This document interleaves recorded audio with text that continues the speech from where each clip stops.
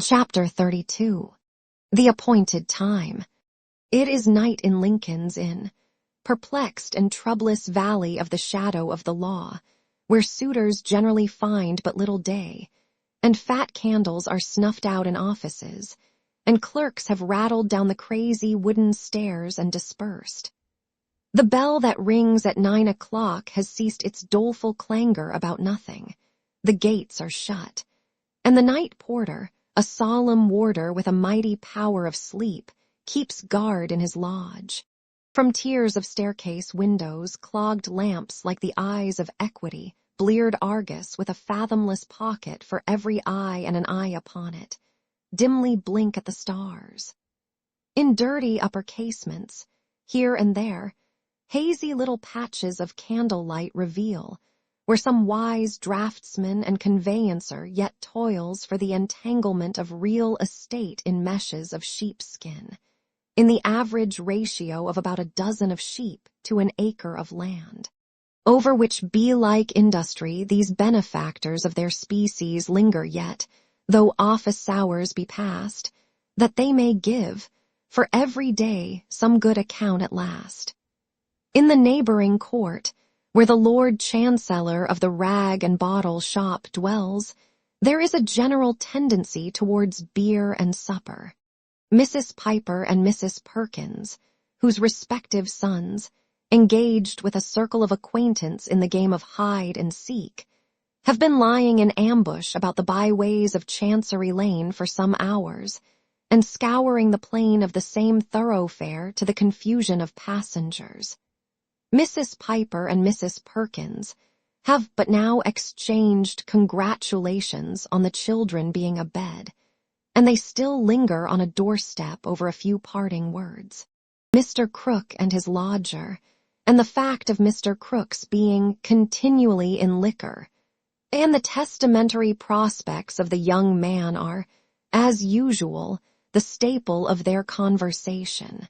But they have something to say, likewise, of the harmonic meeting at the Saul's Arms, where the sound of the piano through the partly opened windows jingles out into the court, and where little swills, after keeping the lovers of harmony in a roar like a very Yorick, may now be heard taking the gruff line in a concerted piece, and sentimentally adjuring his friends and patrons to listen, listen, listen, to the waterfall. Mrs. Perkins and Mrs. Piper compare opinions on the subject of the young lady of professional celebrity who assists at the harmonic meetings, and who has a space to herself in the manuscript announcement in the window. Mrs. Perkins possessing information that she has been married a year and a half, though announced as Miss M. Melvilleson, the noted siren, and that her baby is clandestinely conveyed to the Saul's Arms every night to receive its natural nourishment during the entertainments. Sooner than which myself, says Mrs. Perkins, I would get my living by selling lucifers. Mrs. Piper, as in duty bound, is of the same opinion, holding that a private station is better than public applause and thanking heaven for her own, and by implication Mrs. Perkins' respectability. By this time the pot-boy of the Saul's Arms appearing with her supper pint well frothed, Mrs. Piper accepts that tankard and retires indoors, first giving a fair good night to Mrs. Perkins, who has had her own pint in her hand ever since it was fetched from the same hostelry by young Perkins before he was sent to bed. Now there is a sound of putting up shop shutters in the court, and a smell as of the smoking of pipes, and shooting stars are seen in upper windows, further indicating retirement to rest.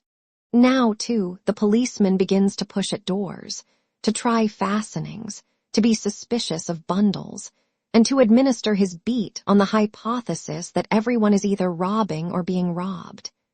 It is a close night, though the damp cold is searching too, and there is a laggard mist a little way up in the air. It is a fine, steaming night to turn the slaughter-houses, the unwholesome trades, the sewerage, bad water, and burial grounds to account, and give the registrar of death some extra business. It may be something in the air. There is plenty in it. Or it may be something in himself that is in fault. But Mr. Weevil, otherwise Jobling, is very ill at ease. He comes and goes between his own room and the open street door 20 times an hour. He has been doing so ever since it fell dark. Since the Chancellor shut up his shop, which he did very early tonight, Mr. Weevil has been down and up, with a cheap, tight velvet skull cap on his head, making his whiskers look out of all proportion, oftener than before. It is no phenomenon that Mr. Snagsby should be ill at ease too, for he always is so, more or less, under the oppressive influence of the secret that is upon him. Impelled by the mystery of which he is a partaker, and yet in which he is not a sharer, Mr. Snagsby haunts what seems to be its fountainhead, the rag and bottle shop in the court. It has an irresistible attraction for him. Even now, coming round by the Saul's Arms with the intention of passing down the court and out at the Chancery Lane end, and so terminating his unpremeditated after-supper stroll of 10 minutes long from his own door and back again, Mr. Snagsby approaches. "What, Mr. Weevil?" says the stationer, stopping to speak. "Are you there?" "Aye," says Weevil, "here I am, Mr. Snagsby. Airing yourself as I am doing before you go to bed." The stationer inquires. "Why, there's not much air to be got here, and what there is not very freshening," Weevil answers, glancing up and down the court. "Very true, sir. Don't you observe," says Mr. Snagsby, pausing to sniff and taste the air a little. "Don't you observe, Mr. Weevil, that you're not to put too fine a point upon it, that you're rather greasy here, sir?"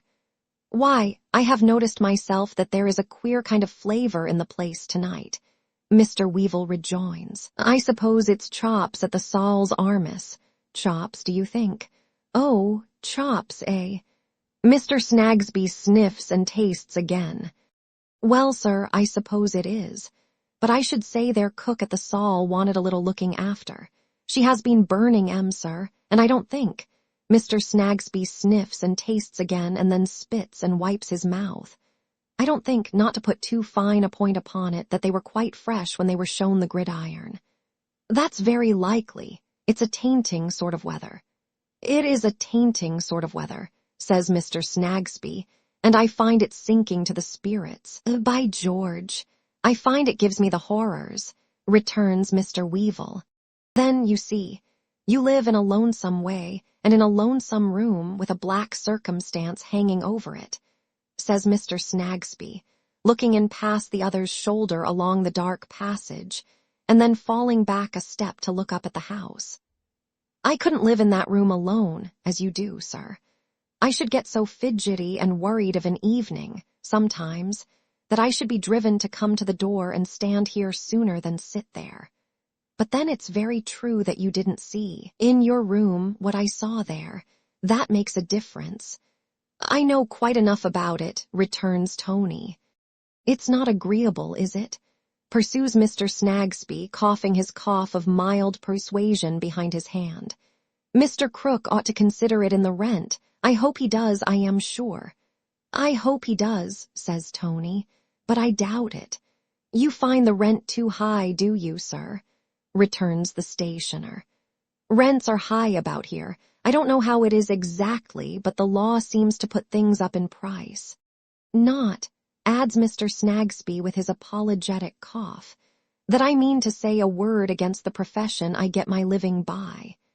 Mr. Weevil again glances up and down the court and then looks at the stationer. Mr. Snagsby, blankly catching his eye, looks upward for a star or so and coughs a cough expressive of not exactly seeing his way out of this conversation. "It's a curious fact, sir," he observes, slowly rubbing his hands, "that he should have been." "Who's he?" interrupts Mr. Weevil. "The deceased, you know," says Mr. Snagsby, twitching his head and right eyebrow towards the staircase and tapping his acquaintance on the button. "Ah, to be sure," returns the other as if he were not over fond of the subject. "I thought we had done with him."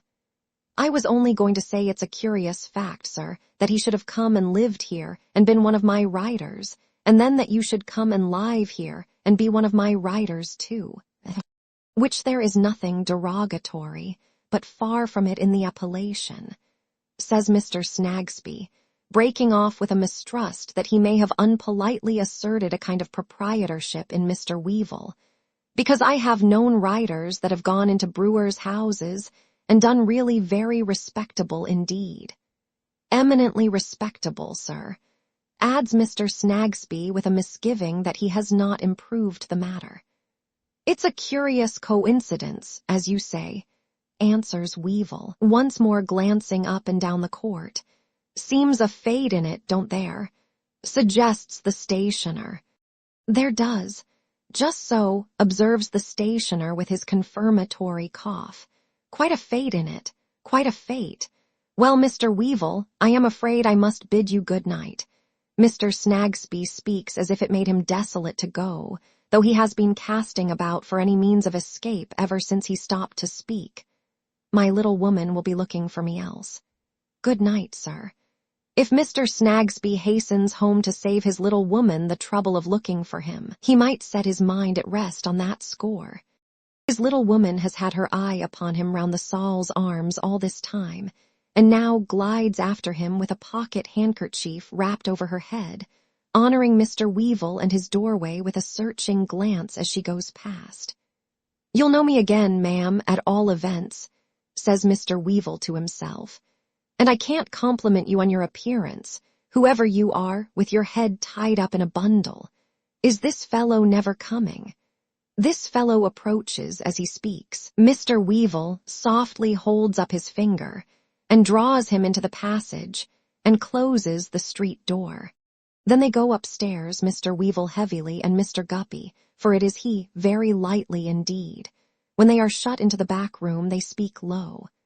I thought you had gone to Jericho at least instead of coming here, says Tony. Why, I said about 10. You said about 10, Tony repeats.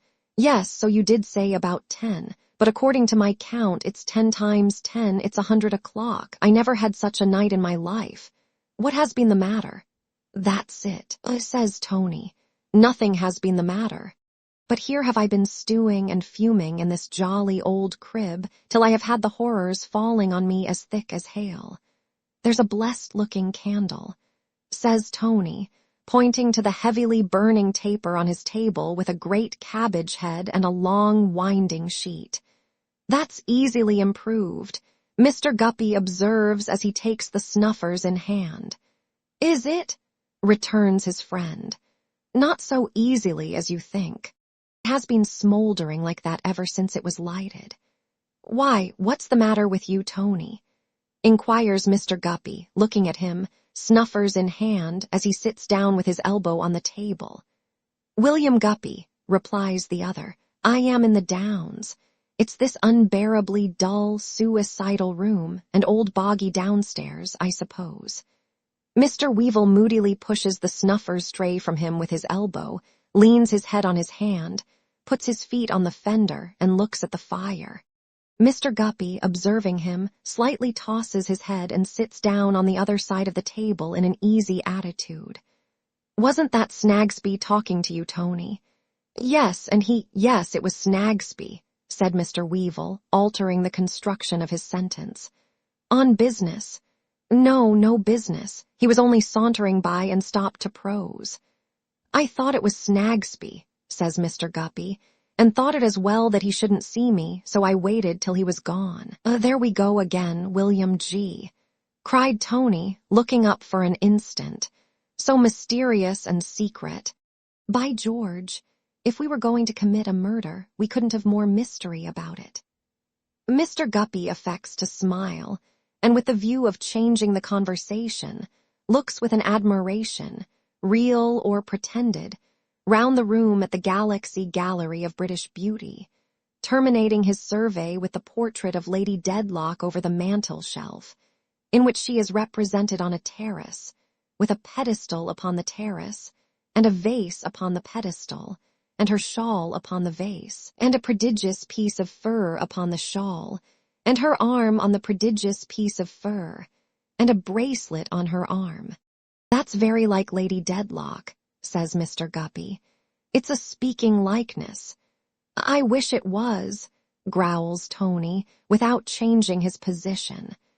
"I should have some fashionable conversation here then."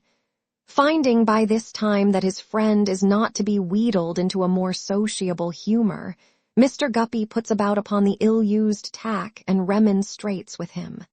"Tony," says he, "I can make allowances for lowness of spirits, for no man knows what it is when it does come upon a man better than I do, and no man perhaps has a better right to know it than a man who has an unrequited image imprinted on his ear. But there are bounds to these things when an unoffending party is in question, and I will acknowledge to you, Tony, that I don't think your manner on the present occasion is hospitable or quite gentlemanly." "This is strong language, William Guppy," returns Mr. Weevil. "Sir, it may be," retorts Mr. William Guppy, "but I feel strongly when I use it." Mr. Weevil admits that he has been wrong and begs Mr. William Guppy to think no more about it. Mr. William Guppy, however, having got the advantage, cannot quite release it without a little more injured remonstrance.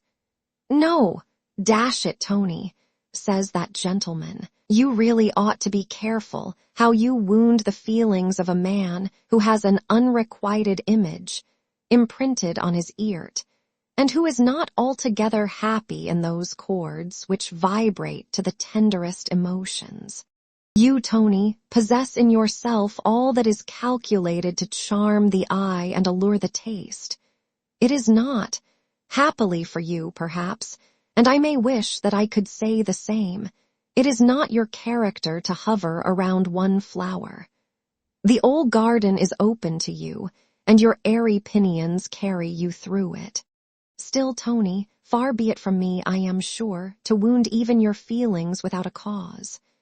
Tony again entreats that the subject may be no longer pursued, saying emphatically, "William Guppy, drop it." Mr. Guppy acquiesces with the reply, "I never should have taken it up, Tony, of my own accord." "And now," says Tony, stirring the fire, touching this same bundle of letters, "isn't it an extraordinary thing of Crook to have appointed 12 o'clock tonight to hand 'em over to me?" "Very. What did he do it for?" "What does he do anything for?" "He don't know. Said today was his birthday and he'd hand 'em over tonight at 12 o'clock. He'll have drunk himself blind by that time. He has been at it all day." "He hasn't forgotten the appointment, I hope?" "Forgotten? Trust him for that. He never forgets anything. I saw him tonight about 8, helped him to shut up his shop, and he had got the letters then in his hairy cap. He pulled it off and showed 'em me. When the shop was closed, he took them out of his cap, hung his cap on the chair back, and stood turning them over before the fire. I heard him a little while afterwards, through the floor here, humming like the wind the only song he knows, about Bebo and old Charon and Bebo being drunk when he died or something or other. He has been as quiet since as an old rat asleep in his hole. And you are to go down at 12. At 12.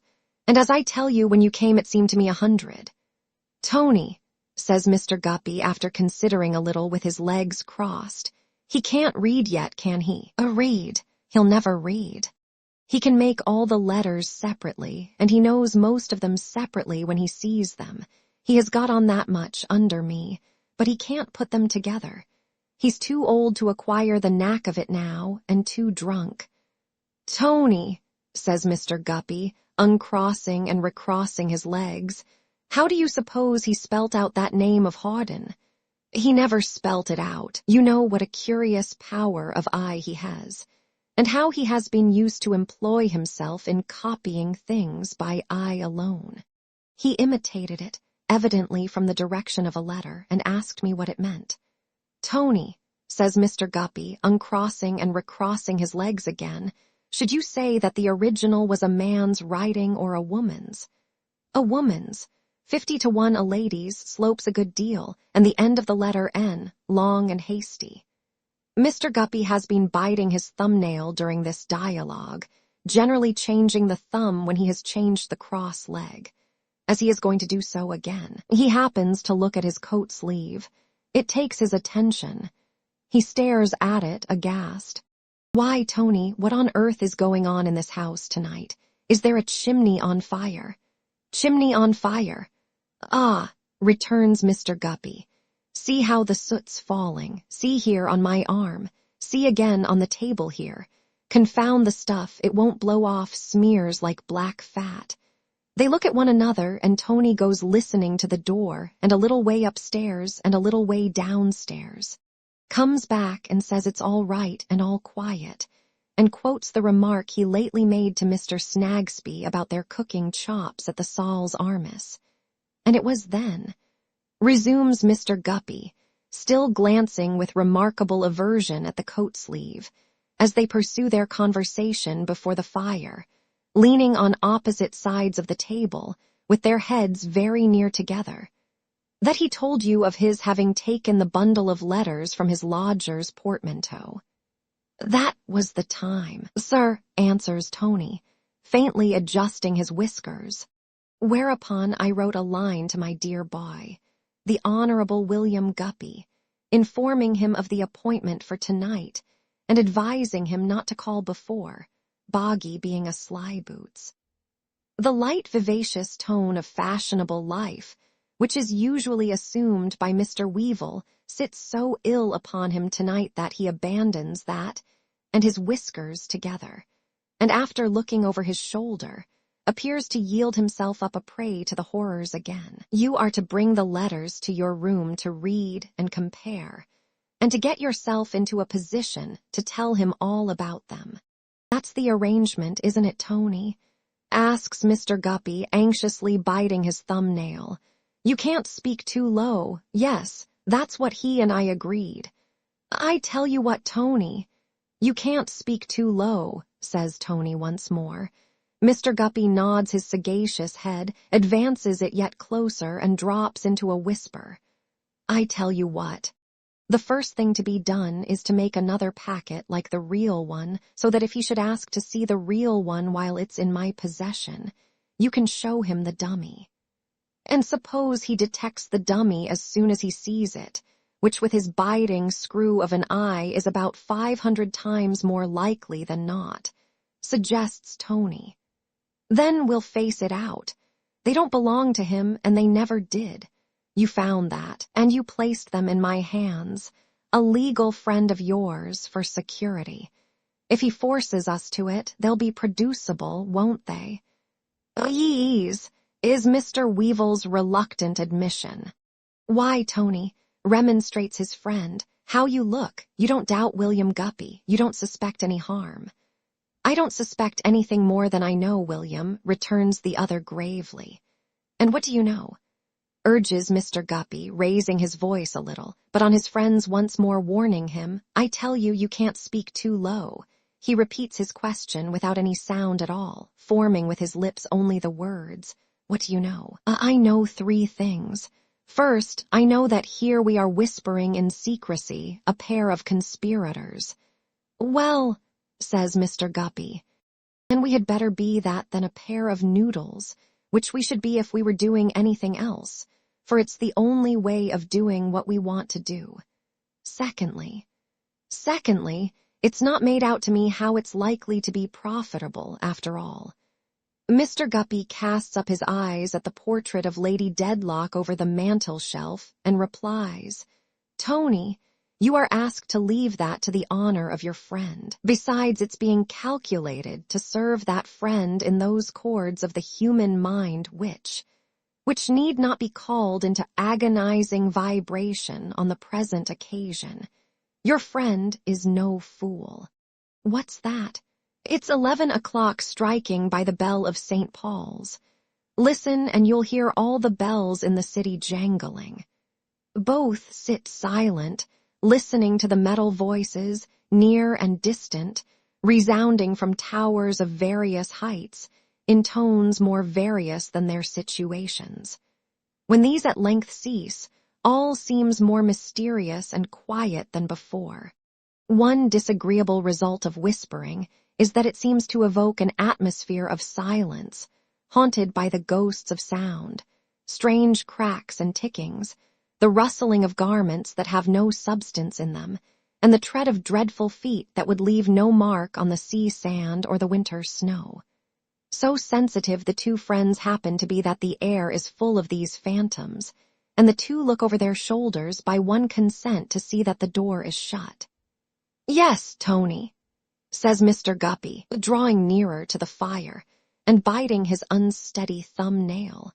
"You were going to say, thirdly, it's far from a pleasant thing to be plotting about a dead man in the room where he died, especially when you happen to live in it.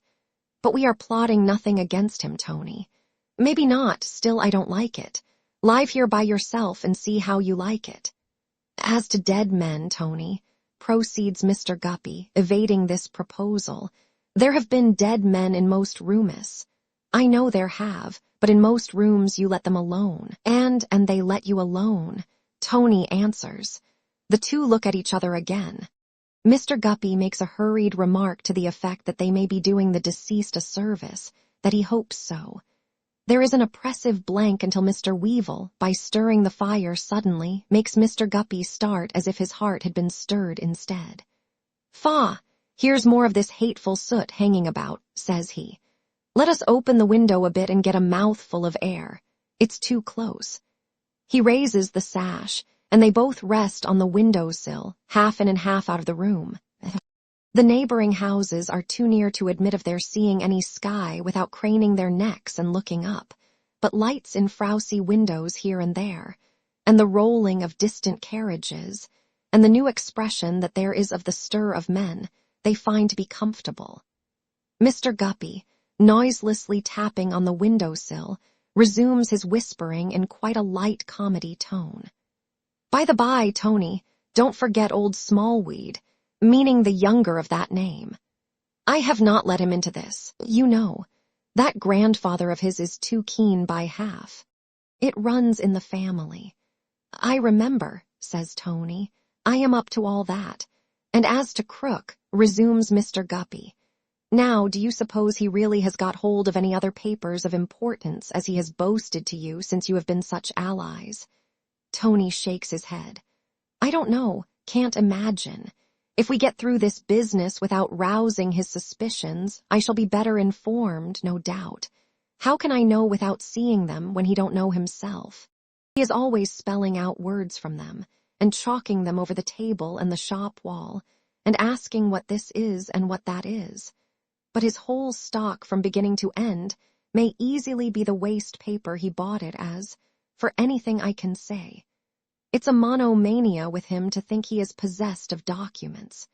He has been going to learn to read them this last quarter of a century, I should judge, from what he tells me. How did he first come by that idea, though? That's the question. Mr. Guppy suggests with one eye shut, after a little forensic meditation. He may have found papers in something he bought, where papers were not supposed to be, and may have got it into his shrewd head from the manner and place of their concealment that they are worth something. Or he may have been taken in some pretended bargain. Or he may have been muddled altogether by long staring at whatever he has got, and by drink, and by hanging about the Lord Chancellor's court and hearing of documents forever, returns Mr. Weevil. Mr. Guppy, sitting on the window-sill, nodding his head and balancing all these possibilities in his mind, continues thoughtfully to tap it and clasp it and measure it with his hand, until he hastily draws his hand away. "What in the devil's name," he says, "is this? Look at my fingers. A thick, yellow liquor defiles them, which is offensive to the touch and sight, and more offensive to the smell. A stagnant, sickening oil with some natural repulsion in it that makes them both shudder. What have you been doing here? What have you been pouring out of window? Sigh, pouring out of window. Nothing, I swear, never since I have been here," cries the lodger, "and yet look here and look here. When he brings the candle here from the corner of the window-sill, it slowly drips and creeps away down the bricks, here lies in a little thick, nauseous pool. "This is a horrible house," says Mr. Guppy, shutting down the window. "Give me some water or I shall cut my hand off." He so washes and rubs and scrubs and smells and washes that he has not long restored himself with a glass of brandy, and stood silently before the fire when St. Paul's bell strikes 12 and all those other bells strike 12 from their towers of various heights in the dark air, and in their many tones. When all is quiet again, the lodger says, "It's the appointed time at last. Shall I go?" Mr. Guppy nods and gives him a lucky touch on the back, but not with the washed hand, though it is his right hand. He goes downstairs, and Mr. Guppy tries to compose himself before the fire for waiting a long time.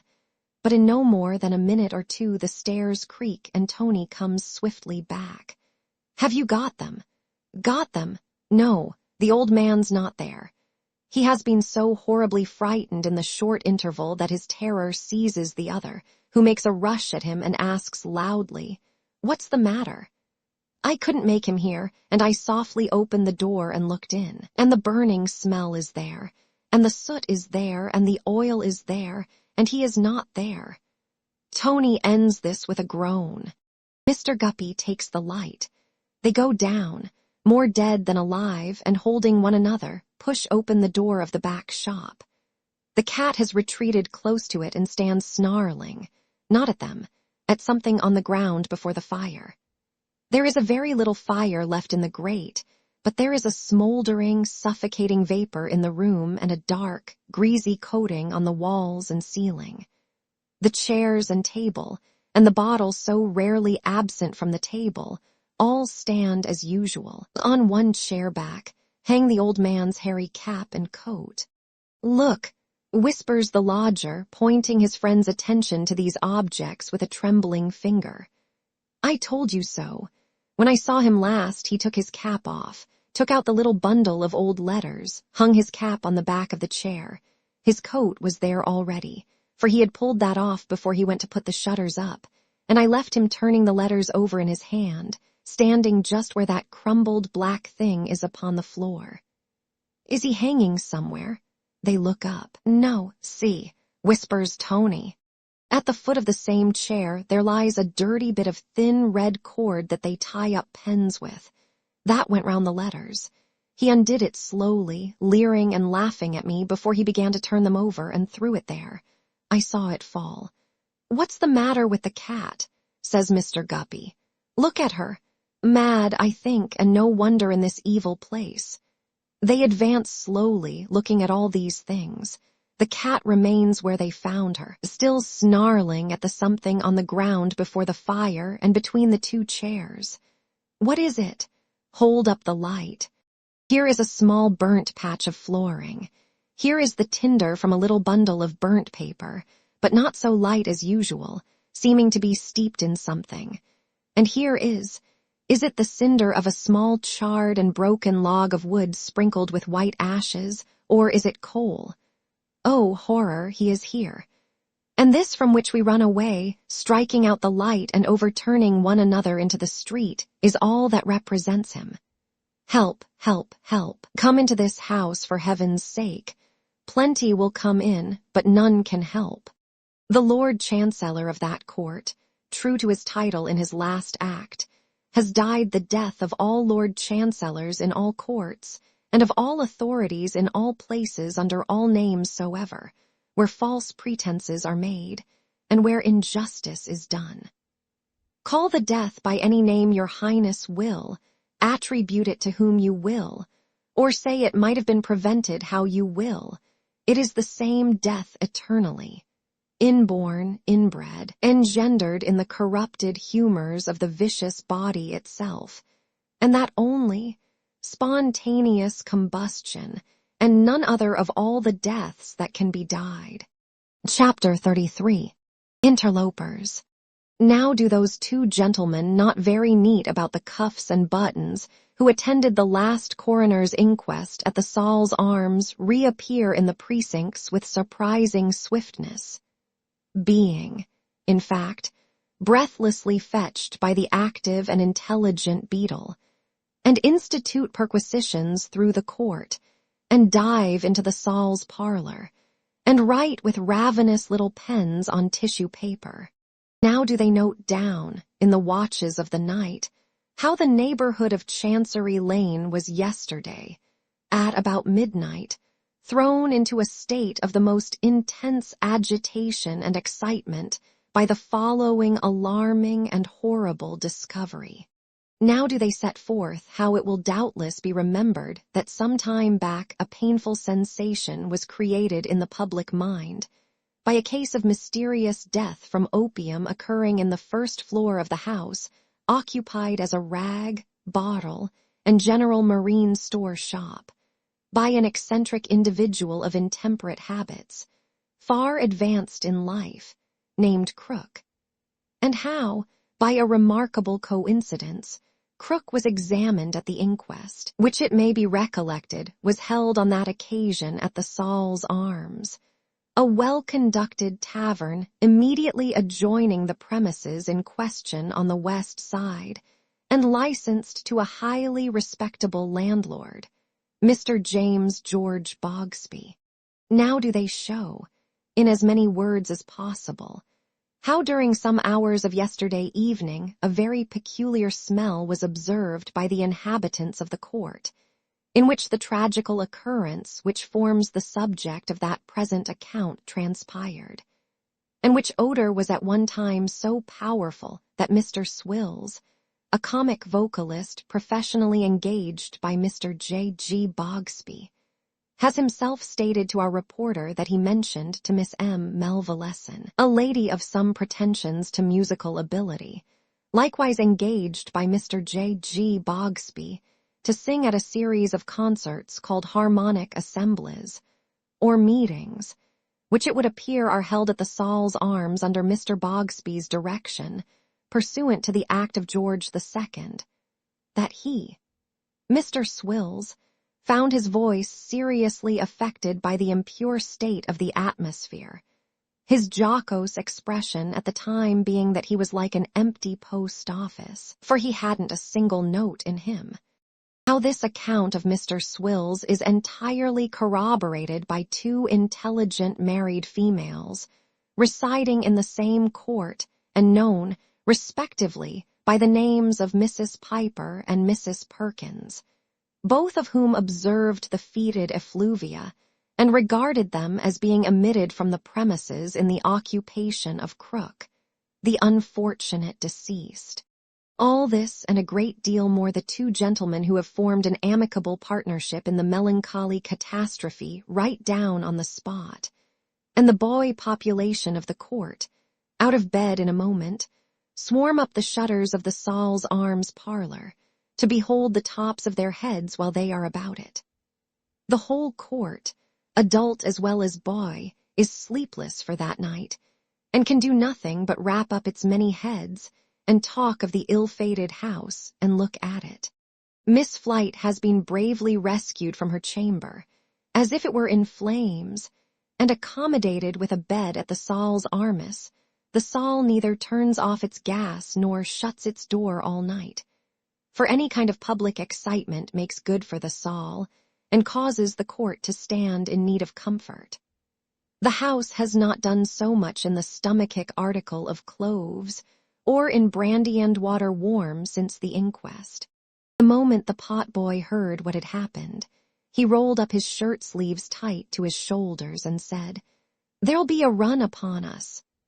In the first outcry, young Piper dashed off for the fire engines and returned in triumph at a jolting gallop, perched up aloft on the Phoenix, and holding on to that fabulous creature with all his might in the midst of helmets and torches. One helmet remains behind after careful investigation of all chinks and crannies, and slowly paces up and down before the house in company, with one of the two policemen who have likewise been left in charge thereof. To this trio everybody in the court possessed of sixpence has an insatiate desire to exhibit hospitality in a liquid form. Mr. Weevil and his friend Mr. Guppy are within the bar at the Saul, and are worth anything to the soul that the bar contains if they will only stay there. This is not a time, says Mr. Bogsby, to haggle about money, though he looks something sharply after it over the counter. Give your orders, you two gentlemen, and you're welcome to whatever you put a name to. Thus entreated, the two gentlemen, Mr. Weevil especially, put names to so many things that in course of time they find it difficult to put a name to anything quite distinctly, though they still relate to all newcomers some version of the night they have had of it, and of what they said, and what they thought, and what they saw. Meanwhile, one or other of the policemen often flits about the door, and pushing it open a little way at the full length of his arm, looks in from outer gloom. Not that he has any suspicions, but that he may as well know what they are up to in there. Thus night pursues its leaden course, finding the court still out of bed through the unwonted hours, still treating and being treated, still conducting itself similarly to a court that has had a little money left it unexpectedly. Thus night at length with slow retreating steps departs, and the lamplighter going his rounds, like an executioner to a despotic king, strikes off the little heads of fire that have aspired to lessen the darkness. Thus the day cometh, whether or no, and the day may discern, even with its dim London eye, that the court has been up all night, over and above the faces that have fallen drowsily on tables, and the heels that lie prone on hard floors instead of beds. The brick and mortar physiognomy of the very court itself looks worn and jaded. And now the neighborhood, waking up and beginning to hear of what has happened, comes streaming in half-dressed to ask questions, and the two policemen and the helmet, who are far less impressible externally than the court, have enough to do to keep the door. "Good gracious, gentlemen," says Mr. Snagsby, coming up. "What's this I hear?" "Why, it's true," returns one of the policemen. "That's what it is." "Now move on here, come."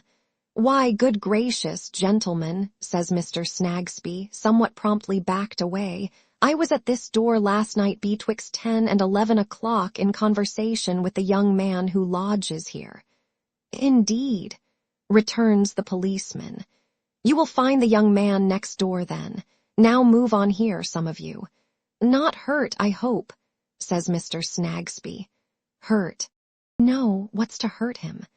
Mr. Snagsby, wholly unable to answer this or any question in his troubled mind, repairs to the Saul's Arms and finds Mr. Weevil languishing over tea and toast with a considerable expression on him of exhausted excitement and exhausted tobacco smoke. "And Mr. Guppy likewise." Quoth Mr. Snagsby, "Dear, dear, dear, what a fate there seems in all this, and my lit." Mr. Snagsby's power of speech deserts him in the formation of the words, "my little woman." For to see that injured female walk into the Saul's Arms at that hour of the morning and stand before the beer engine with her eyes fixed upon him like an accusing spirit strikes him dumb. "My dear," says Mr. Snagsby when his tongue is loosened, "will you take anything? A little, not to put too fine a point upon it, drop of shrub." "No," says Mrs. Snagsby. "My love, you know these two gentlemen." "Yes," says Mrs. Snagsby, and in a rigid manner acknowledges their presence, still fixing Mr. Snagsby with her eye. The devoted Mr. Snagsby cannot bear this treatment. He takes Mrs. Snagsby by the hand and leads her aside to an adjacent cask. "My little woman, why do you look at me in that way? Pray don't do it." "I can't help my looks," says Mrs. Snagsby, "and if I could I wouldn't." Mr. Snagsby, with his cough of meekness, rejoins, "Wouldn't you really, my dear?" and meditates. Then coughs his cough of trouble and says, "This is a dreadful mystery, my love," still fearfully disconcerted by Mrs. Snagsby's eye. "It is," returns Mrs. Snagsby, shaking her head, "a dreadful mystery." "My little woman," urges Mr. Snagsby in a piteous manner, "don't for goodness sake speak to me with that bitter expression and look at me in that searching way. I beg and entreat of you not to do it. Good Lord, you don't suppose that I would go spontaneously combusting any person, my dear. I can't say, returns Mrs. Snagsby. On a hasty review of his unfortunate position, Mr. Snagsby can't say either. He is not prepared positively to deny that he may have had something to do with it. He has had something, he don't know what, to do with so much in this connection that is mysterious that it is possible he may even be implicated, without knowing it, in the present transaction. He faintly wipes his forehead with his handkerchief and gasps. My life, says the unhappy stationer, would you have any objections to mention why, being in general so delicately circumspect in your conduct, you come into a wine vaults before breakfast? Why do you come here? Inquires Mrs. Snagsby. My dear, merely to know the rights of the fatal accident which has happened to the venerable party who has been combusted. Mr. Snagsby has made a pause to suppress a groan. I should then have related them to you, my love, over your French roll. I dare say you would. You relate everything to me, Mr. Snagsby. Every my lit. I should be glad, says Mrs. Snagsby, after contemplating his increased confusion with a severe and sinister smile. If you would come home with me, I think you may be safer there, Mr. Snagsby, than anywhere else. My love, I don't know but what I may be, I am sure. I am ready to go. Mr. Snagsby casts his eye forlornly round the bar, gives Messrs. Weevil and Guppy good morning, assures them of the satisfaction with which he sees them uninjured, and accompanies Mrs. Snagsby from the Saul's Armis before night his doubt whether he may not be responsible for some inconceivable part in the catastrophe which is the talk of the whole neighborhood, is almost resolved into certainty by Mrs. Snagsby's pertinacity in that fixed gaze. His mental sufferings are so great that he entertains wandering ideas of delivering himself up to justice, and requiring to be cleared if innocent and punished with the utmost rigor of the law if guilty.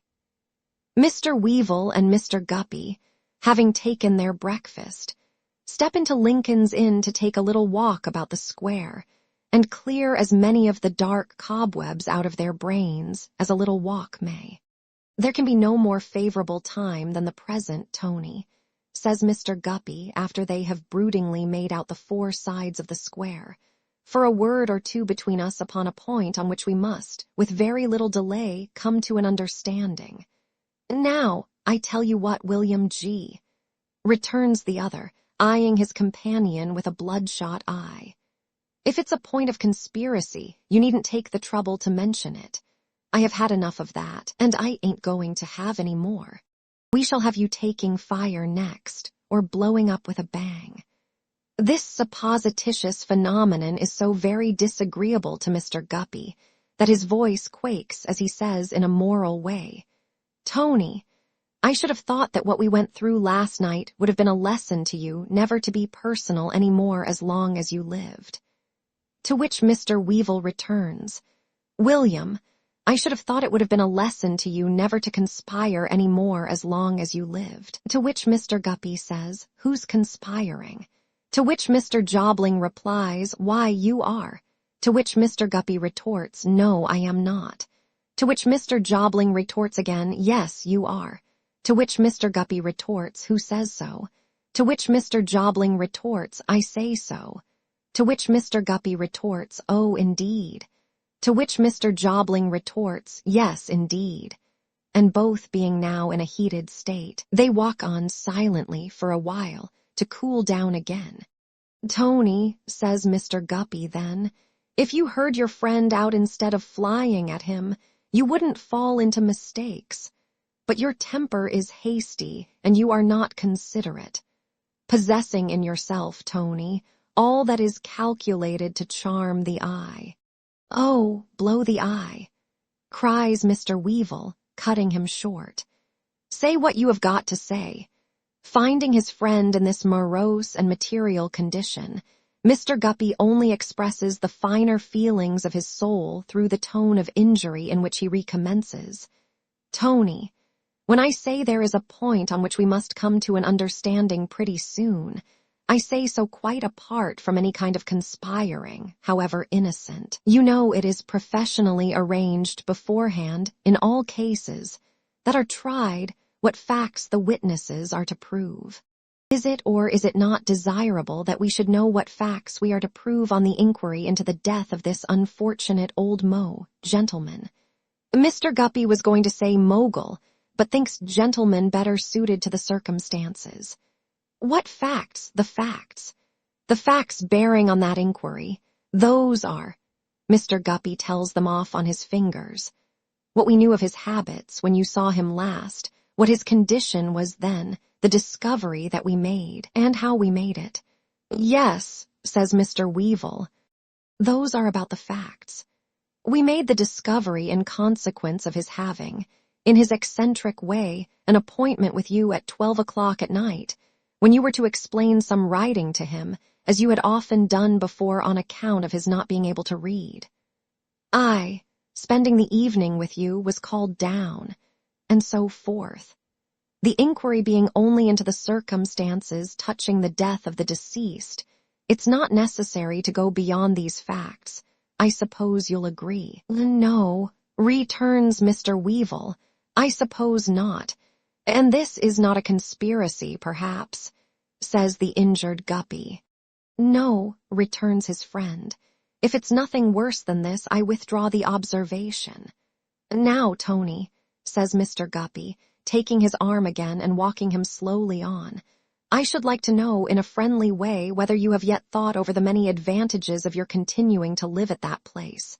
What do you mean? Says Tony, stopping. Whether you have yet thought over the many advantages of your continuing to live at that place, repeats Mr. Guppy, walking him on again. At what place? That place? Pointing in the direction of the rag and bottle shop, Mr. Guppy nods.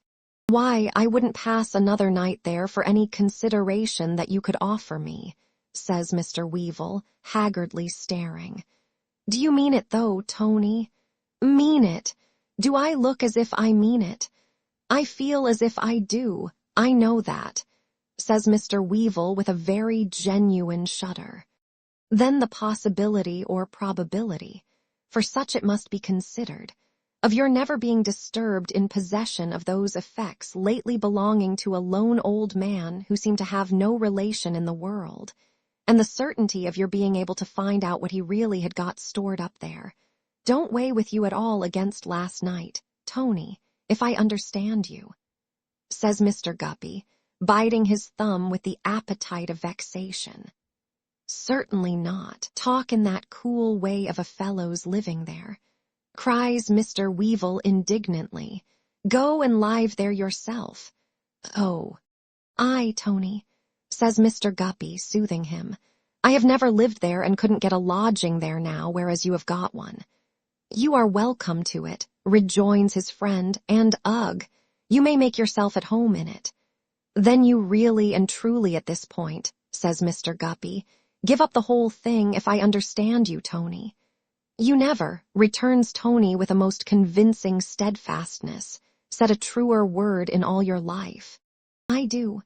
While they are so conversing, a hackney coach drives into the square, on the box of which vehicle a very tall hat makes itself manifest to the public.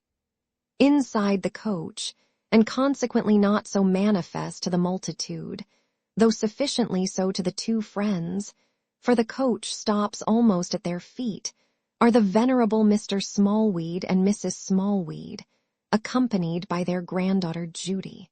An air of haste and excitement pervades the party, and as the tall hat, surmounting Mr. Smallweed the younger, alights, Mr. Smallweed the elder pokes his head out of window and bawls to Mr. Guppy. How to do, sir? How to do?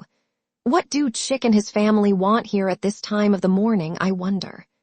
Says Mr. Guppy, nodding to his familiar. My dear sir, cries Grandfather Smallweed, would you do me a favor? Would you and your friend be so very obliging as to carry me into the public house in the court, while Bart and his sister bring their grandmother along. Would you do an old man that good turn, sir?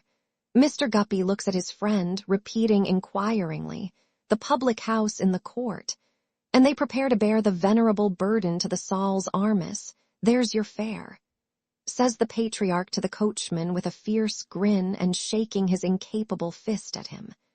Ask me for a penny more, and I'll have my lawful revenge upon you. My dear young men, be easy with me, if you please. Allow me to catch you round the neck. I won't squeeze you tighter than I can help. Oh, Lord! Oh, dear me! Oh, my bones! It is well that the Saul is not far off, for Mr. Weevil presents an apoplectic appearance before half the distance is accomplished. With no worse aggravation of his symptoms, however, than the utterance of divers croaking sounds expressive of obstructed respiration, he fulfills his share of the porterage, and the benevolent old gentleman is deposited by his own desire in the parlor of the Saul's armis. Oh, Lord! Gasps Mr. Smallweed, looking about him, breathless from an armchair. Oh, dear me! Oh, my bones and back! Oh, my aches and pains! Sit down, you dancing, prancing, shambling, scrambling poll parrot. Sit down. This little apostrophe to Mrs. Smallweed is occasioned by a propensity on the part of that unlucky old lady, whenever she finds herself on her feet, to amble about and set to inanimate objects, accompanying herself with a chattering noise, as in a witch dance. A nervous affection has probably as much to do with these demonstrations as any imbecile intention in the poor old woman. But on the present occasion, they are so particularly lively in connection with the Windsor armchair, fellow to that in which Mr. Smallweed is seated, that she only quite desists when her grandchildren have held her down in it, her lord in the meanwhile bestowing upon her, with great volubility, the endearing epithet of a pig-headed jackdaw, repeated a surprising number of times.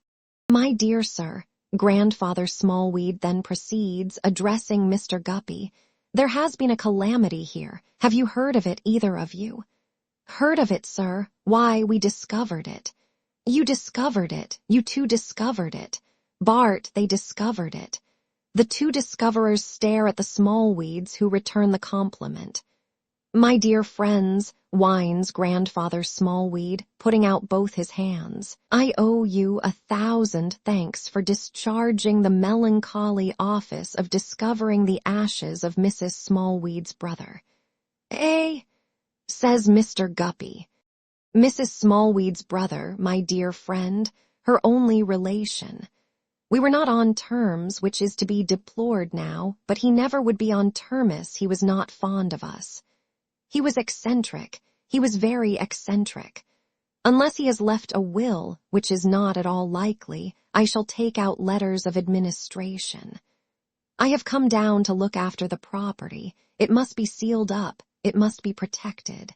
I have come down, repeats Grandfather Smallweed, hooking the air towards him with all his 10 fingers at once, to look after the property. I think, Small, says the disconsolate Mr. Guppy, you might have mentioned that the old man was your uncle. You two were so close about him that I thought you would like me to be the same, returns that old bird with a secretly glistening eye. Besides, I wasn't proud of him. Besides which, it was nothing to you, you know, whether he was or not, says Judy, also with a secretly glistening eye. He never saw me in his life to know me, observed Small. I don't know why I should introduce him, I am sure. No, he never communicated with us, which is to be deplored. The old gentleman strikes in. But I have come to look after the property, to look over the papers, and to look after the property. We shall make good our title. It is in the hands of my solicitor. Mr. Tulkinghorn, of Lincoln's Inn Fields over the way there, is so good as to act as my solicitor. And grass don't grow under his feet, I can tell ye. Crook was Mrs. Smallweed's only brother.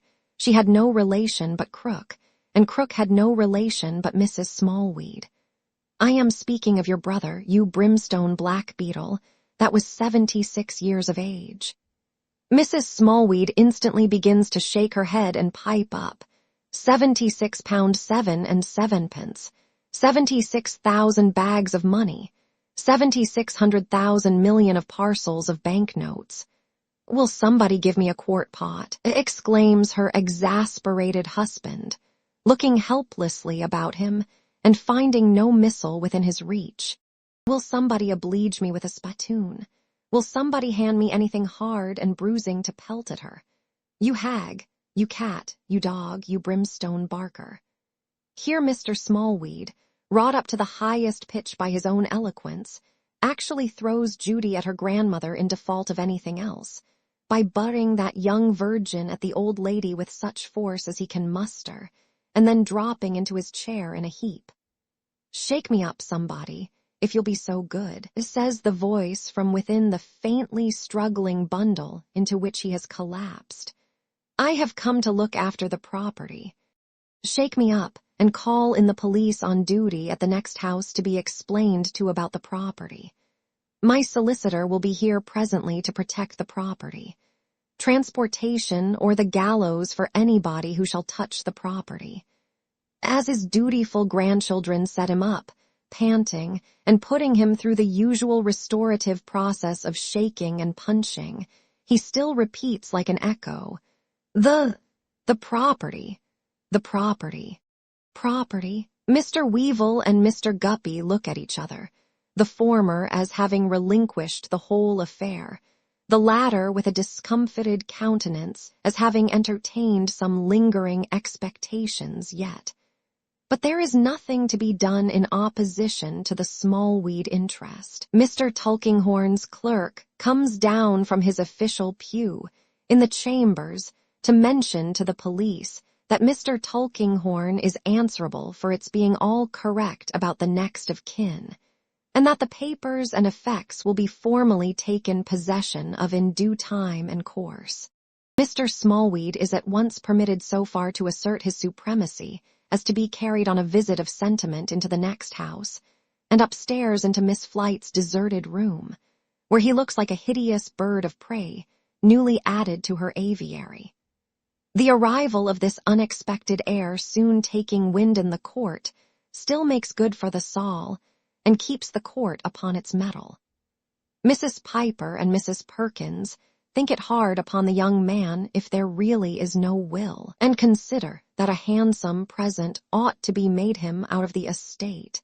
Young Piper and young Perkins, as members of that restless juvenile circle which is the terror of the foot passengers in Chancery Lane, crumble into ashes behind the pump and under the archway all day long, where wild yells and hootings take place over their remains. Little Swills and Miss M. Melvillesson enter into affable conversation with their patrons, feeling that these unusual occurrences level the barriers between professionals and non-professionals. Mr. Bogsby puts up the popular song of King Death, with chorus by the whole strength of the company, as the great harmonic feature of the week, and announces in the bill that J.G.B.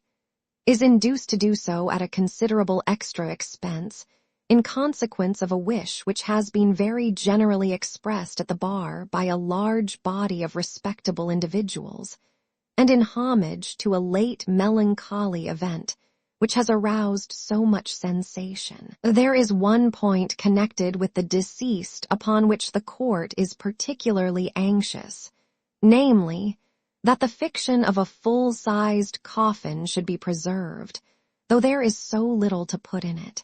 Upon the undertaker's stating in the Saul's bar in the course of the day that he has received orders to construct a 6-footer, the general solicitude is much relieved, and it is considered that Mr. Smallweed's conduct does him great honor. Out of the court, and a long way out of it, there is considerable excitement too, for men of science and philosophy come to look, and carriages set down doctors at the corner who arrive with the same intent, and there is more learned talk about inflammable gases and phosphorated hydrogen than the court has ever imagined. Some of these authorities, of course the wisest, hold with indignation that the deceased had no business to die in the alleged manner, and being reminded by other authorities of a certain inquiry into the evidence for such deaths reprinted in the 6th volume of the Philosophical Transactions, and also of a book not quite unknown on English medical jurisprudence, and likewise of the Italian case of the Countess Cornelia Body, as set forth in detail by one Bianchini, prebendary of Verona, who wrote a scholarly work or so and was occasionally heard of in his time as having gleams of reason in him, and also of the testimony of Messrs. Fodor and Mere, 2 pestilent Frenchmen who would investigate the subject, and further, of the corroborative testimony of Monsieur Lecat, a rather celebrated French surgeon once upon a time, who had the unpoliteness to live in a house where such a case occurred, and even to write an account of it. Still they regard the late Mr. Crook's obstinacy in going out of the world by any such byway as wholly unjustifiable and personally offensive. The less the court understands of all this, the more the court likes it, and the greater enjoyment it has in the stock in trade of the Sal's Armis. Then there comes the artist of a picture newspaper, with a foreground and figures ready drawn for anything from a wreck on the Cornish coast, to a review in Hyde Park or a meeting in Manchester. And in Mrs. Perkins' own room, memorable evermore, he then and there throws in upon the block Mr. Crook's house, as large as life. In fact, considerably larger, making a very temple of it. Similarly, being permitted to look in at the door of the fatal chamber, he depicts that apartment as 3/4 of a mile long by 50 yards high, at which the court is particularly charmed. All this time the 2 gentlemen before mentioned pop in and out of every house and assist at the philosophical disputations, go everywhere and listen to everybody, and yet are always diving into the Sal's parlor and writing with the ravenous little pens on the tissue paper. At last come the coroner and his inquiry, like as before, except that the coroner cherishes this case as being out of the common way and tells the gentleman of the jury, in his private capacity, that would seem to be an unlucky house next door, gentlemen, a destined house. But so we sometimes find it, and these are mysteries we can't account for. After which the 6-footer comes into action and is much admired. In all these proceedings Mr. Guppy has so slight a part, except when he gives his evidence, that he is moved on like a private individual, and can only haunt the secret house on the outside, where he has the mortification of seeing Mr. Smallweed padlocking the door, and of bitterly knowing himself to be shut out. But before these proceedings draw to a close, that is to say, on the night next after the catastrophe, Mr. Guppy has a thing to say that must be said to Lady Dedlock, for which reason, with a sinking heart, and with that hang-dog sense of guilt upon him which dread and watching enfolded in the Sal's arms have produced, the young man of the name of Guppy presents himself at the town mansion at about 7 o'clock in the evening, and requests to see her ladyship. Mercury replies that she is going out to dinner. Don't he see the carriage at the door? Yes, he does see the carriage at the door, but he wants to see my lady too. Mercury is disposed, as he will presently declare to a fellow gentleman in waiting, to pitch into the young man, but his instructions are positive. Therefore he sulkily supposes that the young man must come up into the library. There he leaves the young man in a large room, not overlight, while he makes report of him. Mr. Guppy looks into the shade in all directions, discovering everywhere a certain charred and whitened little heap of coal or wood. Presently he hears a rustling. Is it? No, it's no ghost, but fair flesh and blood, most brilliantly dressed. I have to beg your ladyship's pardon, Mr. Guppy stammers, very downcast. This is an inconvenient time. I told you you could come at any time. She takes a chair, looking straight at him as on the last occasion. Thank your ladyship. Your ladyship is very affable. You can sit down. There is not much affability in her tone.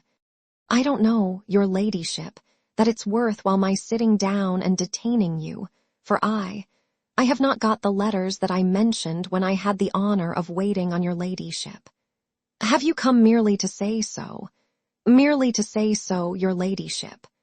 Mr. Guppy, besides being depressed, disappointed, and uneasy, is put at a further disadvantage by the splendor and beauty of her appearance. She knows its influence perfectly, has studied it too well, to miss a grain of its effect on anyone. As she looks at him so steadily and coldly, he not only feels conscious that he has no guide in the least perception of what is really the complexion of her thoughts, but also that he is being every moment, as it were, removed further and further from her. She will not speak, it is plain, so he must. In short, your ladyship, says Mr. Guppy like a meanly penitent thief, the person I was to have had the letters of has come to a sudden end, and... He stops. Lady Dedlock calmly finishes the sentence. And the letters are destroyed with the person. Mr. Guppy would say no if he could, as he is unable to hide. I believe so, your ladyship. If he could see the least sparkle of relief in her face now. No, he could see no such thing, even if that brave outside did not utterly put him away, and he were not looking beyond it and about it. He falters an awkward excuse or two for his failure. Is this all you have to say? Inquires Lady Dedlock, having heard him out, or as nearly out as he can stumble. Mr. Guppy thinks that's all. You had better be sure that you wish to say nothing more to me, this being the last time you will have the opportunity. Mr. Guppy is quite sure, and indeed he has no such wish at present by any means. That is enough. I will dispense with excuses. Good evening to you. And she rings for Mercury to show the young man of the name of Guppy out. But in that house, in that same moment, there happens to be an old man of the name of Tulkinghorn. And that old man, coming with his quiet footstep to the library, has his hand at that moment on the handle of the door, comes in, and comes face to face with the young man as he is leaving the room. One glance between the old man and the lady, and for an instant the blind that is always down flies up. Suspicion, eager and sharp, looks out. Another instant, close again. I beg your pardon, Lady Dedlock. I beg your pardon 1,000 times. It is so very unusual to find you here at this hour. I suppose the room was empty. I beg your pardon. Stay!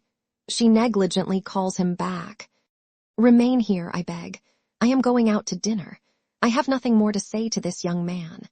The disconcerted young man bows as he goes out and cringingly hopes that Mr. Tulkinghorn of the Fields is well. Aye, says the lawyer, looking at him from under his bent brows, though he has no need to look again, not he. From Kenge and Carboy's, surely. Kenge and Carboy's, Mr. Tulkinghorn, name of Guppy, sir. To be sure. Why, thank you, Mr. Guppy, I am very well. Happy to hear it, sir. You can't be too well, sir, for the credit of the profession. Thank you, Mr. Guppy. Mr. Guppy sneaks away. Mr. Tulkinghorn, such a foil in his old-fashioned rusty black to Lady Dedlock's brightness, hands her down the staircase to her carriage. He returns rubbing his chin, and rubs it a good deal in the course of the evening. Chapter 34. A turn of the screw. Now what, says Mr. George, may this be? Is it blank cartridge or ball, a flash in the pan or a shot? An open letter is the subject of the trooper's speculations, and it seems to perplex him mightily. He looks at it at arm's length, brings it close to him, holds it in his right hand, holds it in his left hand, reads it with his head on this side, with his head on that side, contracts his eyebrows, elevates them, still cannot satisfy himself. He smooths it out upon the table with his heavy palm, and thoughtfully walking up and down the gallery, makes a halt before it every now and then to come upon it with a fresh eye. Even that won't do. Is it? Mr. George still muses, blank cartridge or ball. Phil's squad, with the aid of a brush and paint pot, is employed in the distance whitening the targets, softly whistling in quick march time and in drum and fife manner that he must and will go back again to the girl he left behind him. Phil! The trooper beckons as he calls him. Phil approaches in his usual way, sidling off at first as if he were going anywhere else, and then bearing down upon his commander like a bayonet charge. Certain splashes of white show in high relief upon his dirty face, and he scrapes his one eyebrow with the handle of the brush. Attention, Phil! Listen to this. Steady, Commander, steady. Sir, allow me to remind you, though there is no legal necessity for my doing so, as you are aware, that the bill at 2 months' date drawn on yourself by Mr. Matthew Bagnet, and by you accepted, for the sum of £97 4 shillings and 9pence, will become due tomorrow, when you will please be prepared to take up the same on presentation. Yours, Joshua Smallweed. What do you make of that, Phil? Mischief, Governor. Why, I think, replies Phil after pensively tracing out a cross wrinkle in his forehead with the brush handle, that mischievous consequences is always meant when money's asked for. Look, Phil, says the trooper, sitting on the table. First and last, I have paid, I may say, half as much again as this principal in interest and one thing and another. Phil intimates by sidling back a pace or two, with a very unaccountable wrench of his wry face, that he does not regard the transaction as being made more promising by this incident. And look further, Phil, says the trooper, staying his premature conclusions with a wave of his hand. There has always been an understanding that this bill was to be what they call renewed, and it has been renewed no end of times. What do you say now? I say that I think the times is come to an end at last. You do. Humph. I am much of the same mind myself. Joshua Smallweed is him that was brought here in a chair. The same. Governor, says Phil with exceeding gravity. He's a leech in his dispositions, he's a screw and a wice in his actions, a snake in his twistings, and a lobster in his claws. Having thus expressively uttered his sentiments, Mr. Squad, after waiting a little to ascertain if any further remark be expected of him, gets back by his usual series of movements to the target he has in hand, and vigorously signifies through his former musical medium that he must, and he will return to that ideal young lady. George, having folded the letter, walks in that direction. There is a way, Commander, says Phil, looking cunningly at him, of settling this. Paying the money, I suppose. I wish I could. Phil shakes his head. No, Governor, no, not so bad as that. There is a way, says Phil with a highly artistic turn of his brush. What I'm doing at present. Whitewashing. Phil nods. A pretty way that would be. Do you know what would become of the Bagnets in that case? Do you know? They would be ruined to pay off my old scores. You're a moral character, says the trooper, eyeing him in his large way with no small indignation. Upon my life you are, Phil. Phil, on one knee at the target, is in course of protesting earnestly, though not without many allegorical scoops of his brush and smoothings of the white surface round the rim with his thumb, that he had forgotten the Bagnet responsibility, and would not so much as injure a hair of the head of any member of that worthy family, when steps are audible in the long passage without, and a cheerful voice is heard to wonder whether George is at home. Phil, with a look at his master, hobbles up, saying, "Here's the governor, Mrs. Bagnet. Here he is." And the old girl herself, accompanied by Mr. Bagnet, appears.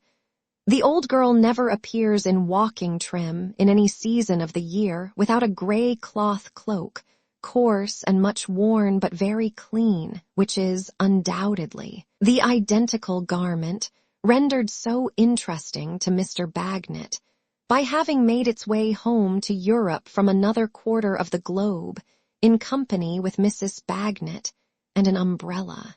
The latter faithful appendage is also invariably a part of the old girl's presence out of doors. It is of no color known in this life, and has a corrugated wooden crook for a handle, with a metallic object let into its prow or beak, resembling a little model of a fanlight over a street door, or one of the oval glasses out of a pair of spectacles, which ornamental object has not that tenacious capacity of sticking to its post that might be desired in an article long associated with the British Army. The old girl's umbrella is of a flabby habit of waist and seems to be in need of stays, an appearance that is possibly referable to its having served through a series of years at home as a cupboard and on journeys as a carpet bag. She never puts it up, having the greatest reliance on her well-proved cloak with its capacious hood, but generally uses the instrument as a wand with which to point out joints of meat or bunches of greens in marketing, or to arrest the attention of tradesmen by a friendly poke. Without her market basket, which is a sort of wicker well with two flapping lids, she never stirs abroad. Attended by these her trusty companions, therefore, her honest sunburnt face looking cheerily out of a rough straw bonnet, Mrs. Bagnet now arrives, fresh-colored and bright, in George's shooting gallery. "Well, George, old fellow," says she, "and how do you do this sunshiny morning?" Giving him a friendly shake of the hand, Mrs. Bagnet draws a long breath after her walk and sits down to enjoy a rest. Having a faculty, matured on the tops of baggage wagons and in other such positions, of resting easily anywhere, she perches on a rough bench, unties her bonnet strings, pushes back her bonnet, crosses her arms, and looks perfectly comfortable. Mr. Bagnet, in the meantime, has shaken hands with his old comrade, and with Phil, on whom Mrs. Bagnet likewise bestows a good-humored nod and smile. "Now, George," said Mrs. Bagnet briskly, "here we are, Lignum and myself." She often speaks of her husband by this appellation, on account, as it is supposed, of Lignum Vitae having been his old regimental nickname when they first became acquainted, in compliment to the extreme hardness and toughness of his physiognomy. "Just looked in, we have, to make it all correct as usual about that security. Give him the new bill to sign, George, and he'll sign it like a man." I was coming to you this morning," observes the trooper reluctantly.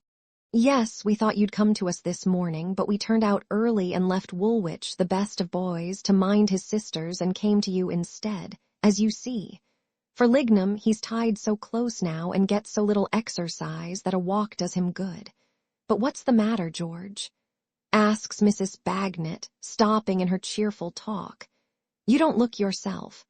"I am not quite myself," returns the trooper. "I have been a little put out, Mrs. Bagnet." Her bright, quick eye catches the truth directly. "George," holding up her forefinger, "don't tell me there's anything wrong about that security of Lignum's. Don't do it, George, on account of the children." The trooper looks at her with a troubled visage. "George," says Mrs. Bagnet, using both her arms for emphasis and occasionally bringing down her open hands upon her knees, "if you have allowed anything wrong to come to that security of Lignum's, and if you have let him in for it, and if you have put us in danger of being sold up, and I see sold up in your face, George, as plain as print, you have done a shameful action and have deceived us cruelly. I tell you cruelly, George. There. Mr. Bagnet, otherwise as immovable as a pump or a lamp post, puts his large right hand on the top of his bald head as if to defend it from a shower bath, and looks with great uneasiness at Mrs. Bagnet. "George," says that old girl, "I wonder at you. George, I am ashamed of you. George, I couldn't have believed you would have done it. I always knew you to be a rolling stone that gathered no moss, but I never thought you would have taken away what little moss there was for Bagnet and the children to lie upon. You know what a hard-working, steady-going chap he is. You know what Quebec and Malta and Woolwich are, and I never did think you would, or could, have had the heart to serve us so. Oh, George." Mrs. Bagnet gathers up her cloak to wipe her eyes on in a very genuine manner. "How could you do it?" Mrs. Bagnet ceasing, Mr. Bagnet removes his hand from his head as if the shower bath were over and looks disconsolately at Mr. George, who has turned quite white, and looks distressfully at the gray cloak and straw bonnet. "Matt," says the trooper in a subdued voice, addressing him but still looking at his wife, "I am sorry you take it so much to heart, because I do hope it's not so bad as that comes to. I certainly have this morning received this letter," which he reads aloud, "but I hope it may be set right yet. As to a rolling stone, why, what you say is true. I am a rolling stone, and I never rolled in anybody's way. I fully believe that I rolled the least good to.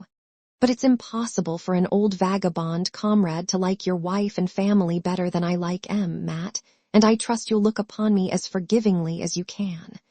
Don't think I've kept anything from you. I haven't had the letter more than a quarter of an hour." "Old girl," murmurs Mr. Bagnet after a short silence, "will you tell him my opinion?"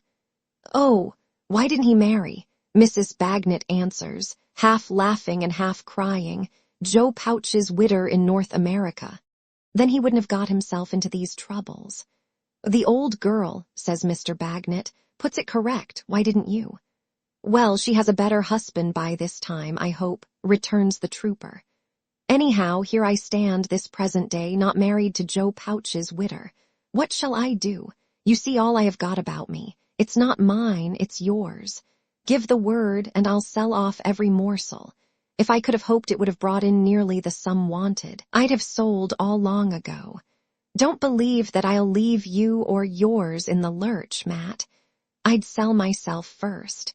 I only wish," says the trooper, giving himself a disparaging blow in the chest, "that I knew of anyone who'd buy such a second-hand piece of old stores."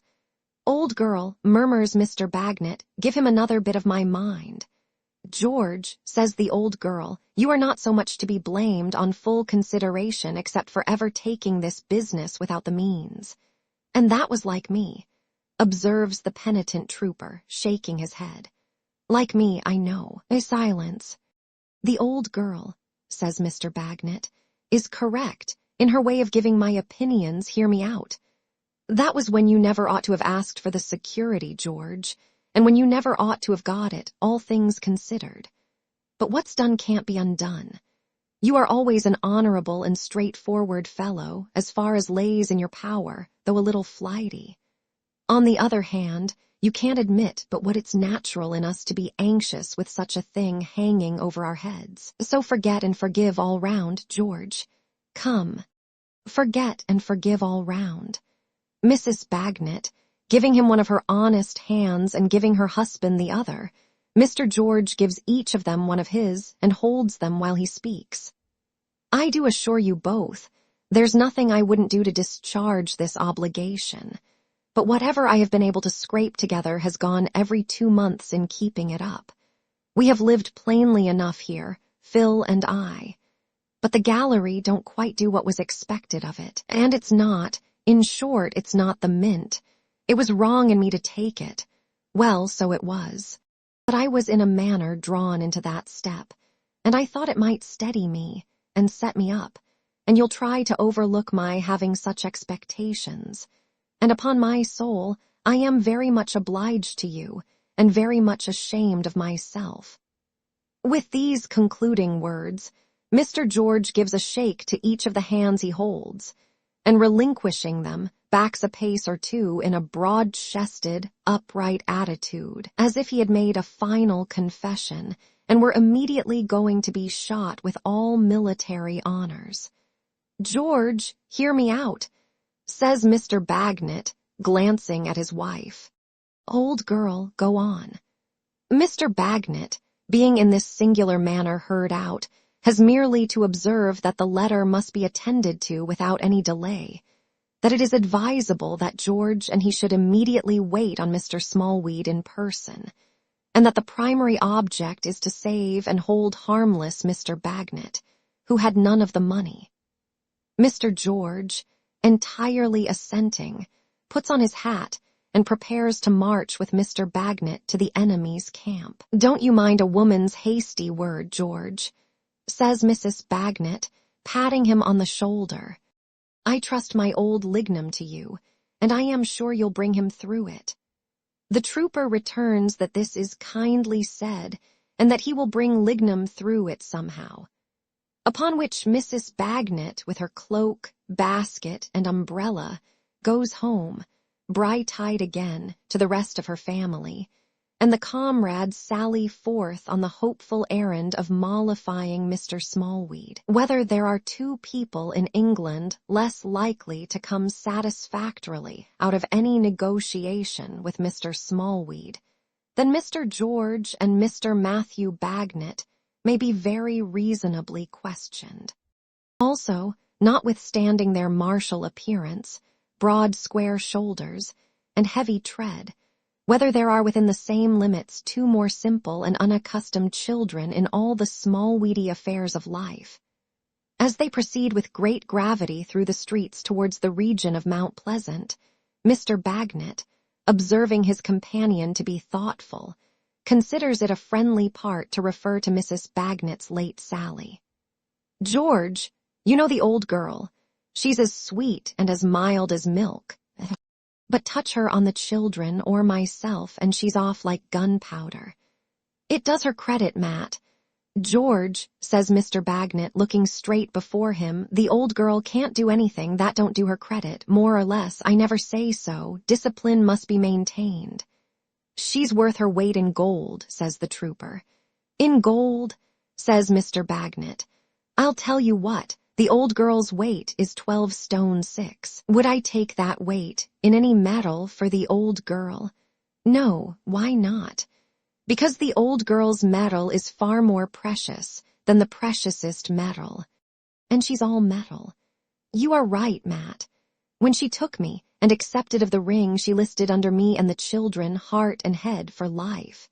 She's that earnest," says Mr. Bagnet, "and true to her colors that touch us with a finger and she turns out and stands to her armis if the old girl fires wide, once in a way at the call of duty. Look over it, George, for she's loyal." "Why, bless her, Matt," returns the trooper, "I think the higher of her for it." "You are right," says Mr. Bagnet with the warmest enthusiasm, though without relaxing the rigidity of a single muscle. "Think as high of the old girl as the Rock of Gibraltar, and still you'll be thinking low of such merits. But I never owned to it before her. Discipline must be maintained." These encomiums bring them to Mount Pleasant and to Grandfather Smallweed's house. The door is opened by the perennial Judy, who, having surveyed them from top to toe with no particular favor, but indeed with a malignant sneer, leaves them standing there while she consults the oracle as to their admission. The oracle may be inferred to give consent from the circumstance of her returning with the words on her honey lips that they can come in if they want to it. Thus privileged, they come in and find Mr. Smallweed with his feet in the drawer of his chair as if it were a paper footbath, and Mrs. Smallweed obscured with the cushion like a bird that is not to sing. "My dear friend," says Grandfather Smallweed with those two lean affectionate arms of his stretched forth. "How to do? How to do? Who is our friend, my dear friend?" "Why, this," returns George, not able to be very conciliatory at first, "is Matthew Bagnet, who has obliged me in that matter of ours, you know." "Oh, Mr. Bagnet, surely." The old man looks at him under his hand. Hope you're well, Mr. Bagnet. Fine man, Mr. George. Military air, sir. No chairs being offered, Mr. George brings one forward for Bagnet and one for himself. They sit down. Mr. Bagnet, as if he had no power of bending himself, except at the hips, for that purpose. Judy, says Mr. Smallweed, bring the pipe. Why, I don't know, Mr. George interposes, that the young woman need give herself that trouble, for to tell you the truth, I am not inclined to smoke it today. Ain't you? Returns the old man. Judy, bring the pipe. The fact is, Mr. Smallweed, proceeds George, that I find myself in rather an unpleasant state of mind. It appears to me, sir, that your friend in the city has been playing tricks. Oh, dear no, says Grandfather Smallweed. He never does that, don't he? Well, I am glad to hear it, because I thought it might be his doing. This, you know, I am speaking of, this letter. Grandfather Smallweed smiles in a very ugly way in recognition of the letter. What does it mean? Asks Mr. George. Judy, says the old man, have you got the pipe? Give it to me. Did you say what does it mean, my good friend? Aye. Now, come. You know, Mr. Smallweed, urges the trooper, constraining himself to speak as smoothly and confidentially as he can, holding the open letter in one hand and resting the broad knuckles of the other on his thigh. A good lot of money has passed between us, and we are face to face at the present moment, and are both well aware of the understanding there has always been. I am prepared to do the usual thing which I have done regularly, and to keep this matter going. I never got a letter like this from you before, and I have been a little put about by it this morning, because here's my friend Matthew Bagnet, who, you know, had none of the money. I don't know it, you know, says the old man quietly. Why, confound you, I tell you so, don't I? Oh, yes, you tell me so, returns Grandfather Smallweed, but I don't know it. Well, says the trooper, swallowing his fire, I know it. Mr. Smallweed replies with excellent temper, that's quite another thing, and adds, but it don't matter. Mr. Bagnet's situation is all one, whether or no. The unfortunate George makes a great effort to arrange the affair comfortably, and to propitiate Mr. Smallweed by taking him upon his own terms. That's just what I mean. As you say, Mr. Smallweed, here's Matthew Bagnet liable to be fixed whether or no. Now, you see, that makes his good lady very uneasy in her mind, and me too, for whereas I'm a harum-scarum sort of a good for-naught that more kicks than halfpence come natural to, why, he's a steady family man, don't you see? Now, Mr. Smallweed, says the trooper, gaining confidence as he proceeds in his soldierly mode of doing business. Although you and I are good friends enough in a certain sort of a way, I am well aware that I can't ask you to let my friend Bagnet off entirely. Oh, dear, you are too modest. You can ask me anything, Mr. George. There is an ogreish kind of jocularity in Grandfather Smallweed today. And you can refuse, you mean, or not you so much. Perhaps, as your friend in the city, ha ha ha, ha ha ha, echoes Grandfather Smallweed, in such a very hard manner, and with eyes so particularly green that Mr. Bagnet's natural gravity is much deepened by the contemplation of that venerable man. Come, says the sanguine George, I am glad to find we can be pleasant, because I want to arrange this pleasantly. Here's my friend Bagnet, and here am I. We'll settle the matter on the spot, if you please, Mr. Smallweed, in the usual way. And you'll ease my friend Bagnet's mind, and his family's mind, a good deal if you'll just mention to him what our understanding is. Here some shrill spectre cries out in a mocking manner, Oh, good gracious! Oh! Unless, indeed, it be the sportive Judy, who is found to be silent when the startled visitors look round, but whose chin has received a recent toss, expressive of derision and contempt. Mr. Bagnet's gravity becomes yet more profound. But I think you asked me, Mr. George. Old Smallweed, who all this time has had the pipe in his hand, is the speaker now. "I think you asked me, what did the letter mean?" "Why, yes, I did," returns the trooper in his offhand way, "but I don't care to know particularly if it's all correct and pleasant." Mr. Smallweed, purposely balking himself in an aim at the trooper's head, throws the pipe on the ground and breaks it to pieces.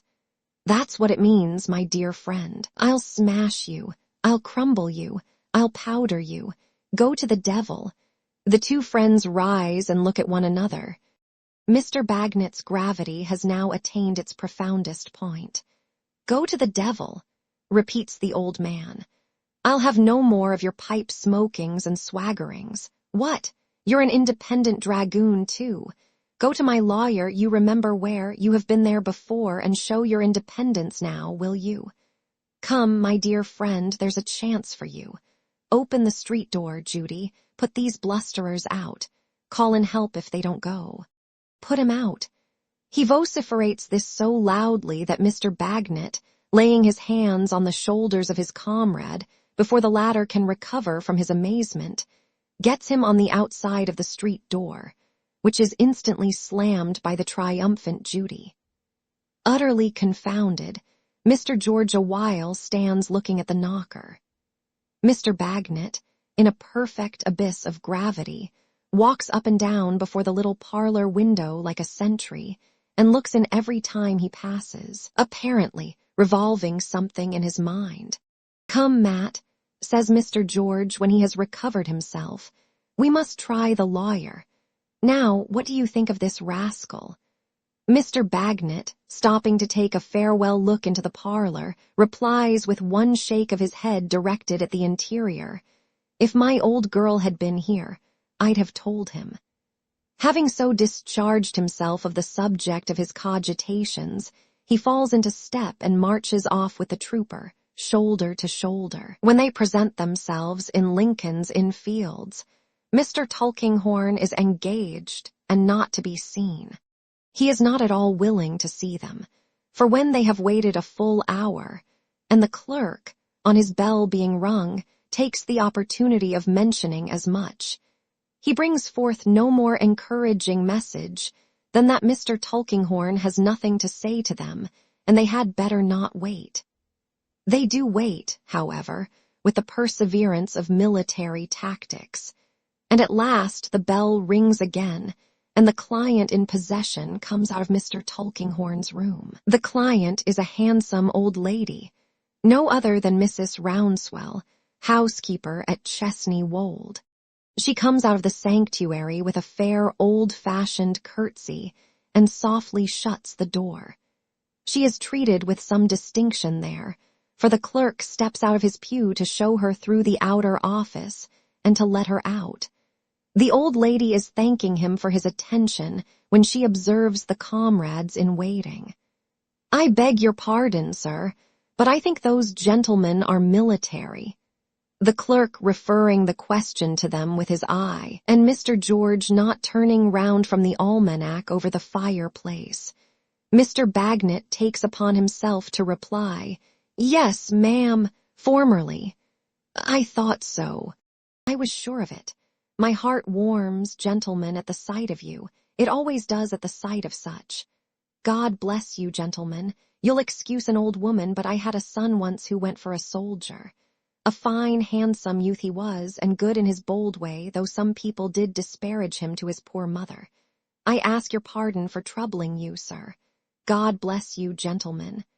"Same to you, ma'am," returns Mr. Bagnet with right good will. There is something very touching in the earnestness of the old lady's voice, and in the tremble that goes through her quaint old figure. But Mr. George is so occupied with the almanac over the fireplace, calculating the coming months by it perhaps, that he does not look round until she has gone away and the door is closed upon her. "George," Mr. Bagnet gruffly whispers when he does turn from the almanac at last, "don't be cast down. Why, soldiers, why should we be melancholy, boys? Cheer up, my hearty. the clerk having now again gone in to say that they are still there, and Mr. Tulkinghorn being heard to return with some irascibility. Let M come in then. They pass into the great room with the painted ceiling and find him standing before the fire. Now, you men, what do you want? Sergeant, I told you the last time I saw you that I don't desire your company here. Sergeant replies, dashed within the last few minutes as to his usual manner of speech, and even as to his usual carriage, that he has received this letter, has been to Mr. Smallweed about it, and has been referred there. I have nothing to say to you, rejoins Mr. Tulkinghorn. If you get into debt, you must pay your debts or take the consequences. You have no occasion to come here to learn that, I suppose. Sergeant is sorry to say that he is not prepared with the money. Very well. Then the other man, this man, if this is he, must pay it for you. Sergeant is sorry to add that the other man is not prepared with the money either. Very well. Then you must pay it between you, or you must both be sued for it and both suffer. You have had the money and must refund it. You are not to pocket other people's pounds, shillings, and pence and escape scot-free. The lawyer sits down in his easy chair and stirs the fire. Mr. George hopes he will have the goodness to. I tell you, Sergeant, I have nothing to say to you. I don't like your associates and don't want you here. This matter is not at all in my course of practice, and is not in my office. Mr. Smallweed is good enough to offer these affairs to me, but they are not in my way. You must go to Melchystetch's in Clifford's Inn. I must make an apology to you, sir, says Mr. George, for pressing myself upon you with so little encouragement, which is almost as unpleasant to me as it can be to you. But would you let me say a private word to you? Mr. Tulkinghorn rises with his hands in his pockets and walks into one of the window recesses. Now, I have no time to waste. In the midst of his perfect assumption of indifference, he directs a sharp look at the trooper, taking care to stand with his own back to the light and to have the other with his face towards it. Well, sir, says Mr. George, this man with me is the other party implicated in this unfortunate affair, nominally, only nominally, and my sole object is to prevent his getting into trouble on my account. He is a most respectable man with a wife and family, formerly in the Royal Artillery. My friend, I don't care a pinch of snuff for the whole Royal Artillery establishment, officers, men, tumbrils, wagons, horses, guns, and ammunition. 'Tis likely, sir, but I care a good deal for Bagnet and his wife and family being injured on my account. And if I could bring them through this matter, I should have no help for it but to give up without any other consideration what you wanted of me the other day. Have you got it here? I have got it here, sir. Sergeant, the lawyer proceeds in his dry, passionless manner, far more hopeless in the dealing with than any amount of vehemence. Make up your mind while I speak to you, for this is final. After I have finished speaking, I have closed the subject, and I won't reopen it. Understand that. You can leave here, for a few days, what you say you have brought here if you choose. You can take it away at once if you choose. In case you choose to leave it here, I can do this for you. I can replace this matter on its old footing, and I can go so far besides as to give you a written undertaking that this man Bagnet shall never be troubled in any way until you have been proceeded against to the utmost, that your means shall be exhausted before the creditor looks to his. This is in fact all but freeing him. Have you decided? The trooper puts his hand into his breast and answers with a long breath, I must do it, sir. So Mr. Tulkinghorn, putting on his spectacles, sits down and writes the undertaking, which he slowly reads and explains to Bagnet, who has all this time been staring at the ceiling, and who puts his hand on his bald head again under this new verbal shower bath, and seems exceedingly in need of the old girl through whom to express his sentiments. The trooper then takes from his breast pocket a folded paper, which he lays with an unwilling hand at the lawyer's elbow. "'Tis only a letter of instructions, sir, the last I ever had from him. Look at a millstone, Mr. George, for some change in its expression, and you will find it quite as soon as in the face of Mr. Tulkinghorn when he opens and reads the letter.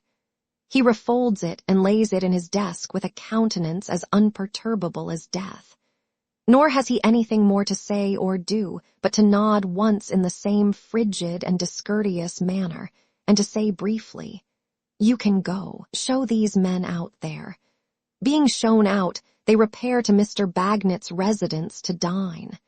Boiled beef and greens constitute the day's variety on the former repast of boiled pork and greens, and Mrs. Bagnet serves out the meal in the same way and seasons it with the best of temper, being that rare sort of old girl that she receives good to her arms without a hint that it might be better, and catches light from any little spot of darkness near her. The spot on this occasion is the darkened brow of Mr. George. He is unusually thoughtful and depressed. At first, Mrs. Bagnet trusts to the combined endearments of Quebec and Malta to restore him, but finding those young ladies sensible that their existing Bluffy is not the Bluffy of their usual frolicsome acquaintance, she winks off the light infantry and leaves him to deploy at leisure on the open ground of the domestic hearth. But he does not. He remains in close order, clouded and depressed. During the lengthy cleaning up and pattening process, when he and Mr. Bagnet are supplied with their pipes, he is no better than he was at dinner. He forgets to smoke, looks at the fire and ponders, lets his pipe out, fills the breast of Mr. Bagnet with perturbation and dismay by showing that he has no enjoyment of tobacco. Therefore, when Mrs. Bagnet at last appears, rosy from the invigorating pail, and sits down to her work, Mr. Bagnet growls, "Old girl," and winks monitions to her to find out what's the matter. "Why, George," says Mrs. Bagnet, quietly threading her needle, "how low you are." "Am I not good company? Well, I am afraid I am not. He ain't at all like Bluffy, mother," cries little Malta. "Because he ain't well, I think, mother," adds Quebec. "Sure that's a bad sign not to be like Bluffy, too," returns the trooper, kissing the young damsels. "But it's true," with a sigh, "true, I am afraid. These little ones are always right." "George," says Mrs. Bagnet, working busily, "if I thought you cross enough to think of anything that a shrill old soldier's wife, who could have bitten her tongue off afterwards and ought to have done it almost, said this morning, I don't know what I shouldn't say to you now." "My kind soul of a darling," returns the trooper. "Not a morsel of it. Because really and truly, George, what I said and meant to say was that I trusted Lignum to you and was sure you'd bring him through it. And you have brought him through it noble." "Thank ye, my dear," says George. "I am glad of your good opinion." In giving Mrs. Bagnet's hand with her work in it a friendly shake, for she took her seat beside him, the trooper's attention is attracted to her face. After looking at it for a little while as she plies her needle, he looks to young Woolwich, sitting on his stool in the corner, and beckons that fifer to him. "See there, my boy," says George, very gently smoothing the mother's hair with his hand. "There's a good loving forehead for you, all bright with love of you, my boy. A little touched by the sun and the weather through following your father about and taking care of you, but as fresh and wholesome as a ripe apple on a tree." Mr. Bagnet's face expresses, so far as in its wooden material lies, the highest approbation and acquiescence. "The time will come, my boy," pursues the trooper, "when this hair of your mother's will be gray, and this forehead all crossed and recrossed with wrinkles, and a fine old lady she'll be then. Take care, while you are young, that you can think in those days. I never whitened a hair of her dear head. I never marked a sorrowful line in her face. For of all the many things that you can think of when you are a man, you had better have that by you, Woolwich." Mr. George concludes by rising from his chair, seating the boy beside his mother in it, and saying, with something of a hurry about him, that he'll smoke his pipe in the street a bit. Chapter 35. Esther's narrative. I lay ill through several weeks, and the usual tenor of my life became like an old remembrance.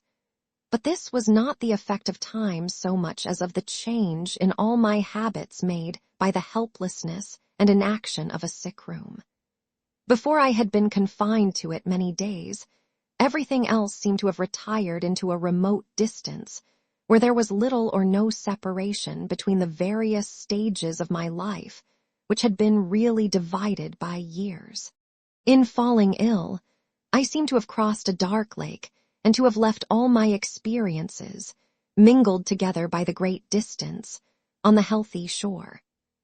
My housekeeping duties, though at first it caused me great anxiety to think that they were unperformed, were soon as far off as the oldest of the old duties at Greenleaf, or the summer afternoons when I went home from school with my portfolio under my arm, and my childish shadow at my side, to my godmother's house. I had never known before how short life really was, and into how small a space the mind could put it.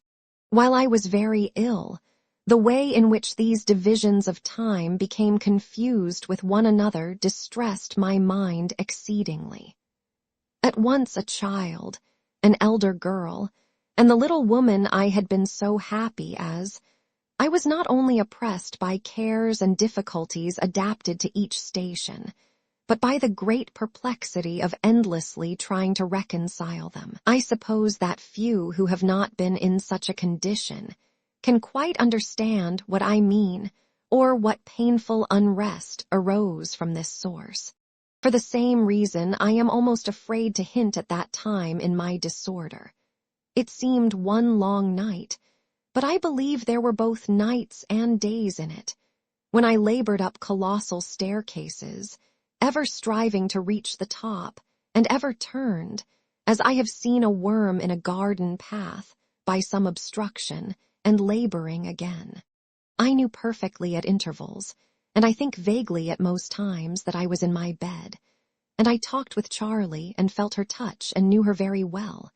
Yet I would find myself complaining, "Oh, more of these never-ending stairs, Charlie, more and more, piled up to the sky, I think," and laboring on again.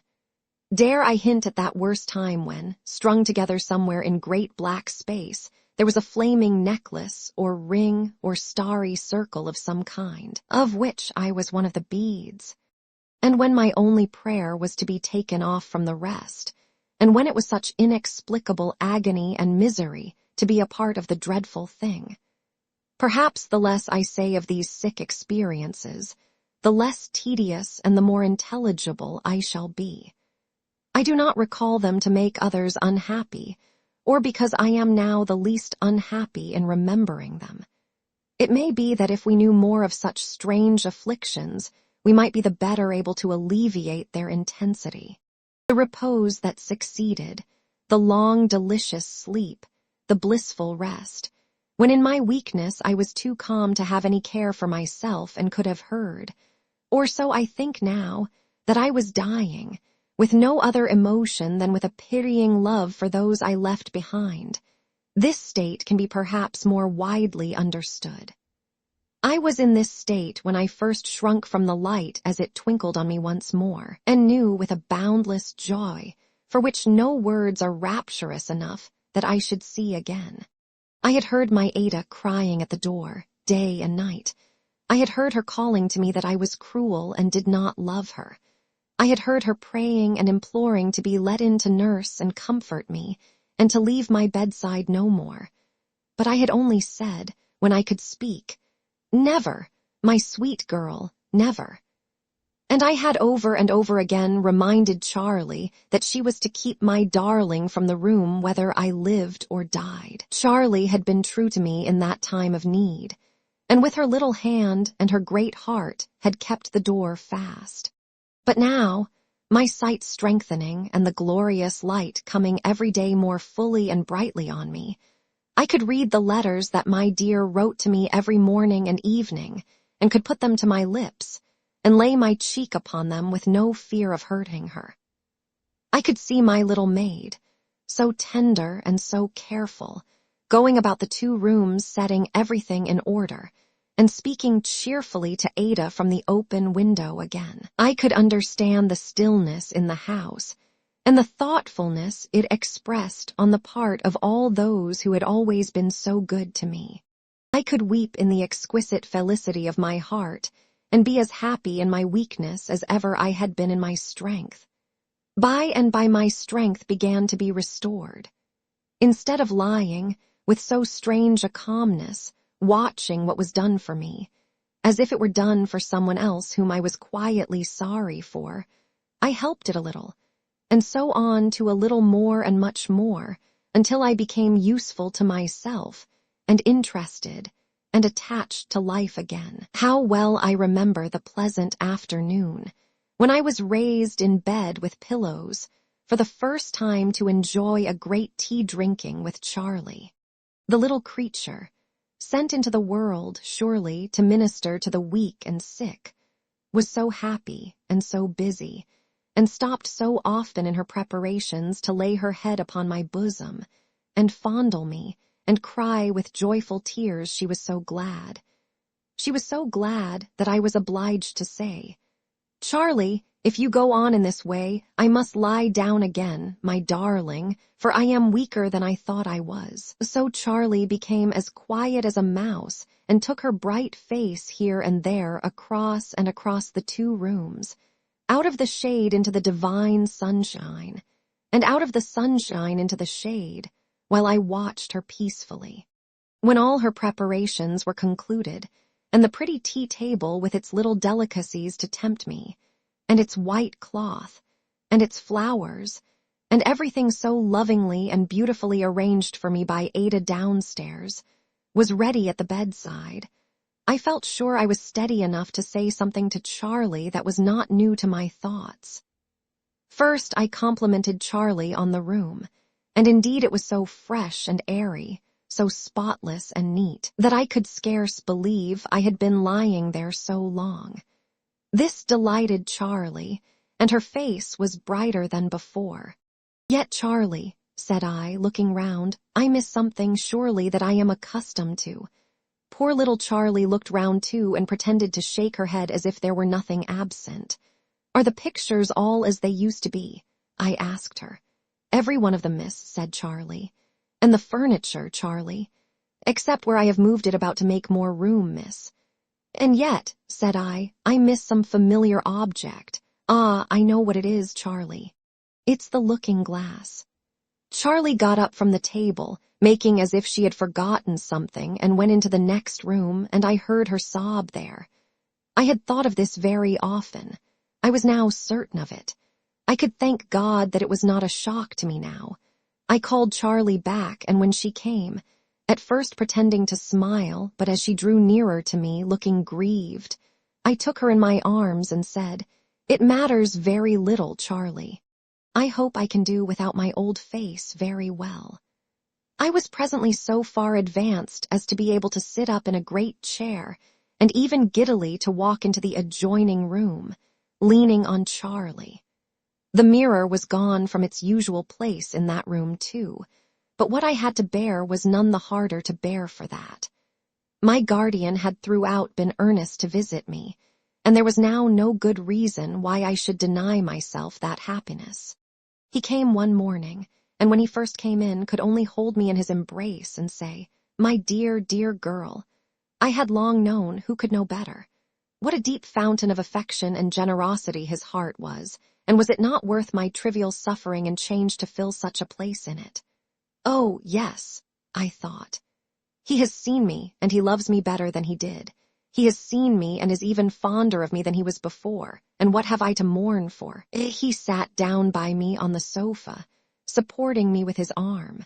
For a little while he sat with his hand over his face, but when he removed it, fell into his usual manner. There never can be a pleasanter manner. "My little woman," said he, "what a sad time this has been. Such an inflexible little woman, too, through all." "Only for the best, guardian," said I. "For the best. he repeated tenderly. Of course, for the best. But here have Ada and I been perfectly forlorn and miserable. Here has your friend Caddy been coming and going late and early. Here has everyone about the house been utterly lost and dejected. Here has even poor Rick been writing to me too in his anxiety for you. I had read of Caddy in Ada's letters, but not of Richard. I told him so. Why, no, my dear, he replied. I have thought it better not to mention it to her. And you speak of his writing to you, said I, repeating his emphasis. As if it were not natural for him to do so, guardian, as if he could write to a better friend. He thinks he could, my love, returned my guardian, and to many a better. The truth is, he wrote to me under a sort of protest while unable to write to you with any hope of an answer, wrote coldly, haughtily, distantly, resentfully. Well, dearest little woman, we must look forbearingly on it. He is not to blame. Jarndyce and Jarndyce has warped him out of himself and perverted me in his eyes. I have known it do as bad deeds, and worse, many a time. If two angels could be concerned in it, I believe it would change their nature. It has not changed yours, guardian.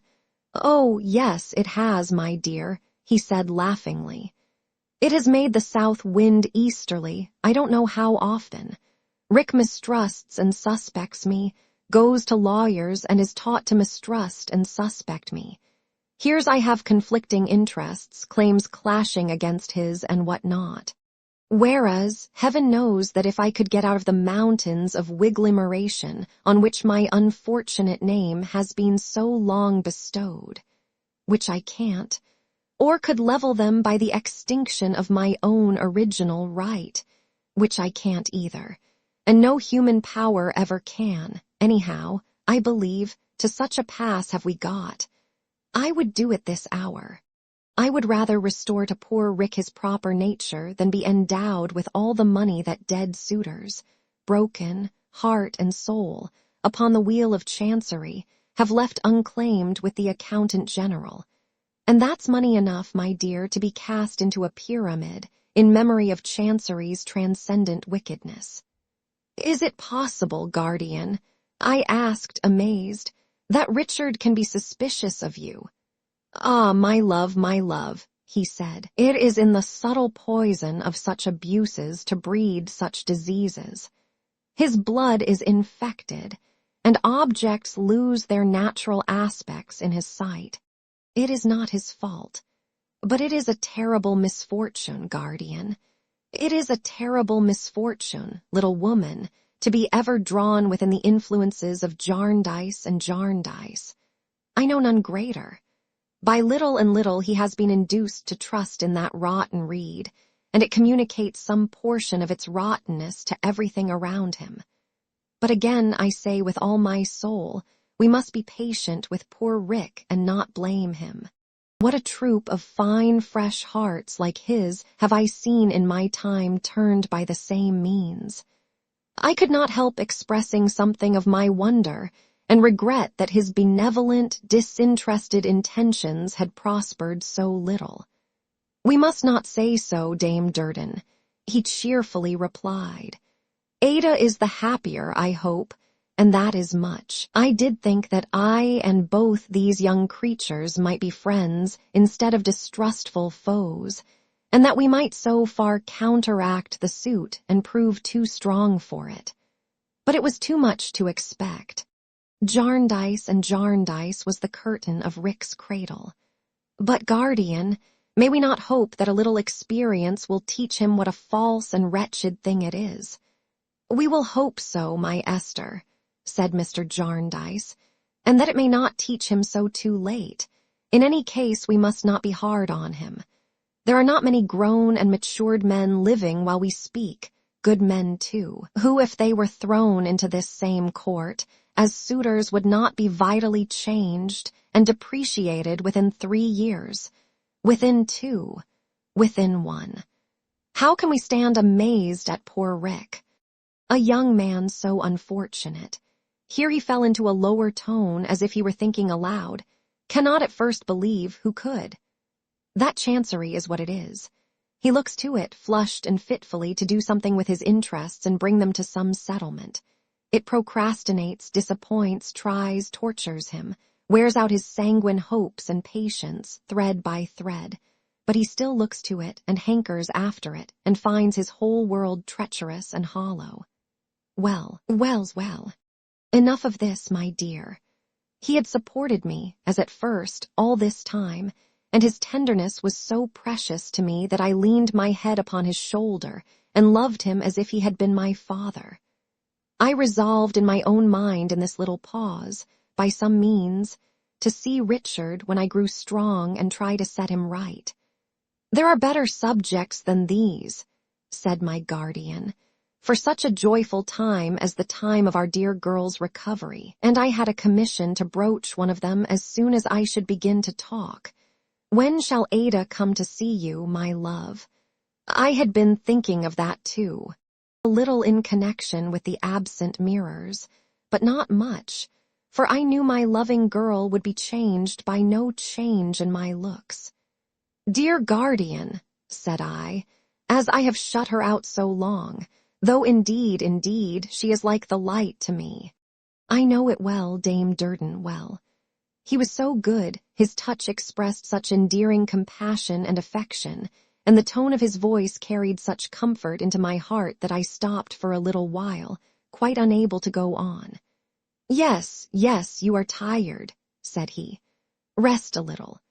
As I have kept Ada out so long, I began afresh after a short while. I think I should like to have my own way a little longer, guardian. It would be best to be away from here, before I see her. If Charlie and I were to go to some country lodging as soon as I can move, and if I had a week there in which to grow stronger and to be revived by the sweet air, and to look forward to the happiness of having Ada with me again, I think it would be better for us. I hope it was not a poor thing in me to wish to be a little more used to my altered self before I met the eyes of the dear girl I longed so ardently to see, but it is the truth. I did. He understood me, I was sure, but I was not afraid of that. If it were a poor thing, I knew he would pass it over. "Our spoilt little woman," said my guardian, "shall have her own way even in her inflexibility, though at the price, I know, of tears downstairs. And see here. Here is Boythorn, heart of chivalry, breathing such ferocious vows as never were breathed on paper before, that if you don't go and occupy his whole house, he having already turned out of it expressly for that purpose, by heaven and by earth he'll pull it down and not leave one brick standing on another." And my guardian put a letter in my hand, without any ordinary beginning such as "My dear Jarndyce," but rushing at once into the words, "I swear if Miss Summerson do not come down and take possession of my house, which I vacate for her this day at 1:00 p.m. And then, with the utmost seriousness, and in the most emphatic terms, going on to make the extraordinary declaration he had quoted. We did not appreciate the writer the less for laughing heartily over it, and we settled that I should send him a letter of thanks on the morrow and accept his offer. It was a most agreeable one to me. For all the places I could have thought of, I should have liked to go to none so well as Chesney Wold. "Now, little housewife," said my guardian, looking at his watch, "I was strictly timed before I came upstairs, for you must not be tired too soon, and my time has waned away to the last minute. I have one other petition. Little Miss Flight, hearing a rumor that you were ill, made nothing of walking down here, 20 miles, poor soul, in a pair of dancing shoes, to inquire. It was heaven's mercy we were at home, or she would have walked back again. The old conspiracy to make me happy, everybody seemed to be in it. Now, pet," said my guardian, "if it would not be irksome to you to admit the harmless little creature one afternoon before you save Boythorn's otherwise devoted house from demolition, I believe you would make her prouder and better pleased with herself than I, though my eminent name is Jarndyce, could do in a lifetime. I have no doubt he knew there would be something in the simple image of the poor afflicted creature that would fall like a gentle lesson on my mind at that time. I felt it as he spoke to me. I could not tell him heartily enough how ready I was to receive her. I had always pitied her, never so much as now. I had always been glad of my little power to soothe her under her calamity, but never half so glad before. We arranged a time for Miss Flite to come out by the coach and share my early dinner. When my guardian left me, I turned my face away upon my couch and prayed to be forgiven if I, surrounded by such blessings, had magnified to myself the little trial that I had to undergo. The childish prayer of that old birthday, when I had aspired to be industrious, contented, and true-hearted, and to do good to someone and win some love to myself if I could came back into my mind with a reproachful sense of all the happiness I had since enjoyed, and all the affectionate hearts that had been turned towards me. If I were weak now, what had I profited by those mercies? I repeated the old childish prayer in its old childish words, and found that its old peace had not departed from it. My guardian now came every day. In a week or so more, I could walk about our rooms and hold long talks with Ada from behind the window curtain. Yet I never saw her, for I had not as yet the courage to look at the dear face, though I could have done so easily without her seeing me. On the appointed day Miss Flite arrived. The poor little creature ran into my room quite forgetful of her usual dignity, and crying from her very heart of hearts, "My dear Fitz Jarndyce," fell upon my neck and kissed me 20 times. "Dear me," said she, putting her hand into her reticule, "I have nothing here but documents, my dear Fitz Jarndyce. I must borrow a pocket handkerchief." Charlie gave her one, and the good creature certainly made use of it, for she held it to her eyes with both hands and sat so, shedding tears for the next 10 minutes. "With pleasure, my dear Fitz Jarndyce," she was careful to explain. "Not the least pain. Pleasure to see you well again. Pleasure at having the honor of being admitted to see you. I am so much fonder of you, my love, than of the Chancellor, though I do attend court regularly. By the by, my dear, mentioning pocket handkerchiefs." Miss Flite here looked at Charlie, who had been to meet her at the place where the coach stopped. Charlie glanced at me and looked unwilling to pursue the suggestion. "Very right," said Miss Flite, "very correct. Truly, highly indiscreet of me to mention it, but my dear Miss Fitz Jarndyce, I am afraid I am at times, between ourselves, you wouldn't think it, a little rambling, you know," said Miss Flite, touching her forehead. "Nothing more. What were you going to tell me?" said I, smiling, for I saw she wanted to go on. "You have roused my curiosity, and now you must gratify it." Miss Flite looked at Charlie for advice in this important crisis, who said, "If you please, ma'am, you had better tell then," and therein gratified Miss Flite beyond measure. "So sagacious, our young friend," said she to me in her mysterious way. "Diminutive, but very sagacious. Well, my dear, it's a pretty anecdote, nothing more. Still I think it charming. Who should follow us down the road from the coach, my dear, but a poor person in a very ungenteel bonnet." "Jenny, if you please, miss," said Charlie. "Just so." Miss Flite acquiesced with the greatest suavity. "Jenny, ye ease. And what does she tell our young friend but that there has been a lady with a veil inquiring at her cottage after my dear Fitz Jarndyce's health, and taking a handkerchief away with her as a little keepsake merely because it was my amiable Fitz Jarndyce's. Now, you know, so very prepossessing in the lady with the veil." "If you please, miss," said Charlie, to whom I looked in some astonishment, "Jenny says that when her baby died, you left a handkerchief there, and that she put it away and kept it with the baby's little things. I think, if you please, partly because it was yours, miss, and partly because it had covered the baby." "Diminutive," whispered Miss Flite, making a variety of motions about her own forehead to express intellect in Charlie. but exceedingly sagacious, and so dear. My love, she's clearer than any counsel I ever heard. Yes, Charlie, I returned. I remember it well. Well, miss, said Charlie, and that's the handkerchief the lady took. And Jenny wants you to know that she wouldn't have made away with it herself for a heap of money, but that the lady took it and left some money instead. Jenny don't know her at all, if you please, miss. Why, who can she be? Said I. My love, Miss Flight suggested, advancing her lips to my ear with her most mysterious look. In my opinion, don't mention this to our diminutive friend. She's the Lord Chancellor's wife. He's married, you know, and I understand she leads him a terrible life. Throws his lordship's papers into the fire, my dear, if he won't pay the jeweler. I did not think very much about this lady then, for I had an impression that it might be catty.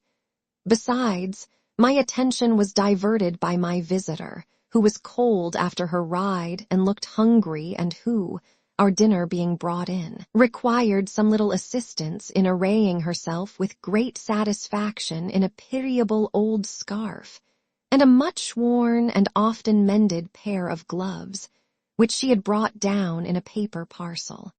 I had to preside, too, over the entertainment, consisting of a dish of fish, a roast fowl, a sweetbread, vegetables, pudding, and madeira, and it was so pleasant to see how she enjoyed it, and with what state and ceremony she did honor to it, that I was soon thinking of nothing else. When we had finished and had our little dessert before us, embellished by the hands of my dear, who would yield the superintendence of everything prepared for me to no one, Miss Flight was so very chatty and happy that I thought I would lead her to her own history, as she was always pleased to talk about herself. I began by saying, you have attended on the Lord Chancellor many years, Miss Flight. Oh, many, many, many years, my dear, but I expect a judgment, shortly. There was an anxiety even in her hopefulness that made me doubtful if I had done right in approaching the subject. I thought I would say no more about it. My father expected a judgment, said Miss Flight. My brother, my sister, they all expected a judgment, the same that I expect. They are all. Yees. Dead, of course, my dear, said she. As I saw she would go on, I thought it best to try to be serviceable to her by meeting the theme rather than avoiding it. Would it not be wiser, said I, to expect this judgment no more? Why, my dear, she answered promptly, of course it would. And to attend the court no more. Equally of course, said she. Very wearing to be always in expectation of what never comes, my dear Fitz-Jarndyce. Wearing, I assure you, to the bone. She slightly showed me her arm, and it was fearfully thin indeed. But, my dear, she went on in her mysterious way, there's a dreadful attraction in the place. Hush, don't mention it to our diminutive friend when she comes in, or it may frighten her, with good reason. There's a cruel attraction in the place, you can't leave it, and you must expect. I tried to assure her that this was not so. She heard me patiently and smilingly, but was ready with her own answer. You think so because I am a little rambling. Viri absurd. To be a little rambling, is it not? Viri confusing, too, to the head. I find it so. But, my dear, I have been there many years, and I have noticed. It's the mace and seal upon the table. What could they do, did she think? I mildly asked her. Draw, returned Miss Flight. Draw people on, my dear. Draw peace out of them, sense out of them, good looks out of them, good qualities out of them. I have felt them even drawing my rest away in the night. Cold and glittering devils. She tapped me several times upon the arm and nodded good-humoredly as if she were anxious I should understand that I had no cause to fear her, though she spoke so gloomily and confided these awful secrets to me. Let me see, said she. I'll tell you my own case. Before they ever drew me, before I had ever seen them, what was it I used to do? Tambourine playing? No, tambour work. I and my sister worked at tambour work. Our father and our brother had a builder's business. We all lived together. Viri respectably, my dear. First, our father was drawn slowly. Home was drawn with him. In a few years he was a fierce, sour, angry bankrupt without a kind word or a kind look for anyone. He had been so different, Fitz-Jarndyce. He was drawn to a debtor's prison. There he died. Then our brother was drawn swiftly to drunkenness and rags and death. Then my sister was drawn, hush, never ask to what. Then I was ill and in misery and heard, as I had often heard before, that this was all the work of chancery. When I got better, I went to look at the monster. And then I found out how it was, and I was drawn to stay there. Having got over her own short narrative, in the delivery of which she had spoken in a low, strained voice, as if the shock were fresh upon her, she gradually resumed her usual air of amiable importance. "You don't quite credit me, my dear. Well, you will some day. I am a little rambling, but I have noticed. I have seen many new faces come unsuspicious within the influence of the mace and seal in these many years. As my fathers came there, as my brothers, as my sisters, as my own. I hear conversation, Kenge, and the rest of them say to the new faces, 'Here's little Miss Flight. Oh, you are new here, and you must come and be presented to little Miss Flight. Very good. Proud I am sure to have the honor, and we all laugh. But Fitz-Jarndyce, I know what will happen. I know far better than they do when the attraction has begun. I know the signs, my dear. I saw them begin in Gridley, and I saw them end. Fitz-Jarndyce, my love, speaking low again, I saw them beginning in our friend, the ward in Jarndyce. Let someone hold him back, or he'll be drawn to ruin." She looked at me in silence for some moments, with her face gradually softening into a smile. Seeming to fear that she had been too gloomy, and seeming also to lose the connection in her mind, she said politely as she sipped her glass of wine, "Yes, my dear, as I was saying, I expect a judgment shortly. Then I shall release my birds, you know, and confer estates." I was much impressed by her allusion to Richard and by the sad meaning, so sadly illustrated in her poor, pinched form, that made its way through all her incoherence. But happily for her, she was quite complacent again now and beamed with nods and smiles. "But, my dear," she said gaily, reaching another hand to put it upon mine, "you have not congratulated me on my physician, positively not once yet." I was obliged to confess that I did not quite know what she meant. My physician, Mr. Woodcourt, my dear, who was so exceedingly attentive to me, though his services were rendered quite gratuitously, until the day of judgment. I mean the judgment that will dissolve the spell upon me of the mace and seal. "Mr. Woodcourt is so far away now," said I, "that I thought the time for such congratulation was past, Miss Flight. But my child," she returned, "is it possible that you don't know what has happened?" "No," said I, "not what everybody has been talking of, my beloved Fitz-Jarndyce." "No," said I, "you forget how long I have been here." "True, my dear, for the moment true. I blame myself. But my memory has been drawn out of me, with everything else, by what I mentioned. Very strong influence, is it not? Well, my dear, there has been a terrible shipwreck over in those East Indian seas." "Mr. Woodcourt shipwrecked? Don't be agitated, my dear. He is safe. An awful scene. Death in all shapes. Hundreds of dead and dying. Fire, storm, and darkness. Numbers of the drowning thrown upon a rock. There and through it all my dear physician was a hero. Calm and brave through everything. Saved many lives, never complained in hunger and thirst, wrapped naked people in his spare clothes, took the lead, showed them what to do, governed them, tended the sick, buried the dead, and brought the poor survivors safely off at last. My dear, the poor emaciated creatures all but worshipped him. They fell down at his feet when they got to the land and blessed him. The whole country rings with it. Stay, where's my bag of documents?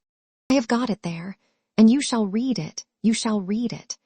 And I did read all the noble history, though very slowly and imperfectly then, for my eyes were so dimmed that I could not see the words.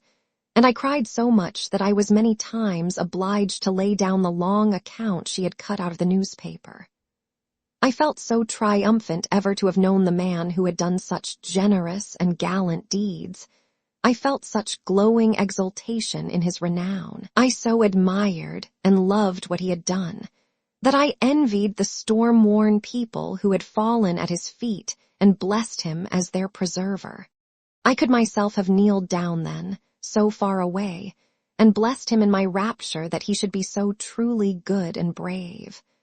I felt that no one, mother, sister, wife, could honor him more than I. I did indeed. My poor little visitor made me a present of the account, and when as the evening began to close and she rose to take her leave, lest she should miss the coach by which she was to return, she was still full of the shipwreck, which I had not yet sufficiently composed myself to understand in all its details. "My dear," said she as she carefully folded up her scarf and gloves, "my brave physician ought to have a title bestowed upon him, and no doubt he will. You are of that opinion. That he well deserved one, yes. That he would ever have one, no. Why not Fitz-Jarndyce?" she asked rather sharply. I said it was not the custom in England to confer titles on men distinguished by peaceful services, however good and great, unless occasionally when they consisted of the accumulation of some very large amount of money.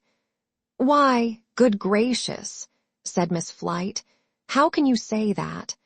Surely you know, my dear, that all the greatest ornaments of England in knowledge, imagination, active humanity, and improvement of every sort are added to its nobility. Look round you, my dear, and consider. You must be rambling a little now, I think, if you don't know that this is the great reason why titles will always last in the land." I am afraid she believed what she said, for there were moments when she was very mad indeed, and now I must part with the little secret I have thus far tried to keep. I had thought sometimes that Mr. Woodcourt loved me, and that if he had been richer he would perhaps have told me that he loved me before he went away. I had thought sometimes that if he had done so, I should have been glad of it. But how much better it was now that this had never happened. What should I have suffered if I had had to write to him and tell him that the poor face he had known as mine was quite gone from me, and that I freely released him from his bondage to one whom he had never seen? Oh, it was so much better as it was. With a great pang mercifully spared me, I could take back to my heart my childish prayer to be all he had so brightly shown himself. And there was nothing to be undone, no chain for me to break or for him to drag. And I could go, please God, my lowly way along the path of duty, and he could go his nobler way upon its broader road. And though we were apart upon the journey, I might aspire to meet him, unselfishly, innocently, better far than he had thought me when I found some favor in his eyes, at the journey's end. Chapter 36. Chesney Wold. Charlie and I did not set off alone upon our expedition into Lincolnshire. My guardian had made up his mind not to lose sight of me until I was safe in Mr. Boythorn's house, so he accompanied us, and we were 2 days upon the road. I found every breath of air, and every scent, and every flower and leaf and blade of grass, and every passing cloud, and everything in nature, more beautiful and wonderful to me than I had ever found it yet. This was my first gain from my illness. How little I had lost, when the wide world was so full of delight for me. My guardian intending to go back immediately, we appointed, on our way down, a day when my dear girl should come. I wrote her a letter, of which he took charge, and he left us within half an hour of our arrival at our destination, on a delightful evening in the early summer time. If a good fairy had built the house for me with a wave of her wand, and I had been a princess and her favored godchild, I could not have been more considered in it. So many preparations were made for me, and such an endearing remembrance was shown of all my little tastes and likings that I could have sat down, overcome. A dozen times before I had revisited half the rooms. I did better than that, however, by showing them all to Charlie instead. Charlie's delight calmed mine, and after we had had a walk in the garden, and Charlie had exhausted her whole vocabulary of admiring expressions, I was as tranquilly happy as I ought to have been. It was a great comfort to be able to say to myself after tea, "Esther, my dear, I think you are quite sensible enough to sit down now and write a note of thanks to your host." He had left a note of welcome for me, as sunny as his own face, and had confided his bird to my care, which I knew to be his highest mark of confidence. Accordingly, I wrote a little note to him in London, telling him how all his favorite plants and trees were looking, and how the most astonishing of birds had chirped the honors of the house to me in the most hospitable manner, and how, after singing on my shoulder, to the inconceivable rapture of my little maid, he was then at roost in the usual corner of his cage, but whether dreaming or no I could not report. My note finished and sent off to the post, I made myself very busy in unpacking and arranging, and I sent Charlie to bed in good time and told her I should want her no more that night. For I had not yet looked in the glass and had never asked to have my own restored to me. I knew this to be a weakness which must be overcome, but I had always said to myself that I would begin afresh when I got to where I now was. Therefore I had wanted to be alone, and therefore I said, now alone in my own room, "Esther, if you are to be happy, if you are to have any right to pray to be true-hearted, you must keep your word, my dear." I was quite resolved to keep it, but I sat down for a little while first to reflect upon all my blessings, and then I said my prayers and thought a little more. My hair had not been cut off, though it had been in danger more than once. It was long and thick.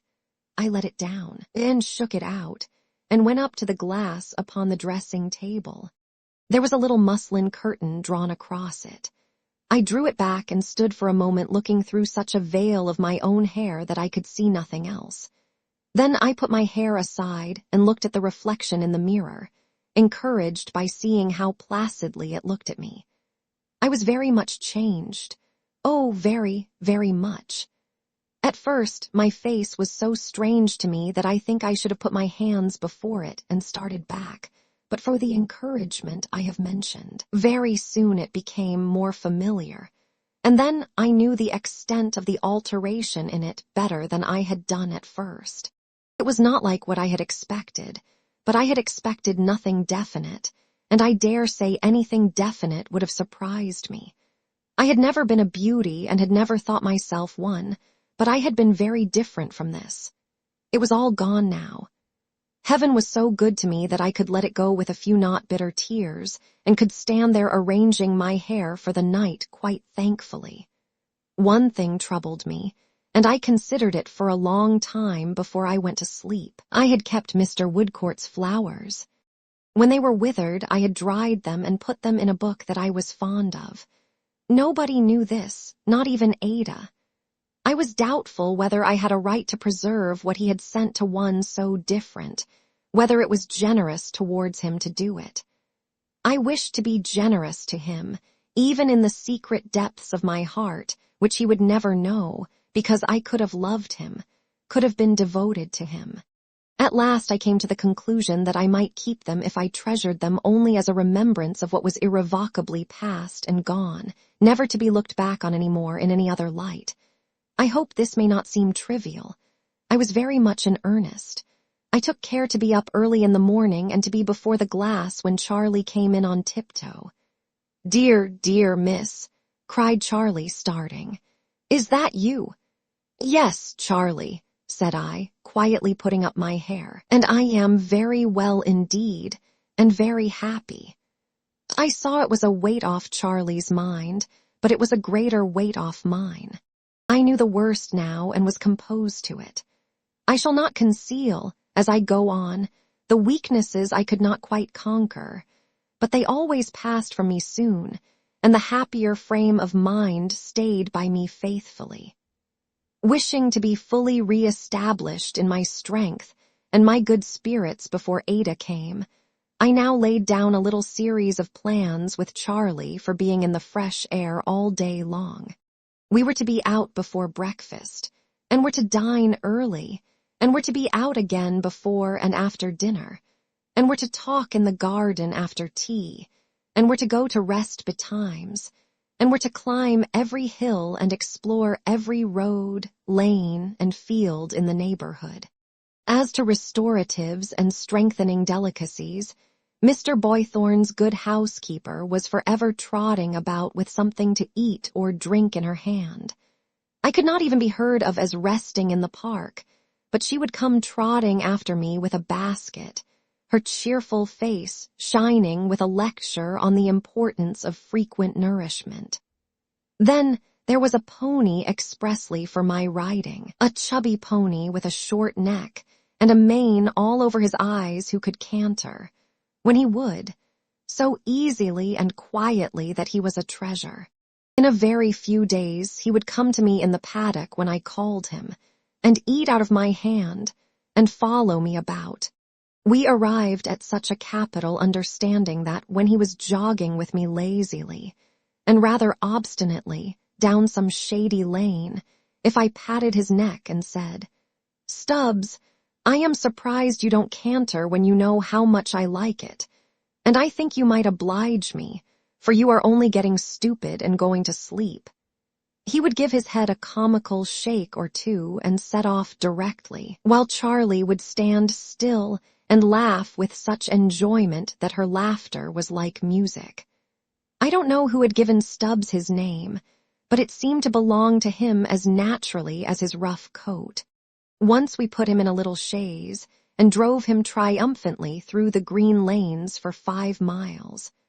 But all at once, as we were extolling him to the skies, he seemed to take it ill that he should have been accompanied so far by the circle of tantalizing little gnats that had been hovering round and round his ears the whole way without appearing to advance an inch, and stopped to think about it. I suppose he came to the decision that it was not to be borne, for he steadily refused to move until I gave the reins to Charlie and got out and walked, when he followed me with a sturdy sort of good humor, putting his head under my arm and rubbing his ear against my sleeve. It was in vain for me to say, "Now, Stubbs, I feel quite sure from what I know of you that you will go on if I ride a little while." For the moment I left him, he stood stock still again. Consequently, I was obliged to lead the way, as before, and in this order we returned home, to the great delight of the village. Charlie and I had reason to call it the most friendly of villages, I am sure, for in a week's time the people were so glad to see us go by, though ever so frequently in the course of a day, that there were faces of greeting in every cottage. I had known many of the grown people before, and almost all the children, but now the very steeple began to wear a familiar and affectionate look. Among my new friends was an old woman who lived in such a little thatched and whitewashed dwelling that when the outside shutter was turned up on its hinges, it shut up the whole house front. This old lady had a grandson who was a sailor, and I wrote a letter to him for her, and drew at the top of it the chimney corner in which she had brought him up, and where his old stool yet occupied its old place. This was considered by the whole village the most wonderful achievement in the world. But when an answer came back all the way from Plymouth, in which he mentioned that he was going to take the picture all the way to America, and from America would write again, I got all the credit that ought to have been given to the post office, and was invested with the merit of the whole system. Thus, what with being so much in the air, playing with so many children, gossiping with so many people, sitting on invitation in so many cottages, going on with Charlie's education, and writing long letters to Ada every day, I had scarcely any time to think about that little loss of mine, and was almost always cheerful. If I did think of it at odd moments now and then, I had only to be busy and forget it. I felt it more than I had hoped I should once when a child said, "Mother, why is the lady not a pretty lady now like she used to be?" But when I found the child was not less fond of me, and drew its soft hand over my face with a kind of pitying protection in its touch, that soon set me up again. There were many little occurrences which suggested to me, with great consolation, how natural it is to gentle hearts to be considerate and delicate towards any inferiority. One of these particularly touched me. I happened to stroll into the little church when a marriage was just concluded, and the young couple had to sign the register. The bridegroom, to whom the pen was handed first, made a rude cross for his mark. The bride, who came next, did the same. Now, I had known the bride when I was last there, not only as the prettiest girl in the place, but as having quite distinguished herself in the school, and I could not help looking at her with some surprise. She came aside and whispered to me, while tears of honest love and admiration stood in her bright eyes. "He's a dear good fellow, miss, but he can't write yet. He's going to learn of me, and I wouldn't shame him for the world." Why, what had I to fear, I thought, when there was this nobility in the soul of a laboring man's daughter? The air blew as freshly and revivingly upon me as it had ever blown, and the healthy color came into my new face as it had come into my old one. Charlie was wonderful to see.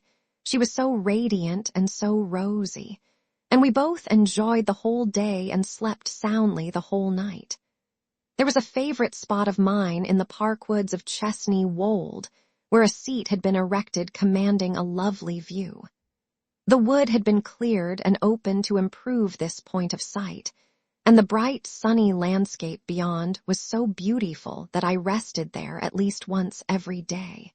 A picturesque part of the hall, called the Ghost's Walk, was seen to advantage from this higher ground, and the startling name, and the old legend in the Dedlock family which I had heard from Mr. Boythorn accounting for it, mingled with the view and gave it something of a mysterious interest in addition to its real charmus. There was a bank here, too, which was a famous one for violets, and as it was a daily delight of Charlie's to gather wild flowers, she took as much to the spot as I did. It would be idle to inquire now why I never went close to the house, or never went inside it. The family were not there. I had heard on my arrival, and were not expected. I was far from being incurious or uninterested about the building. On the contrary, I often sat in this place wondering how the rooms ranged, and whether any echo like a footstep really did resound at times, as the story said, upon the lonely Ghost's Walk. The indefinable feeling with which Lady Dedlock had impressed me may have had some influence in keeping me from the house even when she was absent. I am not sure. Her face and figure were associated with it, naturally, but I cannot say that they repelled me from it, though something did. For whatever reason or no reason, I had never once gone near it, down to the day at which my story now arrives. I was resting at my favorite point after a long ramble, and Charlie was gathering violets at a little distance from me. I had been looking at the Ghost's Walk lying in a deep shade of masonry afar off, and picturing to myself the female shape that was said to haunt it, when I became aware of a figure approaching through the wood. The perspective was so long and so darkened by leaves, and the shadows of the branches on the ground made it so much more intricate to the eye, that at first I could not discern what figure it was. By little and little it revealed itself to be a woman's, a lady's, Lady Dedlock's. She was alone, and coming to where I sat with a much quicker step, I observed to my surprise than was usual with her. I was fluttered by her being unexpectedly so near. She was almost within speaking distance before I knew her, and would have risen to continue my walk. But I could not. I was rendered motionless, not so much by her hurried gesture of entreaty, not so much by her quick advance and outstretched hands, not so much by the great change in her manner and the absence of her haughty self-restraint, as by a something in her face that I had pined for and dreamed of when I was a little child, something I had never seen in any face, something I had never seen in hers before. A dread and faintness fell upon me, and I called to Charlie. Lady Dedlock stopped upon the instant and changed back almost to what I had known her. "Miss Summerson, I am afraid I have startled you," she said, now advancing slowly. "You can scarcely be strong yet. You have been very ill, I know. I have been much concerned to hear it." I could no more have removed my eyes from her pale face than I could have stirred from the bench on which I sat. She gave me her hand, and its deadly coldness, so at variance with the enforced composure of her features, deepened the fascination that overpowered me. I cannot say what was in my whirling thoughts. "You are recovering again?"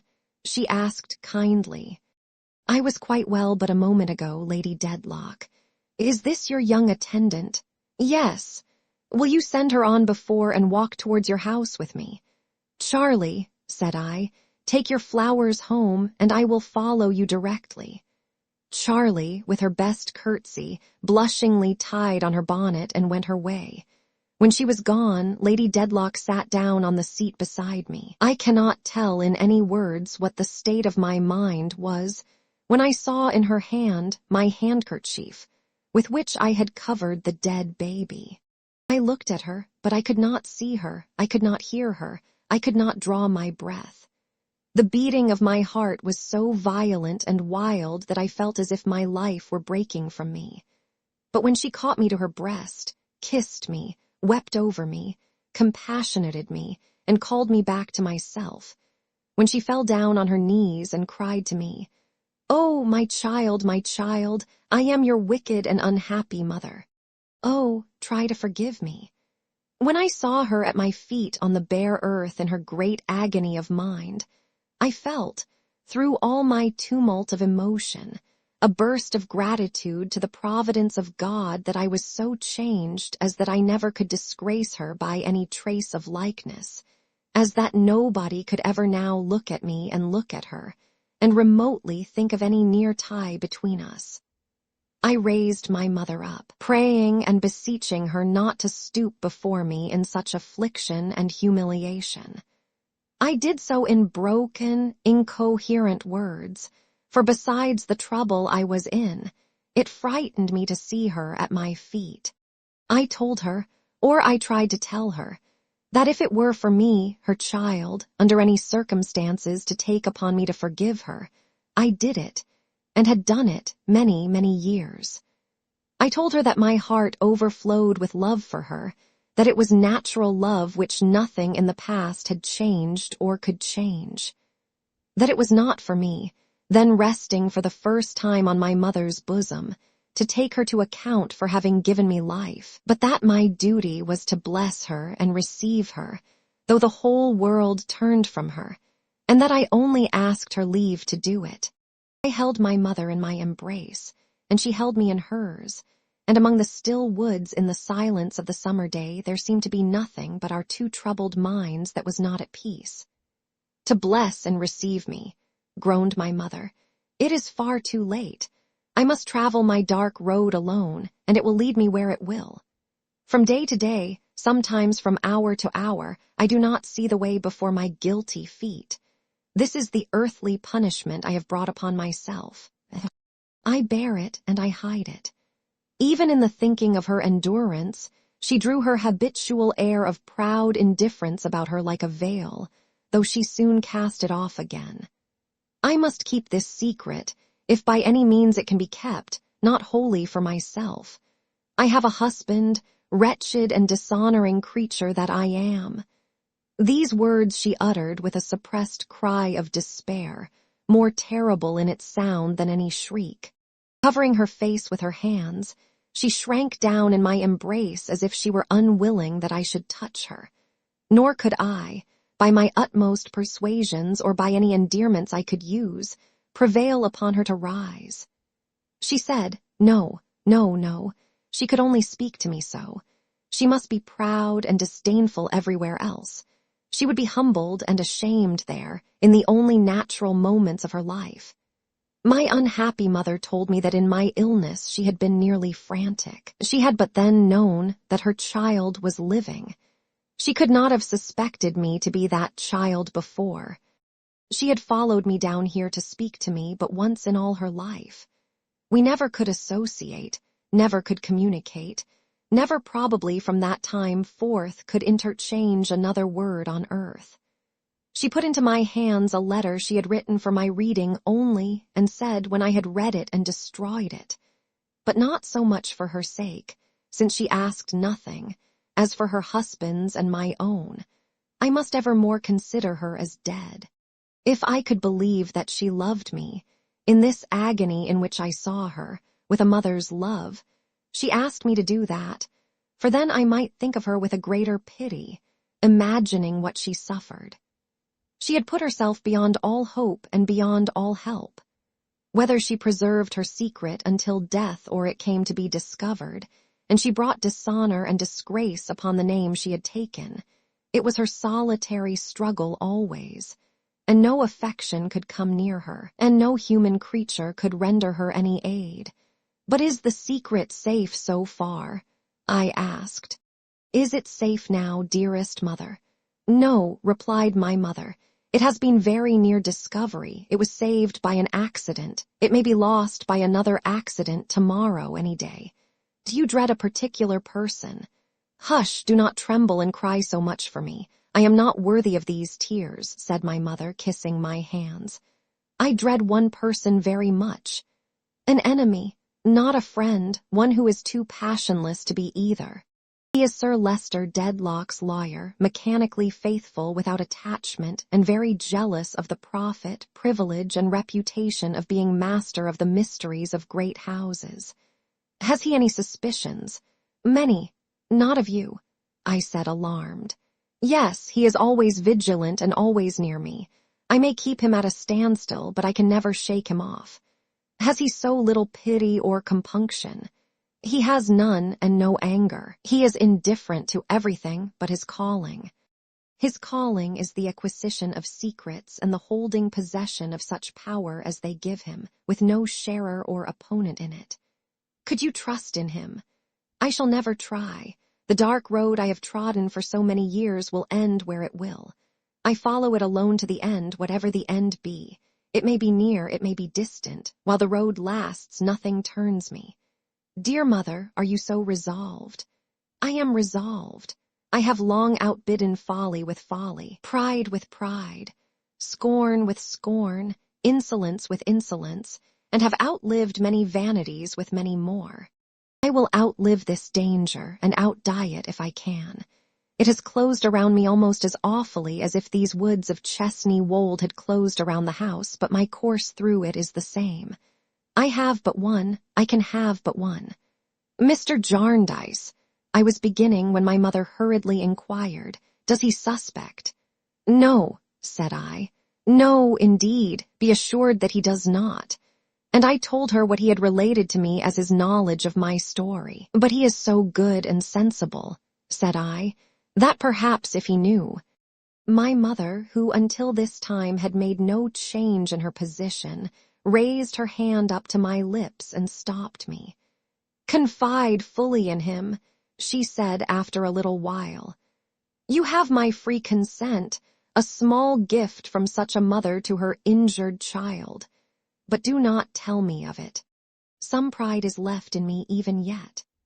I explained, as nearly as I could then, or can recall now, for my agitation and distress throughout were so great that I scarcely understood myself, though every word that was uttered in the mother's voice, so unfamiliar and so melancholy to me, which in my childhood I had never learned to love and recognize, had never been sung to sleep with, had never heard a blessing from, had never had a hope inspired by, made an enduring impression on my memory.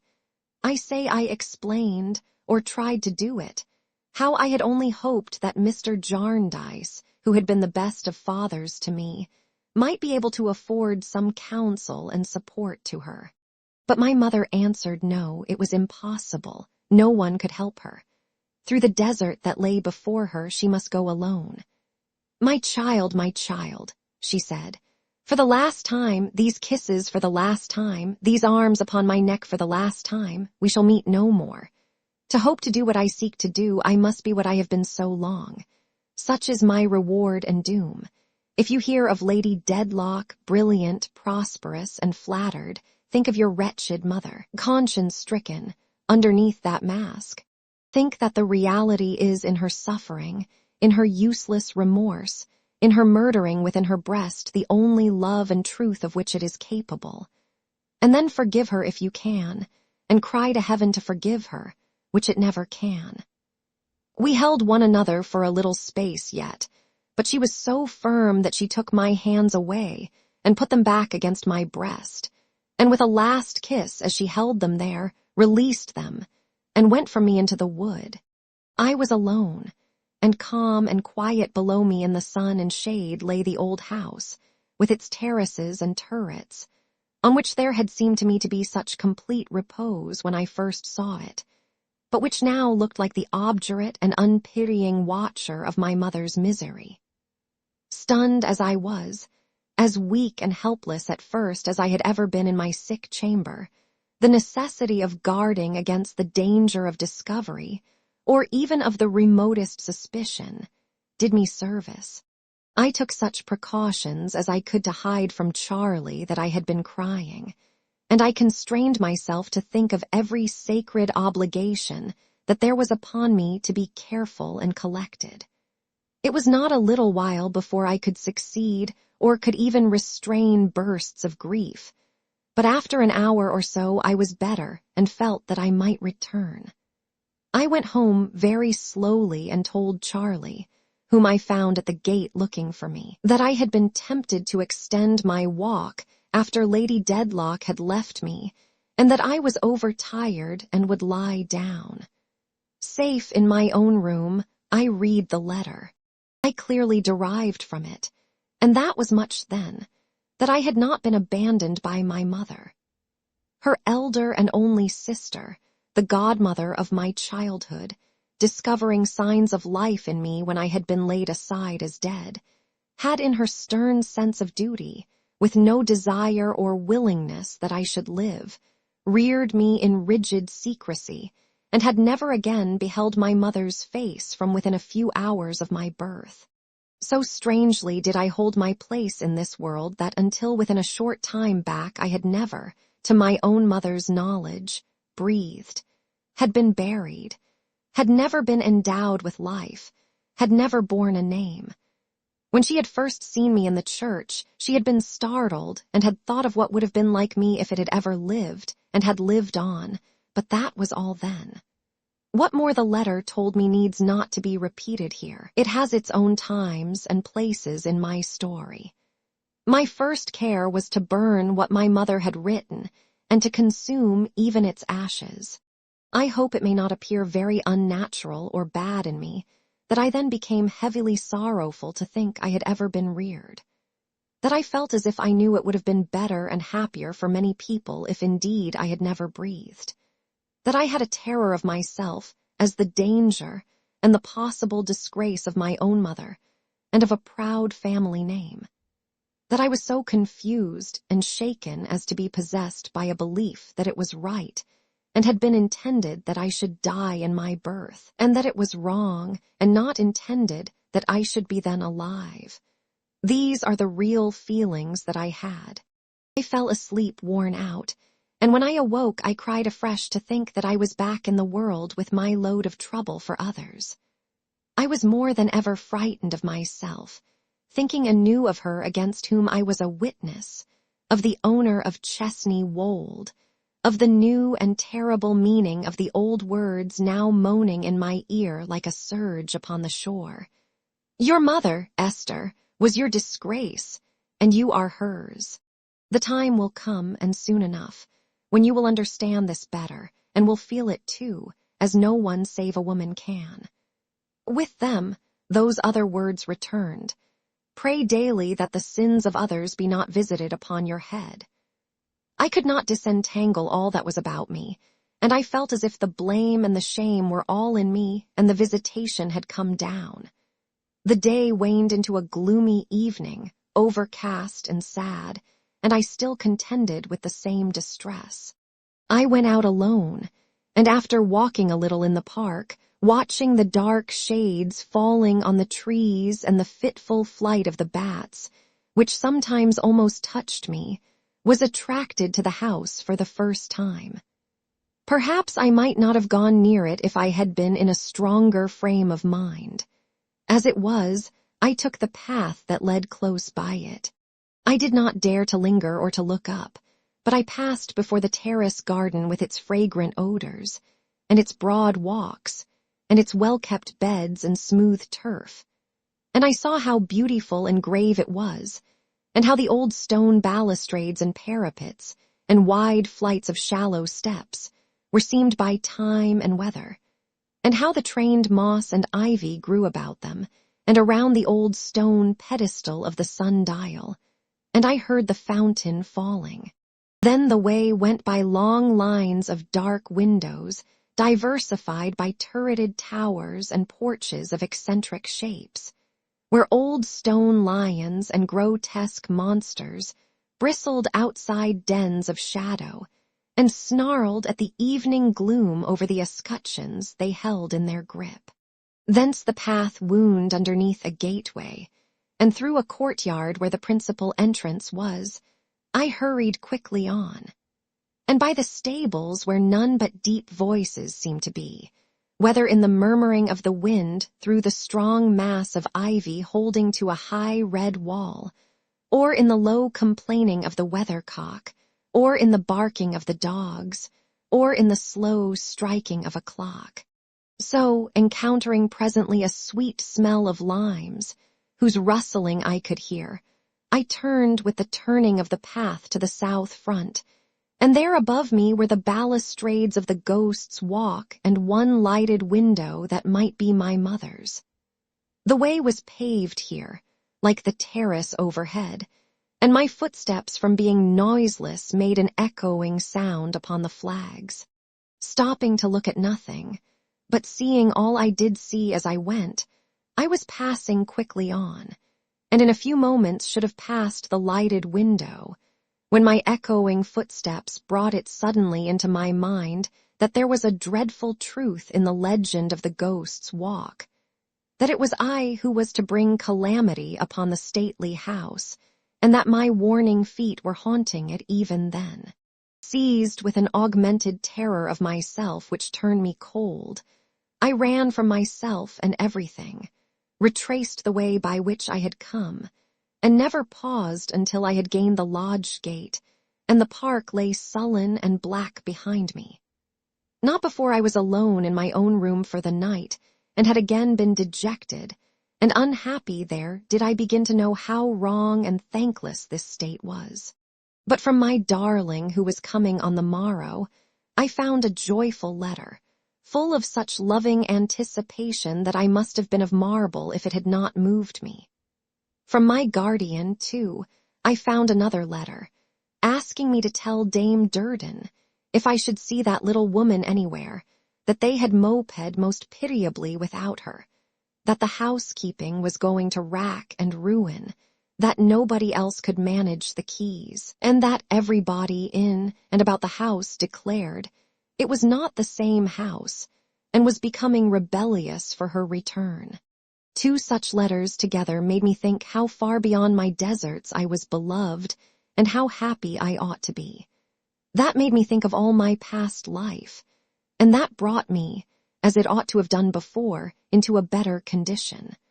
For I saw very well that I could not have been intended to die, or I should never have lived, not to say should never have been reserved for such a happy life. I saw very well how many things had worked together for my welfare, and that if the sins of the fathers were sometimes visited upon the children, the phrase did not mean what I had in the morning feared it meant. I knew I was as innocent of my birth as a queen of hers, and that before my heavenly Father I should not be punished for birth, nor a queen rewarded for it. I had had experience, in the shock of that very day, that I could, even thus soon, find comforting reconcilements to the change that had fallen on me. I renewed my resolutions and prayed to be strengthened in them, pouring out my heart for myself and for my unhappy mother, and feeling that the darkness of the morning was passing away. It was not upon my sleep, and when the next day's light awoke me, it was gone. My dear girl was to arrive at 5 o'clock in the afternoon. How to help myself through the intermediate time better than by taking a long walk along the road by which she was to come, I did not know. So Charlie and I and Stubbs saddled, for we never drove him after the one great occasion, made a long expedition along that road and back. On our return, we held a great review of the house and garden, and saw that everything was in its prettiest condition, and had the bird out ready as an important part of the establishment. There were more than 2 full hours yet to elapse before she could come, and in that interval, which seemed a long one, I must confess I was nervously anxious about my altered looks. I loved my darling so well that I was more concerned for their effect on her than on anyone. I was not in this slight distress because I at all repined. I am quite certain I did not that day, but I thought, would she be wholly prepared? When she first saw me, might she not be a little shocked and disappointed? Might it not prove a little worse than she expected? Might she not look for her old Esther and not find her? Might she not have to grow used to me and to begin all over again?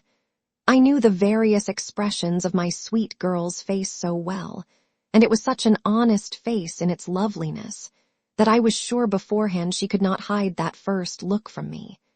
And I considered whether, if it should signify any one of these meanings, which was so very likely, could I quite answer for myself. Well, I thought I could. After last night, I thought I could. But to wait, and expect, and think, was such bad preparation that I resolved to go along the road again and meet her. So I said to Charlie, "Charlie, I will go by myself and walk along the road until she comes." Charlie highly approving of anything that pleased me, I went and left her at home. But before I got to the second milestone, I had been in so many palpitations from seeing dust in the distance, though I knew it was not, and could not, be the coach yet, that I resolved to turn back and go home again. And when I had turned, I was in such fear of the coach coming up behind me, though I still knew that it neither would nor could do any such thing, that I ran the greater part of the way to avoid being overtaken. Then I considered, when I had got safe back again, this was a nice thing to have done. Now I was hot and had made the worst of it instead of the best. At last, when I believed there was at least a quarter of an hour more yet, Charlie all at once cried out to me as I was trembling in the garden, "Here she comes, miss." "Here she is." I did not mean to do it, but I ran upstairs into my room and hid myself behind the door. There I stood trembling, even when I heard my darling calling as she came upstairs. "Esther, my dear, my love, where are you? Little woman, dear Dame Durden." She ran in and was running out again when she saw me. Ah, my angel girl, the old dear look, all love, all fondness, all affection. Nothing else in it, no, nothing. Oh, how happy I was, down upon the floor, with my sweet, beautiful girl down upon the floor too, holding my scarred face to her lovely cheek, bathing it with tears and kisses, rocking me to and fro like a child, calling me by every tender name that she could think of, and pressing me to her faithful heart. Chapter 37. Jarndyce and Jarndyce. If the secret I had to keep had been mine, I must have confided it to Ada before we had been long together. But it was not mine, and I did not feel that I had a right to tell it, even to my guardian, unless some great emergency arose. It was a weight to bear alone. Still, my present duty appeared to be plain, and blessed in the attachment of my dear, I did not want an impulse and encouragement to do it. Though often when she was asleep and all was quiet, the remembrance of my mother kept me waking and made the night sorrowful, I did not yield to it at another time. And Ada found me what I used to be, except, of course, in that particular of which I have said enough, and which I have no intention of mentioning any more just now, if I can help it. The difficulty that I felt in being quite composed that first evening when Ada asked me, over our work, if the family were at the house, and when I was obliged to answer yes, I believed so, for Lady Dedlock had spoken to me in the woods the day before yesterday, was great. Greater still when Ada asked me what she had said, and when I replied that she had been kind and interested, and when Ada, while admitting her beauty and elegance, remarked upon her proud manner and her imperious, chilling air. But Charlie helped me through, unconsciously, by telling us that Lady Dedlock had only stayed at the house 2 nights on her way from London to visit at some other great house in the next county, and that she had left early on the morning after we had seen her at our view, as we called it. Charlie verified the adage about little pictures, I am sure, for she heard of more sayings and doings in a day than would have come to my ears in a month. We were to stay a month at Mr. Boythorn's.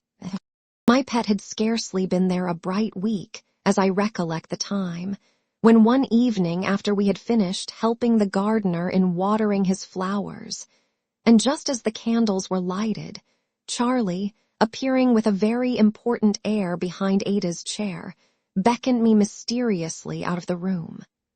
"Oh, if you please, miss," said Charlie in a whisper, with her eyes at their roundest and largest. "You're wanted at the Dedlock Arms." "Why, Charlie," said I, "who can possibly want me at the public house?" "I don't know, miss," returned Charlie, putting her head forward and folding her hands tight upon the band of her little apron, which she always did in the enjoyment of anything mysterious or confidential. "But it's a gentleman, miss, and his compliments, and will you please to come without saying anything about it?" "Whose compliments, Charlie?" "His'n, miss," returned Charlie, whose grammatical education was advancing, but not very rapidly. "And how do you come to be the messenger, Charlie?" "I am not the messenger, if you please, miss," returned my little maid. "It was W. Grubble, miss." "And who is W. Grubble, Charlie?" "Mr. Grubble, miss," returned Charlie. "Don't you know, miss, the Dedlock Arms by W. Grubble, which Charlie delivered as if she were slowly spelling out the sign?" "Aye, the landlord, Charlie." "Yes, miss. If you please, miss, his wife is a beautiful woman, but she broke her ankle, and it never joined. And her brother's the sawyer that was put in the cage, miss, and they expect he'll drink himself to death entirely on beer," said Charlie. Not knowing what might be the matter, and being easily apprehensive now, I thought it best to go to this place by myself. I bade Charlie be quick with my bonnet and veil and my shawl, and having put them on, went away down the little hilly street, where I was as much at home as in Mr. Boythorn's garden. Mr. Grubble was standing in his shirt sleeves at the door of his very clean little tavern, waiting for me. He lifted off his hat with both hands when he saw me coming, and carrying it so, as if it were an iron vessel, it looked as heavy, preceded me along the sanded passage to his best parlor, a neat carpeted room with more plants in it than were quite convenient, a colored print of Queen Caroline, several shells, a good many tea trays, 2 stuffed and dried fish in glass cases, and either a curious egg or a curious pumpkin, but I don't know which, and I doubt if many people did, hanging from his ceiling. I knew Mr. Grubble very well by sight from his often standing at his door. A pleasant-looking, stoutish, middle-aged man who never seemed to consider himself cozily dressed for his own fireside without his hat and top boots, but who never wore a coat except at church. He snuffed the candle, and backing away a little to see how it looked, backed out of the room, unexpectedly to me, for I was going to ask him by whom he had been sent. The door of the opposite parlor being then opened, I heard some voices, familiar in my ears I thought, which stopped. A quick, light step approached the room in which I was, and who should stand before me but Richard. "My dear Esther," he said, "my best friend," and he really was so warm-hearted and earnest that in the first surprise and pleasure of his brotherly greeting I could scarcely find breath to tell him that Ada was well. "Answering my very thoughts, always the same dear girl," said Richard, leading me to a chair and seating himself beside me. I put my veil up, but not quite. "Always the same dear girl," said Richard just as heartily as before. I put up my veil altogether, and laying my hand on Richard's sleeve and looking in his face, told him how much I thanked him for his kind welcome and how greatly I rejoiced to see him, the more so because of the determination I had made in my illness, which I now conveyed to him. "My love," said Richard, "there is no one with whom I have a greater wish to talk than you, for I want you to understand me." "And I want you, Richard," said I, shaking my head, "to understand someone else." "Since you refer so immediately to John Jarndyce," said Richard, "I suppose you mean him." "Of course I do." "Then I may say at once that I am glad of it, because it is on that subject that I am anxious to be understood.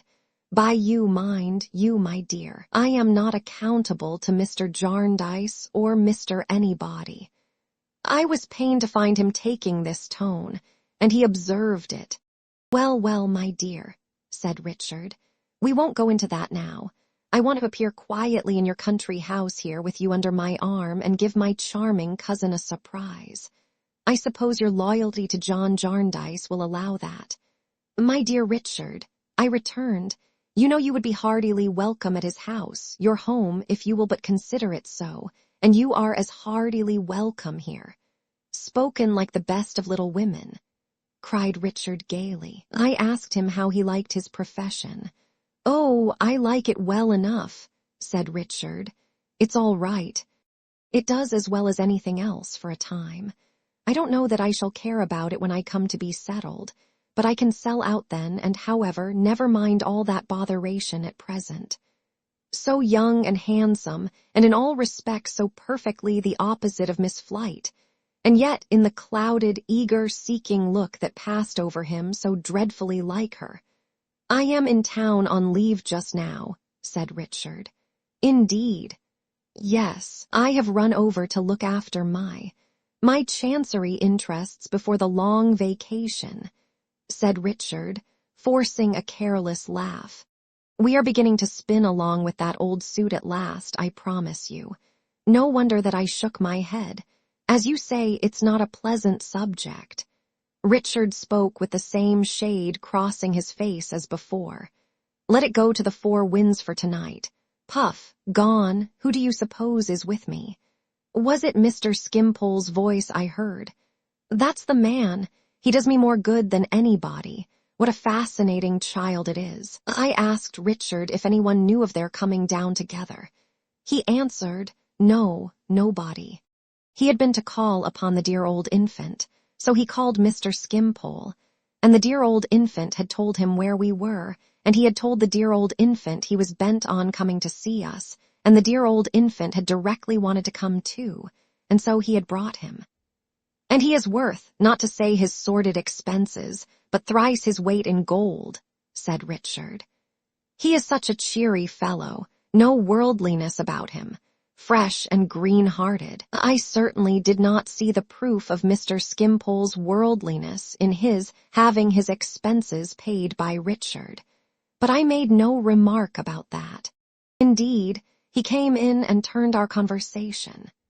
He was charmed to see me, said he had been shedding delicious tears of joy and sympathy at intervals for 6 weeks on my account, had never been so happy as in hearing of my progress, began to understand the mixture of good and evil in the world now, felt that he appreciated health the more when somebody else was ill. Didn't know but what it might be in the scheme of things, that I should squint to make B happier in looking straight, or that C should carry a wooden leg to make D better satisfied with his flesh and blood in a silk stocking.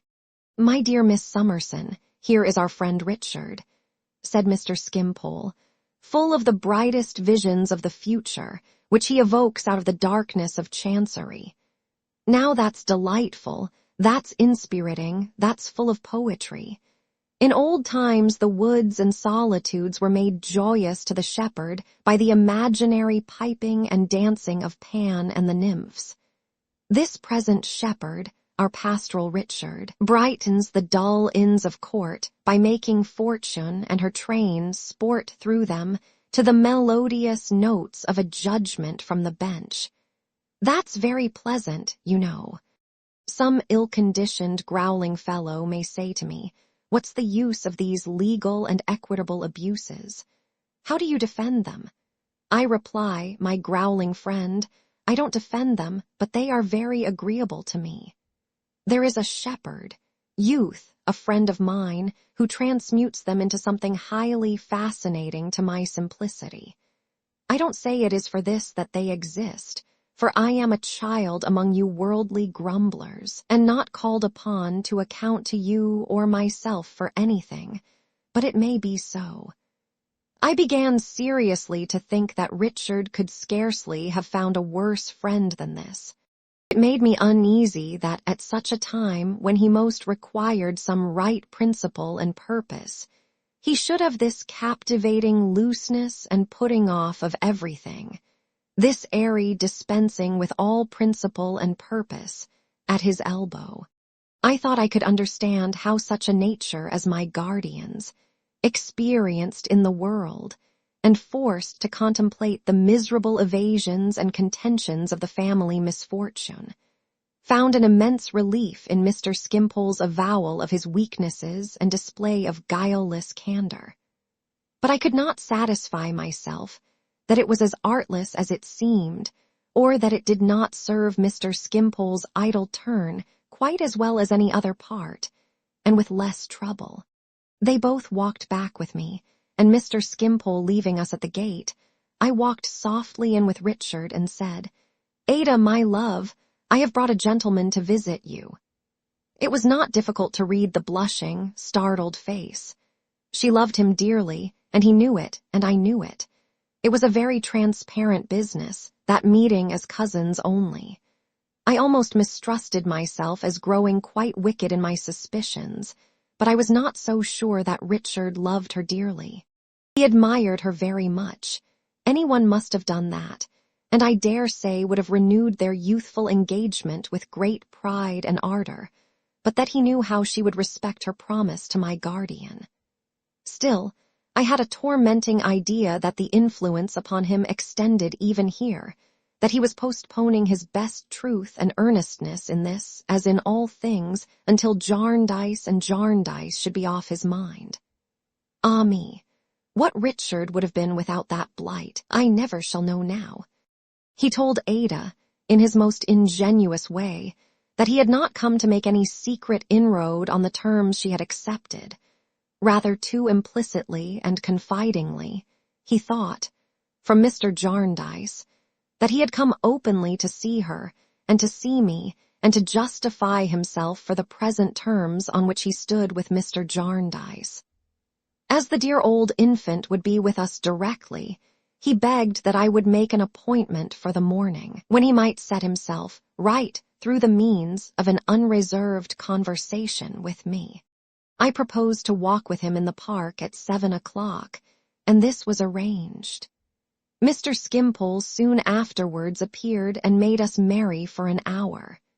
He particularly requested to see little Coavinses, meaning Charlie, and told her, with a patriarchal air, that he had given her late father all the business in his power, and that if one of her little brothers would make haste to get set up in the same profession, he hoped he should still be able to put a good deal of employment in his way.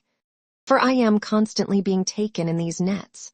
said Mr. Skimpole, looking beamingly at us over a glass of wine and water, "and am constantly being bailed out like a boat or paid off like a ship's company. Somebody always does it for me. I can't do it, you know, for I never have any money, but somebody does it. I get out by somebody's means. I am not like the starling, I get out. If you were to ask me who somebody is, upon my word I couldn't tell you. Let us drink to somebody." God bless him. Richard was a little late in the morning, but I had not to wait for him long, and we turned into the park. The air was bright and dewy, and the sky without a cloud. The birds sang delightfully. The sparkles in the fern, the grass, and trees were exquisite to see. The richness of the woods seemed to have increased 20-fold since yesterday, as if, in the still night when they had looked so massively hushed in sleep, nature, through all the minute details of every wonderful leaf, had been more wakeful than usual for the glory of that day. "This is a lovely place," said Richard, looking round. "None of the jar and discord of lawsuits here, but there was other trouble.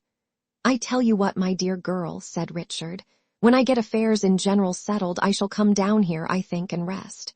"Would it not be better to rest now?" I asked. "Oh, as to resting now," said Richard, "or as to doing anything very definite now, that's not easy. In short, it can't be done. I can't do it at least." "Why not?" said I. "You know why not, Esther. If you were living in an unfinished house, liable to have the roof put on or taken off, to be from top to bottom pulled down or built up, tomorrow, next day, next week, next month, next year, you would find it hard to rest or settle. So do I. Now, there's no now for us suitors." I could almost have believed in the attraction on which my poor little wandering friend had expatiated when I saw again the darkened look of last night, terrible to think it had in it, also a shade of that unfortunate man who had died. "My dear Richard," said I, "this is a bad beginning of our conversation. I knew you would tell me so, Dame Durden, and not I alone, dear Richard. It was not I who cautioned you once never to found a hope or expectation on the family curse." "There you come back to John Jarndyce," said Richard impatiently. "Well, we must approach him sooner or later, for he is the staple of what I have to say, and it's as well at once. My dear Esther, how can you be so blind? Don't you see that he is an interested party, and that it may be very well for him to wish me to know nothing of the suit, and care nothing about it, but that it may not be quite so well for me?" "Oh, Richard," I remonstrated, "is it possible that you can ever have seen him and heard him, that you can ever have lived under his roof and known him, and can yet breathe, even to me in this solitary place where there is no one to hear us, such unworthy suspicions?" He reddened deeply, as if his natural generosity felt a pang of reproach. He was silent for a little while before he replied in a subdued voice, "Esther, I am sure you know that I am not a mean fellow, and that I have some sense of suspicion and distrust being poor qualities in one of my years." "I know it very well," said I. "I am not more sure of anything." "That's a dear girl," retorted Richard, "and like you because it gives me comfort. I had need to get some scrap of comfort out of all this business, for it's a bad one at the best, as I have no occasion to tell you." "I know perfectly," said I. "I know as well, Richard, what shall I say? As well as you do, that such misconstructions are foreign to your nature. And I know as well as you know what so changes it." "Come, sister, come," said Richard a little more gaily. "You will be fair with me at all events. If I have the misfortune to be under that influence, so has he. If it has a little twisted me, it may have a little twisted him too. I don't say that he is not an honorable man, out of all this complication and uncertainty. I am sure he is. But it taints everybody. You know it taints everybody. You have heard him say so 50 times. Then why should he escape?" "Because," said I, "his is an uncommon character, and he has resolutely kept himself outside the circle, Richard." "Oh, because," replied Richard in his vivacious way. I am not sure, my dear girl, but that it may be wise and specious to preserve that outward indifference. It may cause other parties interested to become lax about their interests, and people may die off, and points may drag themselves out of memory, and many things may smoothly happen that are convenient enough. I was so touched with pity for Richard that I could not reproach him any more, even by a look. I remembered my guardian's gentleness towards his errors, and with what perfect freedom from resentment he had spoken of them. "Esther," Richard resumed, "you are not to suppose that I have come here to make underhanded charges against John Jarndyce. I have only come to justify myself. What I say is, it was all very well and we got on very well while I was a boy, utterly regardless of this same suit. But as soon as I began to take an interest in it and to look into it, then it was quite another thing. Then John Jarndyce discovers that Ada and I must break off, and that if I don't amend that very objectionable course, I am not fit for her. Now, Esther, I don't mean to amend that very objectionable course. I will not hold John Jarndyce's favor on those unfair terms of compromise, which he has no right to dictate.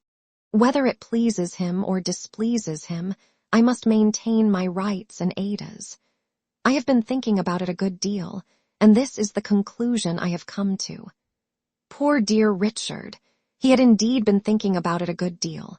His face, his voice, his manner all showed that too plainly.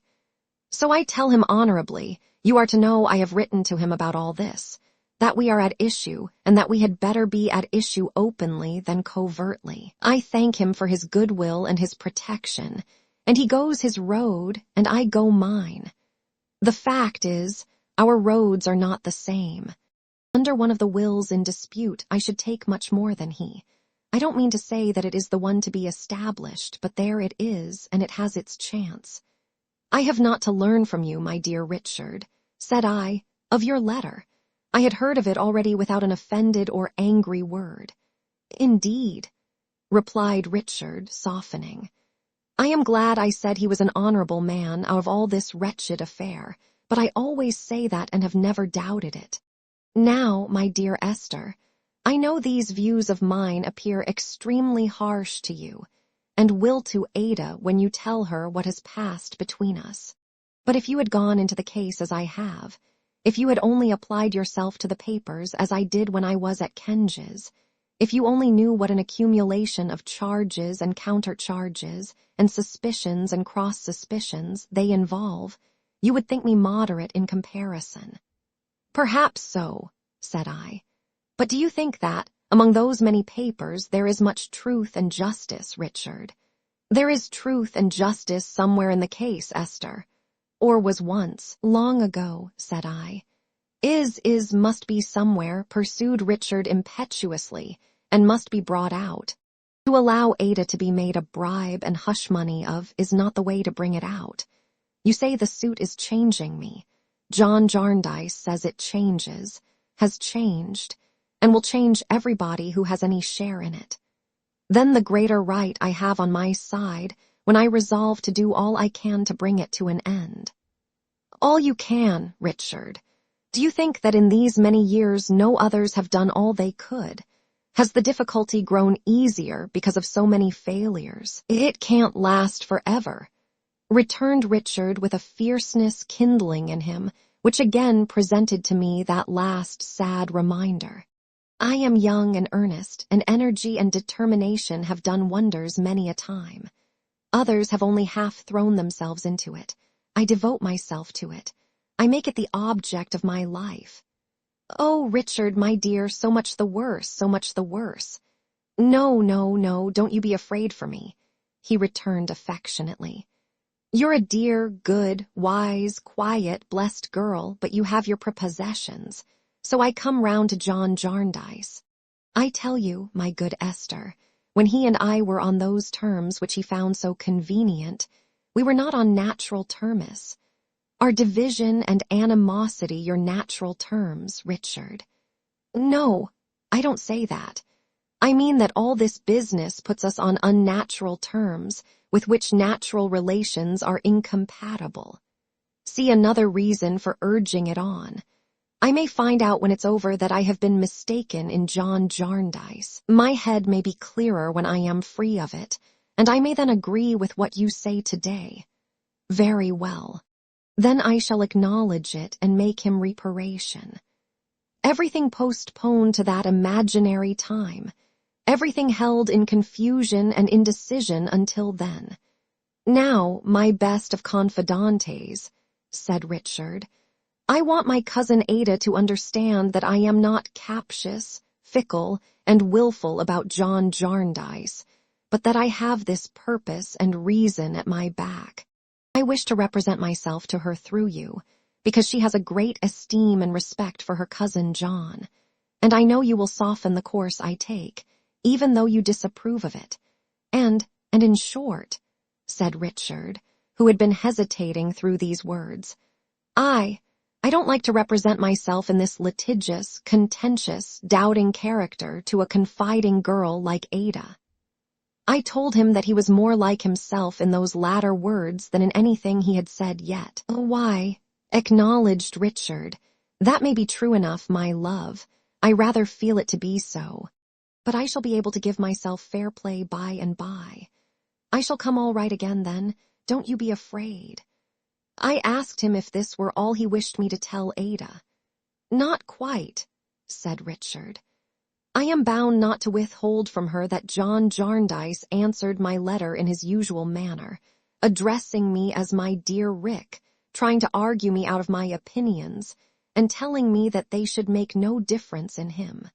All very well, of course, but not altering the case. I also want Ada to know that if I see her seldom just now, I am looking after her interests as well as my own, we two being in the same boat exactly, and that I hope she will not suppose from any flying rumors she may hear that I am at all light-headed or imprudent. On the contrary, I am always looking forward to the termination of the suit, and always planning in that direction. Being of age now and having taken the step I have taken, I consider myself free from any accountability to John Jarndyce. But Ada being still a ward of the court, I don't yet ask her to renew our engagement. When she is free to act for herself, I shall be myself once more, and we shall both be in very different worldly circumstances, I believe. If you tell her all this with the advantage of your considerate way, you will do me a very great and a very kind service, my dear Esther, and I shall knock Jarndyce and Jarndyce on the head with greater vigor. Of course, I ask for no secrecy at Bleak House.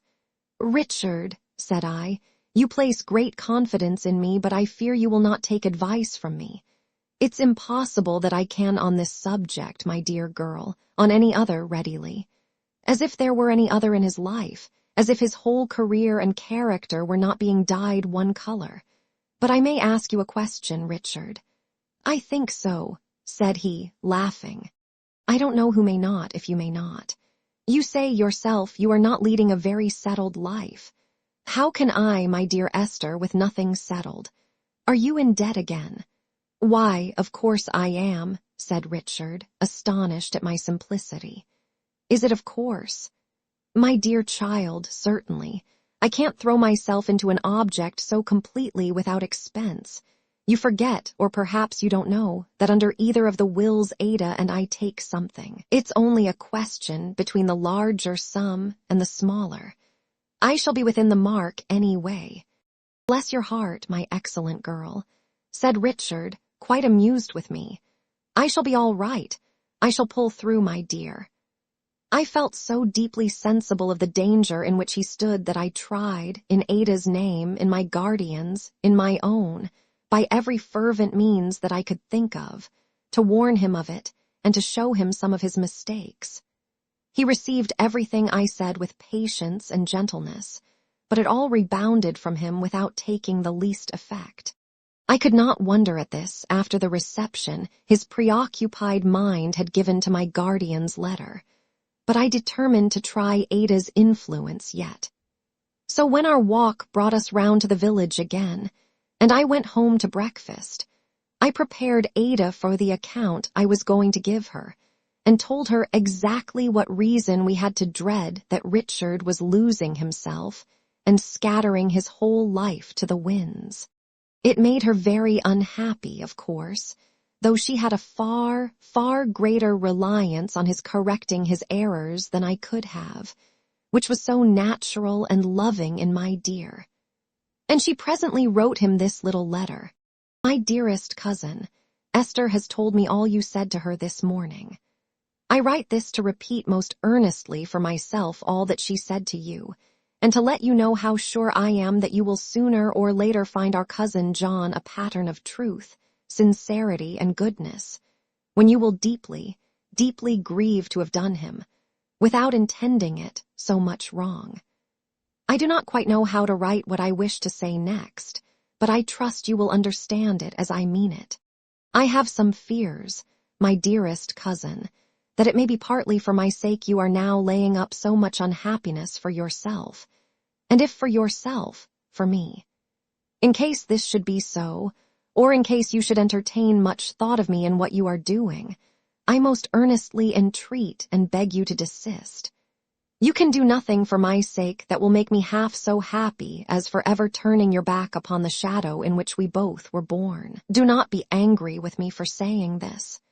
Pray, pray, dear Richard, for my sake, and for your own, and in a natural repugnance for that source of trouble which had its share in making us both orphans when we were very young, pray, pray, let it go forever. We have reason to know by this time that there is no good in it and no hope, that there is nothing to be got from it but sorrow. My dearest cousin, it is needless for me to say that you are quite free, and that it is very likely you may find someone whom you will love much better than your first fancy. I am quite sure, if you will let me say so, that the object of your choice would greatly prefer to follow your fortunes far and wide, however moderate or poor, and see you happy, doing your duty and pursuing your chosen way, than to have the hope of being, or even to be, very rich with you, if such a thing were possible, at the cost of dragging years of procrastination and anxiety, and of your indifference to other aims. You may wonder at my saying this so confidently with so little knowledge or experience, but I know it for a certainty from my own heart. Ever, my dearest cousin, your most affectionate Ada. This note brought Richard to us very soon, but it made little change in him, if any. We would fairly try, he said, who was right and who was wrong. He would show us. We should see. He was animated and glowing, as if Ada's tenderness had gratified him. But I could only hope, with a sigh, that the letter might have some stronger effect upon his mind on reperusal than it assuredly had then, as they were to remain with us that day, and had taken their places to return by the coach next morning. I sought an opportunity of speaking to Mr. Skimpole. Our out-of-door life easily threw one in my way, and I delicately said that there was a responsibility in encouraging Richard. Responsibility, my dear Miss Summerson, he repeated, catching at the word with the pleasantest smile. I am the last man in the world for such a thing. I never was responsible in my life. I can't be.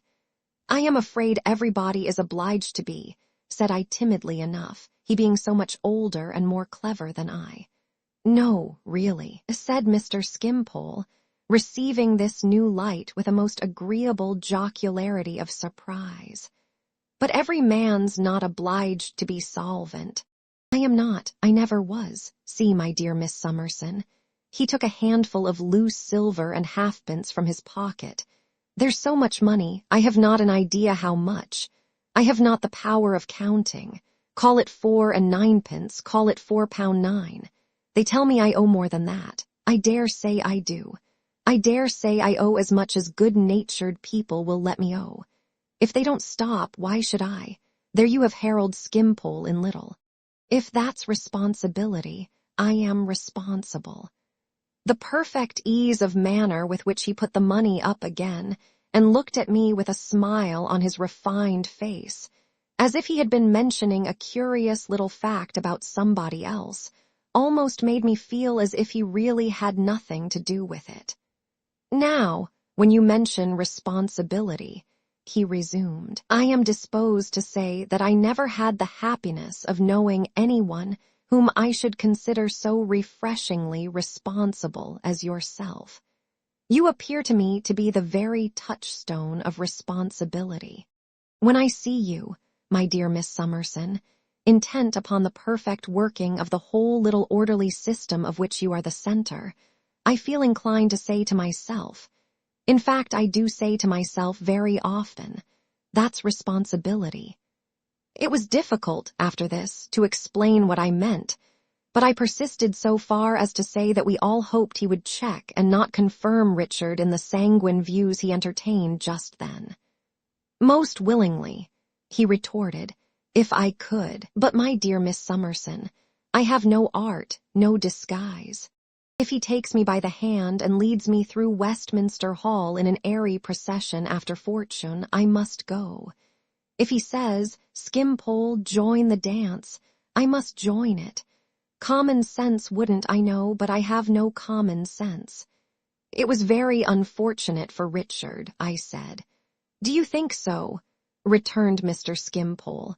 Don't say that, don't say that. Let us suppose him keeping company with common sense. An excellent man, a good deal wrinkled, dreadfully practical, change for a 10-pound note in every pocket, ruled account book in his hand, say, upon the whole, resembling a tax-gatherer. Our dear Richard, sanguine, ardent, overleaping obstacles, bursting with poetry like a young bud, says to this highly respectable companion, I see a golden prospect before me. It's very bright, it's very beautiful, it's very joyous. Here I go, bounding over the landscape to come at it. The respectable companion instantly knocks him down with the ruled account book, tells him in a literal, prosaic way that he sees no such thing, shows him it's nothing but fees, fraud, horsehair wigs, and black gowns. Now you know that's a painful change, sensible in the last degree, I have no doubt, but disagreeable. I can't do it. I haven't got the ruled account book. I have none of the tax-gathering elements in my composition. I am not at all respectable, and I don't want to be. Odd perhaps, but so it is. It was idle to say more, so I proposed that we should join Ada and Richard, who were a little in advance, and I gave up Mr. Skimpole in despair. He had been over the hall in the course of the morning, and whimsically described the family pictures as we walked. There were such portentous shepherdesses among the ladies Dedlock dead and gone. He told us that peaceful crooks became weapons of assault in their hands. They tended their flocks severely in buckram and powder and put their sticking plaster patches on to terrify commoners as the chiefs of some other tribes put on their war paint. There was a Sir Somebody Dedlock, with a battle, a sprung mine, volumes of smoke, flashes of lightning, a town on fire, and a stormed fort, all in full action between his horses' 2 hind legs, showing, he supposed, how little a Dedlock made of such trifles. The whole race he represented as having evidently been, in life, what he called stuffed people. A large collection, glassy-eyed, set up in the most approved manner on their various twigs and perches, very correct, perfectly free from animation, and always in glass cases. I was not so easy now during any reference to the name, but that I felt it a relief when Richard, with an exclamation of surprise, hurried away to meet a stranger whom he first descried coming slowly towards us. "Dear me," said Mr. Skimpole, "V. holes." We asked if that were a friend of Richard's. "Friend and legal adviser," said Mr. Skimpole. "Now, my dear Miss Summerson, if you want common sense, responsibility, and respectability, all united, if you want an exemplary man, V. Holes is the man. We had not known, we said, that Richard was assisted by any gentleman of that name. When he emerged from legal infancy, returned Mr. Skimpole, he parted from our conversational friend Kenge and took up, I believe, with V. Holes. Indeed, I know he did, because I introduced him to V. Holes. Had you known him long? Asked Ada. V. Holes. My dear Miss Clare, I had had that kind of acquaintance with him which I have had with several gentlemen of his profession. He had done something or other in a very agreeable, civil manner, taken proceedings, I think, is the expression, which ended in the proceeding of his taking me. Somebody was so good as to step in and pay the money. Something and fourpence was the amount. I forget the pounds and shillings, but I know it ended with fourpence, because it struck me at the time as being so odd that I could owe anybody fourpence. And after that, I brought them together. V. Holes asked me for the introduction, and I gave it. Now I come to think of it, he looked inquiringly at us with his frankest smile as he made the discovery. V. Holes bribed me, perhaps. He gave me something and called it commission. Was it a £5 note?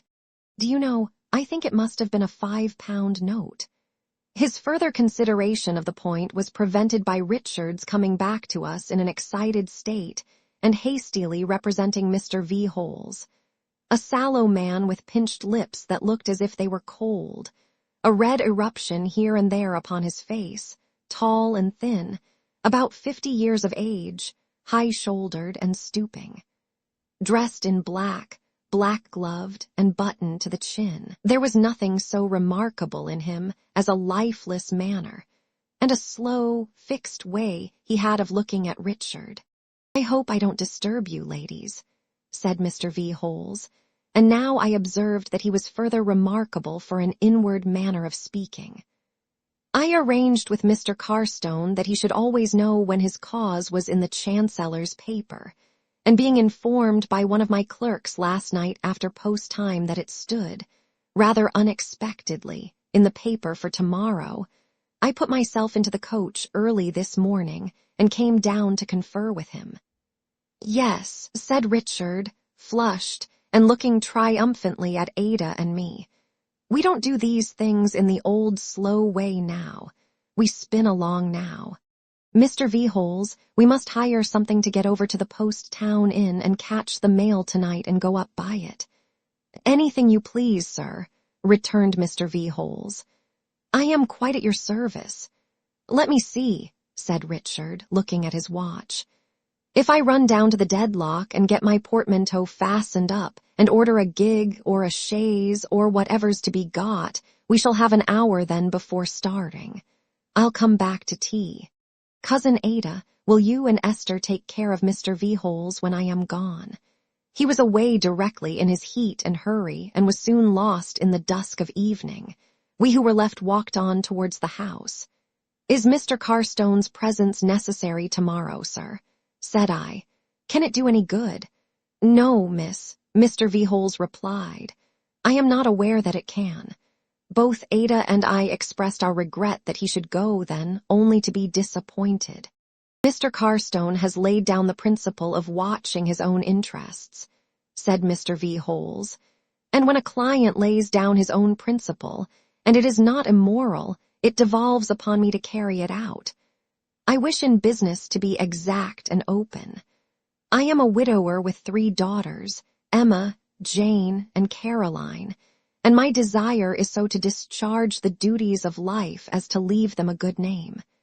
This appears to be a pleasant spot, miss," the remark being made to me in consequence of my being next him as we walked. I assented and enumerated its chief attractions.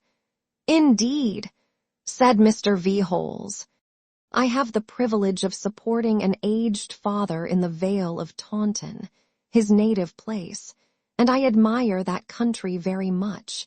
I had no idea there was anything so attractive here." To keep up the conversation, I asked Mr. V. Holes if he would like to live altogether in the country. "There, miss," said he, "you touch me on a tender string. My health is not good, my digestion being much impaired. And if I had only myself to consider, I should take refuge in rural habits, especially as the cares of business have prevented me from ever coming much into contact with general society, and particularly with ladies' society, which I have most wished to mix in. But with my 3 daughters, Emma, Jane, and Caroline, and my aged father, I cannot afford to be selfish. It is true I have no longer to maintain a dear grandmother who died in her 102nd year, but enough remains to render it indispensable that the mill should be always going. It required some attention to hear him on account of his inward speaking and his lifeless manner. "You will excuse my having mentioned my daughters," he said. "They are my weak point. I wish to leave the poor girls some little independence, as well as a good name." We now arrived at Mr. Boythorn's house, where the tea-table, all prepared, was awaiting us. Richard came in restless and hurried shortly afterwards, and leaning over Mr. Veholes's chair, whispered something in his ear. Mr. Veholes replied aloud, or as nearly aloud, I suppose, as he had ever replied to anything. "You will drive me, will you, sir?" "It is all the same to me, sir. Anything you please. I am quite at your service." We understood from what followed that Mr. Skimpole was to be left until the morning to occupy the 2 places which had been already paid for. As Ada and I were both in low spirits concerning Richard and very sorry so to part with him, we made it as plain as we politely could that we should leave Mr. Skimpole to the Dedlock Arms and retire when the night travellers were gone. Richard's high spirits carrying everything before them, we all went out together to the top of the hill above the village, where he had ordered a gig to wait, and where we found a man with a lantern standing at the head of the gaunt, pale horse that had been harnessed to it. I never shall forget those 2 seated side by side in the lantern's light, Richard all flush and fire and laughter, with the reins in his hand. Mr. Veholes quite still, black-gloved and buttoned up, looking at him as if he were looking at his prey and charming it. I have before me the whole picture of the warm, dark night, the summer lightning, the dusty track of road closed in by hedgerows and high trees, the gaunt, pale horse with his ears pricked up, and the driving away at speed to Jarndyce and Jarndyce. My dear girl told me that night how Richard's being thereafter prosperous or ruined, befriended or deserted, could only make this difference to her, that the more he needed love from one unchanging heart, the more love that unchanging heart would have to give him. How he thought of her through his present errors, and she would think of him at all times, never of herself if she could devote herself to him, never of her own delights if she could minister to his. And she kept her word. I look along the road before me, where the distance already shortens and the journey's end is growing visible, and true and good above the dead sea of the chancery suit and all the ashy fruit it cast ashore, I think I see my darling. Chapter 38. A struggle. When our time came for returning to Bleak House again, we were punctual to the day and were received with an overpowering welcome. I was perfectly restored to health and strength, and finding my housekeeping keys laid ready for me in my room, rang myself in as if I had been a new year, with a merry little peal. "Once more, duty, duty, Esther," said I, "and if you are not overjoyed to do it, more than cheerfully and contentedly, through anything and everything, you ought to be. That's all I have to say to you, my dear." The first few mornings were mornings of so much bustle and business, devoted to such settlements of accounts, such repeated journeys to and fro between the growlery and all other parts of the house, so many rearrangements of drawers and presses, and such a general new beginning altogether, that I had not a moment's leisure. But when these arrangements were completed and everything was in order, I paid a visit of a few hours to London, which something in the letter I had destroyed at Chesney Wold had induced me to decide upon in my own mind. I made Caddy Jellaby. Her maiden name was so natural to me that I always called her by it, the pretext for this visit, and wrote her a note previously asking the favor of her company on a little business expedition. Leaving home very early in the morning, I got to London by stagecoach in such good time that I got to Newman Street with the day before me. Caddy, who had not seen me since her wedding day, was so glad and so affectionate that I was half inclined to fear I should make her husband jealous. But he was, in his way, just as bad, I mean as good, and in short it was the old story, and nobody would leave me any possibility of doing anything meritorious. The elder Mr. Turveydrop was in bed, I found, and Caddy was milling his chocolate, which a melancholy little boy who was an apprentice, it seemed such a curious thing to be apprenticed to the trade of dancing, was waiting to carry upstairs. Her father-in-law was extremely kind and considerate, Caddy told me, and they lived most happily together. When she spoke of their living together, she meant that the old gentleman had all the good things and all the good lodging, while she and her husband had what they could get, and were poked into 2 corner rooms over the mews. "And how is your mamma, Caddy?" said I. "Why, I hear of her, Esther," replied Caddy, "through Pa, but I see very little of her. We are good friends, I am glad to say, but Ma thinks there is something absurd in my having married a dancing master, and she is rather afraid of its extending to her." It struck me that if Mrs. Jellaby had discharged her own natural duties and obligations before she swept the horizon with a telescope in search of others, she would have taken the best precautions against becoming absurd. But I need scarcely observe that I kept this to myself. "And your papa, Caddy?"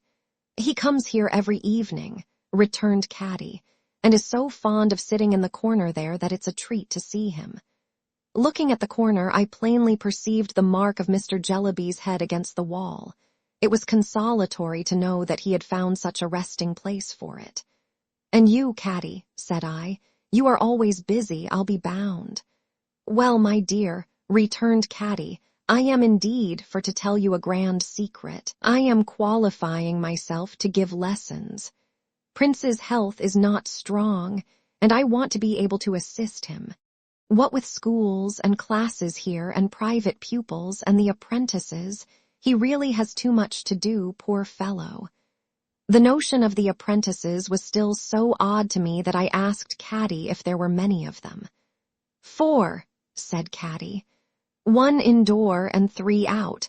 They are very good children, only when they get together they will play children-like instead of attending to their work. So the little boy you saw just now waltzes by himself in the empty kitchen, and we distribute the others over the house as well as we can." "That is only for their steps, of course," said I. "Only for their steps," said Caddy. "In that way they practice, so many hours at a time, whatever steps they happen to be upon. They dance in the academy, and at this time of year we do figures at 5 every morning." "Why, what a laborious life!" I exclaimed. "I assure you, my dear," returned Caddy, smiling, "when the outdoor apprentices ring us up in the morning, the bell rings into our room, not to disturb old Mr. Turveydrop. And when I put up the window and see them standing on the doorstep with their little pumps under their arms, I am actually reminded of the sweeps." All this presented the art to me in a singular light, to be sure. Caddy enjoyed the effect of her communication, and cheerfully recounted the particulars of her own studies. "You see, my dear, to save expense I ought to know something of the piano, and I ought to know something of the kit too, and consequently I have to practice those 2 instruments as well as the details of our profession. If Ma had been like anybody else, I might have had some little musical knowledge to begin upon. However, I hadn't any, and that part of the work is, at first, a little discouraging, I must allow. But I have a very good ear, and I am used to drudgery. I have to thank Ma for that, at all events. And where there's a will, there's a way, you know, Esther, the world over." Saying these words, Caddy laughingly sat down at a little jingling square piano and really rattled off a quadrille with great spirit. Then she good-humoredly and blushingly got up again, and while she still laughed herself, said, "Don't laugh at me, please, that's a dear girl. I would sooner have cried, but I did neither. I encouraged her, and praised her with all my heart, for I conscientiously believed, dancing master's wife though she was, and dancing mistress though in her limited ambition she aspired to be, she had struck out a natural, wholesome, loving course of industry and perseverance that was quite as good as a mission." "My dear," said Caddy, delighted, "you can't think how you cheer me. I shall owe you don't know how much. What changes, Esther, even in my small world. You recollect that first night when I was so unpolite and inky. Who would have thought, then, of my ever teaching people to dance, of all other possibilities and impossibilities? Her husband, who had left us while we had this chat, now coming back, preparatory to exercising the apprentices in the ballroom, Caddy informed me she was quite at my disposal. But it was not my time yet. I was glad to tell her, for I should have been vexed to take her away then. Therefore we three adjourned to the apprentices together, and I made one in the dance. The apprentices were the queerest little people, besides the melancholy boy, who, I hoped, had not been made so by waltzing alone in the empty kitchen. There were 2 other boys and 1 dirty little limp girl in a gauzy dress. Such a precocious little girl, with such a dowdy bonnet on that, too, of a gauzy texture, who brought her sandaled shoes in an old threadbare velvet reticule. Such mean little boys, when they were not dancing, with string and marbles and cramp bones in their pockets, and the most untidy legs and feet, and heels particularly. I asked Caddy what had made their parents choose this profession for them. Caddy said she didn't know. Perhaps they were designed for teachers, perhaps for the stage. They were all people in humble circumstances, and the melancholy boy's mother kept a ginger beer shop. We danced for an hour with great gravity, the melancholy child doing wonders with his lower extremities, in which there appeared to be some sense of enjoyment, though it never rose above his waist. Caddy, while she was observant of her husband and was evidently founded upon him, had acquired a grace and self-possession of her own, which, united to her pretty face and figure, was uncommonly agreeable. She already relieved him of much of the instruction of these young people, and he seldom interfered except to walk his part in the figure if he had anything to do in it. He always played the tune. The affectation of the gauzy child, and her condescension to the boys, was a sight, and thus we danced an hour by the clock. When the practice was concluded, Caddy's husband made himself ready to go out of town to a school, and Caddy ran away to get ready to go out with me. I sat in the ballroom in the interval, contemplating the apprentices. The 2 outdoor boys went upon the staircase to put on their half boots and pull the indoor boy's hair, as I judged from the nature of his objections. Returning with their jackets buttoned, and their pumps stuck in them, they then produced packets of cold bread and meat and bivouacked under a painted lyre on the wall.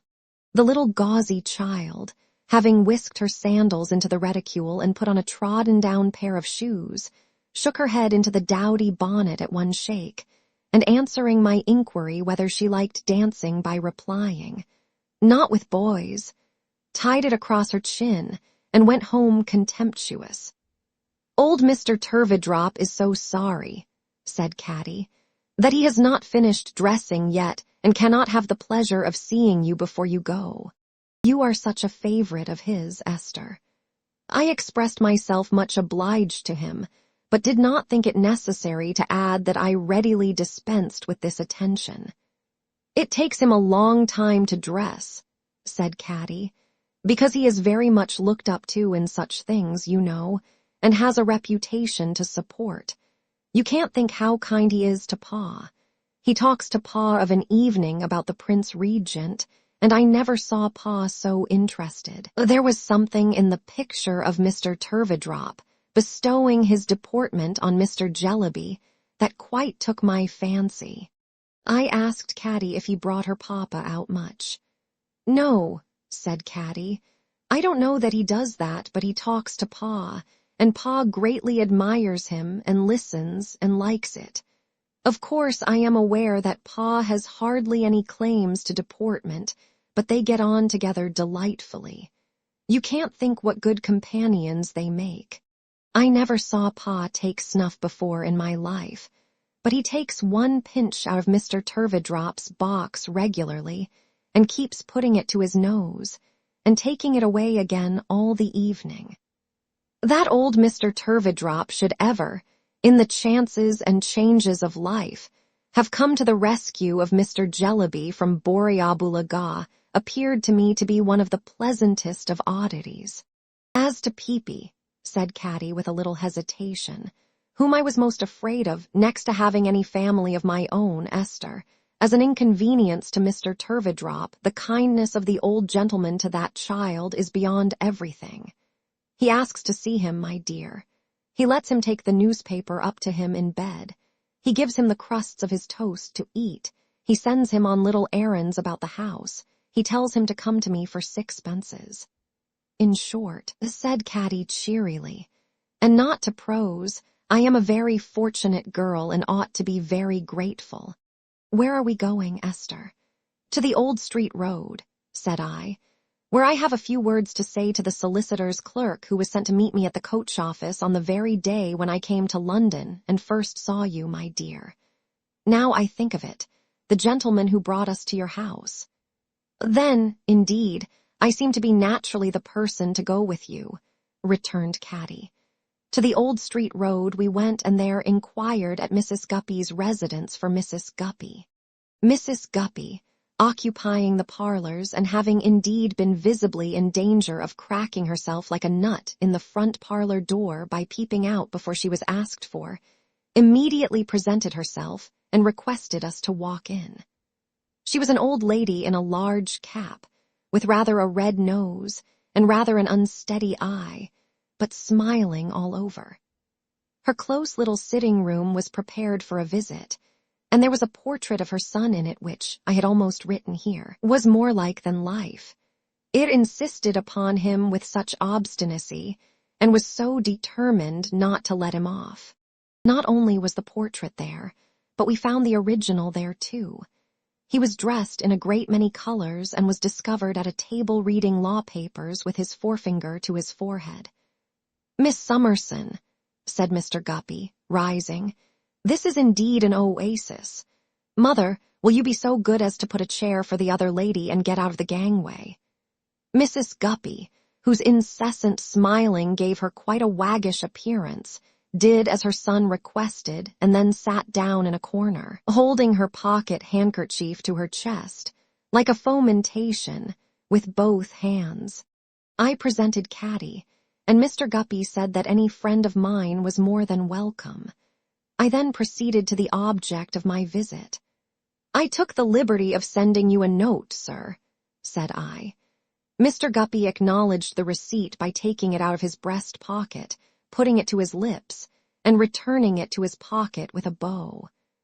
Mr. Guppy's mother was so diverted that she rolled her head as she smiled and made a silent appeal to Caddy with her elbow. "Could I speak to you alone for a moment?" said I. Anything like the jocoseness of Mr. Guppy's mother just now, I think I never saw. She made no sound of laughter, but she rolled her head, and shook it, and put her handkerchief to her mouth, and appealed to Caddy with her elbow, and her hand, and her shoulder, and was so unspeakably entertained altogether that it was with some difficulty she could marshal Caddy through the little folding door into her bedroom adjoining. "Miss Summerson," said Mr. Guppy, "you will excuse the waywardness of a parent ever mindful of a son's happiness. My mother, though highly exasperating to the feelings, is actuated by maternal dictates. I could hardly have believed that anybody could in a moment have turned so red or changed so much as Mr. Guppy did when I now put up my veil. "I asked the favor of seeing you for a few moments here," said I, in preference to calling at Mr. Kenge's, because, remembering what you said on an occasion when you spoke to me in confidence, I feared I might otherwise cause you some embarrassment, Mr. Guppy. I caused him embarrassment enough as it was, I am sure. I never saw such faltering, such confusion, such amazement and apprehension. "Miss Summerson," stammered Mr. Guppy, I beg your pardon, but in our profession, we find it necessary to be explicit. You have referred to an occasion, miss, when I did myself the honor of making a declaration which—" Something seemed to rise in his throat that he could not possibly swallow. He put his hand there, coughed, made faces, tried again to swallow it, coughed again, made faces again, looked all round the room, and fluttered his papers. "A kind of giddy sensation has come upon me, miss," he explained, "which rather knocks me over. A little subject to this sort of thing, by George." I gave him a little time to recover. He consumed it in putting his hand to his forehead and taking it away again, and in backing his chair into the corner behind him. "My intention was to remark, miss," said Mr. Guppy. "Dear me, something bronchial, I think, to remark that you was so good on that occasion as to repel and repudiate that declaration. You wouldn't perhaps object to admit that. Though no witnesses are present, it might be a satisfaction to your mind, if you was to put in that admission." "There can be no doubt," said I, "that I declined your proposal without any reservation or qualification whatever." Mr. Guppy— "Thank you, miss," he returned, measuring the table with his troubled hands. "So far that's satisfactory, and it does you credit. This is certainly bronchial. Must be in the tubes. You wouldn't perhaps be offended if I was to mention, not that it's necessary, for your own good sense or any person's sense must show that, if I was to mention that such declaration on my part was final and they're terminated." "I quite understand that," said I. "Perhaps, it may not be worth the form, but it might be a satisfaction to your mind. Perhaps you wouldn't object to admit that, miss," said Mr. Guppy. "I admit it most fully and freely," said I. "Thank you," returned Mr. Guppy. "Very honorable, I am sure. I regret that my arrangements in life, combined with circumstances over which I have no control, will put it out of my power ever to fall back upon that offer or to renew it in any shape or form whatever, but it will ever be a retrospect entwined, with friendship's bowers." Mr. Guppy's bronchitis came to his relief and stopped his measurement of the table. "I may now perhaps mention what I wished to say to you," I began. "I shall be honored, I am sure," said Mr. Guppy. "I am so persuaded that your own good sense and right feeling, miss, will keep you as square as possible, that I can have nothing but pleasure, I am sure, in hearing any observations you may wish to offer. You were so good as to imply on that occasion—" "Excuse me, miss," said Mr. Guppy, "but we had better not travel out of the record into implication. I cannot admit that I implied anything. You said on that occasion," I recommenced, "that you might possibly have the means of advancing my interests and promoting my fortunes by making discoveries of which I should be the subject. I presume that you founded that belief upon your general knowledge of my being an orphan girl, indebted for everything to the benevolence of Mr. Jarndyce. Now, the beginning and the end of what I have come to beg of you is, Mr. Guppy, that you will have the kindness to relinquish all idea of so serving me. I have thought of this sometimes, and I have thought of it most lately, since I have been ill. At length I have decided, in case you should at any time recall that purpose, and act upon it in any way, to come to you and assure you that you are altogether mistaken.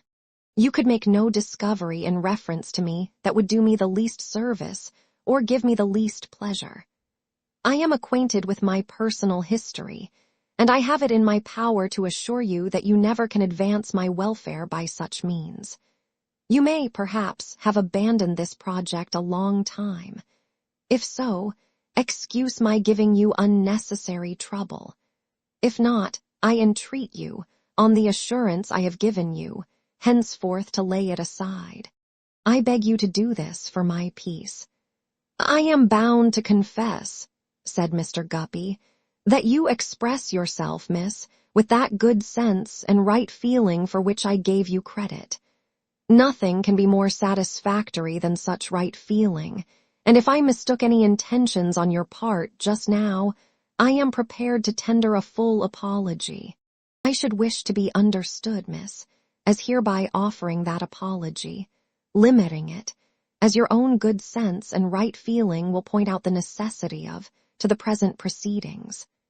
I must say for Mr. Guppy that the snuffling manner he had had upon him improved very much. He seemed truly glad to be able to do something I asked, and he looked ashamed. If you will allow me to finish what I have to say at once so that I may have no occasion to resume, I went on, seeing him about to speak, you will do me a kindness, sir. I come to you as privately as possible, because you announced this impression of yours to me in a confidence which I have really wished to respect, and which I always have respected, as you remember. I have mentioned my illness.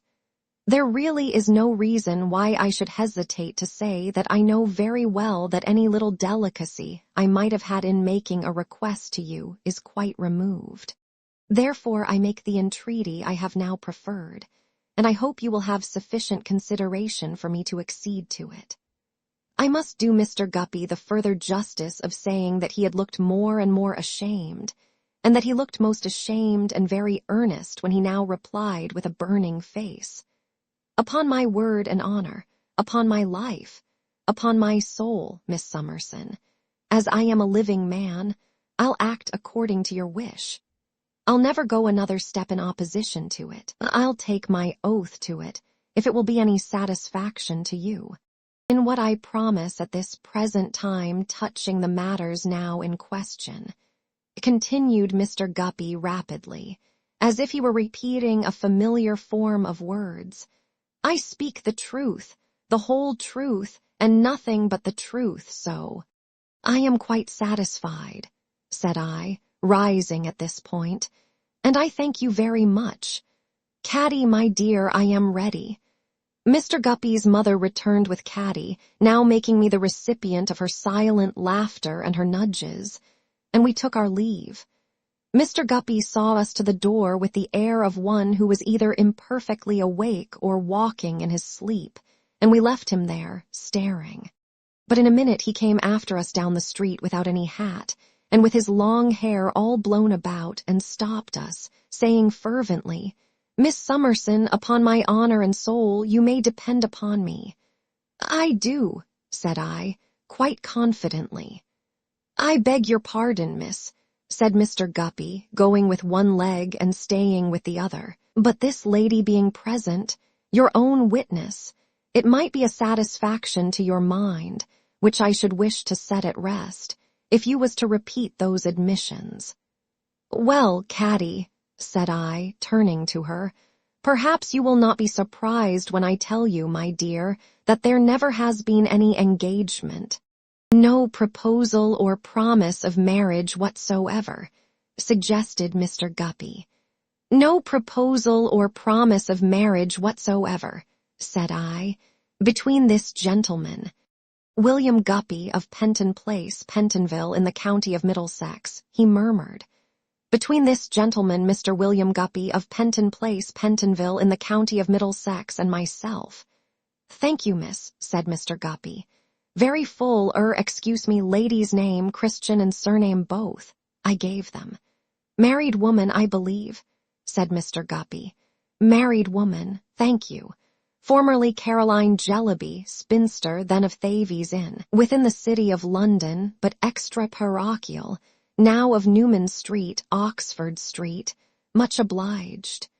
He ran home and came running back again.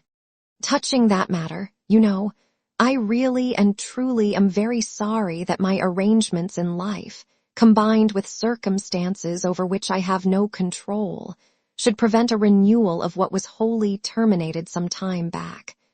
Said Mr. Guppy to me forlornly and despondently, but it couldn't be. Now could it, you know, I only put it to you. I replied it certainly could not. The subject did not admit of a doubt. He thanked me and ran to his mother's again, and back again. "It's very honorable of you, miss, I am sure," said Mr. Guppy. "If an altar could be erected in the bowers of friendship. But, upon my soul, you may rely upon me in every respect save, and except the tender passion only." The struggle in Mr. Guppy's breast, and the numerous oscillations it occasioned him between his mother's door and us, were sufficiently conspicuous in the windy street, particularly as his hair wanted cutting, to make us hurry away. I did so with a lightened heart, but when we last looked back, Mr. Guppy was still oscillating in the same troubled state of mind. Chapter 39. Attorney and Client. The name of Mr. V. Holes, preceded by the legend ground floor, is inscribed upon a door-post in Symonds Inn, Chancery Lane. A little pale, wall-eyed, woebegone inn like a large dustbin of 2 compartments and a sifter. It looks as if Symonds were a sparing man in his way, and constructed his inn of old building materials which took kindly to the dry rot, and to dirt and all things decaying and dismal, and perpetuated Symonds' memory with congenial shabbiness. Quartered in this dingy hatchment commemorative of Symonds are the legal bearings of Mr. V. Holes. Mr. V. Holes's office, in disposition retiring and in situation retired, is squeezed up in a corner and blinks at a dead wall. 3 feet of knotty-floored dark passage bring the client to Mr. V. Holes's jet-black door, in an angle profoundly dark on the brightest midsummer morning, and encumbered by a black bulkhead of cellarage staircase, against which belated civilians generally strike their brows. Mr. V. Holes's chambers are on so small a scale that one clerk can open the door without getting off his stool, while the other who elbows him at the same desk has equal facilities for poking the fire. A smell, as of unwholesome sheep blending with the smell of must and dust, is referable to the nightly, and often daily, consumption of mutton fat in candles, and to the fretting of parchment forms and skins in greasy drawers. The atmosphere is otherwise stale and close. The place was last painted or whitewashed beyond the memory of man, and the 2 chimneys smoke, and there is a loose outer surface of soot everywhere, and the dull cracked windows in their heavy frames have but one piece of character in them, which is a determination to be always dirty and always shut unless coerced. This accounts for the phenomenon of the weaker of the 2, usually having a bundle of firewood thrust between its jaws in hot weather. Mr. V. Holes is a very respectable man. He is not a large business, but he is a very respectable man. He is allowed by the greater attorneys who have made good fortunes or are making them to be a most respectable man. He never misses a chance in his practice, which is a mark of respectability. He never takes any pleasure, which is another mark of respectability. He is reserved and serious, which is another mark of respectability. His digestion is impaired, which is highly respectable, and he is making hay of the grass which is flesh for his 3 daughters, and his father is dependent on him in the Vale of Taunton. The one great principle of the English law is to make business for itself. There is no other principle distinctly, certainly, and consistently maintained through all its narrow turnings. Viewed by this light, it becomes a coherent scheme, and not the monstrous maze the laity are apt to think it. Let them, but once clearly perceive that its grand principle is to make business for itself at their expense, and surely they will cease to grumble, but not perceiving this quite plainly, only seeing it by halves in a confused way.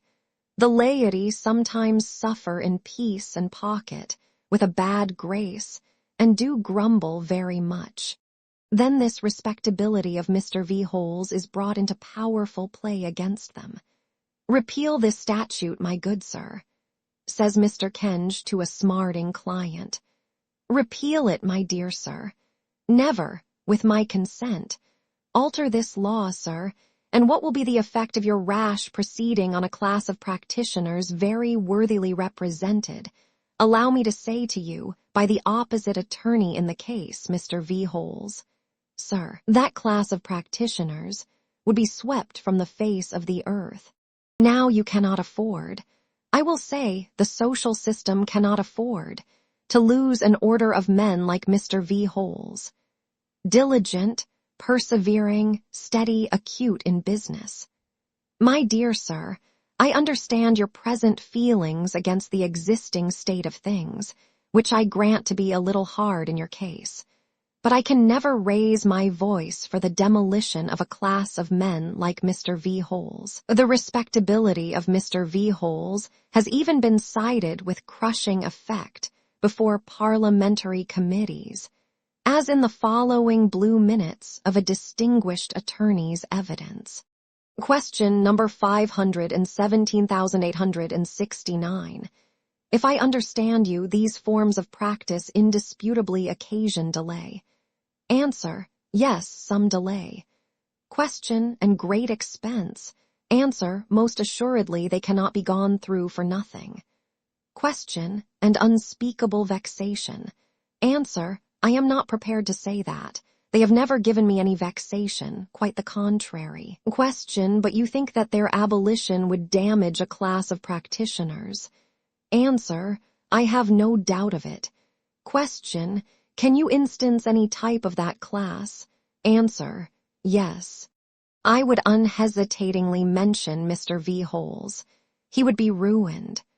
Question, Mr. V. Holes is considered in the profession a respectable man. Answer, which proved fatal to the inquiry for 10 years. Mr. V. Holes is considered, in the profession, a most respectable man. So in familiar conversation, private authorities no less disinterested will remark that they don't know what this age is coming to, that we are plunging down precipices, that now here is something else gone, that these changes are death to people like V. Holes, a man of undoubted respectability, with a father in the Vale of Taunton, and 3 daughters at home. Take a few steps more in this direction, say they, and what is to become of V. Holes's father? Is he to perish? And of V. Holes's daughters, are they to be shirt makers or governesses? As though Mr. V. Holes and his relations being minor cannibal chiefs, and it being proposed to abolish cannibalism, indignant champions were to put the case thus: make man eating unlawful, and you starve the V. Holeses. In a word, Mr. V. Holes, with his 3 daughters and his father in the Vale of Taunton, is continually doing duty, like a piece of timber, to shore up some decayed foundation that has become a pitfall and a nuisance. And with a great many people in a great many instances, the question is never one of a change from wrong to right, which is quite an extraneous consideration, but is always one of injury or advantage to that eminently respectable legion, V. Holes. The Chancellor is, within these 10 minutes, up for the long vacation. Mr. V. Holes and his young client, and several blue bags hastily stuffed out of all regularity of form, as the larger sort of serpents are in their first gorged state, have returned to the official den. Mr. V. Holes, quiet and unmoved, as a man of so much respectability ought to be, takes off his close black gloves as if he were skinning his hands, lifts off his tight hat as if he were scalping himself, and sits down at his desk. The client throws his hat and gloves upon the ground, tosses them anywhere, without looking after them or caring where they go, flings himself into a chair, half sighing and half groaning, rests his aching head upon his hand, and looks the portrait of young despair. "Again nothing done," says Richard. "Nothing done." "Don't say nothing done, sir," returns the placid V. Holes.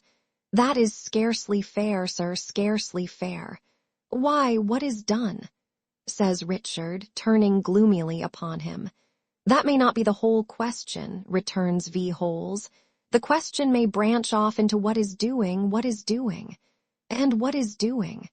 asks the moody client. V. Holes, sitting with his arms on the desk, quietly bringing the tips of his 5 right fingers to meet the tips of his 5 left fingers, and quietly separating them again, and fixedly and slowly looking at his client, replies, "A good deal is doing, sir. We have put our shoulders to the wheel, Mr. Carstone, and the wheel is going round." "Yes, with iction on it. How am I to get through the next 4 or 5 accursed months?"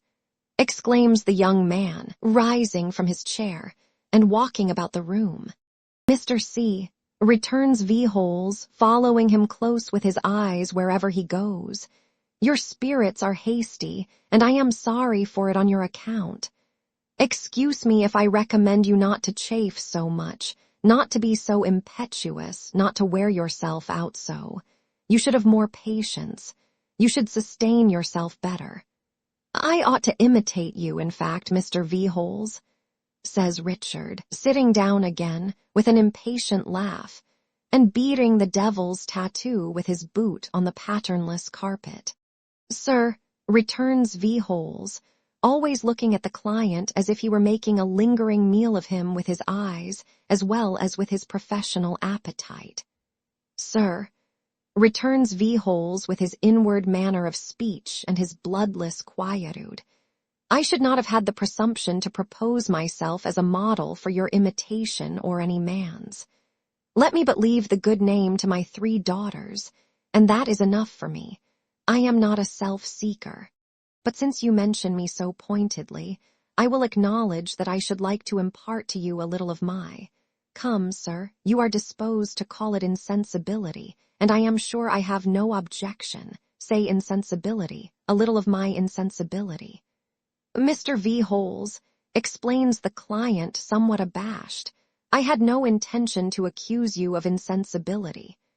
"I think you had, sir, without knowing it," returns the equable V. Holes. "Very naturally. It is my duty to attend to your interests with a cool head, and I can quite understand that to your excited feelings I may appear, at such times as the present, insensible. My daughters may know me better. My aged father may know me better. But they have known me much longer than you have, and the confiding eye of affection is not the distrustful eye of business. Not that I complain, sir, of the eye of business being distrustful, quite the contrary. In attending to your interests, I wish to have all possible checks upon me. It is right that I should have them. I court inquiry. Your interests demand that I should be cool and methodical, Mr. Carstone, and I cannot be otherwise. No, sir, not even to please you."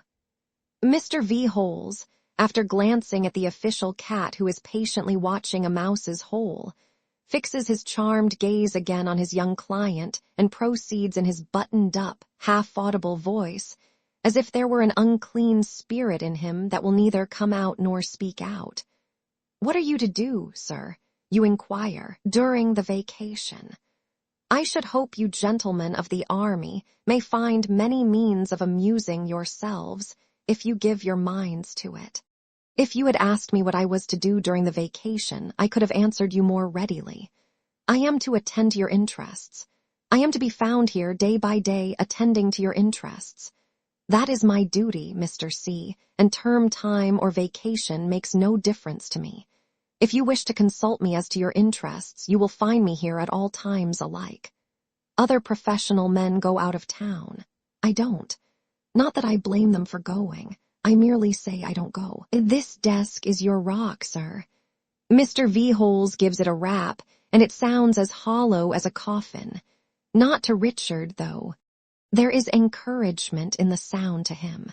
Perhaps Mr. V. Holes knows there is. I am perfectly aware, Mr. V. Holes, says Richard, more familiarly and good-humoredly, that you are the most reliable fellow in the world, and that to have to do with you is to have to do with a man of business who is not to be hoodwinked. But put yourself in my case, dragging on this dislocated life, sinking deeper and deeper into difficulty every day, continually hoping and continually disappointed, conscious of change upon change for the worse in myself, and of no change for the better in anything else, and you will find it a dark-looking case sometimes, as I do. You know, says Mr. V. Holes, that I never give hopes, sir. I told you from the first, Mr. C., that I never give hopes. Particularly in a case like this, where the greater part of the costs comes out of the estate, I should not be considerate of my good name if I gave hopes. It might seem as if costs were my object. Still, when you say there is no change for the better, I must, as a bare matter of fact, deny that. Aye, returns Richard, brightening. But how do you make it out?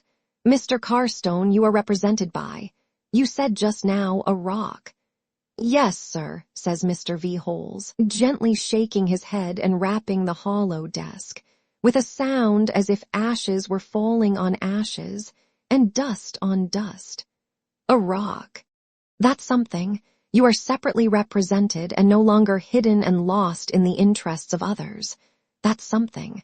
The suit does not sleep. We wake it up, we air it, we walk it about. That's something. It's not all Jarndyce, in fact, as well as in name, that's something. Nobody has it all his own way now, sir. And that's something, surely. Richard, his face flushing suddenly, strikes the desk with his clenched hand.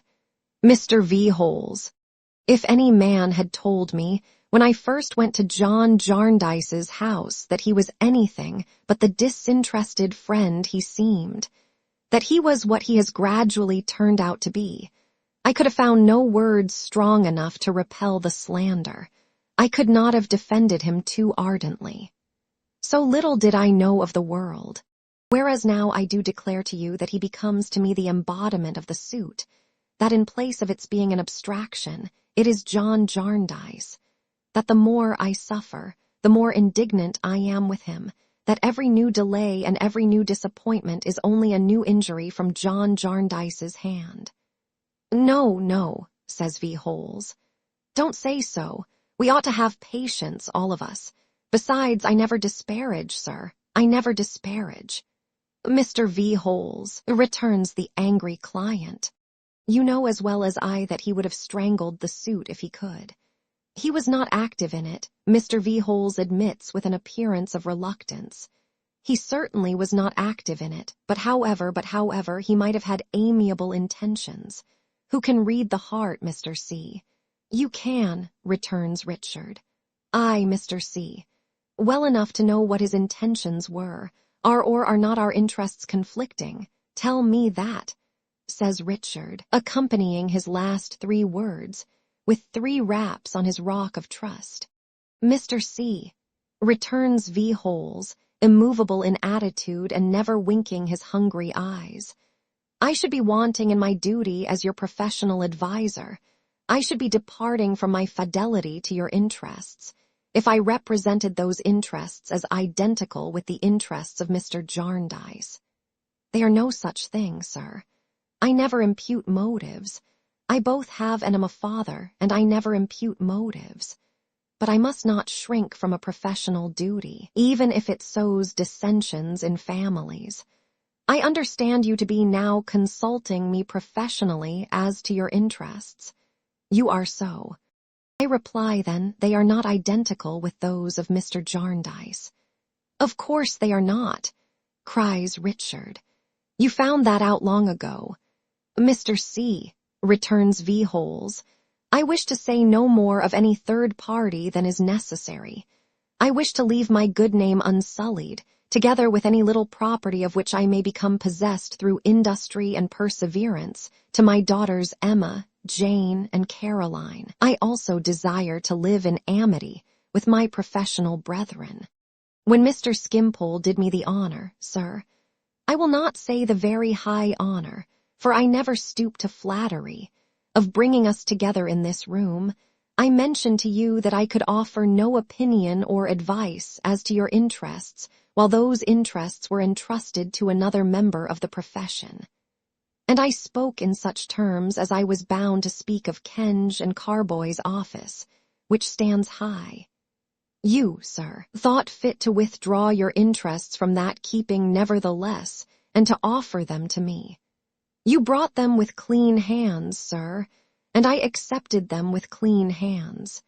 Those interests are now paramount in this office. My digestive functions, as you may have heard me mention, are not in a good state, and rest might improve them. But I shall not rest, sir, while I am your representative. Whenever you want me, you will find me here. Summon me anywhere, and I will come. During the long vacation, sir, I shall devote my leisure to studying your interests more and more closely, and to making arrangements for moving heaven and earth, including, of course, the Chancellor, after Michaelmas term. And when I ultimately congratulate you, sir, says Mr. V. Holes with the severity of a determined man, when I ultimately congratulate you, sir, with all my heart on your accession to fortune, which, but that I never give hopes, I might say something further about, you will owe me nothing beyond whatever little balance may be then outstanding of the costs, as between solicitor and client, not included in the taxed costs allowed out of the estate. I pretend to no claim upon you, Mr. C., but for the zealous and active discharge, not the languid and routine discharge, sir, that much credit I stipulate for, of my professional duty. My duty prosperously ended, all between us is ended. V. Holes finally adds, by way of rider to this declaration of his principles, that as Mr. Carstone is about to rejoin his regiment, perhaps Mr. C. will favor him with an order on his agent for £20 on account. For there have been many little consultations and attendances of late, sir, observes V. Holes, turning over the leaves of his diary. And these things mount up, and I don't profess to be a man of capital. When we first entered on our present relations, I stated to you openly, it is a principle of mine that there never can be too much openness between solicitor and client, that I was not a man of capital, and that if capital was your object, you had better leave your papers in Kenge's office. No, Mr. C., you will find none of the advantages or disadvantages of capital here, sir. This, V. Holes gives the desk one hollow blow again, is your rock. It pretends to be nothing more.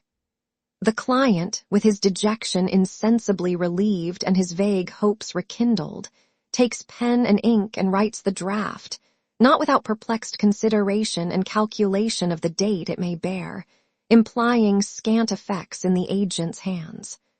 All the while V. Holes, buttoned up in body and mind, looks at him attentively. All the while, V. Holes's official cat watches the mouse's hole. Lastly, the client, shaking hands, beseeches Mr. V. Holes, for heaven's sake and earth's sake, to do his utmost to pull him through the Court of Chancery. Mr. V. Holes, who never gives hopes, lays his palm upon the client's shoulder and answers with a smile. Always here, sir. Personally or by letter, you will always find me here, sir, with my shoulder to the wheel. Thus they part, and V. Holes, left alone, employs himself in carrying sundry little matters out of his diary into his draft bill book for the ultimate behoof of his 3 daughters.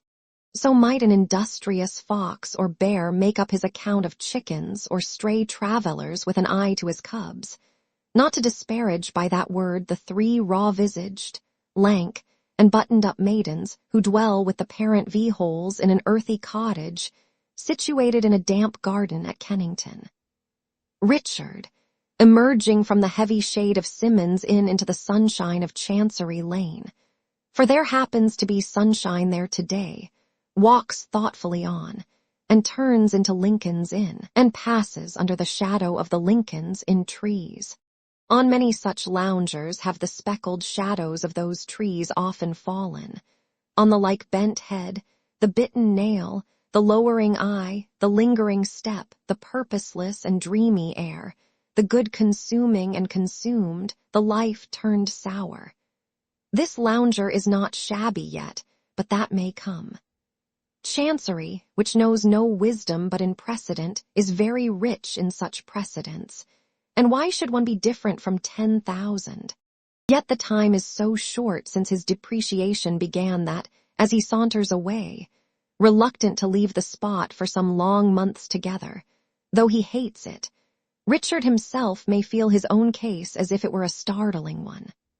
While his heart is heavy with corroding care, suspense, distrust, and doubt, it may have room for some sorrowful wonder when he recalls how different his first visit there, how different all the colors of his mind. But injustice breeds injustice. The fighting with shadows and being defeated by them necessitates the setting up of substances to combat. From the impalpable suit which no man alive can understand, the time for that being long gone by, it has become a gloomy relief to turn to the palpable figure of the friend who would have saved him from this ruin and make him his enemy. Richard has told V. Holes the truth. Is he in a hardened or a softened mood, he still lays his injuries equally at that door. He was thwarted in that quarter of a set purpose, and that purpose could only originate in the one subject that is resolving his existence into itself. Besides, it is a justification to him in his own eyes to have an embodied antagonist and oppressor. Is Richard a monster in all this, or would Chancery be found rich in such precedents too, if they could be got for citation from the recording angel? 2 pairs of eyes not unused to such people look after him, as biting his nails and brooding, he crosses the square and is swallowed up by the shadow of the southern gateway. Mr. Guppy and Mr. Weevil are the possessors of those eyes, and they have been leaning in conversation against the low stone parapet under the trees. He passes close by them, seeing nothing but the ground. "William," says Mr. Weevil, adjusting his whiskers, "there's combustion going on there. It's not a case of spontaneous, but it's smoldering combustion it is." "Ah," says Mr. Guppy. "He wouldn't keep out of Jarndyce, and I suppose he's over head and ears in debt. I never knew much of him. He was as high as the monument when he was on trial at our place. A good riddance to me, whether as clerk or client. Well, Tony, that as I was mentioning is what they are up to." Mr. Guppy, refolding his arms, resettles himself against the parapet as resuming a conversation of interest. "They are still up to it, sir," says Mr. Guppy, still taking stock, still examining papers, still going over the heaps and heaps of rubbish. "At this rate, they'll be at it these 7 years. And Small is helping. Small left us at a week's notice. Told Kenge his grandfather's business was too much for the old gentleman, and he could better himself by undertaking it. There had been a coolness between myself and Small on account of his being so close. But he said you and I began it, and as he had me there, for we did, I put our acquaintance on the old footing. That's how I come to know what they are up to. You haven't looked in at all." "Tony," says Mr. Guppy, a little disconcerted, "to be unreserved with you, I don't greatly relish the house except in your company, and therefore I have not. And therefore I proposed this little appointment for our fetching away your things. There goes the hour by the clock. Tony," Mr. Guppy becomes mysteriously and tenderly eloquent, "it is necessary that I should impress upon your mind once more that circumstances over which I have no control have made a melancholy alteration in my most cherished plans, and in that unrequited image which I formerly mentioned to you as a friend. That image is shattered, and that idol is laid low. My only wish now in connection with the objects, which I had an idea of carrying out in the court with your aid as a friend, is to let M alone and bury M in oblivion. Do you think it possible? Do you think it at all likely? I put it to you, Tony, as a friend. From your knowledge of that capricious and deep old character who fell a prey to the spontaneous element, do you, Tony, think it at all likely that on second thoughts he put those letters away anywhere after you saw him alive, and that they were not destroyed that night? Mr. Weevil reflects for some time, shakes his head, decidedly thinks not. Tony, says Mr. Guppy as they walk towards the court, once again understand me as a friend. Without entering into further explanations, I may repeat that the idol is down. I have no purpose to serve now but burial in oblivion. To that I have pledged myself. I owe it to myself, and I owe it to the shattered image, as also to the circumstances over which I have no control. If you was to express to me by a gesture, by a wink, that you saw lying anywhere in your late lodgings any papers that so much as looked like the papers in question, I would pitch them into the fire, sir, on my own responsibility. Mr. Weevil nods. Mr. Guppy, much elevated in his own opinion by having delivered these observations, with an air in part forensic and in part romantic, this gentleman having a passion for conducting anything in the form of an examination, or delivering anything in the form of a summing up or a speech, accompanies his friend with dignity to the court. Never since it has been a court has it had such a fortunatus purse of gossip as in the proceedings at the rag and bottle shop. Regularly, every morning at 8, is the elder Mr. Smallweed brought down to the corner and carried in, accompanied by Mrs. Smallweed, Judy, and Bart. And regularly all day do they all remain there until 9 at night, solaced by gypsy dinners, not abundant in quantity, from the cook's shop, rummaging and searching, digging, delving, and diving among the treasures of the late lamented. What those treasures are they keep so secret that the court is maddened.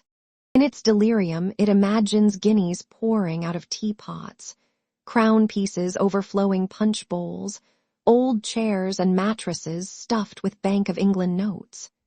It possesses itself of the sixpenny history, with highly colored folding frontispiece, of Mr. Daniel Dancer and his sister, and also of Mr. Elwes, of Suffolk, and transfers all the facts from those authentic narratives to Mr. Crook.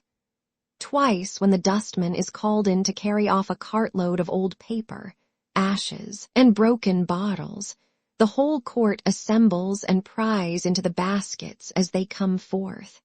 Many times the two gentlemen who write with the ravenous little pens on the tissue paper are seen prowling in the neighborhood, shy of each other, their late partnership being dissolved. The saul skillfully carries a vein of the prevailing interest through the harmonic nights. Little swills, in what are professionally known as patter allusions to the subject, is received with loud applause, and the same vocalist gags in the regular business like a man inspired.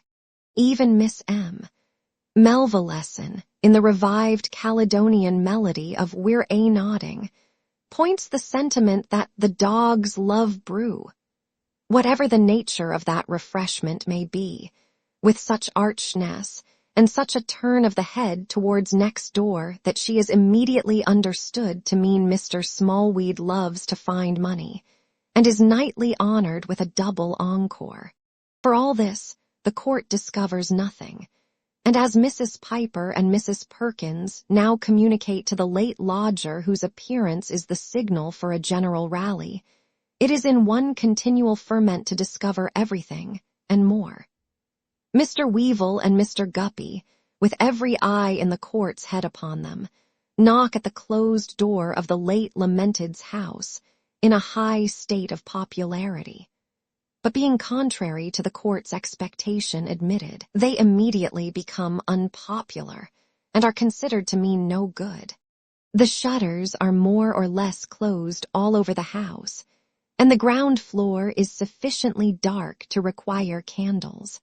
Introduced into the back shop by Mr. Smallweed the younger, they, fresh from the sunlight, can at first see nothing save darkness and shadows. But they gradually discern the elder Mr. Smallweed seated in his chair upon the brink of a well or grave of waste paper, the virtuous Judy groping therein like a female sexton, and Mrs. Smallweed on the level ground in the vicinity snowed up in a heap of paper fragments, print, and manuscript, which would appear to be the accumulated compliments that have been sent flying at her in the course of the day. The whole party, Small included, are blackened with dust and dirt and present a fiendish appearance not relieved by the general aspect of the room. There is more litter and lumber in it than of old, and it is dirtier if possible. Likewise, it is ghostly with traces of its dead inhabitant, and even with his chalked writing on the wall. On the entrance of visitors, Mr. Smallweed and Judy simultaneously fold their arms and stop in their researches. "Aha!" croaks the old gentleman. "How-de-do, gentlemen, how-de-do? Come to fetch your property, Mr. Weevil. That's well, that's well. Ha, ha. We should have been forced to sell you up, sir, to pay your warehouse room if you had left it here much longer. You feel quite at home here again, I dare say. Glad to see you, glad to see you." Mr. Weevil, thanking him, casts an eye about. Mr. Guppy's eye follows Mr. Weevil's eye. Mr. Weevil's eye comes back without any new intelligence in it. Mr. Guppy's eye comes back and meets Mr. Smallweed's eye. That engaging old gentleman is still murmuring, like some wound-up instrument running down. "How-de-do, sir? How?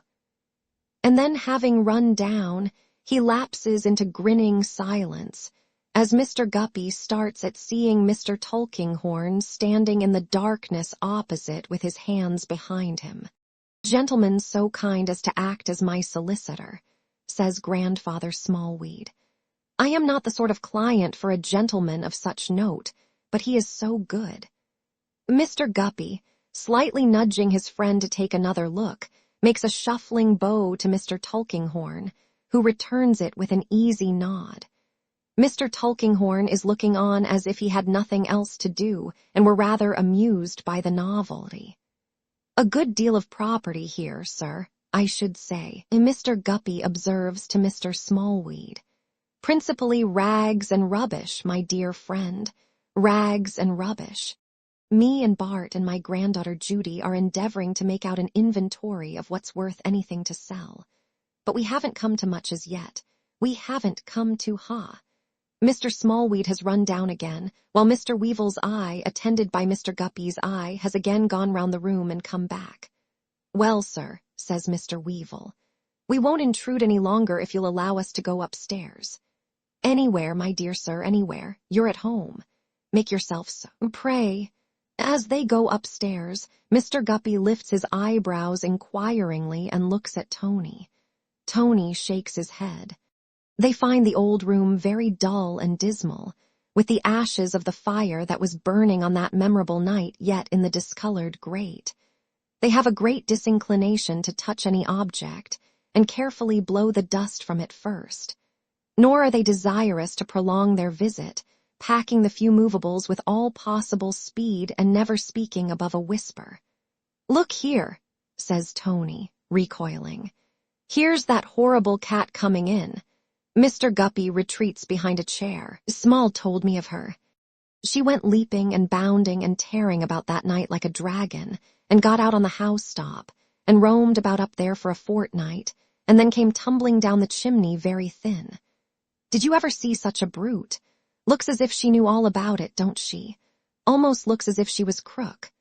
Shoo-hoo, get out, you goblin." Lady Jane, in the doorway, with her tiger snarl from ear to ear and her club of a tail, shows no intention of obeying. But Mr. Tulkinghorn, stumbling over her, she spits at his rusty legs and, swearing wrathfully, takes her arched back upstairs, possibly to roam the housetops again and return by the chimney. "Mr. Guppy," says Mr. Tulkinghorn, "could I have a word with you?" Mr. Guppy is engaged in collecting the Galaxy Gallery of British Beauty from the wall and depositing those works of art in their old ignoble bandbox. "Sir," he returns, reddening, "I wish to act with courtesy towards every member of the profession, and especially, I am sure, towards a member of it so well known as yourself. I will truly add, sir, so distinguished as yourself. Still, Mr. Tulkinghorn, sir, I must stipulate that if you have any word with me, that word is spoken in the presence of my friend." "Oh, indeed," says Mr. Tulkinghorn. "Yes, sir. My reasons are not of a personal nature at all, but they are amply sufficient for myself." "No doubt, no doubt." Mr. Tulkinghorn is as imperturbable as the hearthstone to which he has quietly walked. "The matter is not of that consequence that I need put you to the trouble of making any conditions, Mr. Guppy." He pauses here to smile, and his smile is as dull and rusty as his pantaloons. "You are to be congratulated, Mr. Guppy. You are a fortunate young man, sir." "Pretty well so, Mr. Tulkinghorn. I don't complain." "Complain?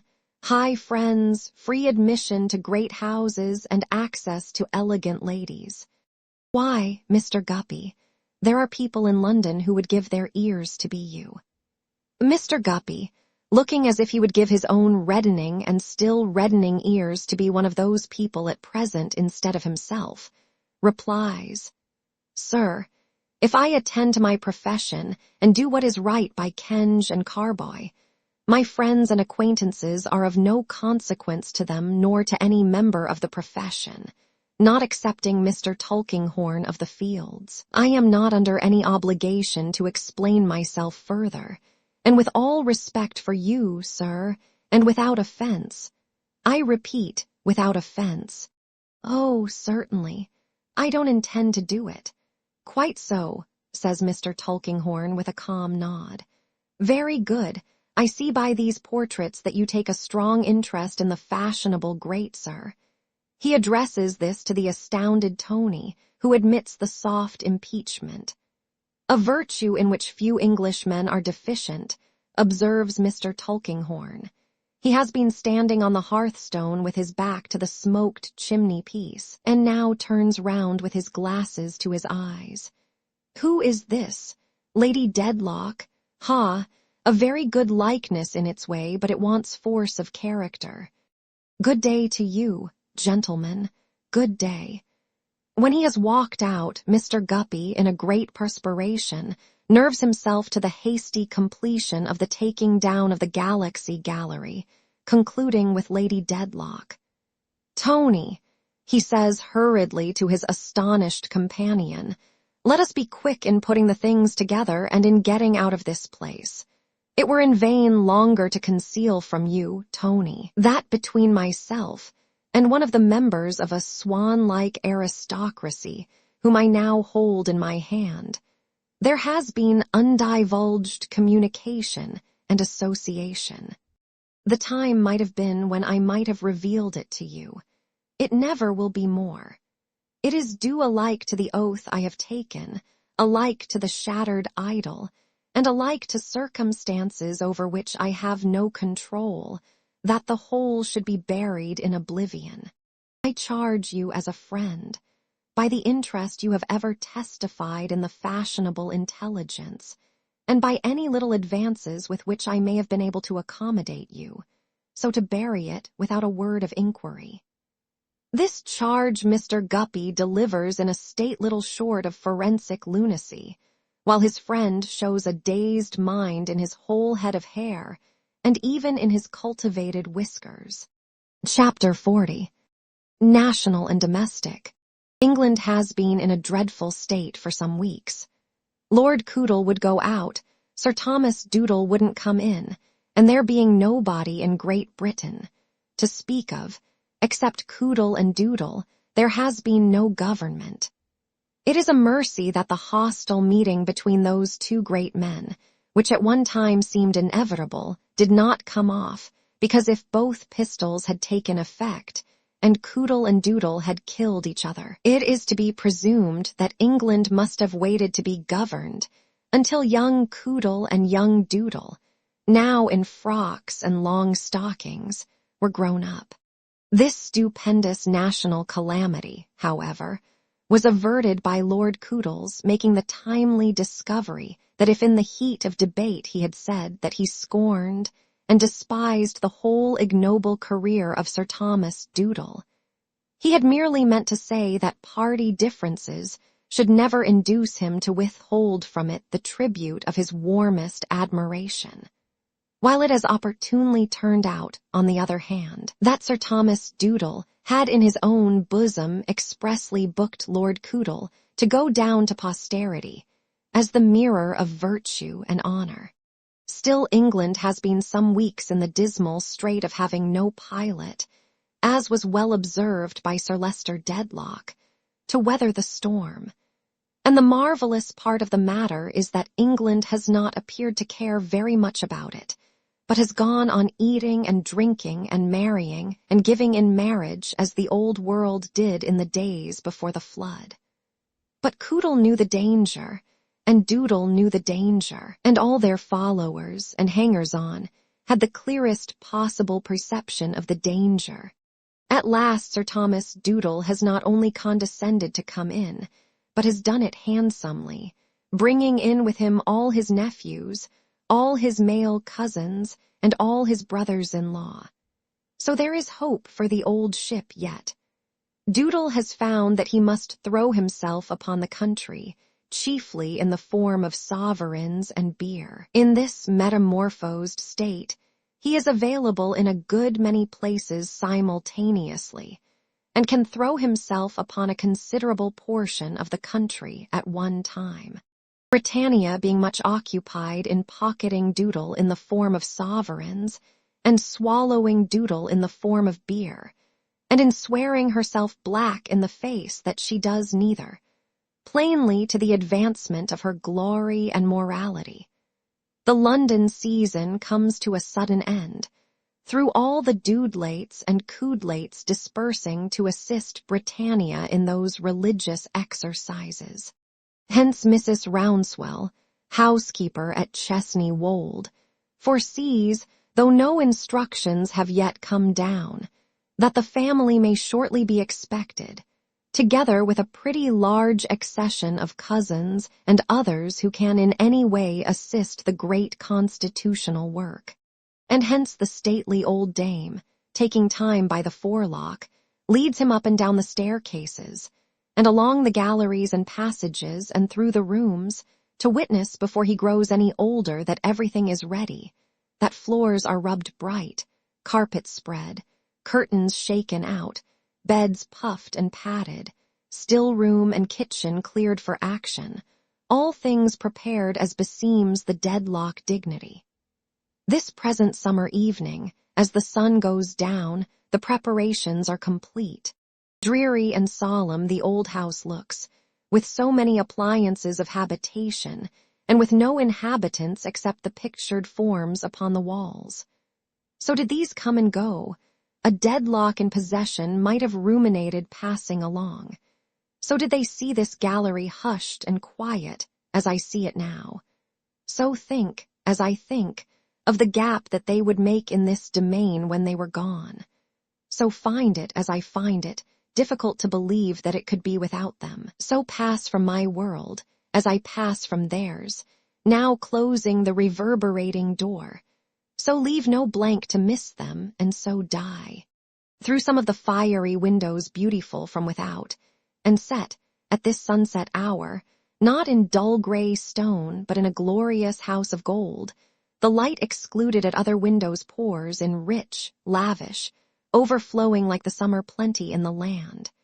Then do the frozen deadlocks thaw. Strange movements come upon their features as the shadows of leaves play there. A dense justice in a corner is beguiled into a wink. A staring baronet with a truncheon gets a dimple in his chin. Down into the bosom of a stony shepherdess, there steals a fleck of light and warmth that would have done it good 100 years ago. One ancestress of Volumnia, in high-heeled shoes, very like her, casting the shadow of that virgin event before her full 2 centuries, shoots out into a halo and becomes a saint. A maid of honor of the court of Charles II, with large round eyes and other charms to correspond, seems to bathe in glowing water, and it ripples as it glows. But the fire of the sun is dying. Even now the floor is dusky, and shadow slowly mounts the walls, bringing the deadlocks down like age and death. And now, upon my lady's picture over the great chimney-piece, a weird shade falls from some old tree, that turns it pale and flutters it, and looks as if a great arm held a veil or hood, watching an opportunity to draw it over her. Higher and darker rises shadow on the wall, now a red gloom on the ceiling, now the fire is out. All that prospect, which from the terrace looked so near, has moved solemnly away and changed.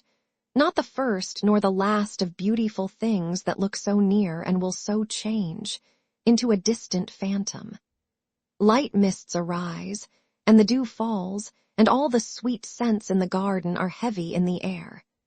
Now the woods settle into great masses as if they were each one profound tree, and now the moon rises to separate them, and to glimmer here and there in horizontal lines behind their stems, and to make the avenue a pavement of light among high cathedral arches fantastically broken. Now the moon is high, and the great house, needing habitation more than ever, is like a body without life. Now it is even awful, stealing through it, to think of the live people who have slept in the solitary bedrooms, to say nothing of the dead.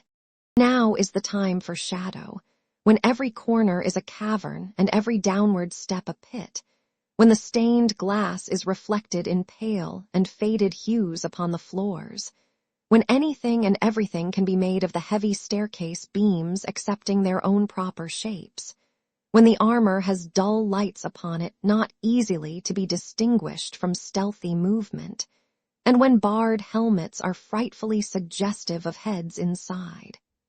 But of all the shadows in Chesney Wold, the shadow in the long drawing-room upon my lady's picture is the first to come, the last to be disturbed. At this hour and by this light it changes into threatening hands raised up and menacing the handsome face with every breath that stirs. "She is not well, ma'am," says a groom in Mrs. Rouncewell's audience chamber. "My lady not well. What's the matter?" "Why, my lady has been but poorly, ma'am, since she was last here. I don't mean with the family, ma'am, but when she was here as a bird of passage like. My lady has not been out much for her, and has kept her room a good deal." "At Chesney Wold, Thomas," rejoins the housekeeper with proud complacency, "will set my lady up. There is no finer air and no healthier soil in the world." Thomas may have his own personal opinions on this subject, probably hints them in his manner of smoothing his sleek head from the nape of his neck to his temples, but he forbears to express them further, and retires to the servants' hall to regale on cold meat pie and ale. This groom is the pilot fish before the nobler shark. Next evening, down come Sir Leicester and my lady with their largest retinue, and down come the cousins, and others from all the points of the compass. Thenceforth for some weeks backward and forward rush mysterious men with no names, who fly about all those particular parts of the country on which Doodle is at present throwing himself in an auriferous and malty shower, but who are merely persons of a restless disposition, and never do anything anywhere. On these national occasions, Sir Leicester finds the cousins useful. A better man than the Honourable Bob stables to meet the hunt at dinner there could not possibly be. Better got up gentlemen than the other cousins to ride over to polling booths and hustings here and there, and show themselves on the side of England, it would be hard to find. Volumnia is a little dim, but she is of the true descent, and there are many who appreciate her sprightly conversation, her French conundrums so old as to have become in the cycles of time almost new again, the honor of taking the fair deadlock in to dinner, or even the privilege of her hand in the dance. On these national occasions, dancing may be a patriotic service, and Volumnia is constantly seen hopping about for the good of an ungrateful and unpensioning country. My lady takes no great pains to entertain the numerous guests, and being still unwell, rarely appears until late in the day. But at all the dismal dinners, leaden lunches, basilisk balls, and other melancholy pageants, her mere appearance is a relief. As to Sir Leicester, he conceives it utterly impossible that anything can be wanting, in any direction, by anyone who has the good fortune to be received under that roof, and in a state of sublime satisfaction, he moves among the company, a magnificent refrigerator.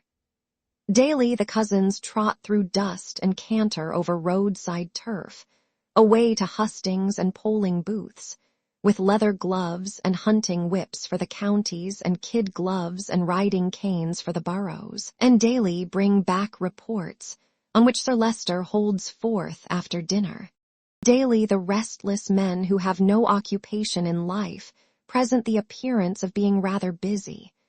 Daily Volumnia has a little cousinly talk with Sir Leicester on the state of the nation, from which Sir Leicester is disposed to conclude that Volumnia is a more reflecting woman than he had thought her. "How are we getting on?" says Miss Volumnia, clasping her hands. "Are we safe?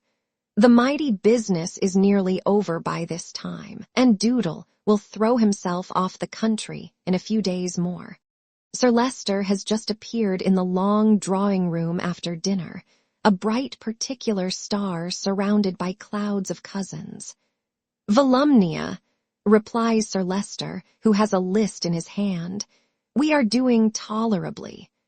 Only tolerably. Although it is summer weather, Sir Leicester always has his own particular fire in the evening. He takes his usual screened seat near it, and repeats with much firmness and a little displeasure, as who should say, I am not a common man, and when I say tolerably, it must not be understood as a common expression. Volumnia, we are doing tolerably. At least there is no opposition to you," Volumnia asserts with confidence. "No, Volumnia, this distracted country has lost its senses in many respects, I grieve to say, but it is not so mad as that. I am glad to hear it." Volumnia's finishing the sentence restores her to favor.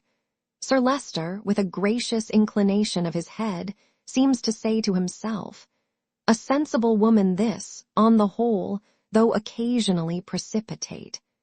In fact, as to this question of opposition, the fair Dedlock's observation was superfluous, Sir Leicester on these occasions always delivering in his own candidateship, as a kind of handsome, wholesale order, to be promptly executed.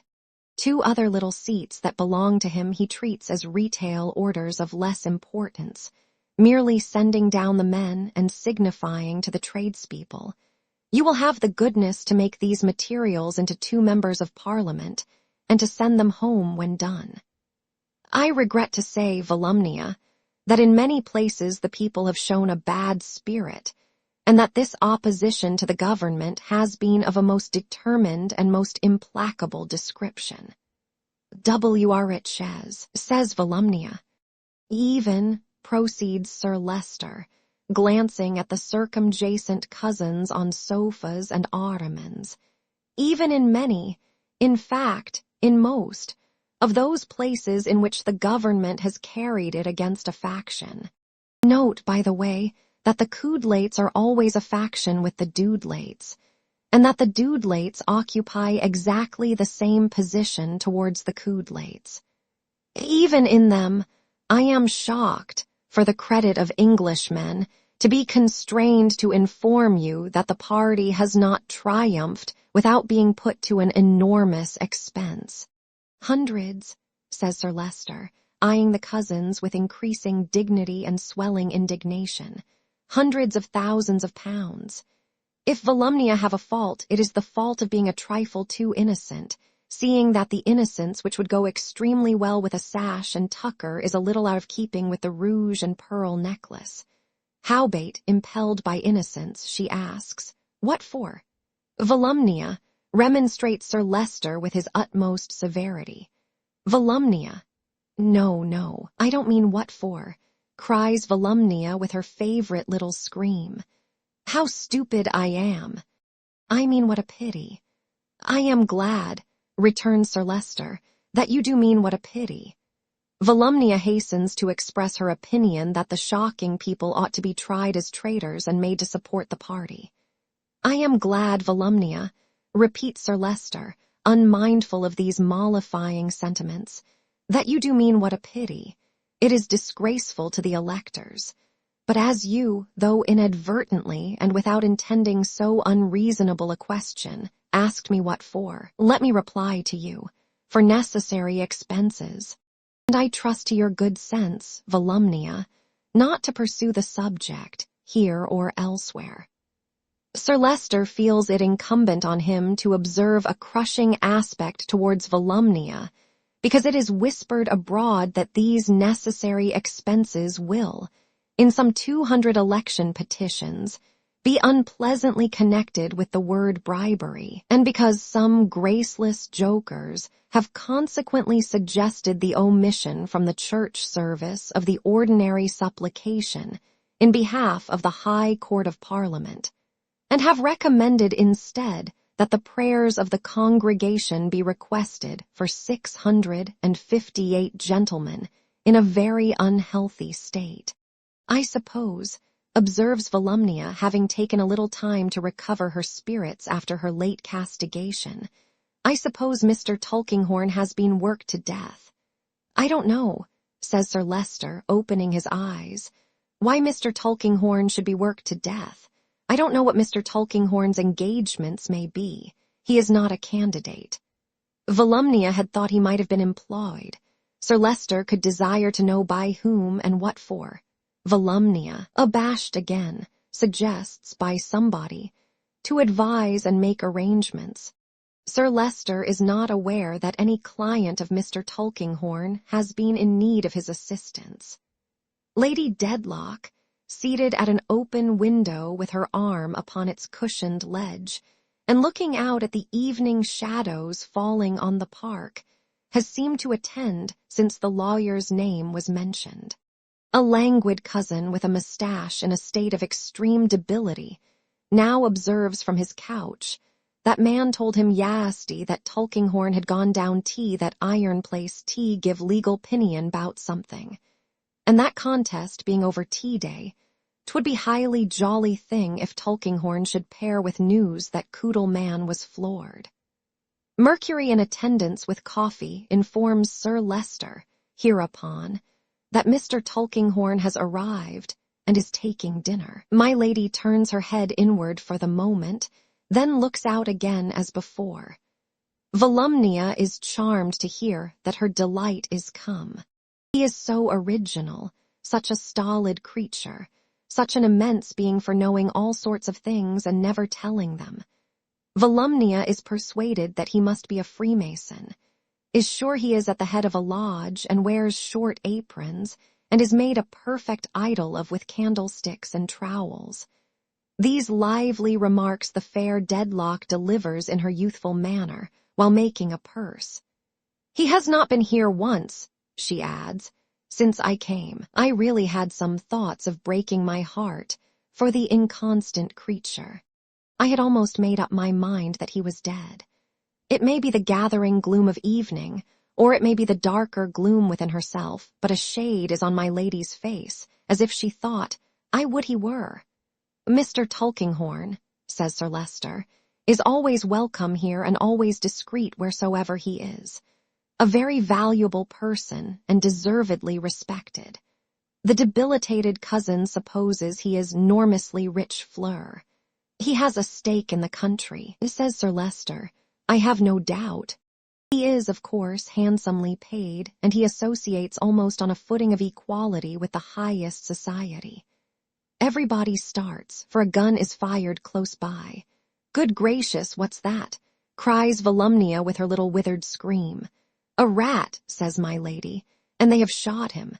Enter Mr. Tulkinghorn, followed by Mercuries with lamps and candles.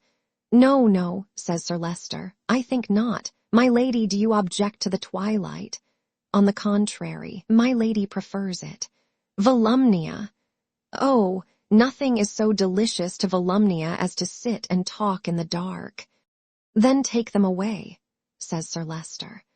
Tulkinghorn, I beg your pardon. How do you do? Mr. Tulkinghorn, with his usual leisurely ease, advances, renders his passing homage to my lady, shakes Sir Leicester's hand, and subsides into the chair proper to him when he has anything to communicate, on the opposite side of the baronet's little newspaper table. Sir Leicester is apprehensive that my lady, not being very well, will take cold at that open window. My lady is obliged to him, but would rather sit there for the air. Sir Leicester rises, adjusts her scarf about her, and returns to his seat. Mr. Tulkinghorn in the meanwhile takes a pinch of snuff. Now, says Sir Leicester, how has that contest gone? Oh, hollow from the beginning, not a chance. They have brought in both their people. You are beaten out of all reason. 3-1. It is a part of Mr. Tulkinghorn's policy and mastery to have no political opinions, indeed no opinions. Therefore he says you are beaten, and not we. Sir Leicester is majestically wroth. Volumnia never heard of such a thing. The debilitated cousin holds that it's sort of thing that's sure tappin' slongs votes. Jiven mob. It's the place, you know. Mr. Tulkinghorn goes on to say in the fast-increasing darkness when there is silence again, where they wanted to put up Mrs. Rouncewell's son. A proposal which, as you correctly informed me at the time, he had the becoming taste and perception, observes Sir Leicester, to decline. I cannot say that I by any means approve of the sentiments expressed by Mr. Rouncewell when he was here for some half-hour in this room, but there was a sense of propriety in his decision which I am glad to acknowledge. Ha, says Mr. Tulkinghorn. It did not prevent him from being very active in this election, though. Sir Leicester is distinctly heard to gasp before speaking. Did I understand you? Did you say that Mr. Rouncewell had been very active in this election? Uncommonly active. Against? Oh, dear, yes, against you. He is a very good speaker, plain and emphatic. He made a damaging effect and has great influence. In the business part of the proceedings he carried all before him. It is evident to the whole company, though nobody can see him, that Sir Leicester is staring majestically. And he was much assisted, says Mr. Tulkinghorn as a wind-up, by his son. By his son, sir, repeats Sir Leicester with awful politeness. By his son. The son who wished to marry the young woman in my lady's service. That son. He has but one. Then upon my honor, says Sir Leicester after a terrific pause during which he has been heard to snort and felt to stare.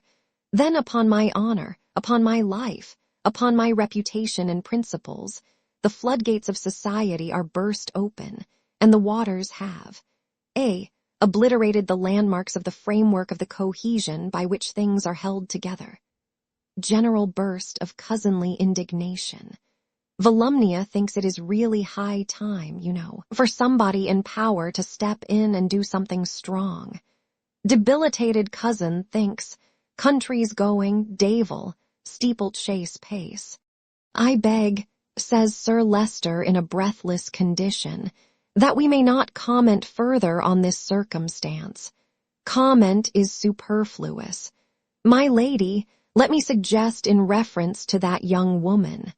I have no intention, observes my lady from her window in a low but decided tone, of parting with her.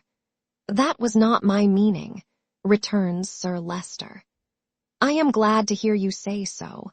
I would suggest that as you think her worthy of your patronage, you should exert your influence to keep her from these dangerous hands.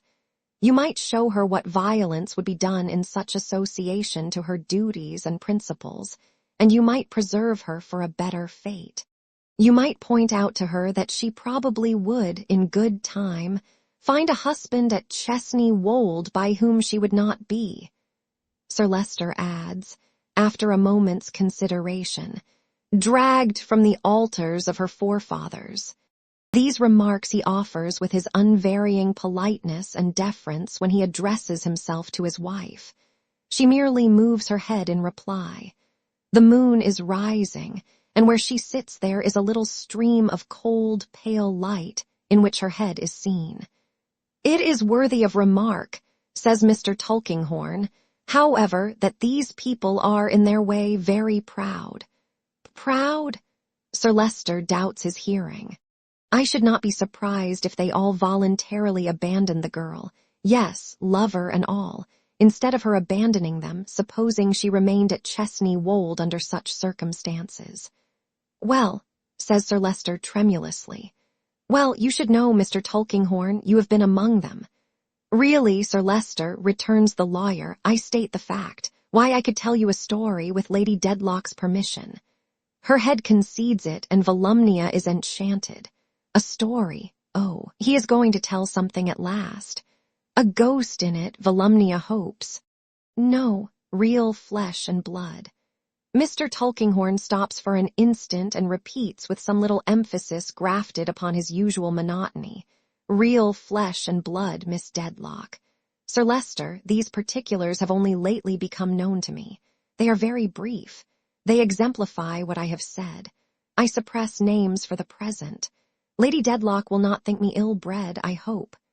By the light of the fire, which is low, he can be seen looking towards the moonlight. By the light of the moon, Lady Dedlock can be seen, perfectly still. A townsman of this Mr. Rouncewell, a man in exactly parallel circumstances as I am told, had the good fortune to have a daughter who attracted the notice of a great lady. I speak of really a great lady, not merely great to him, but married to a gentleman of your condition, Sir Leicester.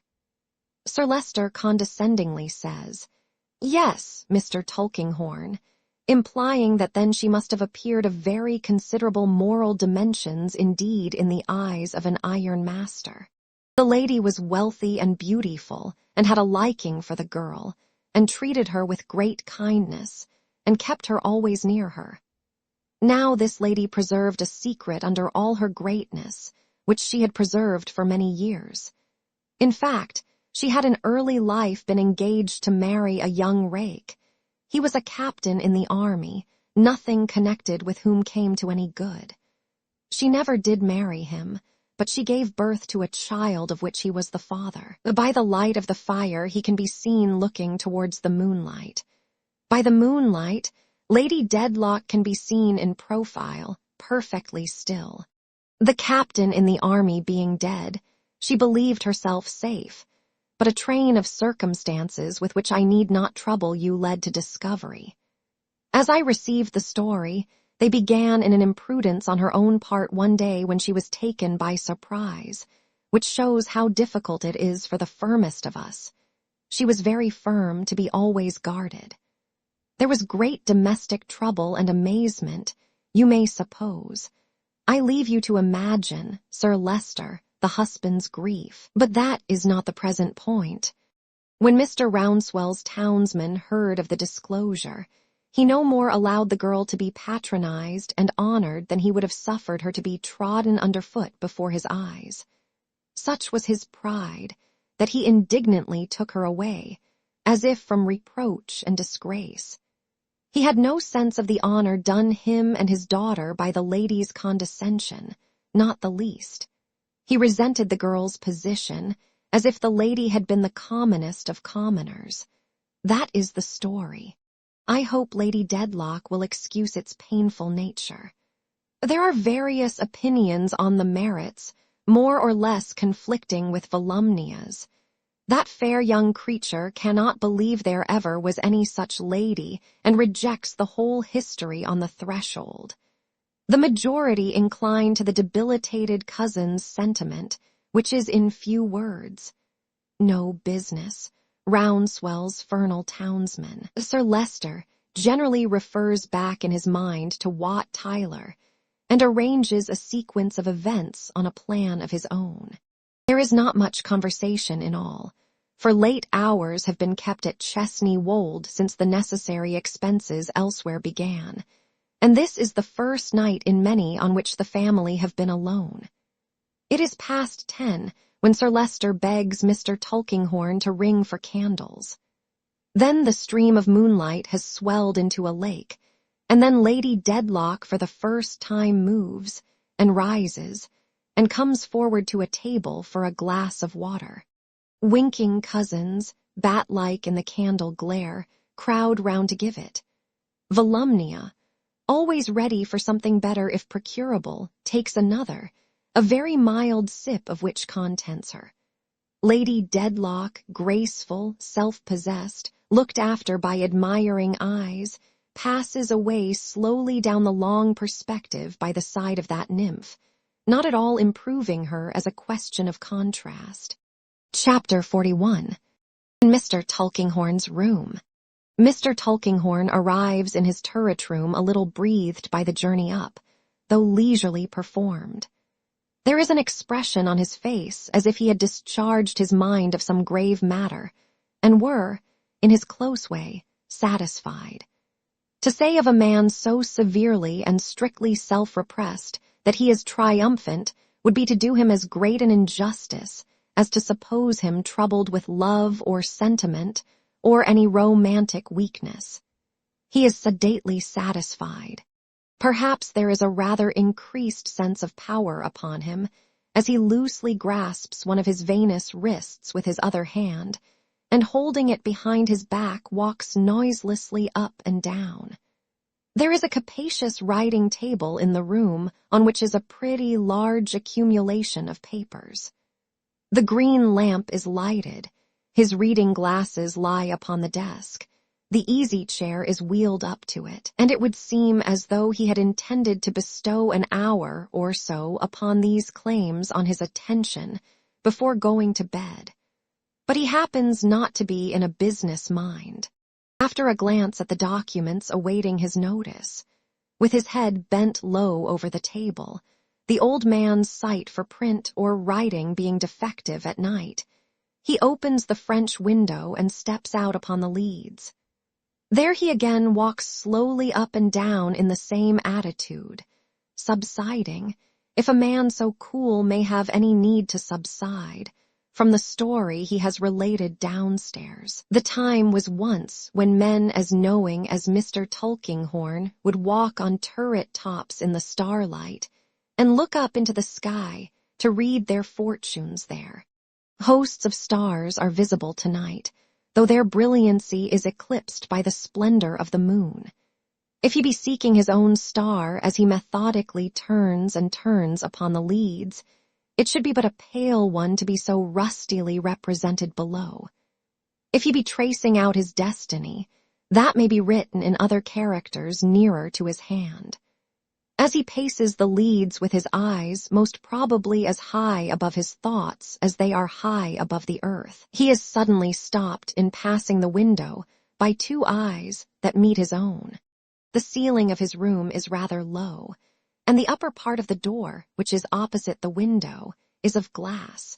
There is an inner baize door, too, but the night being warm he did not close it when he came upstairs. These eyes that meet his own are looking in through the glass from the corridor outside. He knows them well.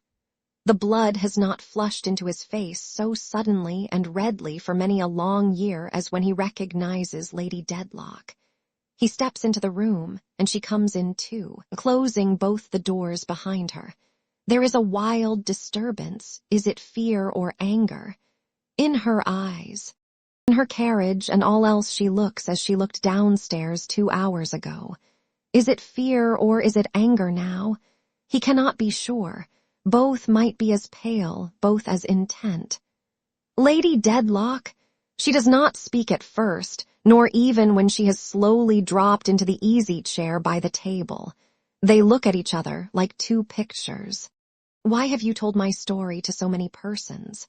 Lady Dedlock, it was necessary for me to inform you that I knew it. How long have you known it? I have suspected it a long while, fully known it a little while. Months, days. He stands before her with one hand on a chair back and the other in his old-fashioned waistcoat and shirt frill, exactly as he has stood before her at any time since her marriage. The same formal politeness, the same composed deference that might as well be defiance. The whole man the same dark, cold object, at the same distance, which nothing has ever diminished. Is this true concerning the poor girl? He slightly inclines and advances his head as not quite understanding the question. You know what you related. Is it true? Do her friends know my story also? Is it the town talk yet? Is it chalked upon the walls and cried in the streets? So, anger and fear and shame, all three contending. What power this woman has to keep these raging passions down. Mr. Tulkinghorn's thoughts take such form as he looks at her, with his ragged gray eyebrows a hair's breadth more contracted than usual under her gaze. No, Lady Dedlock. That was a hypothetical case, arising out of Sir Leicester's unconsciously carrying the matter with so high a hand. But it would be a real case if they knew what we know. Then they do not know it yet. No. Can I save the poor girl from injury before they know it? Really, Lady Dedlock, Mr. Tulkinghorn replies, I cannot give a satisfactory opinion on that point. And he thinks with the interest of attentive curiosity as he watches the struggle in her breast. The power and force of this woman are astonishing. Sir, she says, for the moment obliged to set her lips with all the energy she has, that she may speak distinctly, I will make it plainer. I do not dispute your hypothetical case. I anticipated it and felt its truth as strongly as you can do when I saw Mr. Rouncewell here. I knew very well that if he could have had the power of seeing me as I was, he would consider the poor girl tarnished by having for a moment been, although most innocently, the subject of my great and distinguished patronage. I have an interest in her, or I should rather say, no longer belonging to this place. I had, and if you can find so much consideration for the woman under your foot as to remember that, she will be very sensible of your mercy. Mr. Tulkinghorn, profoundly attentive, throws this off with a shrug of self-depreciation and contracts his eyebrows a little more. You have prepared me for my exposure, and I thank you for that too. Is there anything that you require of me? Is there any claim that I can release or any charge or trouble that I can spare my husband in obtaining his release by certifying to the exactness of your discovery? I will write anything here and now that you will dictate. I am ready to do it. And she would do it, thinks the lawyer, watchful of the firm hand with which she takes the pen. I will not trouble you, Lady Dedlock. Pray spare yourself. I have long expected this, as you know. I neither wish to spare myself, nor to be spared. You can do nothing worse to me than you have done. Do what remains now. Lady Dedlock, there is nothing to be done. I will take leave to say a few words when you have finished. Their need for watching one another should be over now, but they do it all this time, and the stars watch them both through the opened window. Away in the moonlight lie the woodland fields at rest, and the wide house is as quiet as the narrow one. The narrow one. Where are the digger and the spade this peaceful night, destined to add the last great secret to the many secrets of the Tulkinghorn existence? Is the man born yet? Is the spade wrought yet? Curious questions to consider. More curious, perhaps, not to consider, under the watching stars upon a summer night. Of repentance or remorse or any feeling of mine, Lady Dedlock presently proceeds, I say not a word. If I were not dumb, you would be deaf. Let that go by. It is not for your ears. He makes a feint of offering a protest, but she sweeps it away with her disdainful hand.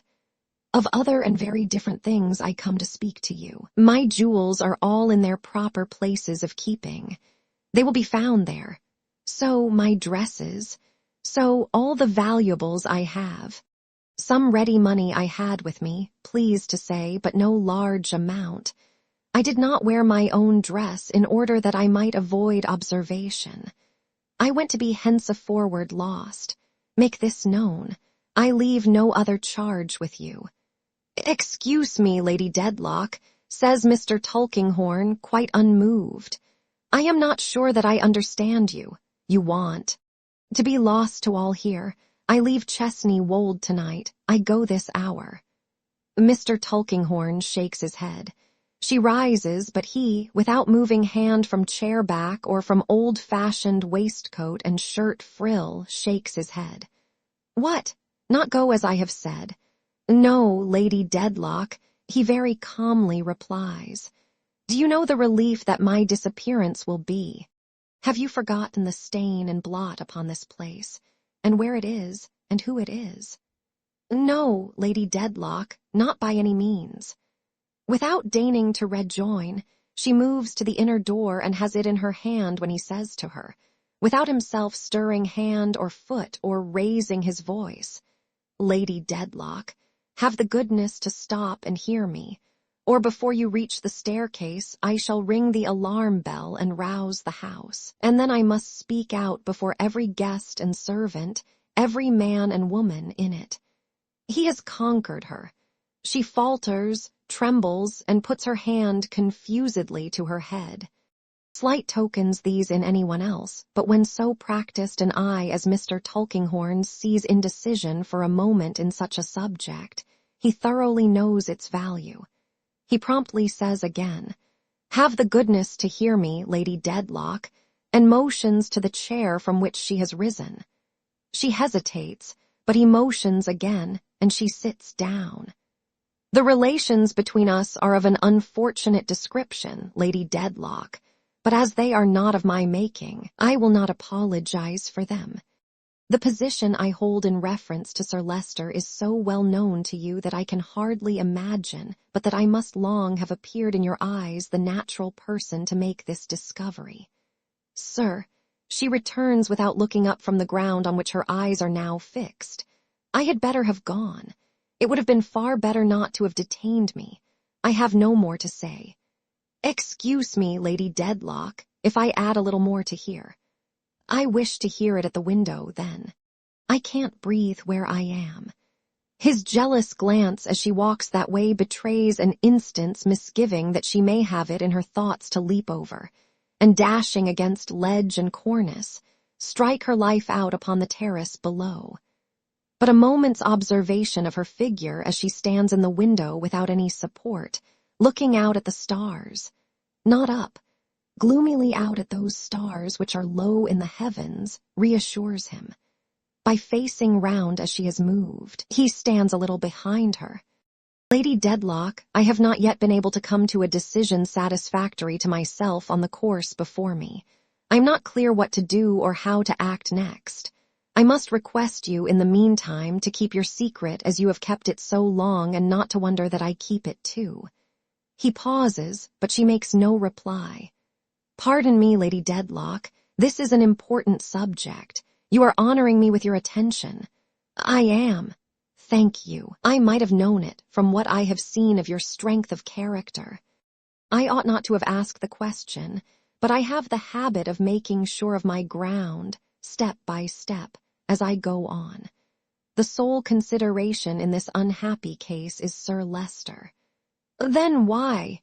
She asks in a low voice and without removing her gloomy look from those distant stars, do you detain me in his house? Because he is the consideration. Lady Dedlock, I have no occasion to tell you that Sir Leicester is a very proud man, that his reliance upon you is implicit, that the fall of that moon out of the sky would not amaze him more than your fall from your high position as his wife. She breathes quickly and heavily. but she stands as unflinchingly as ever he has seen her in the midst of her grandest company. I declare to you, Lady Dedlock, that with anything short of this case that I have, I would as soon have hoped to root up by means of my own strength and my own hands the oldest tree on this estate as to shake your hold upon Sir Leicester and Sir Leicester's trust and confidence in you. And even now, with this case, I hesitate. Not that he could doubt, that, even with him, is impossible, but that nothing can prepare him for the blow. Not my flight, she returned. Think of it again. Your flight, Lady Dedlock, would spread the whole truth, and 100 times the whole truth, far and wide. It would be impossible to save the family credit for a day. It is not to be thought of. There is a quiet decision in his reply which admits of no remonstrance. When I speak of Sir Leicester being the sole consideration, he and the family credit are one. Sir Leicester and the baronetcy, Sir Leicester and Chesney Wold, Sir Leicester and his ancestors and his patrimony, Mr. Tulkinghorn very dry here, are, I need not say to you, Lady Dedlock, inseparable.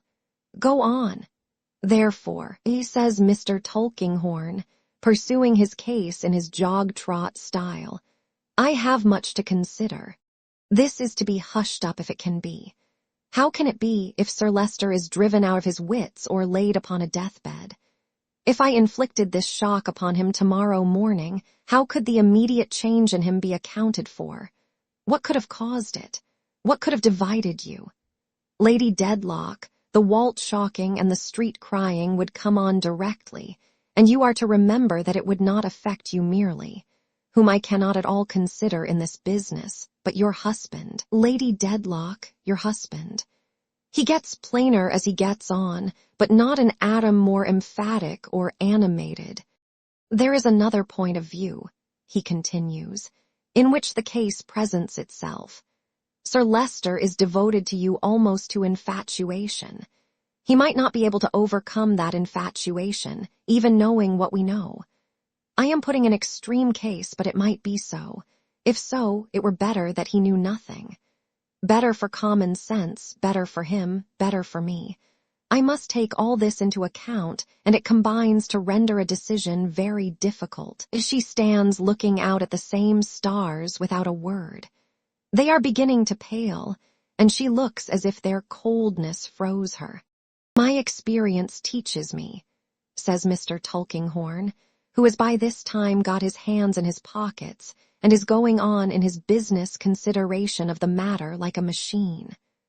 My experience teaches me, Lady Dedlock, that most of the people I know would do far better to leave marriage alone. It is at the bottom of 3/4 of their troubles. So I thought when Sir Leicester married, and so I always have thought since. No more about that. I must now be guided by circumstances. In the meanwhile, I must beg you to keep your own counsel, and I will keep mine. I am to drag my present life on, holding its pains at your pleasure day by day. She asks, still looking at the distant sky. Yes, I am afraid so, Lady Dedlock. It is necessary, you think, that I should be so tied to the stake. I am sure that what I recommend is necessary. I am to remain on this gaudy platform on which my miserable deception has been so long acted, and it is to fall beneath me when you give the signal, she said slowly. Not without notice, Lady Dedlock. I shall take no step without forewarning you. She asks all her questions as if she were repeating them from memory or calling them over in her sleep. We are to meet as usual, precisely as usual, if you please. And I am to hide my guilt, as I have done so many years. As you have done so many years. I should not have made that reference myself, Lady Dedlock, but I may now remind you that your secret can be no heavier to you than it was, and is no worse, and no better than it was. I know it certainly, but I believe we have never wholly trusted each other. She stands absorbed in the same frozen way for some little time before asking, Is there anything more to be said tonight? Why, Mr. Tulkinghorn returns methodically as he softly rubs his hands, I should like to be assured of your acquiescence in my arrangements, Lady Dedlock. You may be assured of it. look good. And I would wish in conclusion to remind you, as a business precaution, in case it should be necessary to recall the fact in any communication with Sir Leicester, that throughout our interview I have expressly stated my sole consideration to be Sir Leicester's feelings and honor and the family reputation. I should have been happy to have made Lady Dedlock a prominent consideration, too, if the case had admitted of it, but unfortunately it does not. I can attest your fidelity, sir. Both before and after saying it she remains absorbed, but at length moves and turns, unshaken in her natural and acquired presence, towards the door. Mr. Tulkinghorn opens both the doors exactly as he would have done yesterday, or as he would have done 10 years ago, and makes his old-fashioned bow as she passes out.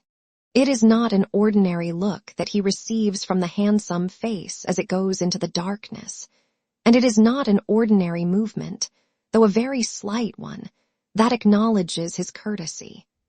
But as he reflects when he is left alone, the woman has been putting no common constraint upon herself. He would know it all the better if he saw the woman pacing her own rooms with her hair wildly thrown from her flung-back face, her hands clasped behind her head, her figure twisted as if by pain. He would think so all the more if he saw the woman thus hurrying up and down for hours, without fatigue, without intermission, followed by the faithful step upon the ghost's walk. But he shuts out the now chilled air, draws the window curtain, goes to bed, and falls asleep.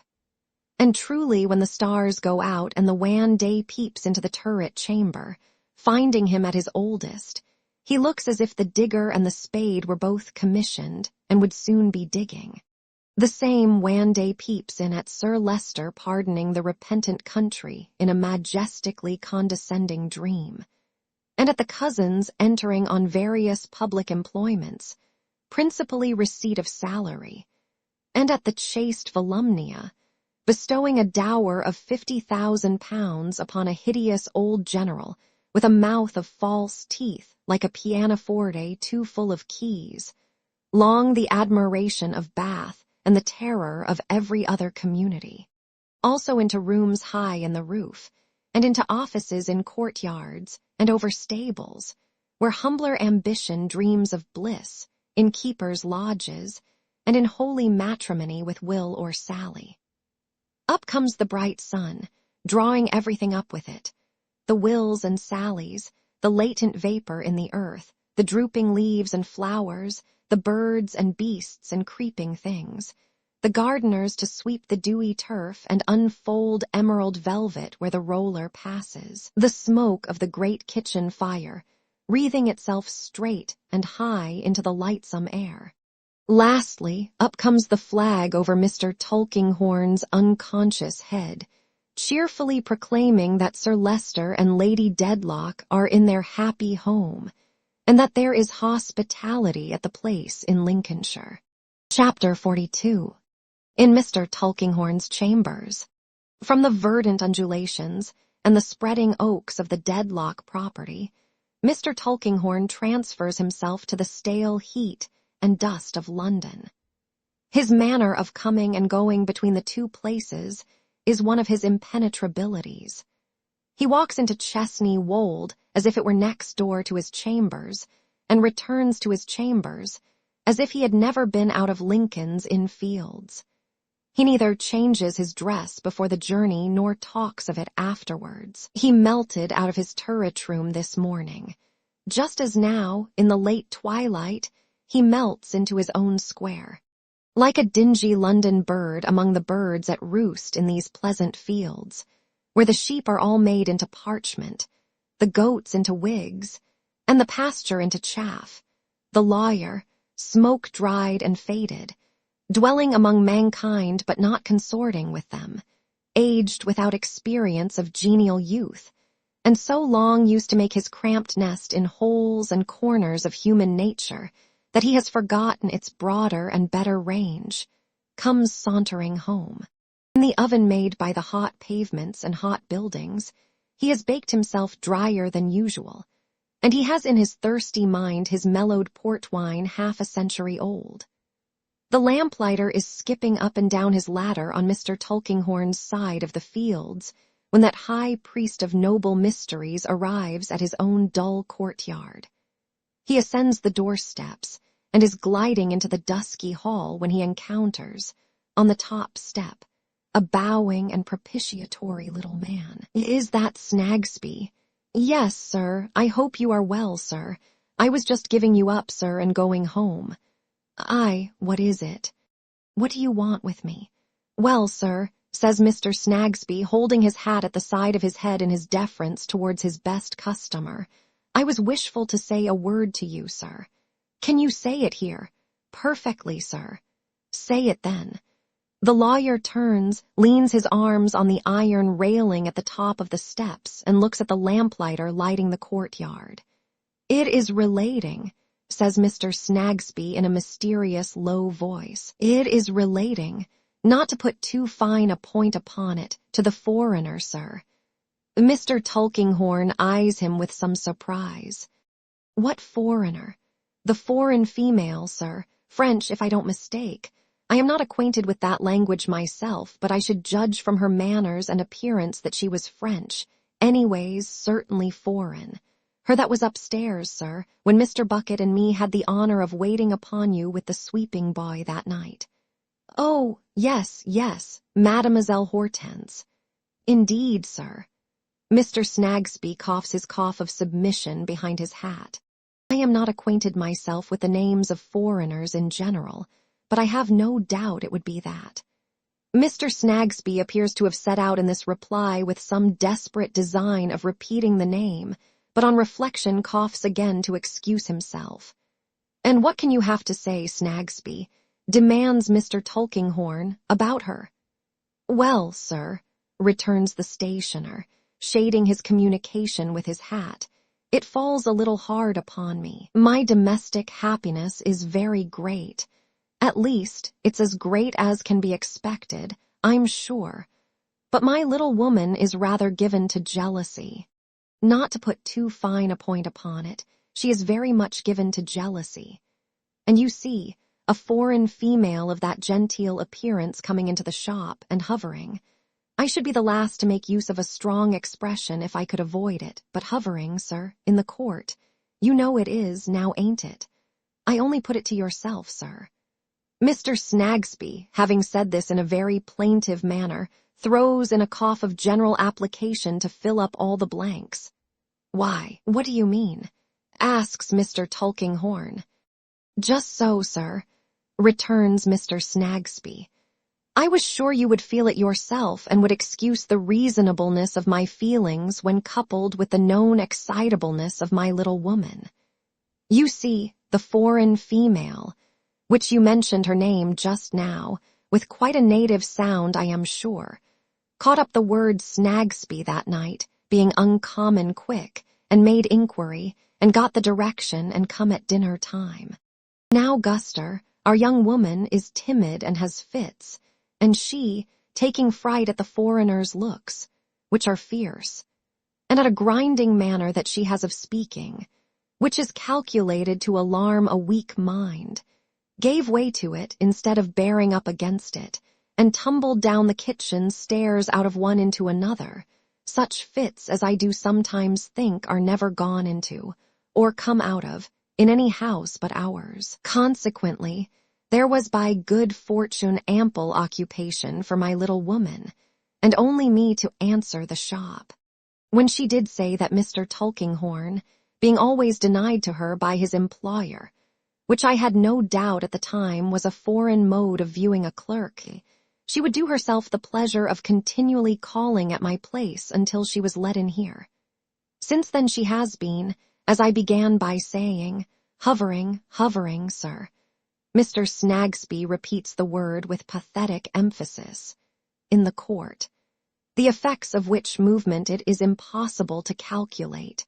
I shouldn't wonder if it might have already given rise to the painfulest mistakes even in the neighbors' minds, not mentioning, if such a thing was possible, my little woman. Whereas, goodness knows, says Mr. Snagsby, shaking his head. I never had an idea of a foreign female, except as being formerly connected with a bunch of brooms and a baby, or at the present time with a tambourine and earrings. I never had, I do assure you, sir. Mr. Tulkinghorn had listened gravely to this complaint and inquires when the stationer has finished. And that's all, is it, Snagsby? Why, yes, sir, that's all, says Mr. Snagsby, ending with a cough that plainly adds, and it's enough, too, for me. I don't know what Mademoiselle Hortense may want or mean unless she is mad, says the lawyer.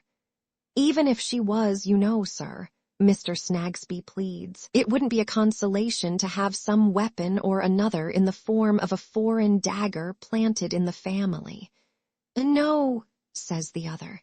Well, well, this shall be stopped. I am sorry you have been inconvenienced. If she comes again, send her here. Mr. Snagsby, with much bowing and short apologetic coughing, takes his leave, lightened in heart. Mr. Tulkinghorn goes upstairs, saying to himself, these women were created to give trouble the whole earth over. The mistress not being enough to deal with, here's the maid now, but I will be short with this jade at least. So saying, he unlocks his door, gropes his way into his murky rooms, lights his candles, and looks about him. It is too dark to see much of the allegory overhead there, but that importunate Roman, who is forever toppling out of the clouds and pointing, is at his old work pretty distinctly.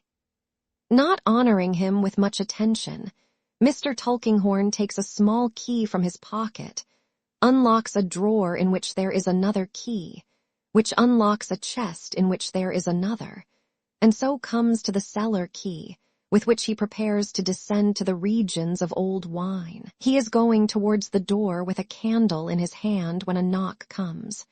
Who's this? Aye, mistress, it's you, is it? You appear at a good time. I have just been hearing of you. Now, what do you want? He stands the candle on the chimney-piece in the clerk's hall and taps his dry cheek with the key as he addresses these words of welcome to Mademoiselle Hortense. That feline personage, with her lips tightly shut and her eyes looking out at him sideways, softly closes the door before replying. I have had great deal of trouble to find you, sir. Have you? I have been here very often, sir. It has always been said to me, he is not at home, he is engaged, he is this and that, he is not for you. Quite right and quite true. Not true. Lies. At times there is a suddenness in the manner of Mademoiselle Hortense, so like a bodily spring upon the subject of it that such subject involuntarily starts and falls back. It is Mr. Tulkinghorn's case at present, though Mademoiselle Hortense, with her eyes almost shut up, but still looking out sideways, is only smiling contemptuously and shaking her head. Now, mistress, says the lawyer, tapping the key hastily upon the chimney-piece. If you have anything to say, say it, say it. Sir, you have not used me well, you have been mean and shabby. Mean and shabby, eh? Returns the lawyer, rubbing his nose with the key. Yes, what is it that I tell you? You know you have. You have attrapped me, catched me to give you information. You have asked me to show you the dress of mine my lady must have wore that night. You have prayed me to come in it here to meet that boy. Say, is it not? Mademoiselle Hortense makes another spring. You are a vixen, a vixen. Mr. Tulkinghorn seems to meditate as he looks distrustfully at her, then he replies, Well, wench, well, I paid you. You paid me. She repeats with fierce disdain. 2 sovereign, I have not changed them, I refuse them, I despise them, I throw them from me. Which she literally does, taking them out of her bosom, as she speaks and flinging them with such violence on the floor that they jerk up again into the light, before they roll away into corners, and slowly settle down there after spinning vehemently. Now, says Mademoiselle Hortense, darkening her large eyes again, you have paid me, eh, my God, oh yes. Mr. Tulkinghorn rubs his head with the key while she entertains herself with a sarcastic laugh. You must be rich, my fair friend, he composedly observes, to throw money about in that way. I am rich, she returns. I am very rich in hate. I hate my lady of all my heart, you know that. Know it, how should I know it? Because you have known it perfectly before you prayed me to give you that information. Because you have known perfectly that I was raged. It appears impossible for Mademoiselle to roll the letter R sufficiently in this word, notwithstanding that she assists her energetic delivery by clenching both her hands and setting all her teeth. Oh, I knew that, did I? Says Mr. Tulkinghorn, examining the wards of the key. Yes, without doubt. I am not blind. You have made sure of me because you knew that. You had reason. I detest her. Mademoiselle Hortense folds her arms and throws this last remark at him over one of her shoulders. Having said this, have you anything else to say, mademoiselle? I am not yet placed. Place me well. Find me a good condition. If you cannot or do not choose to do that, employ me to pursue her, to chase her, to disgrace and to dishonor her. I will help you well and with a good will. It is what you do. Do I not know that? You appear to know a good deal, Mr. Tulkinghorn retorts. Do I not? Is it that I am so weak as to believe, like a child, that I come here in that dress, to receive that boy, only to decide a little bet? A wager. My God, oh yes. In this reply, down to the word wager inclusive, Mademoiselle has been ironically polite and tender, then is suddenly dashed into the bitterest and most defiant scorn, with her black eyes in one and the same moment very nearly shut and staringly wide open. Now let us see, says Mr. Tulkinghorn, tapping his chin with the key and looking imperturbably at her, how this matter stands. Ah, let us see, Mademoiselle assents, with many angry and tight nods of her head. You come here to make a remarkably modest demand, which you have just stated, and it not being conceded, you will come again. And again, says Mademoiselle with more tight and angry nods. And yet again, and many times again, in effect forever. And not only here, but you will go to Mr. Snagsby's too, perhaps. That visit not succeeding either, you will go again, perhaps. And again, repeats Mademoiselle, cataleptic with determination. And yet again, and many times again, in effect forever. Very well. Now, Mademoiselle Hortense, let me recommend you to take the candle and pick up that money of yours. I think you will find it behind the clerk's partition in the corner yonder. She merely throws a laugh over her shoulder and stands her ground with folded arms. You will not, eh? No, I will not. So much the poorer you, so much the richer I. Look, mistress, this is the key of my wine cellar. It is a large key, but the keys of prisons are larger. In this city there are houses of correction, where the treadmills are for women, the gates of which are very strong and heavy, and no doubt the keys too. I am afraid a lady of your spirit and activity would find it an inconvenience to have one of those keys turned upon her for any length of time. What do you think? I think, Mademoiselle replies without any action and in a clear, obliging voice, that you are a miserable wretch. Probably, returns Mr. Tulkinghorn, quietly blowing his nose. But I don't ask what you think of myself. I ask what you think of the prison. Nothing. What does it matter to me? Why, it matters this much, mistress, says the lawyer, deliberately putting away his handkerchief and adjusting his frill. The law is so despotic here that it interferes to prevent any of our good English citizens from being troubled, even by a lady's visits against his desire. And on his complaining that he is so troubled, it takes hold of the troublesome lady and shuts her up in prison under hard discipline. Turns the key upon her, mistress, illustrating with the cellar key. Truly, returns Mademoiselle in the same pleasant voice. That is droll. But my faith, still what does it matter to me? My fair friend, says Mr. Tulkinghorn, make another visit here or at Mr. Snagsby's, and you shall learn. In that case you will send me to the prison, perhaps. Perhaps. It would be contradictory for one in Mademoiselle's state of agreeable jocularity to foam at the mouth. Otherwise, a tigerish expansion thereabouts might look as if a very little more would make her do it. In a word, mistress, says Mr. Tulkinghorn, I am sorry to be unpolite, but if you ever present yourself uninvited here or there, again I will give you over to the police. Their gallantry is great, but they carry troublesome people through the streets in an ignominious manner, strapped down on a board, my good wench.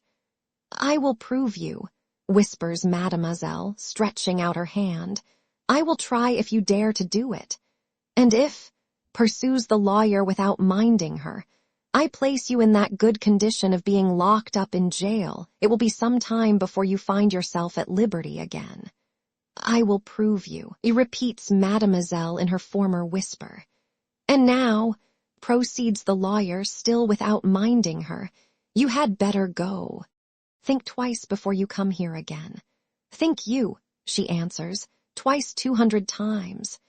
You were dismissed by your lady, you know, Mr. Tulkinghorn observes, following her out upon the staircase, as the most implacable and unmanageable of women. Now turn over a new leaf and take warning by what I say to you. For what I say, I mean, and what I threaten, I will do, mistress. She goes down without answering or looking behind her. When she is gone, he goes down too, and returning with his cobweb-covered bottle, devotes himself to a leisurely enjoyment of its contents. Now and then, as he throws his head back in his chair, catching sight of the pertinacious Roman pointing from the ceiling. Chapter 43. Esther's Narrative. It matters little now how much I thought of my living mother, who had told me evermore to consider her dead.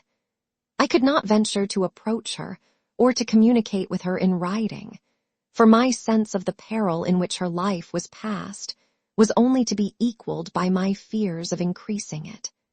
Knowing that my mere existence as a living creature was an unforeseen danger in her way, I could not always conquer that terror of myself which had seized me when I first knew the secret. At no time did I dare to utter her name.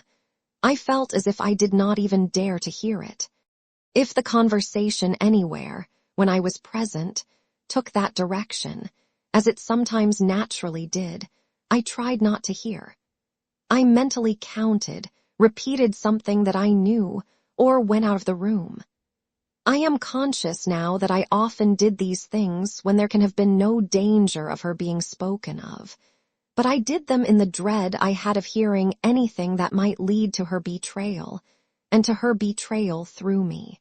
It matters little now how often I recalled the tones of my mother's voice, wondered whether I should ever hear it again as I so longed to do, and thought how strange and desolate it was that it should be so new to me. It matters little that I watched for every public mention of my mother's name, that I passed and repassed the door of her house in town, loving it, but afraid to look at it, that I once sat in the theater when my mother was there and saw me, and when we were so wide asunder before the great company of all degrees that any link or confidence between us seemed a dream. It is all over. My lot has been so blessed that I can relate little of myself which is not a story of goodness and generosity in others. I may well pass that little and go on. When we were settled at home again, Ada and I had many conversations with my guardian of which Richard was the theme. My dear girl was deeply grieved that he should do their kind cousin so much wrong, but she was so faithful to Richard that she could not bear to blame him even for that. My guardian was assured of it, and never coupled his name with a word of reproof. "Rick is mistaken, my dear," he would say to her. Well, we have all been mistaken over and over again. We must trust to you and time to set him right. We knew afterwards what we suspected then, that he did not trust to time until he had often tried to open Richard's eyes, that he had written to him, gone to him, talked with him, tried every gentle and persuasive art his kindness could devise. Our poor devoted Richard was deaf and blind to all. If he were wrong, he would make amends when the chancery suit was over. If If he were groping in the dark, he could not do better than do his utmost to clear away those clouds in which so much was confused and obscured. Suspicion and misunderstanding were the fault of the suit. Then let him work the suit out and come through it to his right mind. This was his unvarying reply. Jarndyce and Jarndyce had obtained such possession of his whole nature that it was impossible to place any consideration before him which he did not, with a distorted kind of reason, make a new argument in favor of his doing what he did. So that it is even more mischievous, said my guardian once to me, to remonstrate with the poor dear fellow than to leave him alone. I took one of these opportunities of mentioning my doubts of Mr. Skimpole as a good adviser for Richard. Adviser, returned my guardian, laughing, my dear, who would advise with Skimpole? Encourager would perhaps have been a better word, said I. Encourager, returned my guardian again. Who could be encouraged by Skimpole? Not Richard, I asked. No, he replied. Such an unworldly, uncalculating, gossamer creature is a relief to him and an amusement. But as to advising or encouraging or occupying a serious station towards anybody or anything, it is simply not to be thought of in such a child as Skimpole.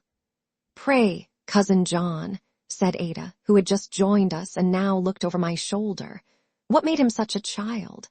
What made him such a child? Inquired my guardian, rubbing his head, a little at a loss. Yes, Cousin John. Why, he slowly replied, roughening his head more and more, he is all sentiment and susceptibility and sensibility and an imagination, and these qualities are not regulated in him somehow. I suppose the people who admired him for them in his youth attached too much importance to them and too little to any training that would have balanced and adjusted them, and so he became what he is. Hey, said my guardian, stopping short and looking at us hopefully. What do you think, you two? Ada, glancing at me, said she thought it was a pity he should be an expense to Richard. So it is, returned my guardian hurriedly. That must not be. We must arrange that. I must prevent it. That will never do. And I said I thought it was to be regretted that he had ever introduced Richard to Mr. V-Holes for a present of £5. Did he? Said my guardian with a passing shade of vexation on his face. But there you have the man. There you have the man. There is nothing mercenary in that with him. He has no idea of the value of money. He introduces Rick, and then he is good friends with Mr. V-Holes and borrows £5 of him. He means nothing by it and thinks nothing of it. He told you himself, I'll be bound, my dear. Oh, yes, said I. Exactly, cried my guardian, quite triumphant. There you have the man. If he had meant any harm by it or was conscious of any harm in it, he wouldn't tell it. He tells it as he does it in mere simplicity. But you shall see him in his own home, and then you'll understand him better. We must pay a visit to Harold Skimpole and caution him on these points. Lord bless you, my dears, an infant, an infant. In pursuance of this plan, we went into London on an early day and presented ourselves at Mr. Skimpole's door. He lived in a place called the Polygon, in Somers Town, where there were at that time a number of poor Spanish refugees walking about in cloaks, smoking little paper cigars. Whether he was a better tenant than one might have supposed, in consequence of his friend somebody always paying his rent at last, or whether his inaptitude for business rendered it particularly difficult to turn him out, I don't know, but he had occupied the same house some years. It was in a state of dilapidation quite equal to our expectation. 2 or 3 of the area railings were gone. The water butt was broken. The knocker was loose. The bell handle had been pulled off a long time to judge from the rusty state of the wire, and dirty footprints on the steps were the only signs of its being inhabited. A slatternly full-blown girl who seemed to be bursting out at the rents in her gown and the cracks in her shoes like an overripe berry, answered our knock by opening the door a very little way, and stopping up the gap with her figure. As she knew Mr. Jarndyce, indeed Ada and I both thought that she evidently associated him with the receipt of her wages, she immediately relented and allowed us to pass in.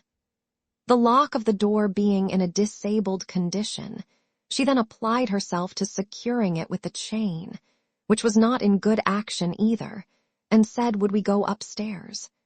We went upstairs to the first floor, still seeing no other furniture than the dirty footprints. Mr. Jarndyce, without further ceremony, entered a room there, and we followed.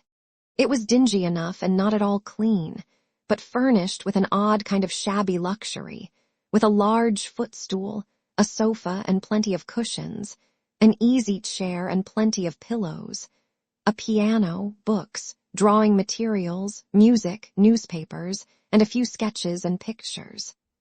A broken pane of glass in one of the dirty windows was papered and wafered over, but there was a little plate of hothouse nectarines on the table, and there was another of grapes, and another of sponge cakes, and there was a bottle of light wine. Mr. Skimpole himself reclined upon the sofa in a dressing gown, drinking some fragrant coffee from an old china cup. It was then about midday, and looking at a collection of wallflowers in the balcony. He was not in the least disconcerted by our appearance, but rose and received us in his usual airy manner. "Here I am, you see," he said when we were seated, not without some little difficulty, the greater part of the chairs being broken. "Here I am. This is my frugal breakfast. Some men want legs of beef and mutton for breakfast. I don't. Give me my peach, my cup of coffee, and my claret. I am content. I don't want them for themselves, but they remind me of the sun. There's nothing solar about legs of beef and mutton, mere animal satisfaction. This is our friend's consulting room, or would be if he ever prescribed. His sanctum, his studio," said my guardian to us. "Yes," said Mr. Skimpole, turning his bright face about, "this is the bird's cage. This is where the bird lives and sings. They pluck his feathers now and then and clip his wings, but he sings, he sings. He handed us the grapes, repeating in his radiant way, he sings, not an ambitious note, but still he sings. These are very fine," said my guardian. "A present?" "No," he answered. "No, some amiable gardener sells them. His man wanted to know, when he brought them last evening, whether he should wait for the money." "Really, my friend," I said, "I think not, if your time is of any value to you. I suppose it was, for he went away." My guardian looked at us with a smile, as though he asked us, "Is it possible to be worldly with this baby?" "This is a day," said Mr. Skimpole, gaily taking a little claret in a tumbler, "that will ever be remembered here. We shall call it St. Clair and St. Summerson Day. You must see my daughters.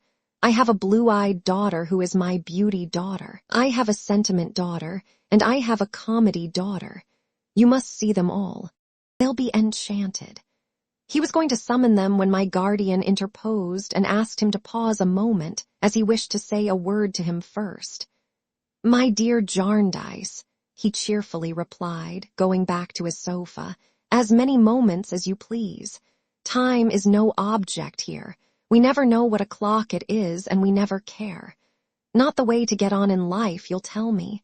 Certainly, but we don't get on in life. We don't pretend to do it." My guardian looked at us again, plainly saying, "You hear him."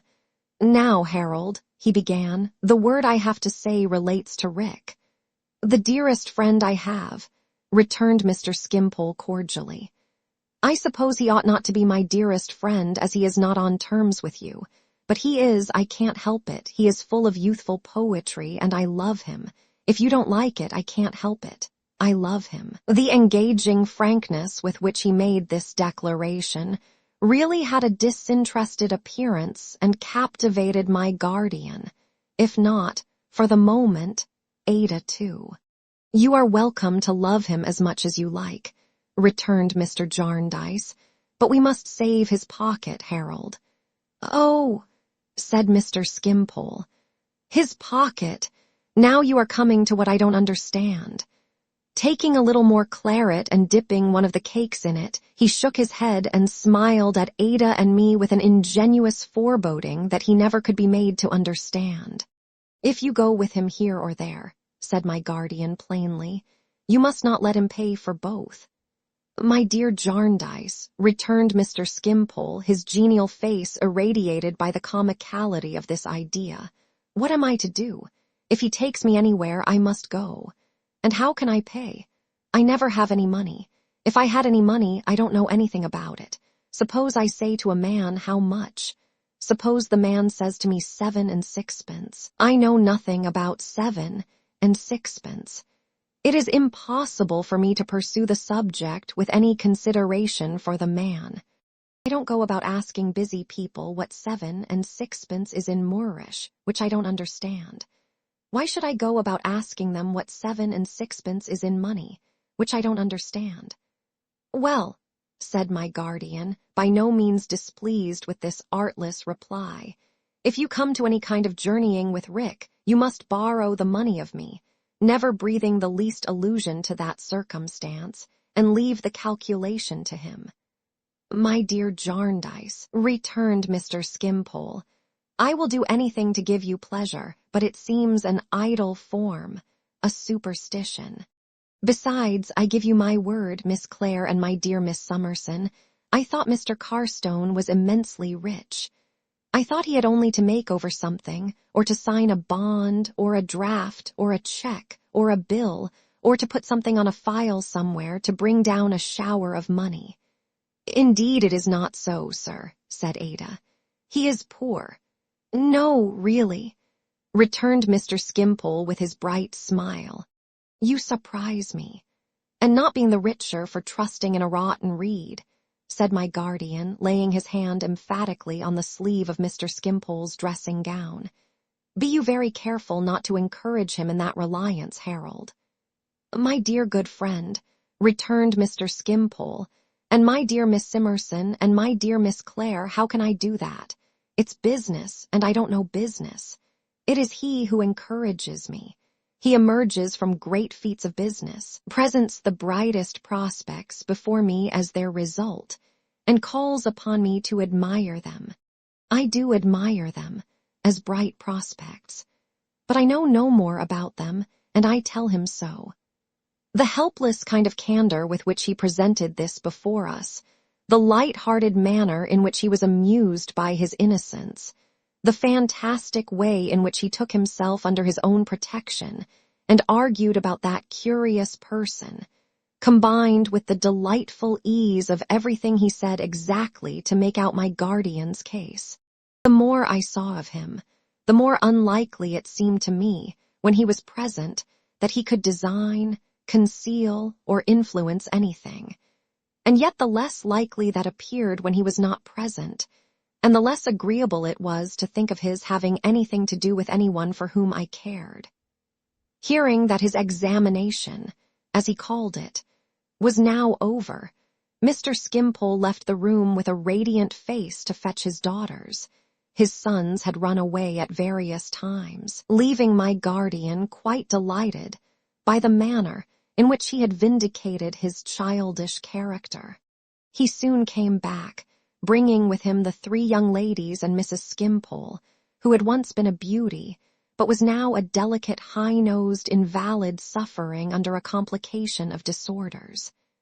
"This," said Mr. Skimpole, "is my beauty daughter, Arethusa, plays and sings odds and ends like her father. This is my sentiment daughter, Laura, plays a little but don't sing. This is my comedy daughter, Kitty, sings a little but don't play. We all draw a little and compose a little, and none of us have any idea of time or money." Mrs. Skimpole sighed, I thought, as if she would have been glad to strike out this item in the family attainments. I also thought that she rather impressed her sigh upon my guardian, and that she took every opportunity of throwing in another. "It is pleasant," said Mr. Skimpole, turning his sprightly eyes from one to the other of us, "and it is whimsically interesting to trace peculiarities in families. In this family we are all children, and I am the youngest. The daughters, who appeared to be very fond of him, were amused by this droll fact, particularly the comedy daughter. "My dears, it is true," said Mr. Skimpole. "Is it not? So it is, and so it must be, because like the dogs in the hymn, it is our nature to. Now, here is Miss Summerson with a fine administrative capacity and a knowledge of details perfectly surprising. It will sound very strange in Miss Summerson's ears, I dare say, that we know nothing about chops in this house. But we don't, not the least. We can't cook anything whatever. A needle and thread we don't know how to use. We admire the people who possess the practical wisdom we want, but we don't quarrel with them. Then why should they quarrel with us? Live and let live, we say to them. Live upon your practical wisdom, and let us live upon you." He laughed, but as usual seemed quite candid and really to mean what he said. "We have sympathy, my roses," said Mr. Skimpole. "Sympathy for everything, have we not?" "Oh, yes, Papa," cried the three daughters. "In fact, that is our family department," said Mr. Skimpole. "In this hurly-burly of life, we are capable of looking on and of being interested, and we do look on, and we are interested. What more can we do? Here is my beauty daughter, married these 3 years. Now I dare say her marrying another child, and having 2 more, was all wrong in point of political economy, but it was very agreeable. We had our little festivities on those occasions, and exchanged social ideas. She brought her young husband home one day, and they and their young fledglings have their nest upstairs. I dare say at some time or other sentiment and comedy will bring their husbands home, and have their nests upstairs too. So we get on, we don't know how, but somehow. She looked very young indeed to be the mother of 2 children, and I could not help pitying both her and them. It was evident that the 3 daughters had grown up as they could and had had just as little haphazard instruction as qualified them to be their father's playthings in his idlest hours. His pictorial tastes were consulted, I observed, in their respective styles of wearing their hair, the beauty daughter being in the classic manner, the sentiment daughter luxuriant and flowing, and the comedy daughter in the arch style, with a good deal of sprightly forehead, and vivacious little curls dotted about the corners of her eyes. They were dressed to correspond, though in a most untidy and negligent way. Ada and I conversed with these young ladies, and found them wonderfully like their father. In the meanwhile, Mr. Jarndyce, who had been rubbing his head to a great extent, and hinted at a change in the wind, talked with Mrs. Skimpole in a corner, where we could not help hearing the chink of money. Mr. Skimpole had previously volunteered to go home with us and had withdrawn to dress himself for the purpose. "My roses," he said when he came back, "take care of Mamma. She is poorly today. By going home with Mr. Jarndyce for a day or 2, I shall hear the larks sing, and preserve my amiability. It has been tried, you know, and would be tried again if I remained at home." "That bad man," said the comedy daughter. "At the very time when he knew Papa was lying ill by his wallflowers, looking at the blue sky, Laura complained. And when the smell of hay was in the air," said Arethusa. It showed a want of poetry in the man. Mr. Skimpole assented, but with perfect good humor. It was coarse. There was an absence of the finer touches of humanity in it. "My daughters have taken great offense," he explained to us, "at an honest man." "Not honest, Papa. Impossible." They all 3 protested. "At a rough kind of fellow, a sort of human hedgehog rolled up," said Mr. Skimpole, "who is a baker in this neighborhood and from whom we borrowed a couple of armchairs. We wanted a couple of armchairs, and we hadn't got them, and therefore, of course, we looked to a man who had got them to lend them. Well, this morose person lent them, and we wore them out. When they were worn out, he wanted them back. He had them back. He was contented, you will say. Not at all. He objected to their being worn. I reasoned with him, and pointed out his mistake. I said, Can you, at your time of life, be so headstrong, my friend, as to persist that an armchair is a thing to put upon a shelf and look at, that it is an object to contemplate, to survey from a distance, to consider from a point of sight? Don't you know that these armchairs were borrowed to be sat upon? He was unreasonable and unpersuadable and used intemperate language. Being as patient as I am at this minute, I addressed another appeal to him. I said, now, my good man, however our business capacities may vary, we are all children of one great mother, Nature. On this blooming summer morning here you see me. I was on the sofa with flowers before me, fruit upon the table, the cloudless sky above me, the air full of fragrance, contemplating nature. I entreat you, by our common brotherhood, not to interpose between me and a subject so sublime, the absurd figure of an angry baker. But he did, said Mr. Skimpole, raising his laughing eyes in playful astonishment. He did interpose that ridiculous figure, and he does, and he will again. And therefore I am very glad to get out of his way and to go home with my friend Jarndyce. It seemed to escape his consideration that Mrs. Skimpole and the daughters remained behind to encounter the baker. But this was so old a story to all of them that it had become a matter of course. He took leave of his family with a tenderness as airy and graceful as any other aspect in which he showed himself, and rode away with us in perfect harmony of mind.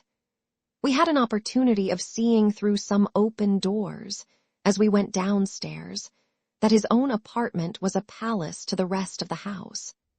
I could have no anticipation, and I had none, that something very startling to me at the moment, and ever memorable to me in what ensued from it, was to happen before this day was out. Our guest was in such spirits on the way home that I could do nothing but listen to him and wonder at him.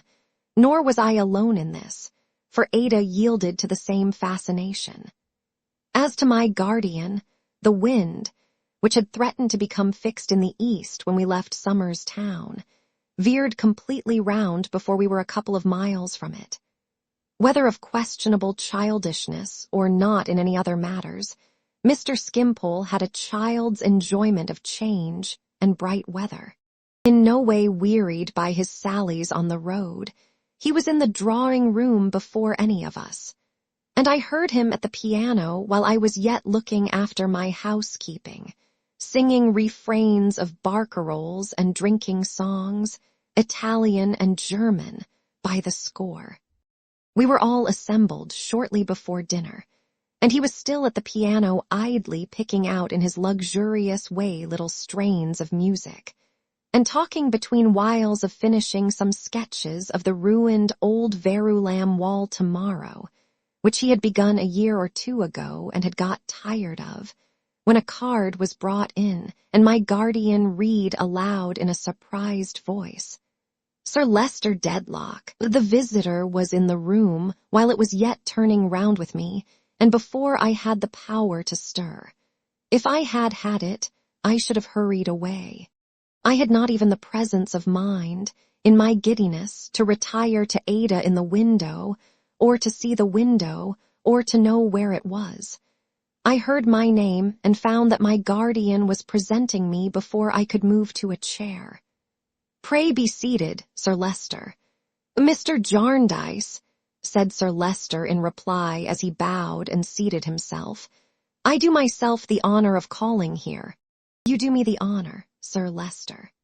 "Thank you, of calling here on my road from Lincolnshire to express my regret that any cause of complaint, however strong, that I may have against a gentleman who is known to you and has been your host, and to whom therefore I will make no farther reference, should have prevented you, still more ladies under your escort and charge, from seeing whatever little there may be to gratify a polite and refined taste at my house, Chesney Wold. You are exceedingly obliging, Sir Leicester, and on behalf of those ladies who are present, and for myself, I thank you very much. It is possible, Mr. Jarndyce, that the gentleman to whom, for the reasons I have mentioned, I refrain from making further allusion, it is possible, Mr. Jarndyce, that that gentleman may have done me the honor so far to misapprehend my character as to induce you to believe that you would not have been received by my local establishment in Lincolnshire with that urbanity, that courtesy, which its members are instructed to show to all ladies and gentlemen who present themselves at that house. I merely beg to observe, sir, that the fact is the reverse. My guardian delicately dismissed this remark without making any verbal answer. It has given me pain, Mr. Jarndyce, Sir Leicester weightily proceeded. I assure you, sir, it has given me pain to learn from the housekeeper at Chesney Wold that a gentleman who was in your company in that part of the county, and who would appear to possess a cultivated taste for the fine arts, was likewise deterred by some such cause from examining the family pictures with that leisure, that attention, that care, which he might have desired to bestow upon them, and which some of them might possibly have repaid. Here he produced a card and read, with much gravity and a little trouble, through his eye-glass, Mr. Harold, Scumpling, I beg your pardon, Skimpole. This is Mr. Harold Skimpole, said my guardian, evidently surprised. Oh, exclaimed Sir Leicester, I am happy to meet Mr. Skimpole and to have the opportunity of tendering my personal regrets. I hope, sir, that when you again find yourself in my part of the county, you will be under no similar sense of restraint. You are very obliging, Sir Leicester Dedlock. So encouraged, I shall certainly give myself the pleasure and advantage of another visit to your beautiful house. The owners of such places as Chesney Wold, said Mr. Skimpole with his usual happy and easy air, are public benefactors. They are good enough to maintain a number of delightful objects for the admiration and pleasure of us poor men, and not to reap all the admiration and pleasure that they yield is to be ungrateful to our benefactors. Sir Leicester seemed to approve of this sentiment highly. An artist, sir? No, returned Mr. Skimpole, a perfectly idle man, a mere amateur. Sir Leicester seemed to approve of this even more. He hoped he might have the good fortune to be at Chesney Wold when Mr. Skimpole next came down into Lincolnshire. Mr. Skimpole professed himself much flattered and honored. Mr. Skimpole mentioned, pursued Sir Leicester, addressing himself again to my guardian, mentioned to the housekeeper, who, as he may have observed, is an old and attached retainer of the family.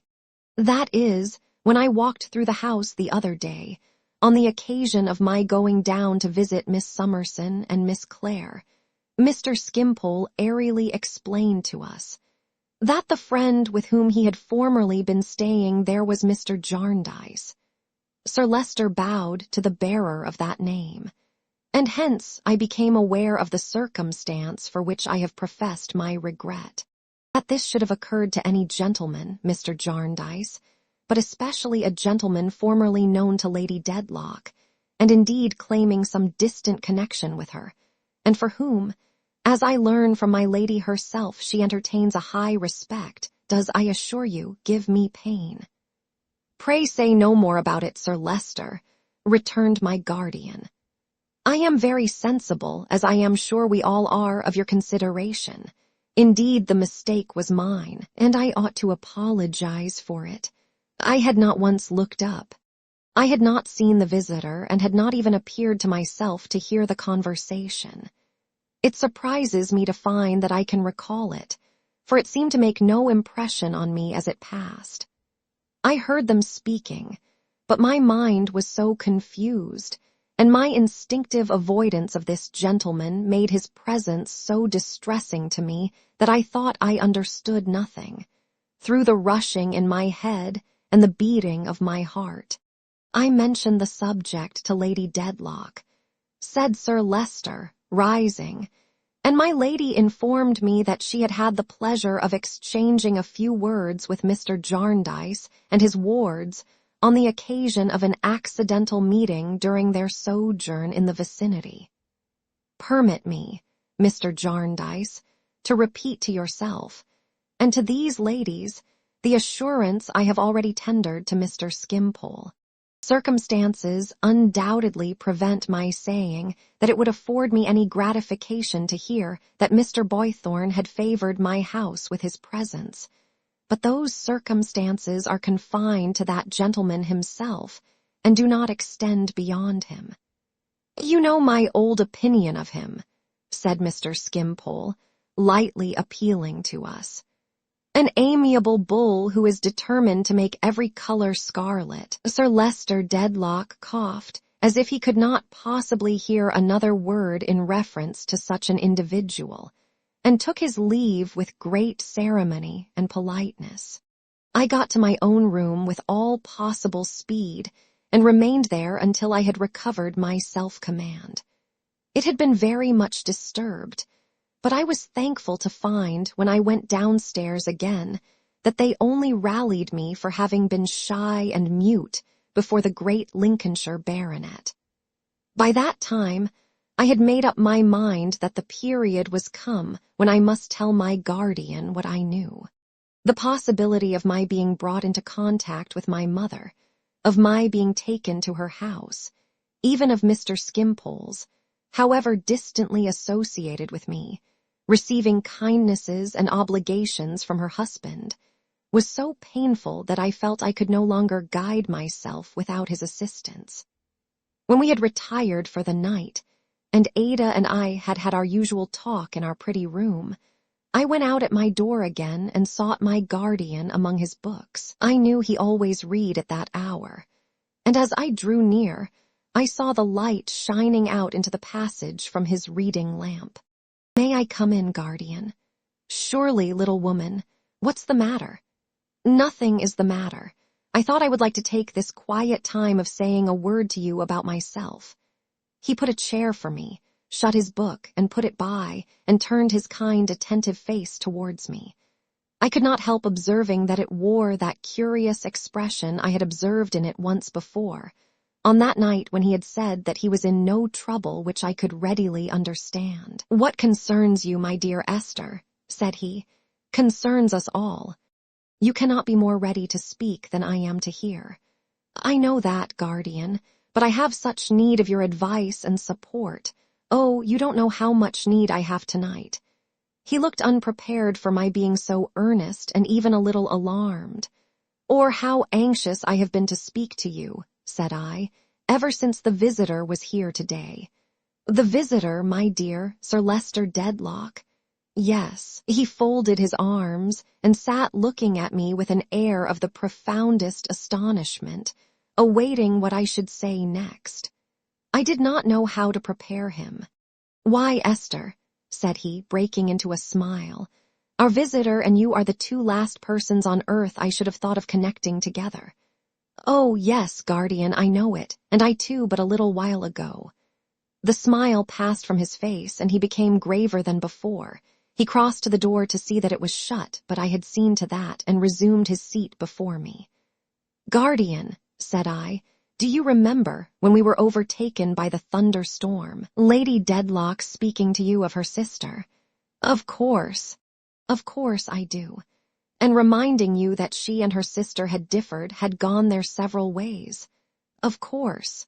Why did they separate, guardian? His face quite altered as he looked at me. My child, what questions are these? I never knew. No one but themselves ever did know, I believe. Who could tell what the secrets of those two handsome and proud women were? You have seen Lady Dedlock. If you had ever seen her sister, you would know her to have been as resolute and haughty as she. Oh, guardian, I have seen her many and many a time. Seen her. He paused a little, biting his lip. Then, Esther, when you spoke to me long ago of Boythorn, and when I told you that he was all but married once, and that the lady did not die but died to him, and that time had had its influence on his later life, did you know it all and know who the lady was? No, guardian, I returned, fearful of the light that dimly broke upon me. Nor do I know yet. Lady Dedlock's sister. And why, I could scarcely ask him. Why, guardian, pray tell me why were they parted? It was her act, and she kept its motives in her inflexible heart. He afterwards did conjecture, but it was mere conjecture, that some injury which her haughty spirit had received in her cause of quarrel with her sister had wounded her beyond all reason. But she wrote him that from the date of that letter she died to him, as in literal truth she did, and that the resolution was exacted from her by her knowledge of his proud temper and his strained sense of honor, which were both her nature too. In consideration for those master points in him, and even in consideration for them in herself, she made the sacrifice, she said, and would live in it and die in it. She did both, I fear. Certainly he never saw her, never heard of her from that hour, nor did anyone. Oh, guardian, what have I done? I cried, giving way to my grief. What sorrow have I innocently caused? You caused, Esther. Yes, guardian, innocently, but most surely. That secluded sister is my first remembrance. No, no, he cried, starting. Yes, guardian, yes, and her sister is my mother. I would have told him all my mother's letter, but he would not hear it then. He spoke so tenderly and wisely to me, and he put so plainly before me all I had myself imperfectly thought and hoped in my better state of mind, that, penetrated as I had been with fervent gratitude towards him through so many years, I believed I had never loved him so dearly, never thanked him in my heart so fully, as I did that night. And when he had taken me to my room and kissed me at the door, and when at last I lay down to sleep, my thought was, how could I ever be busy enough? How could I ever be good enough? How in my little way could I ever hope to be forgetful enough of myself, devoted enough to him, and useful enough to others, to show him how I blessed and honored him? Chapter 44. The Letter and the Answer. My guardian called me into his room next morning, and then I told him what had been left untold on the previous night. There was nothing to be done, he said, but to keep the secret and to avoid another such encounter as that of yesterday. He understood my feeling and entirely shared it. He charged himself even with restraining Mr. Skimpole from improving his opportunity. One person whom he need not name to me, it was not now possible for him to advise or help. He wished it were, but no such thing could be. If her mistrust of the lawyer whom she had mentioned were well-founded, which he scarcely doubted, he dreaded discovery. He knew something of him, both by sight and by reputation, and it was certain that he was a dangerous man. Whatever happened, he repeatedly impressed upon me with anxious affection and kindness. I was as innocent of as himself and as unable to influence. Nor do I understand, said he, that any doubts tend towards you, my dear. Much suspicion may exist without that connection. With the lawyer, I returned. But 2 other persons have come into my mind since I have been anxious.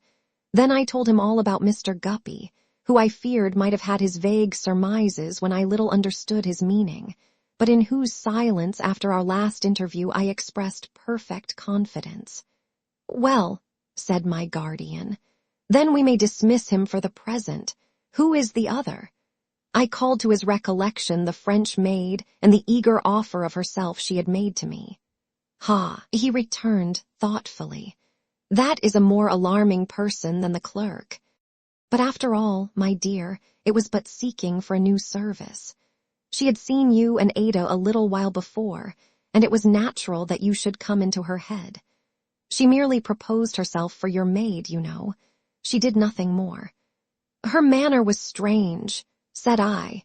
Yes, and her manner was strange when she took her shoes off and showed that cool relish for a walk that might have ended in her deathbed, said my guardian. It would be useless self-distress and torment to reckon up such chances and possibilities. There are very few harmless circumstances that would not seem full of perilous meaning, so considered. Be hopeful, little woman. You can be nothing better than yourself, be that, through this knowledge, as you were before you had it. It is the best you can do for everybody's sake. I, sharing the secret with you, enlightening it, guardian, so much, said I, will be attentive to what passes in that family, so far as I can observe it from my distance. And if the time should come when I can stretch out a hand to render the least service to one whom it is better not to name even here, I will not fail to do it for her dear daughter's sake.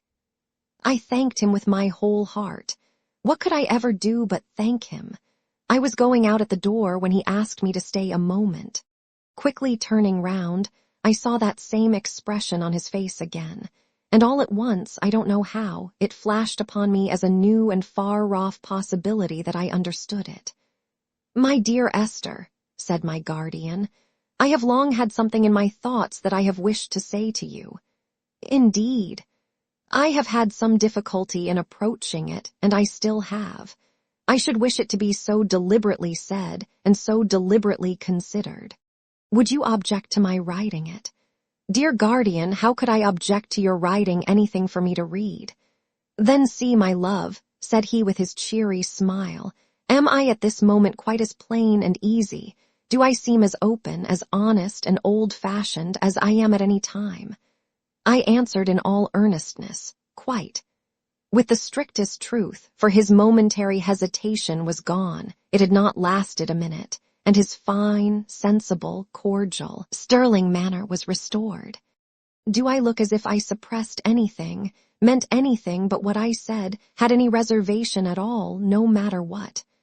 Said he with his bright, clear eyes on mine. I answered, most assuredly he did not.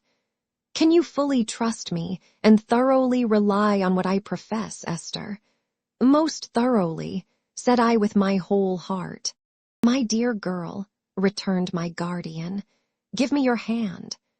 He took it in his, holding me lightly with his arm and looking down into my face with the same genuine freshness and faithfulness of manner. The old protecting manner which had made that house my home in a moment, said, "You have wrought changes in me, little woman, since the winter day in the stagecoach. First and last you have done me a world of good since that time. Ah, guardian, what have you done for me since that time? But, said he, that is not to be remembered now. It never can be forgotten. Yes, Esther, said he with a gentle seriousness, it is to be forgotten now, to be forgotten for a while. You are only to remember now that nothing can change me as you know me. Can you feel quite assured of that, my dear?" "I can, and I do," I said. "That's much," he answered. "That's everything, but I must not take that at a word. I will not write this something in my thoughts until you have quite resolved within yourself that nothing can change me as you know me. If you doubt that in the least degree, I will never write it. If you are sure of that, on good consideration, send Charlie to me this night week for the letter. But if you are not quite certain, never send. Mind, I trust to your truth in this thing as in everything. If you are not quite certain on that one point, never send." "Guardian," said I am already certain. I can no more be changed in that conviction than you can be changed towards me. I shall send Charlie for the letter." He shook my hand and said no more, nor was any more said in reference to this conversation, either by him or me, through the whole week. When the appointed night came, I said to Charlie as soon as I was alone, "Go and knock at Mr. Jarndyce's door, Charlie, and say you have come from me for the letter." Charlie went up the stairs, and down the stairs, and along the passages. The zigzag way about the old-fashioned house seemed very long in my listening ears that night, and so came back along the passages and down the stairs and up the stairs and brought the letter. "Lay it on the table, Charlie," said I. So Charlie laid it on the table and went to bed, and I sat looking at it without taking it up, thinking of many things. I began with my overshadowed childhood, and passed through those timid days to the heavy time when my aunt lay dead, with her resolute face so cold and set, and when I was more solitary with Mrs. Rachel than if I had had no one in the world to speak to or to look at. I passed to the altered days when I was so blessed as to find friends in all around me, and to be beloved. I came to the time when I first saw my dear girl, and was received into that sisterly affection, which was the grace and beauty of my life. I recalled the first bright gleam of welcome which had shone out of those very windows upon our expectant faces on that cold, bright night, and which had never paled. I lived my happy life there over again. I went through my illness and recovery.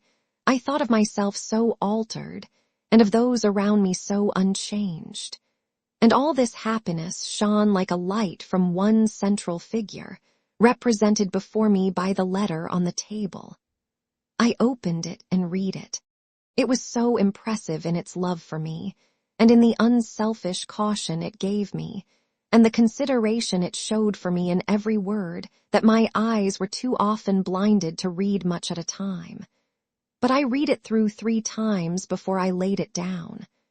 I had thought beforehand that I knew its purport, and I did. It asked me, would I be the mistress of Bleak House? It was not a love letter, though it expressed so much love, but was written just as he would at any time have spoken to me. I saw his face, and heard his voice, and felt the influence of his kind, protecting manner in every line. It addressed me as if our places were reversed, as if all the good deeds had been mine, and all the feelings they had awakened his.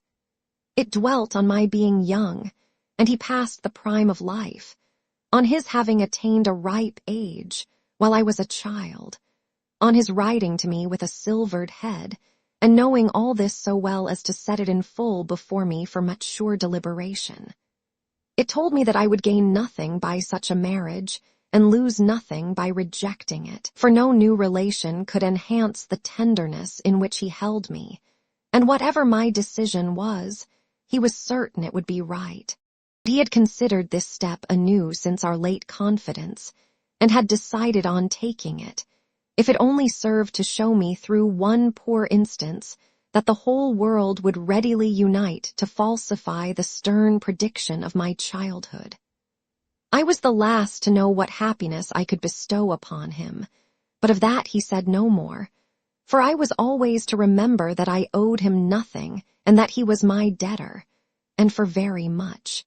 He had often thought of our future, and foreseeing that the time must come, and fearing that it might come soon, when Ada, now very nearly of age, would leave us, and when our present mode of life must be broken up, had become accustomed to reflect on this proposal. Thus he made it. If I felt that I could ever give him the best right, he could have to be my protector, and if I felt that I could happily and justly become the dear companion of his remaining life, superior to all lighter chances and changes than death, even then he could not have me bind myself irrevocably, while this letter was yet so new to me, but even then I must have ample time for reconsideration. In that case, or in the opposite case, let him be unchanged in his old relation, in his old manner, in the old name by which I called him. And as to his bright dame Durden and little housekeeper, she would ever be the same, he knew. This was the substance of the letter, written throughout with a justice and a dignity as if he were indeed my responsible guardian, impartially representing the proposal of a friend against whom in his integrity he stated the full case. But he did not hint to me that, when I had been better looking, he had had this same proceeding in his thoughts, and had refrained from it. That when my old face was gone from me, and I had no attractions, he could love me just as well as in my fairer days.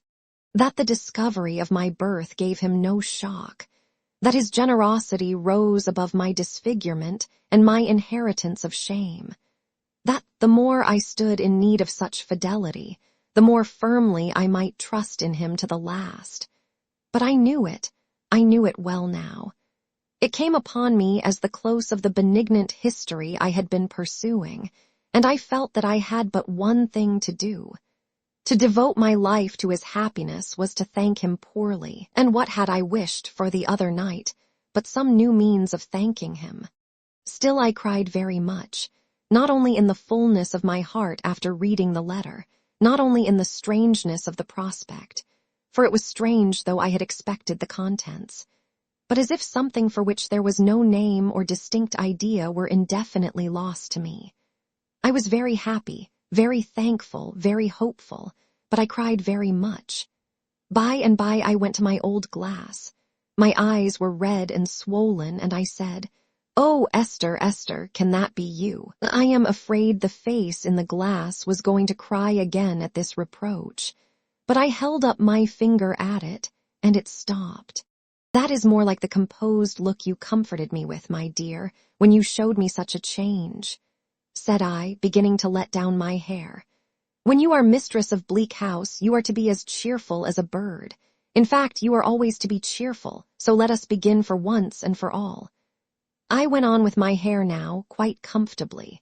I sobbed a little still, but that was because I had been crying, not because I was crying then. "And so, Esther, my dear, you are happy for life. Happy with your best friends, happy in your old home, happy in the power of doing a great deal of good, and happy in the undeserved love of the best of men." I thought, all at once, if my guardian had married someone else, how should I have felt, and what should I have done? That would have been a change indeed.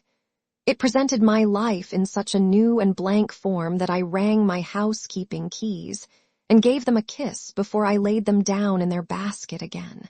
Then I went on to think, as I dressed my hair before the glass, how often had I considered within myself that the deep traces of my illness and the circumstances of my birth were only new reasons why I should be busy, busy, busy, useful, amiable, serviceable in all honest, unpretending ways. This was a good time, to be sure, to sit down morbidly and cry.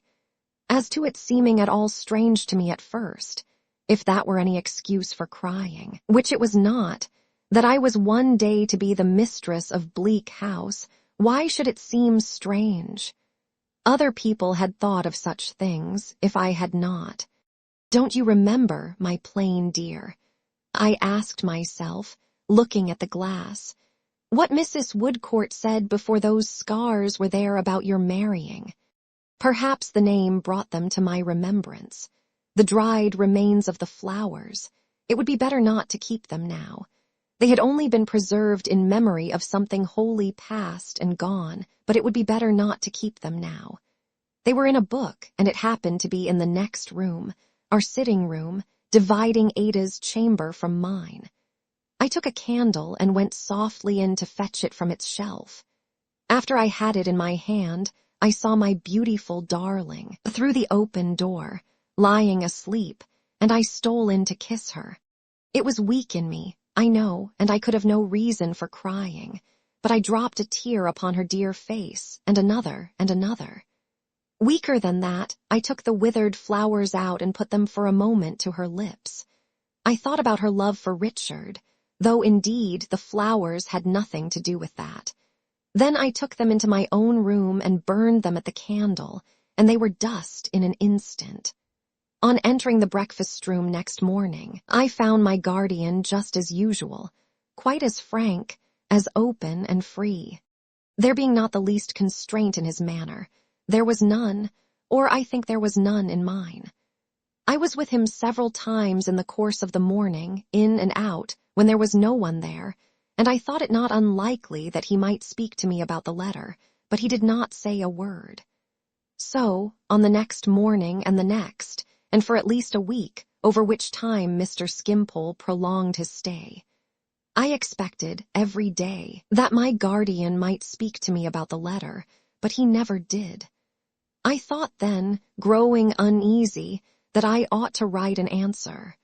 I tried over and over again in my own room at night, but I could not write an answer that at all began like a good answer, so I thought each night I would wait one more day. And I waited 7 more days, and he never said a word.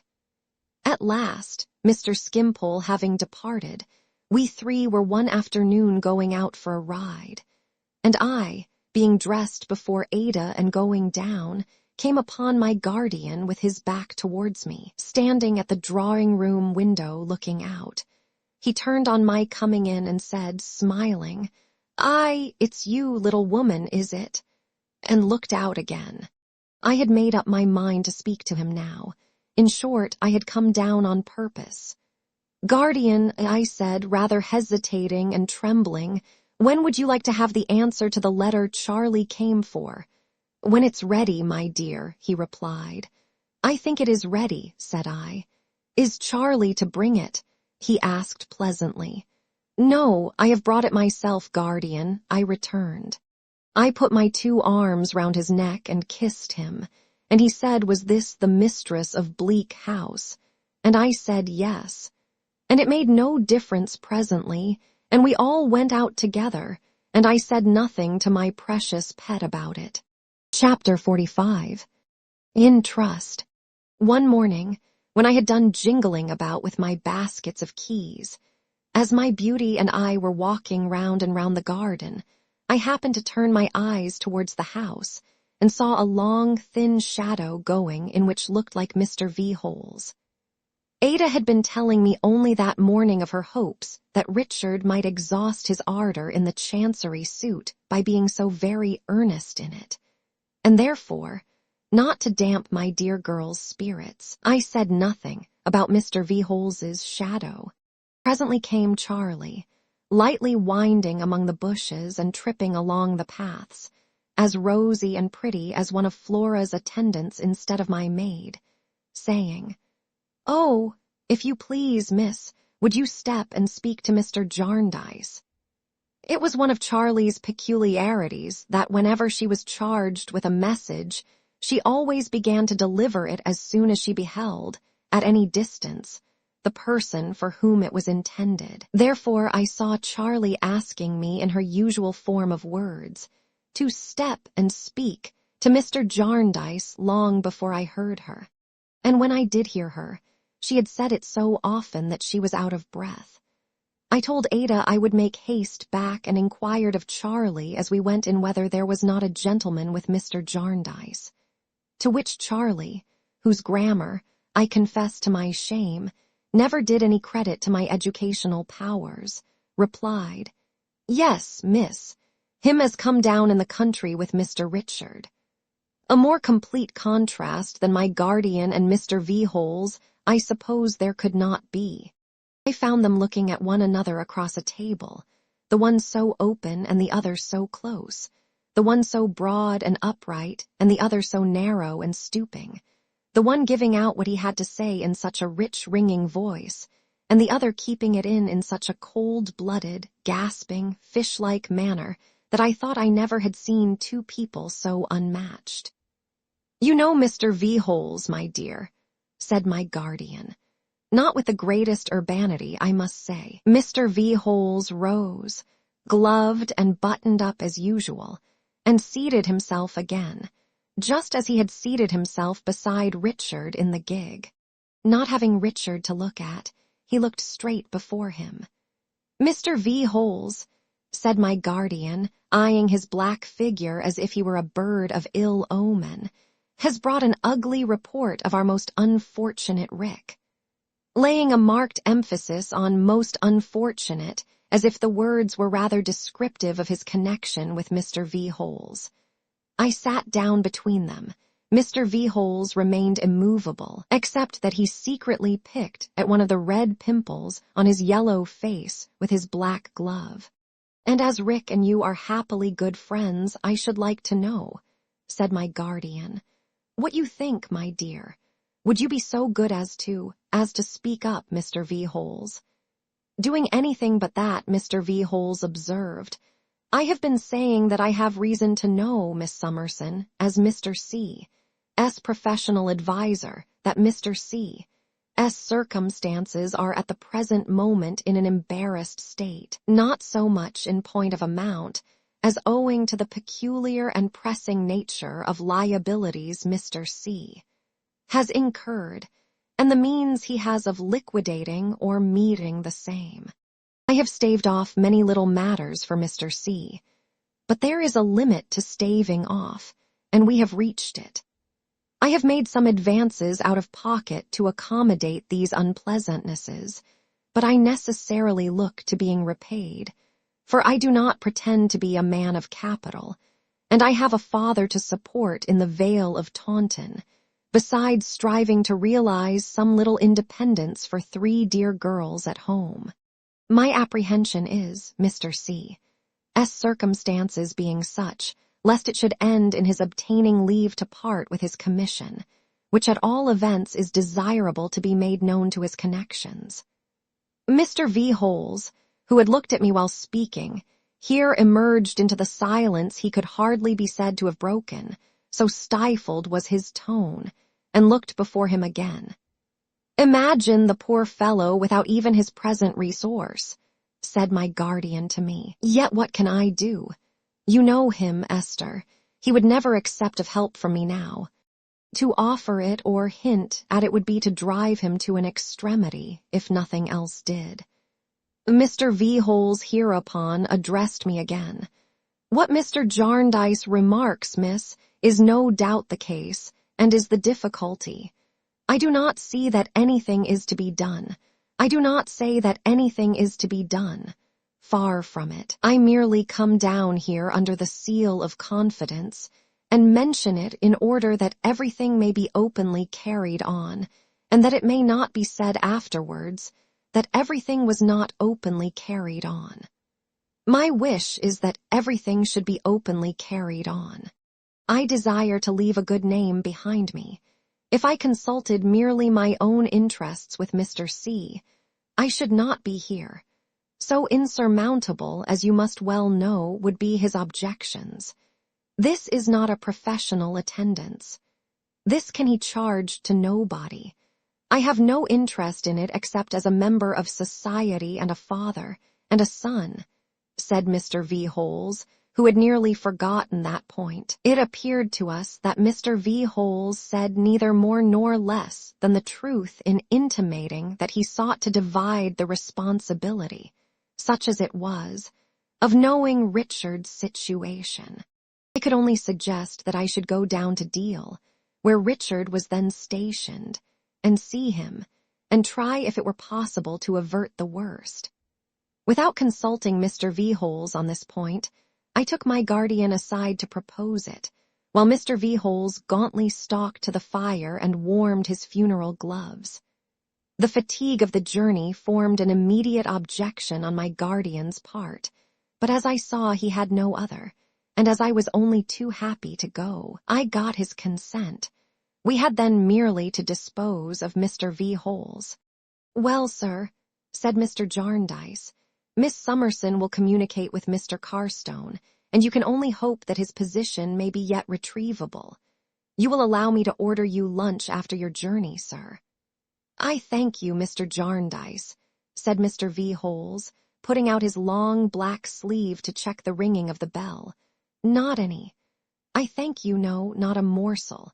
My digestion is much impaired, and I am but a poor knife and fork at any time. If I was to partake of solid food at this period of the day, I don't know what the consequences might be. Everything having been openly carried on, sir, I will now, with your permission, take my leave." "And I would that you could take your leave, and we could all take our leave, Mr. V. Holes," returned my guardian bitterly, "of a cause you know of." Mr. V. Holes, whose black dye was so deep from head to foot that it had quite steamed before the fire, diffusing a very unpleasant perfume, made a short one-sided inclination of his head from the neck and slowly shook it. "We whose ambition it is to be looked upon in the light of respectable practitioners, sir, can but put our shoulders to the wheel. We do it, sir. At least I do it myself, and I wish to think well of my professional brethren, one and all. You are sensible of an obligation not to refer to me, miss, in communicating with Mr. C. I said I would be careful not to do it. Just so, miss. Good morning. Mr. Jarndyce, good morning, sir." Mr. V-Holes put his dead glove, which scarcely seemed to have any hand in it, on my fingers, and then on my guardian's fingers, and took his long, thin shadow away. I thought of it on the outside of the coach, passing over all the sunny landscape between us and London, chilling the seed in the ground as it glided along. Of course it became necessary to tell Ada where I was going and why I was going, and of course she was anxious and distressed. But she was too true to Richard to say anything but words of pity and words of excuse, and in a more loving spirit still, "My dear devoted girl." She wrote him a long letter, of which I took charge. Charlie was to be my traveling companion, though I am sure I wanted none, and would willingly have left her at home. We all went to London that afternoon, and finding 2 places in the mail, secured them. At our usual bedtime, Charlie and I were rolling away seaward with the Kentish letters. It was a night's journey in those coach times, but we had the mail to ourselves and did not find the night very tedious. It passed with me as I suppose it would with most people under such circumstances. At one while my journey looked hopeful, and at another hopeless. Now I thought I should do some good, and now I wondered how I could ever have supposed so. Now it seemed one of the most reasonable things in the world that I should have come, and now one of the most unreasonable. In what state I should find Richard, what I should say to him, and what he would say to me occupied my mind by turns with these 2 states of feeling, and the wheels seemed to play one tune, to which the burden of my guardian's letter set itself, over and over again all night. At last we came into the narrow streets of Deal, and very gloomy. They were upon a raw, misty morning. The long, flat beach, with its little irregular houses, wooden and brick, and its litter of capstans, and great boats and sheds, and bare upright poles with tackle and blocks, and loose gravelly waste places overgrown with grass and weeds, wore as dull an appearance as any place I ever saw. The sea was heaving under a thick white fog, and nothing else was moving but a few early rope-makers, who, with the yarn twisted round their bodies, looked as if, tired of their present state of existence, they were spinning themselves into cordage. But when we got into a warm room in an excellent hotel and sat down, comfortably washed and dressed, to an early breakfast, for it was too late to think of going to bed, Deal began to look more cheerful. Our little room was like a ship's cabin, and that delighted Charlie very much. Then the fog began to rise like a curtain, and numbers of ships that we had had no idea were near appeared. I don't know how many sail the waiter told us were then lying in the Downs. Some of these vessels were of grand size.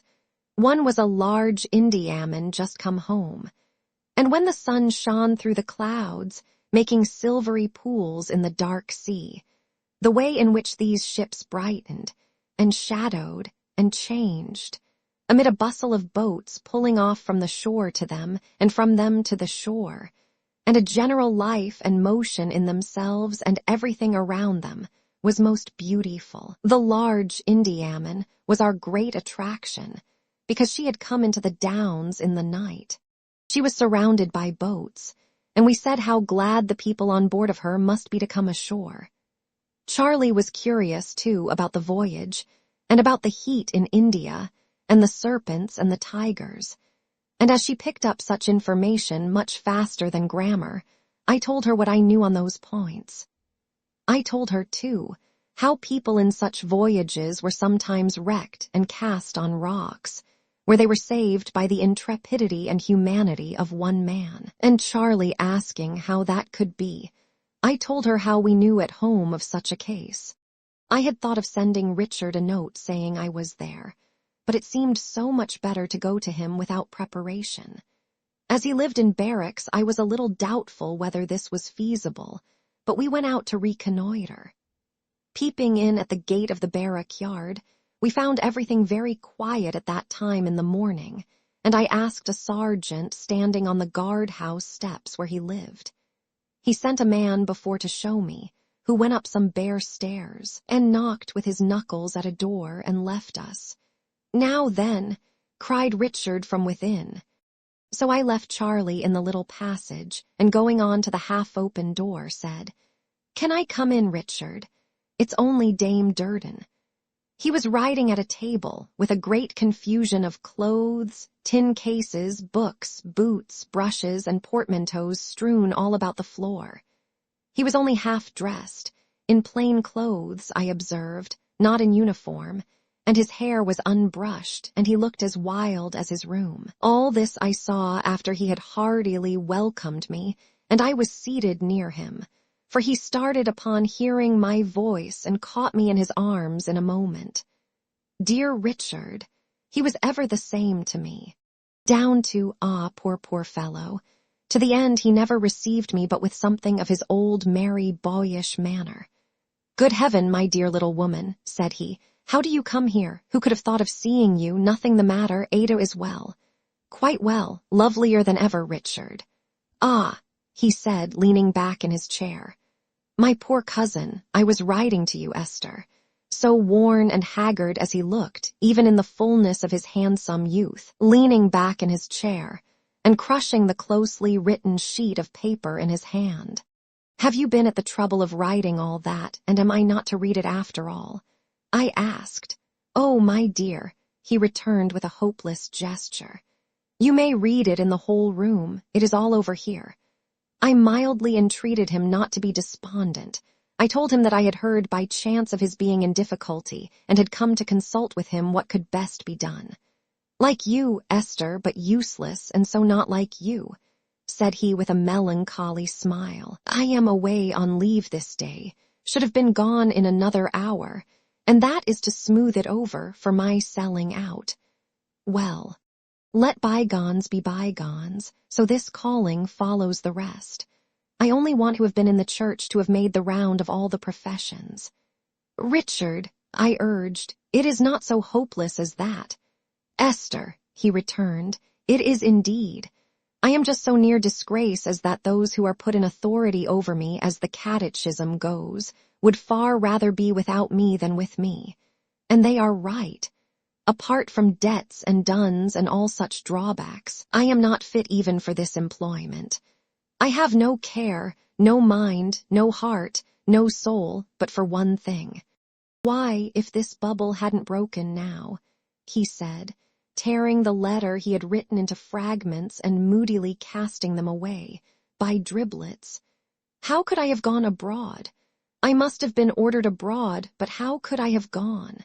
How could I, with my experience of that thing, trust even V-holes unless I was at his back?" I suppose he knew by my face what I was about to say, but he caught the hand I had laid upon his arm and touched my own lips with it to prevent me from going on. "No, Dame Durden, 2 subjects I must forbid. The first is John Jarndyce. The second, you know what. Call it madness, and I tell you I can't help it now and can't be sane. But it is no such thing. It is the one object I have to pursue. It is a pity I ever was prevailed upon to turn out of my road for any other. It would be wisdom to abandon it now, after all the time, anxiety, and pains I have bestowed upon it. Oh, yes, true wisdom. It would be very agreeable, too, to some people, but I never will." He was in that mood in which I thought it best not to increase his determination, if anything could increase it, by opposing him. I took out Ada's letter and put it in his hand. "Am I to read it now?" he asked. As I told him yes, he laid it on the table and, resting his head upon his hand, began. He had not read far when he rested his head upon his 2 hands to hide his face from me. In a little while he rose as if the light were bad and went to the window. He finished reading it there, with his back towards me, and after he had finished and had folded it up, stood there for some minutes with the letter in his hand. When he came back to his chair, I saw tears in his eyes. "Of course, Esther, you know what she says here." He spoke in a softened voice and kissed the letter as he asked me. "Yes, Richard. Offers me," he went on, tapping his foot upon the floor, "the little inheritance she is certain of so soon, just as little and as much as I have wasted, and begs and prays me to take it, set myself right with it, and remain in the service. I know your welfare to be the dearest wish of her heart, said I. And oh, my dear Richard, Ada's is a noble heart. I am sure it is. I wish I was dead. He went back to the window, and laying his arm across it, leaned his head down on his arm. It greatly affected me to see him so, but I hoped he might become more yielding, and I remained silent. My experience was very limited. I was not at all prepared for his rousing himself out of this emotion to a new sense of injury. And this is the heart that the same John Jarndyce, who is not otherwise to be mentioned between us, stepped in to estrange from me, said he indignantly. And the dear girl makes me this generous offer from under the same John Jarndyce's roof, and with the same John Jarndyce's gracious consent and connivance, I dare say, as a new means of buying me off. Richard, I cried out, rising hastily, I will not hear you say such shameful words.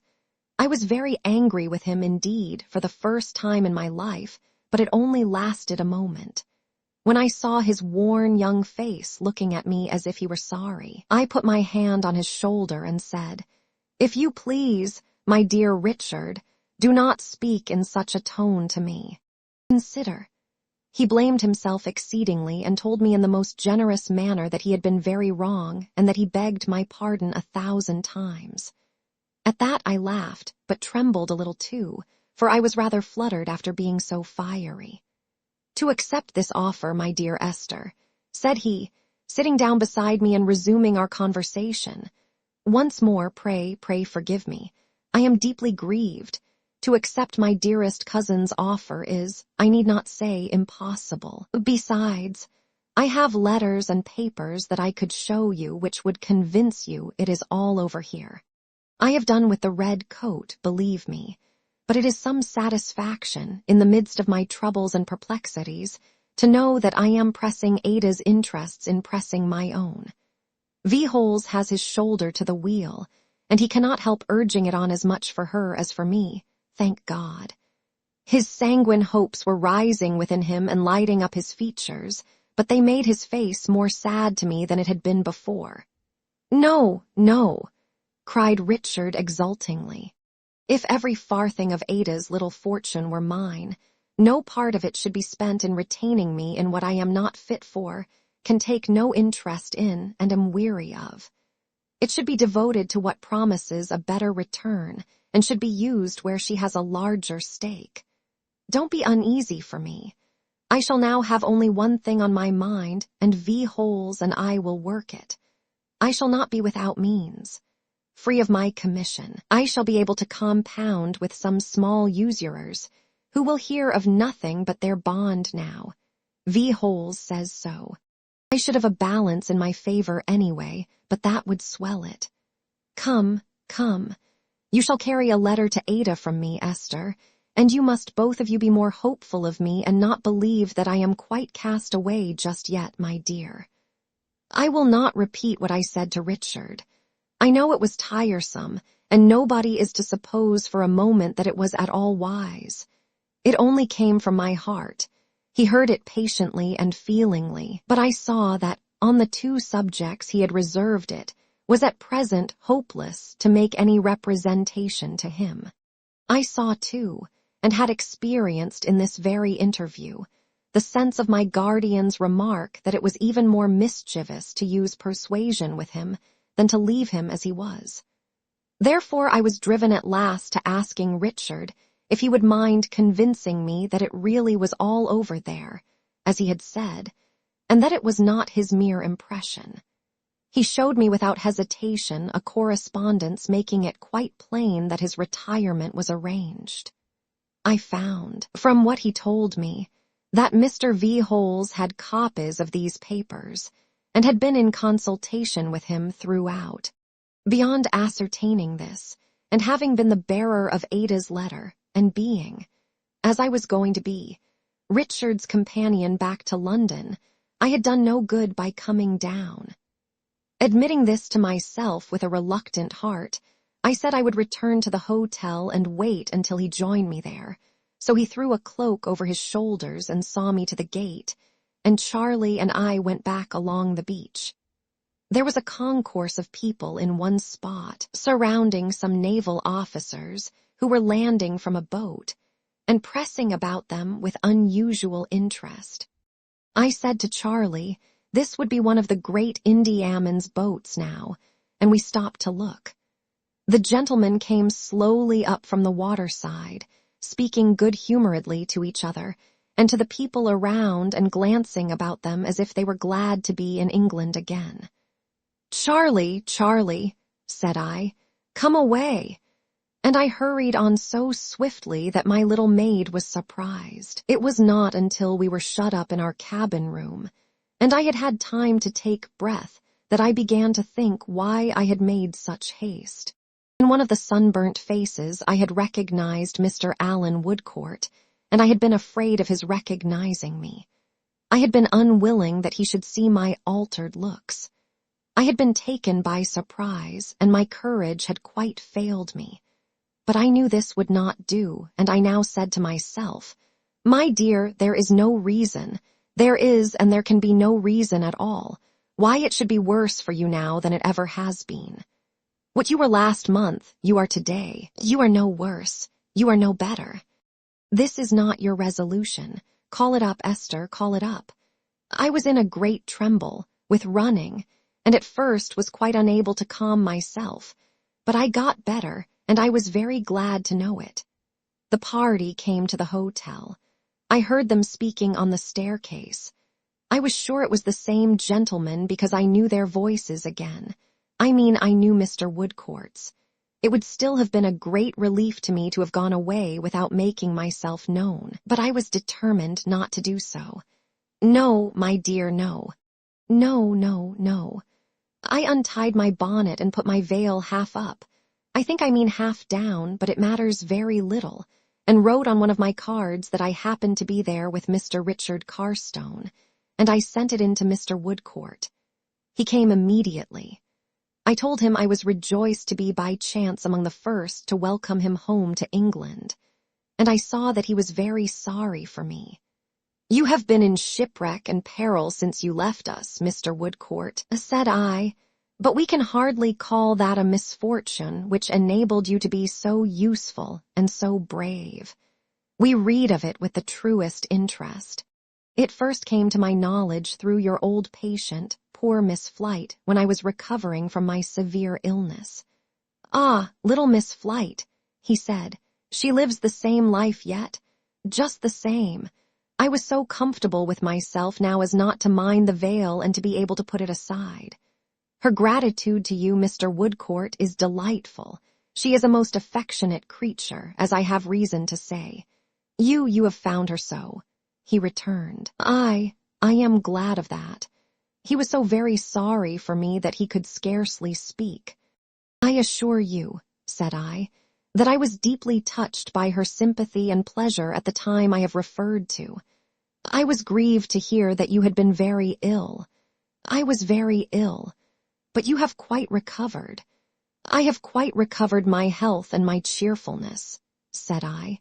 "You know how good my guardian is and what a happy life we lead, and I have everything to be thankful for and nothing in the world to desire." I felt as if he had greater commiseration for me than I had ever had for myself.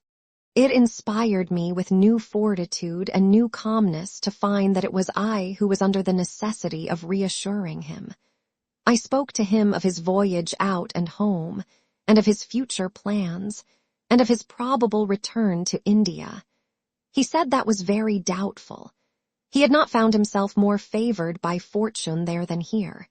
He had gone out a poor ship's surgeon and had come home nothing better. While we were talking, and when I was glad to believe that I had alleviated, if I may use such a term, the shock he had had in seeing me, Richard came in.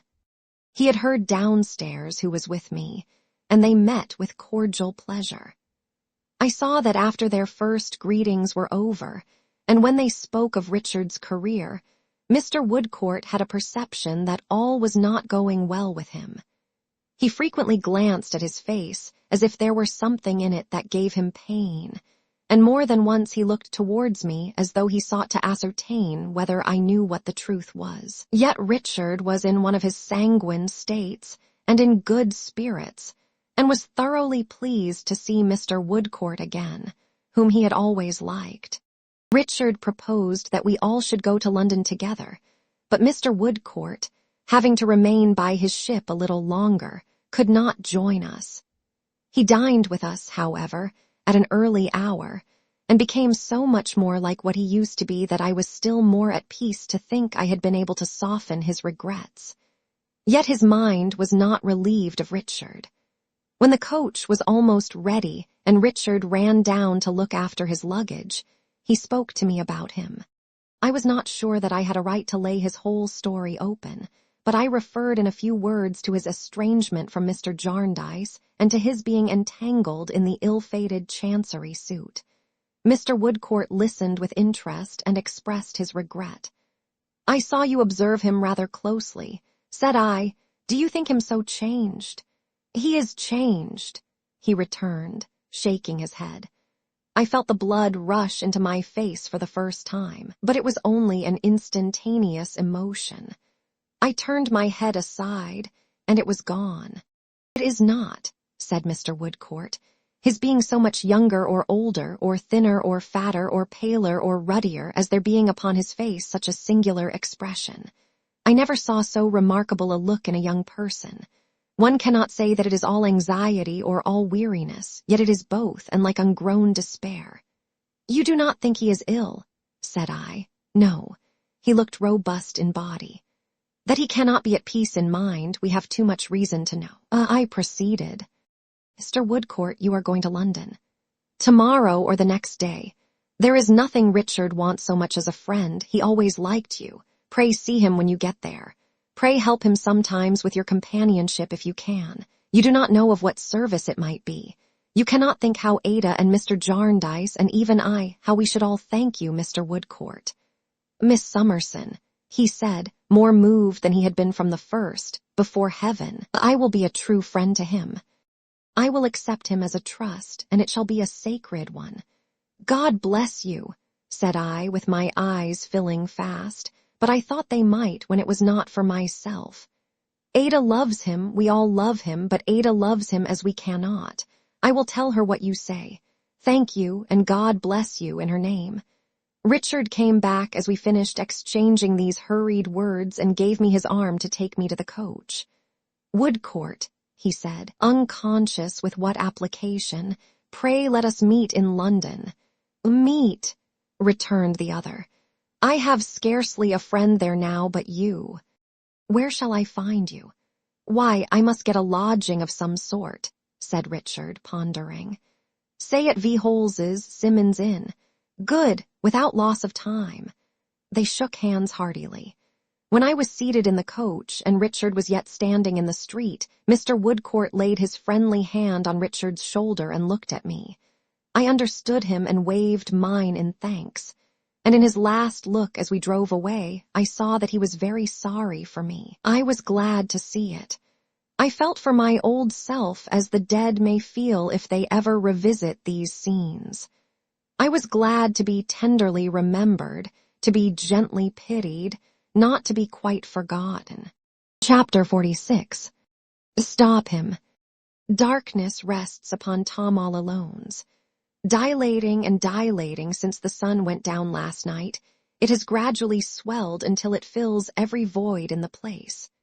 For a time there were some dungeon lights burning, as the lamp of life hums in Tom all Alone's, heavily, heavily in the nauseous air and winking, as that lamp, too, winks in Tom all Alone's at many horrible things, but they are blotted out.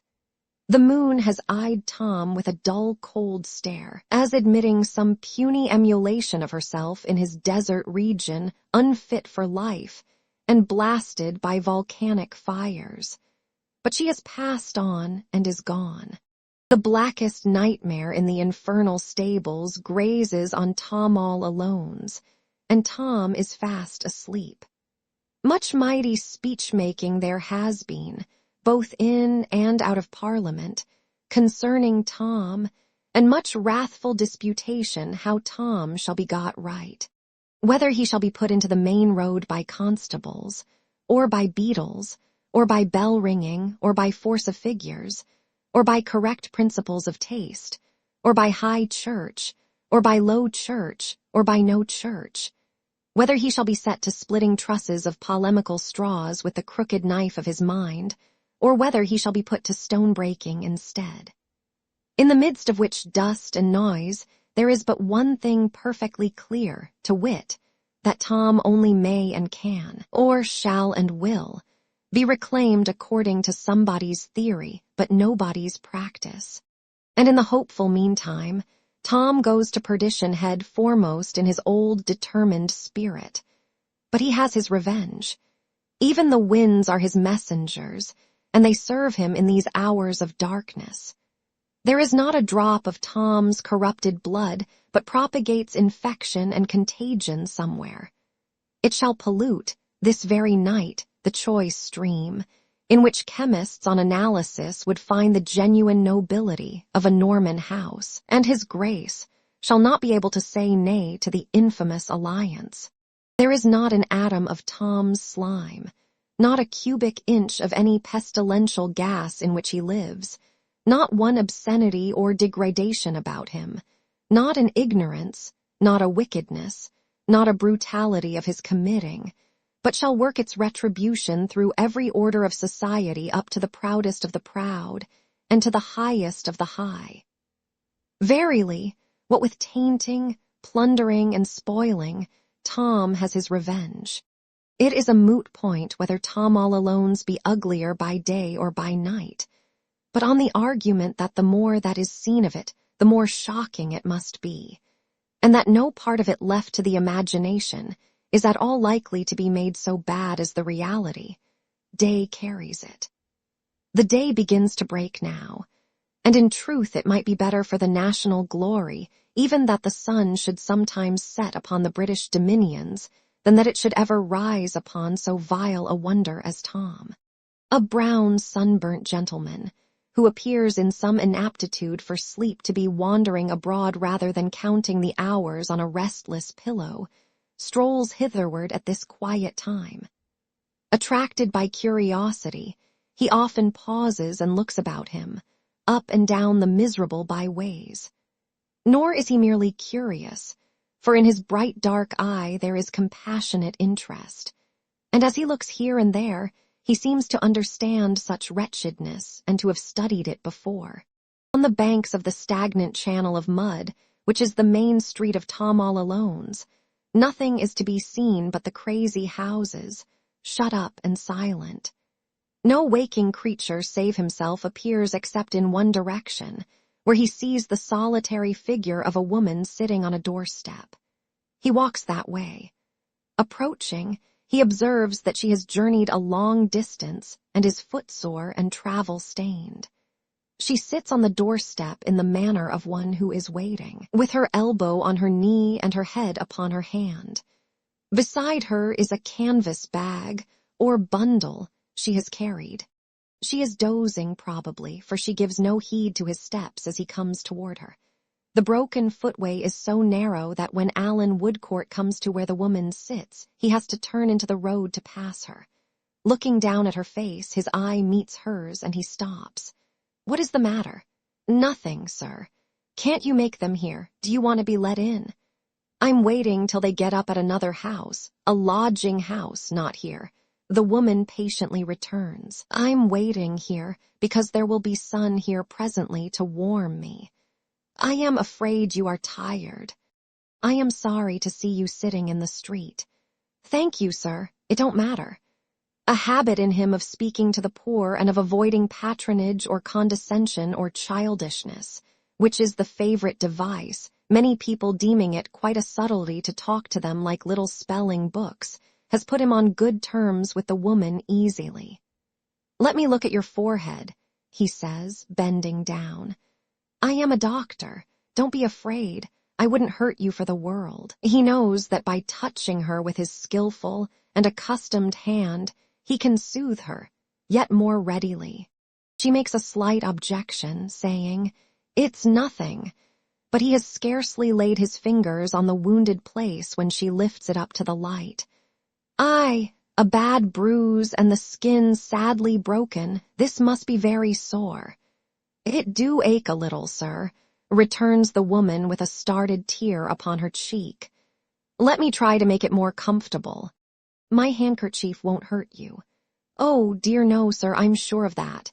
He cleanses the injured place and dries it, and having carefully examined it and gently pressed it with the palm of his hand, takes a small case from his pocket, dresses it, and binds it up.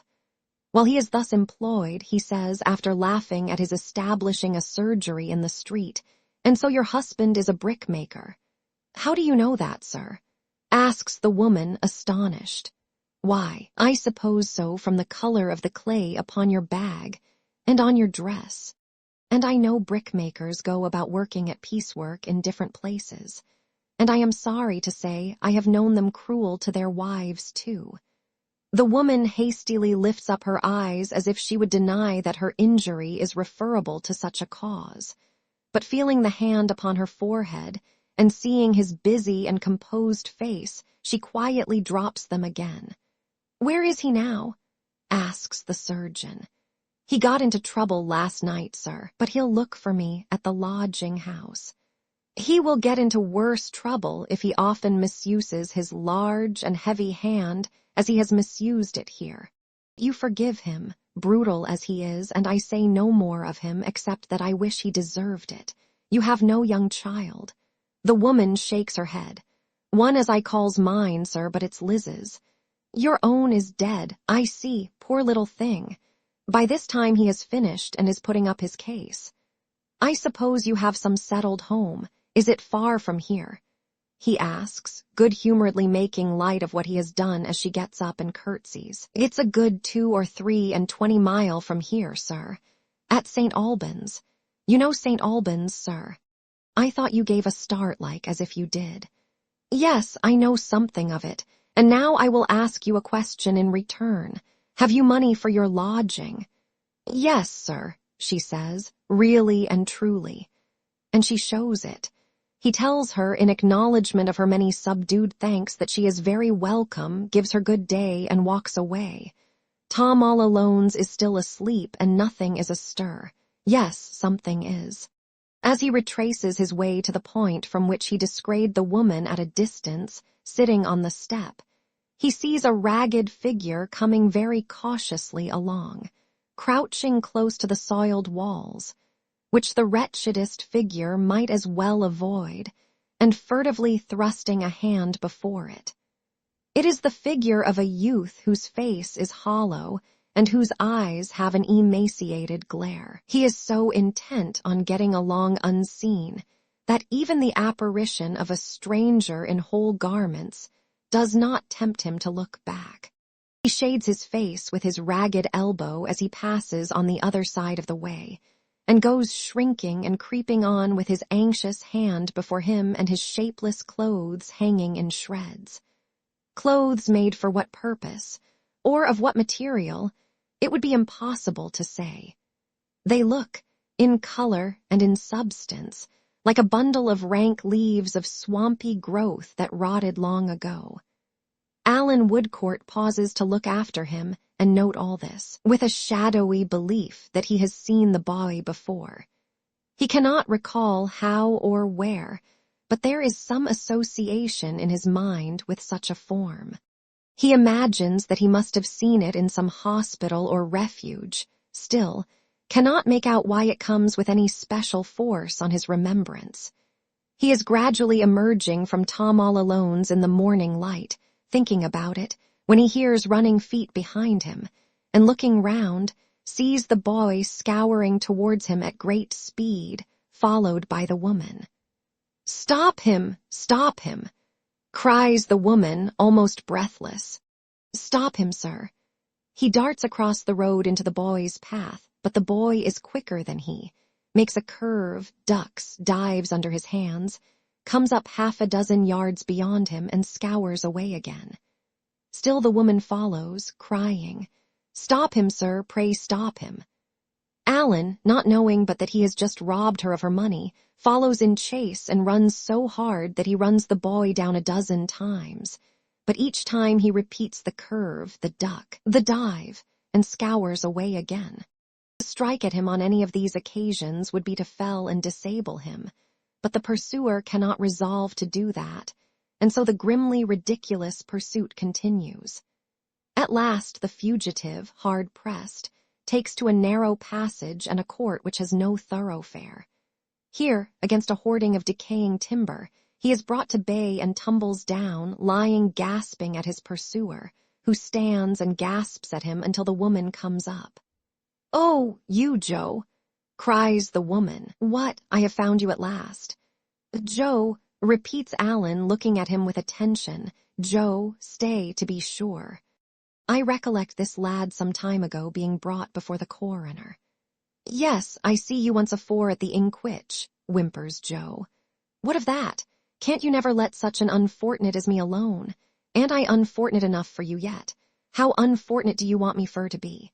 I've been 8 and 8 fussed by one on you and nixed by another on you, till I'm worrited to skins and bones. The Inquitch warn't my fault. I done nothink. He woes worry good to me. He woes. He woes the only one I knowed to speak to, as ever come across my crossing. It ain't worry likely I should want him to be inquitched. I only wish I woes myself. I don't know why I don't go and make a hole in the water. I'm sure I don't."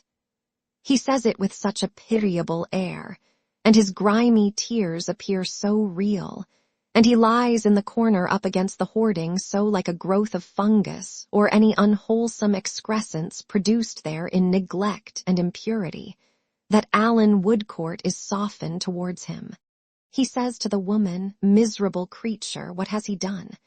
To which she only replies, shaking her head at the prostrate figure more amazedly than angrily, "Oh, you Joe, I have found you at last." "What has he done?" says Alan. "Has he robbed you?" "No, sir, no, robbed me. He did nothing but what was kind-hearted by me, and that's the wonder of it." Alan looks from Joe to the woman, and from the woman to Joe, waiting for one of them to unravel the riddle. "But he was along with me, sir," says the woman. "Oh, you Joe." "He was along with me, sir, down at St. Albans, ill, and a young lady, Lord bless her for a good friend to me, took pity on him when I durstn't, and took him home." Alan shrinks back from him with a sudden horror. "Yes, sir, yes. Took him home and made him comfortable, and like a thankless monster he ran away in the night and never has been seen or heard of since till I set eyes on him just now. And that young lady that was such a pretty dear caught his illness, lost her beautiful looks, and wouldn't hardly be known for the same young lady now if it wasn't for her angel temper, and her pretty shape, and her sweet voice. Do you know it? You ungrateful wretch, do you know that this is all along of you and of her goodness to you?" Demands the woman, beginning to rage at him as she recalls it and breaking into passionate tears. The boy, in rough sort stunned by what he hears, falls to smearing his dirty forehead with his dirty palm, and to staring at the ground, and to shaking from head to foot until the crazy hoarding against which he leans rattles. Alan restrains the woman, merely by a quiet gesture, but effectually. "Richard told me," he falters. "I mean, I have heard of this. Don't mind me for a moment. I will speak presently." He turns away and stands for a while looking out at the covered passage. When he comes back, he has recovered his composure, except that he contends against an avoidance of the boy, which is so very remarkable that it absorbs the woman's attention. You hear what she says. But get up, get up. Joe, shaking and chattering, slowly rises and stands, after the manner of his tribe in a difficulty, sideways against the hoarding, resting one of his high shoulders against it, and covertly rubbing his right hand over his left and his left foot over his right. You hear what she says, and I know it's true. Have you been here ever since? Wish her, matey, if I seen Tom all alones till this blessed morning, replies Joe hoarsely. Why have you come here now? Joe looks all round the confined court, looks at his questioner no higher than the knees, and finally answers, "I don't know how to do nothink, and I can't get nothink to do. I'm worry poor and ill, and I thought I'd come back here when there warn't nobody about, and lay down and hide somewheres as I knows on till arter dark, and then go and beg a trifle of Mr. Snagsby. He woes a lose willin' fur to give me somethink he woes, though Mrs. Snagsby she was a lose 8 chivying on me, like everybody everywheres. Where have you come from?" Joe looks all round the court again, looks at his questioner's knees again, and concludes by laying his profile against the hoarding in a sort of resignation. "Did you hear me ask you where you have come from?" "Tramp, then," says Joe. "Now tell me," proceeds Alan, making a strong effort to overcome his repugnance, going very near to him, and leaning over him with an expression of confidence. "Tell me how it came about that you left that house when the good young lady had been so unfortunate as to pity you and take you home." Joe suddenly comes out of his resignation and excitedly declares, addressing the woman, that he never known about the young lady, that he never hearn about it, that he never went fur to hurt her, that he would sooner have hurt his own self, that he'd sooner have had his unfort'nate 'ead chopped off than ever gone a-nigh her, and that she woes worry good to him, she woes, conducting himself throughout as if in his poor fashion he really meant it, and winding up with some very miserable sobs. Alan Woodcourt sees that this is not a sham. He constrains himself to touch him. "Come, Joe, tell me." "No, I dustn't," says Joe, relapsing into the profile state. "I dustn't, or I would. But I must know," returns the other, all the same. "Come, Joe." After 2 or 3 such adjurations, Joe lifts up his head again, looks round the court again, and says in a low voice, "Well, I'll tell you something. I was took away, there. Took away. In the night. Ah." Very apprehensive of being overheard, Joe looks about him and even glances up some 10 feet at the top of the hoarding and through the cracks in it, lest the object of his distrust should be looking over or hidden on the other side. "Who took you away?" "I dustn't name him," says Joe. "I dustn't do it, sir. But I want in the young lady's name to know. You may trust me. No one else shall hear." "Ah, but I don't know," replies Joe, shaking his head fearfully, as he don't hear. "Why, he is not in this place." "Oh, ain't he though?" says Joe. "He's in all manner of places, all at once." Alan looks at him in perplexity, but discovers some real meaning and good faith at the bottom of this bewildering reply. He patiently awaits an explicit answer, and Joe, more baffled by his patience than by anything else, at last desperately whispers a name in his ear. "Aye," says Alan. "Why, what had you been doing?" "Nothink, sir. Never done nothink to get myself into no trouble, 'cept in not moving on and the inquitch. But I'm moving on now. I'm moving on to the burying ground. That's the move as I'm up to." No, we will try to prevent that. But what did he do with you?" "Put me in a horspital," replied Joe, whispering, "till I was discharged, then give me a little money, 4 half-bulls, what you may call half-crowns, and say as hook it. Nobody wants you here, he says. You hook it. You go and tramp, he says. You move on, he says. Don't let me ever see you nowheres within 40 mile of London, or you'll repent it. So I shall, if ever he doos see me, and he'll see me if I'm above ground," concludes Joe, nervously repeating all his former precautions and investigations. Alan considers a little, then remarks, turning to the woman but keeping an encouraging eye on Joe, "He is not so ungrateful as you supposed. He had a reason for going away, though it was an insufficient one."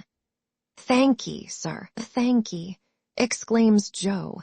"There now, see how hard you woes upon me. But onny you tell the young lady what the gentleman says, and it's all right. For you woes worry good to me too, and I knows it." "Now, Joe," says Alan, keeping his eye upon him, "come with me and I will find you a better place than this to lie down and hide in. If I take one side of the way and you the other to avoid observation, you will not run away, I know very well, if you make me a promise." I won't, not unless I was to see him coming, sir. Very well, I take your word. Half the town is getting up by this time, and the whole town will be broad awake in another hour. Come along. Good day again, my good woman. Good day again, sir, and I thank you kindly many times again. She has been sitting on her bag, deeply attentive, and now rises and takes it up. Joe, repeating, Annie, you tell the young lady as I never went fur to hurt her and what the gentleman says. Nods and shambles and shivers and smears and blinks and half laughs and half cries, a farewell to her, and takes his creeping way along after Alan Woodcourt, close to the houses on the opposite side of the street. In this order, the two come up out of Tom all Alone's into the broad rays of the sunlight and the purer air. Chapter 47. Joe's Will. As Alan Woodcourt and Joe proceed along the streets where the high church spires and the distances are so near and clear in the morning light that the city itself seems renewed by rest, Alan revolves in his mind how and where he shall bestow his companion. It surely is a strange fact, he considers, that in the heart of a civilized world this creature in human form should be more difficult to dispose of than an unowned dog. But it is none the less a fact because of its strangeness, and the difficulty remains. At first he looks behind him often to assure himself that Joe is still really following. But look where he will, he still beholds him close to the opposite houses, making his way with his wary hand from brick to brick and from door to door, and often, as he creeps along, glancing over at him watchfully. Soon satisfied that the last thing in his thoughts is to give him the slip, Alan goes on, considering with a less divided attention what he shall do. A breakfast stall at a street corner suggests the first thing to be done. He stops there, looks round, and beckons Joe. Joe crosses and comes halting and shuffling up, slowly scooping the knuckles of his right hand round and round in the hollowed palm of his left, kneading dirt with a natural pestle and mortar. What is a dainty repast to Joe is then set before him, and he begins to gulp the coffee and to gnaw the bread and butter, looking anxiously about him in all directions as he eats and drinks, like a scared animal. But he is so sick and miserable that even hunger has abandoned him. I thought I was a most starvin', sir, says Joe, soon putting down his food. But I don't know nothink, not even that. I don't care for eating wittles nor yet for drinking on 'em. And Joe stands shivering and looking at the breakfast wonderingly. Alan Woodcourt lays his hand upon his pulse and on his chest. Draw breath, Joe. It draws, says Joe, as heavy as a cart. He might add, and rattles like it, but he only mutters, I'm moving on, sir. Alan looks about for an apothecary's shop. There is none at hand, but a tavern does as well or better. He obtains a little measure of wine, and gives the lad a portion of it very carefully. He begins to revive almost as soon as it passes his lips. We may repeat that dose, Joe, observes Alan after watching him with his attentive face. So, now we will take 5 minutes rest, and then go on again. Leaving the boy sitting on the bench of the breakfast stall, with his back against an iron railing, Alan Woodcourt paces up and down in the early sunshine, casting an occasional look towards him without appearing to watch him. It requires no discernment to perceive that he is warmed and refreshed. If a face so shaded can brighten, his face brightens somewhat, and by little and little he eats the slice of bread he had so hopelessly laid down. Observant of these signs of improvement, Alan engages him in conversation, and elicits to his no small wonder the adventure of the lady in the veil, with all its consequences. Joe slowly munches as he slowly tells it. When he has finished his story and his bread, they go on again. Intending to refer his difficulty in finding a temporary place of refuge for the boy to his old patient, zealous little Miss Flight, Alan leads the way to the court where he and Joe first foregathered. But all is changed at the rag and bottle shop. Miss Flight no longer lodges there. It is shut up, and a hard-featured female, much obscured by dust, whose age is a problem, but who is indeed no other than the interesting Judy, is tart and spare in her replies.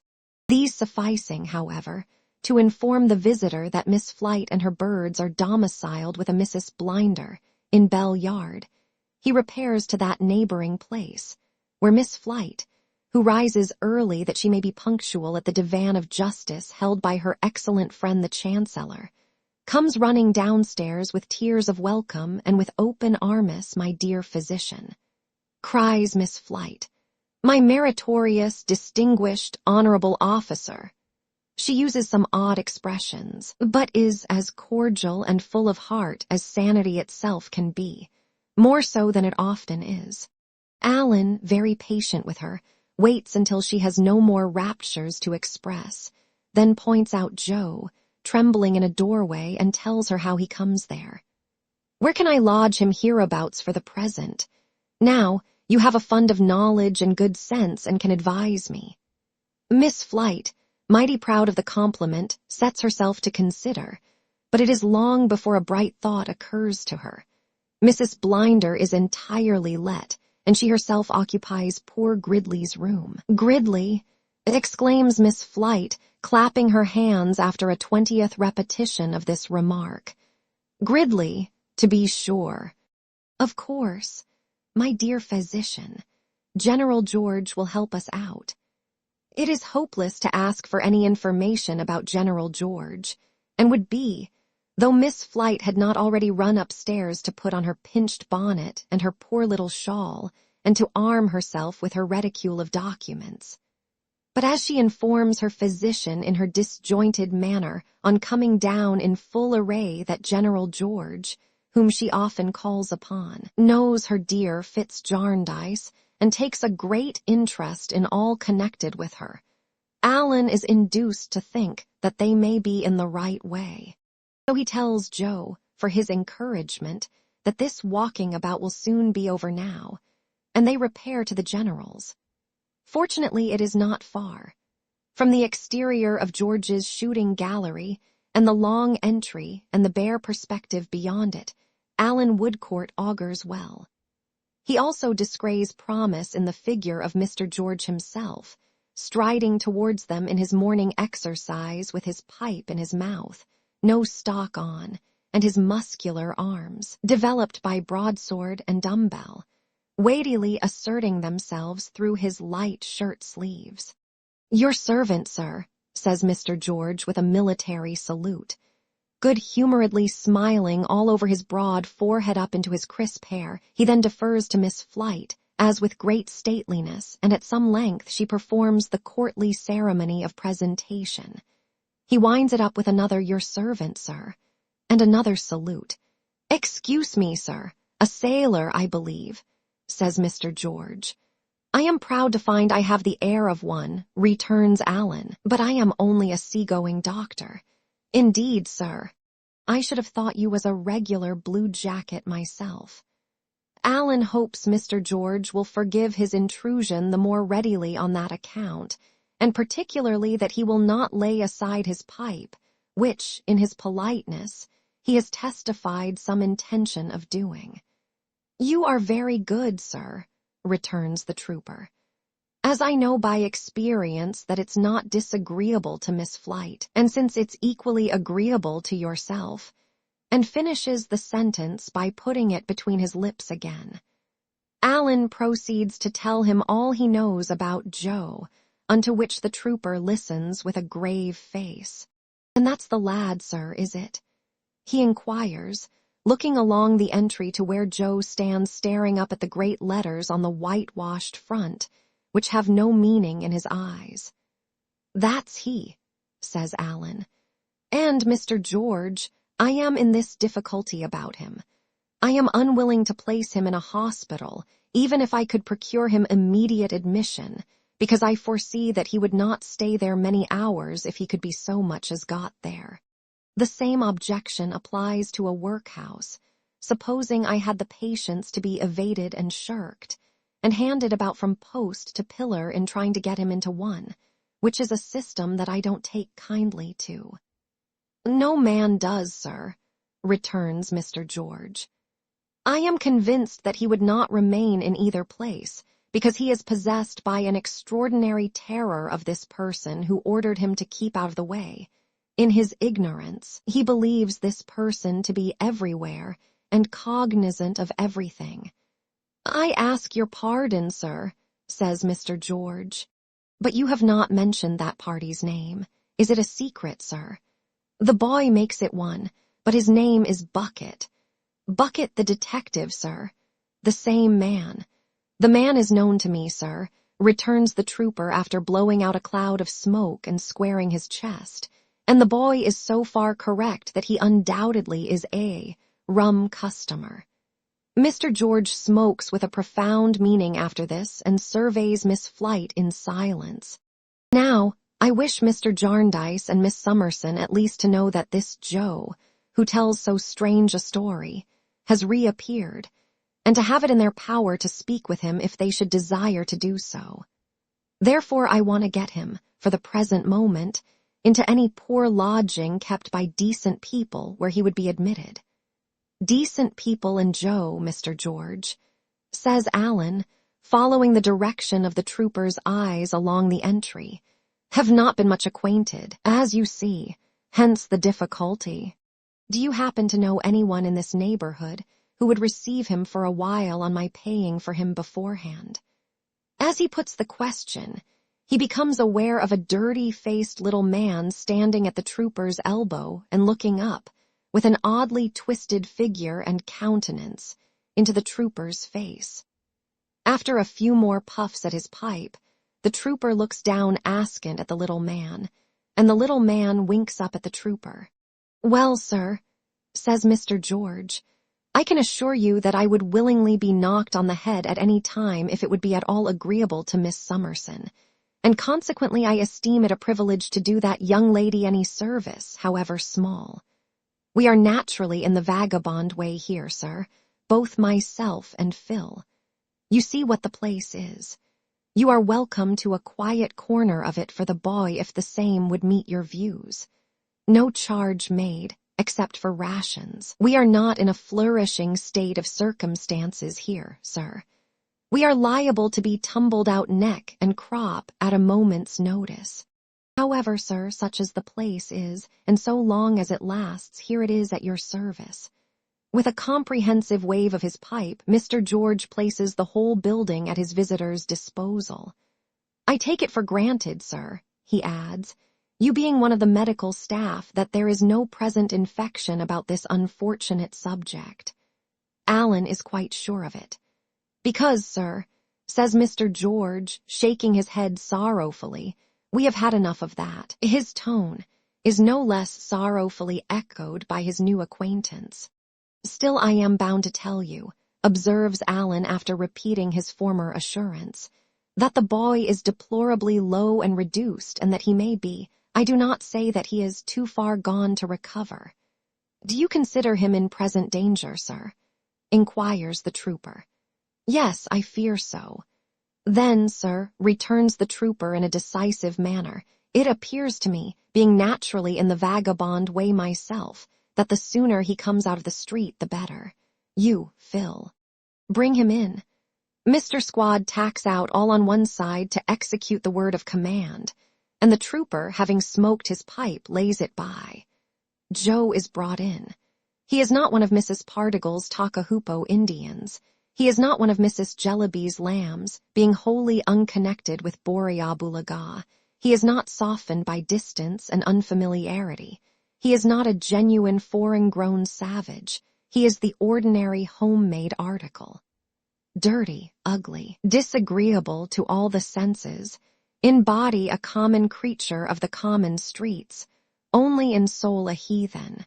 Homely filth begrimes him, homely parasites devour him, homely sores are in him, homely rags are on him.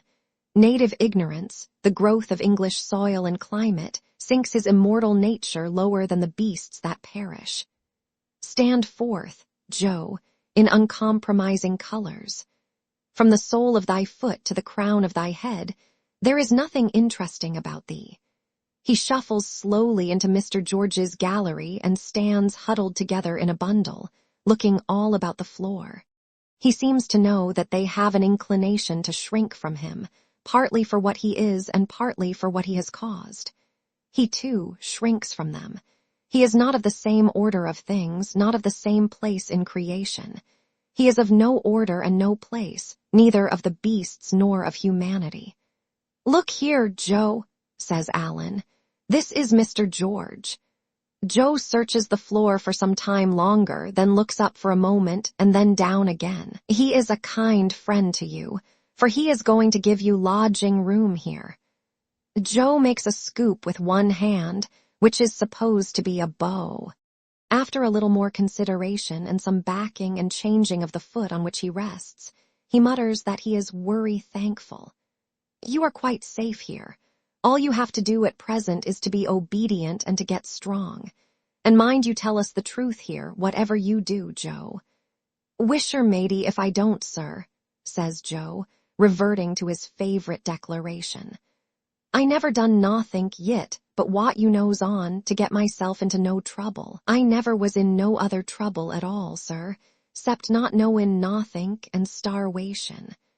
"I believe it. Now attend to Mr. George. I see he is going to speak to you." "My intention merely was, sir," observes Mr. George, amazingly broad and upright, "to point out to him where he can lie down and get a thorough good dose of sleep. Now, look here." As the trooper speaks, he conducts them to the other end of the gallery and opens one of the little cabins. "There you are, you see. Here is a mattress, and here you may rest, on good behavior, as long as I ask your pardon. Sir," he refers apologetically to the card Alan has given him. "Mr. Woodcourt pleases. Don't you be alarmed if you hear shots. They'll be aimed at the target and not you. Now, there's another thing I would recommend, sir," says the trooper, turning to his visitor. "Phil, come here." Phil bears down upon them according to his usual tactics. "Here is a man, sir, who was found, when a baby, in the gutter. Consequently, it is to be expected that he takes a natural interest in this poor creature. You do, don't you, Phil?" "Certainly and surely I do, governor," is Phil's reply. "Now I was thinking, sir," says Mr. George in a martial sort of confidence, as if he were giving his opinion in a council of war at a drumhead, "that if this man was to take him to a bath and was to lay out a few shillings in getting him 1 or 2 coarse articles."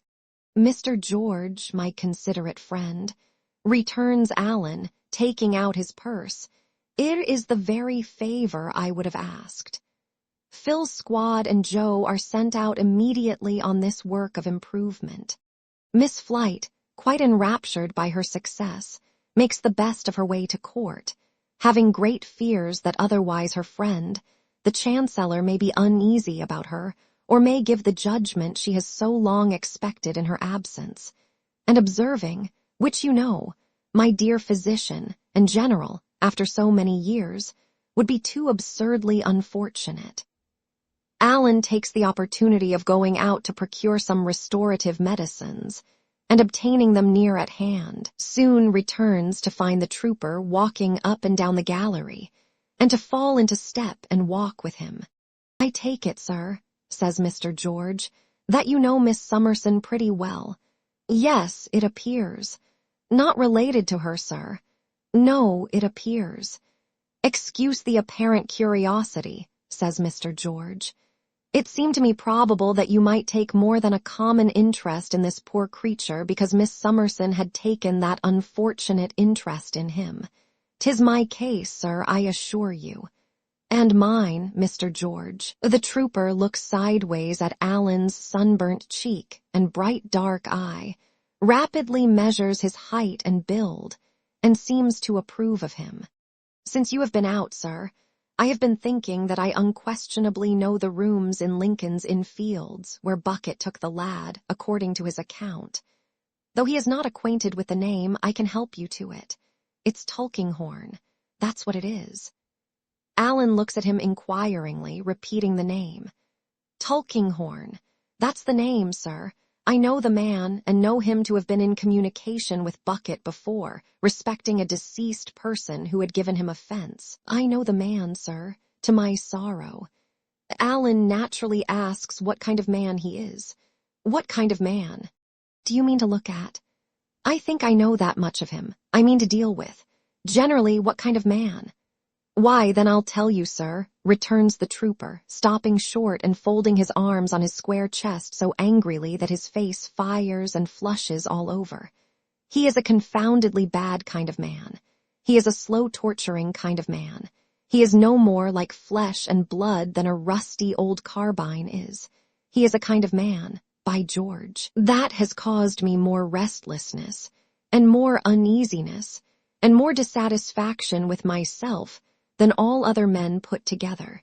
That's the kind of man Mr. Tulkinghorn is. I am sorry, says Alan, to have touched so sore a place. Sore. The trooper plants his legs wider apart, wets the palm of his broad right hand, and lays it on the imaginary moustache. It's no fault of yours, sir, but you shall judge. He has got a power over me. He is the man I spoke of just now as being able to tumble me out of this place neck and crop. He keeps me on a constant seesaw. He won't hold off, and he won't come on. If I have a payment to make him, or time to ask him for, or anything to go to him about, he don't see me, don't hear me. Passes me on to Melchizedek's in Clifford's Inn. Melchizedek's in Clifford's Inn passes me back again to him. He keeps me prowling and dangling about him as if I was made of the same stone as himself. Why, I spend half my life now, pretty well, loitering and dodging about his door. What does he care? Nothing, just as much as the rusty old carbine I have compared him to. He chafes and goads me till, bah, nonsense. I am forgetting myself. Mr. Woodcourt, the trooper resumes his march. All I say is, he is an old man, but I am glad I shall never have the chance of setting spurs to my horse and riding at him in a fair field. For if I had that chance, in one of the humors he drives me into, he'd go down, sir. Mr. George has been so excited that he finds it necessary to wipe his forehead on his shirt sleeve, even while he whistles his impetuosity away with the national anthem. Some involuntary shakings of his head and heavings of his chest still linger behind, not to mention an occasional hasty adjustment with both hands of his open shirt collar, as if it were scarcely open enough to prevent his being troubled by a choking sensation. In short, Alan Woodcourt has not much doubt about the going down of Mr. Tulkinghorn on the field referred to. Joe and his conductor presently return, and Joe is assisted to his mattress by the careful Phil, to whom, after due administration of medicine by his own hands, Alan confides all needful means and instructions. The morning is by this time getting on apace. He repairs to his lodgings to dress and breakfast, and then, without seeking rest, goes away to Mr. Jarndyce to communicate his discovery. With him, Mr. Jarndyce returns alone, confidentially telling him that there are reasons for keeping this matter very quiet indeed, and showing a serious interest in it. To Mr. Jarndyce, Joe repeats in substance what he said in the morning, without any material variation. Only that cart of his is heavier to draw, and draws with a hollower sound. Let me lay here quiet and not be chivied no more, falters Joe, and be so kind any person as is a passin' nigh where I used fur to sleep, as just to say to Mr. Sangsby that Joe, what he known once, is a moving on right forards with his duty, and I'll be worry thankful. I'd be more thankful than I am ariety if it was any ways possible for an unfortnate to be it. He makes so many of these references to the law stationer in the course of a day or two that Alan, after conferring with Mr. Jarndyce, good-naturedly resolves to call in Cook's Court, the rather, as the cart seems to be breaking down. To Cook's Court, therefore, he repairs. Mr. Snagsby is behind his counter in his grey coat and sleeves, inspecting an indenture of several skins which has just come in from the engrosser's, an immense desert of law hand and parchment, with here and there a resting place of a few large letters to break the awful monotony and save the traveller from despair. Mr. Snagsby puts up at one of these Inkai wells and greets the stranger with his cough of general preparation for business. "You don't remember me, Mr. Snagsby." The stationer's heart begins to thump heavily, for his old apprehensions have never abated. It is as much as he can do to answer, "No, sir, I can't say I do. I should have considered, not to put too fine a point upon it, that I never saw you before, sir." "Twice before," says Alan Woodcourt. "Once at a poor bedside, and once—" "It's come at last," thinks the afflicted stationer as recollection breaks upon him. "It's got to a head now and is going to burst." But he has sufficient presence of mind to conduct his visitor into the little counting-house and to shut the door. "Are you a married man, sir?" "No, I am not." "Would you make the attempt, though single," says Mr. Snagsby in a melancholy whisper, "to speak as low as you can? For my little woman is listening somewheres, or I'll forfeit the business and £500. In deep dejection, Mr. Snagsby sits down on his stool, with his back against his desk, protesting, "I never had a secret of my own, sir. I can't charge my memory with ever having once attempted to deceive my little woman on my own account since she named the day. I wouldn't have done it, sir.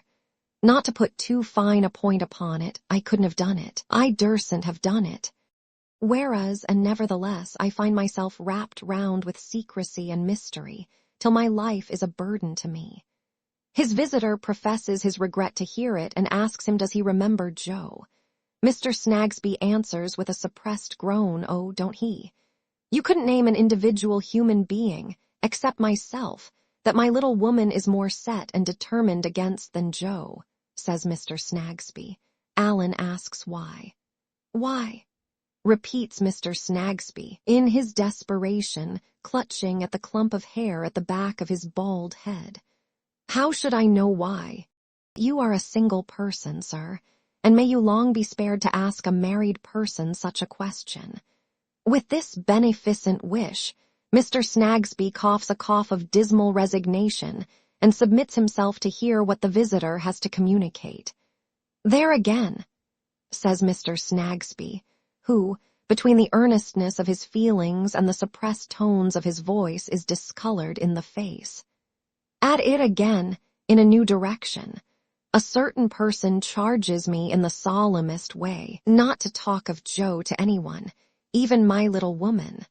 Then comes another certain person, in the person of yourself, and charges me, in an equally solemn way, not to mention Joe to that other certain person above all other persons. Why, this is a private asylum.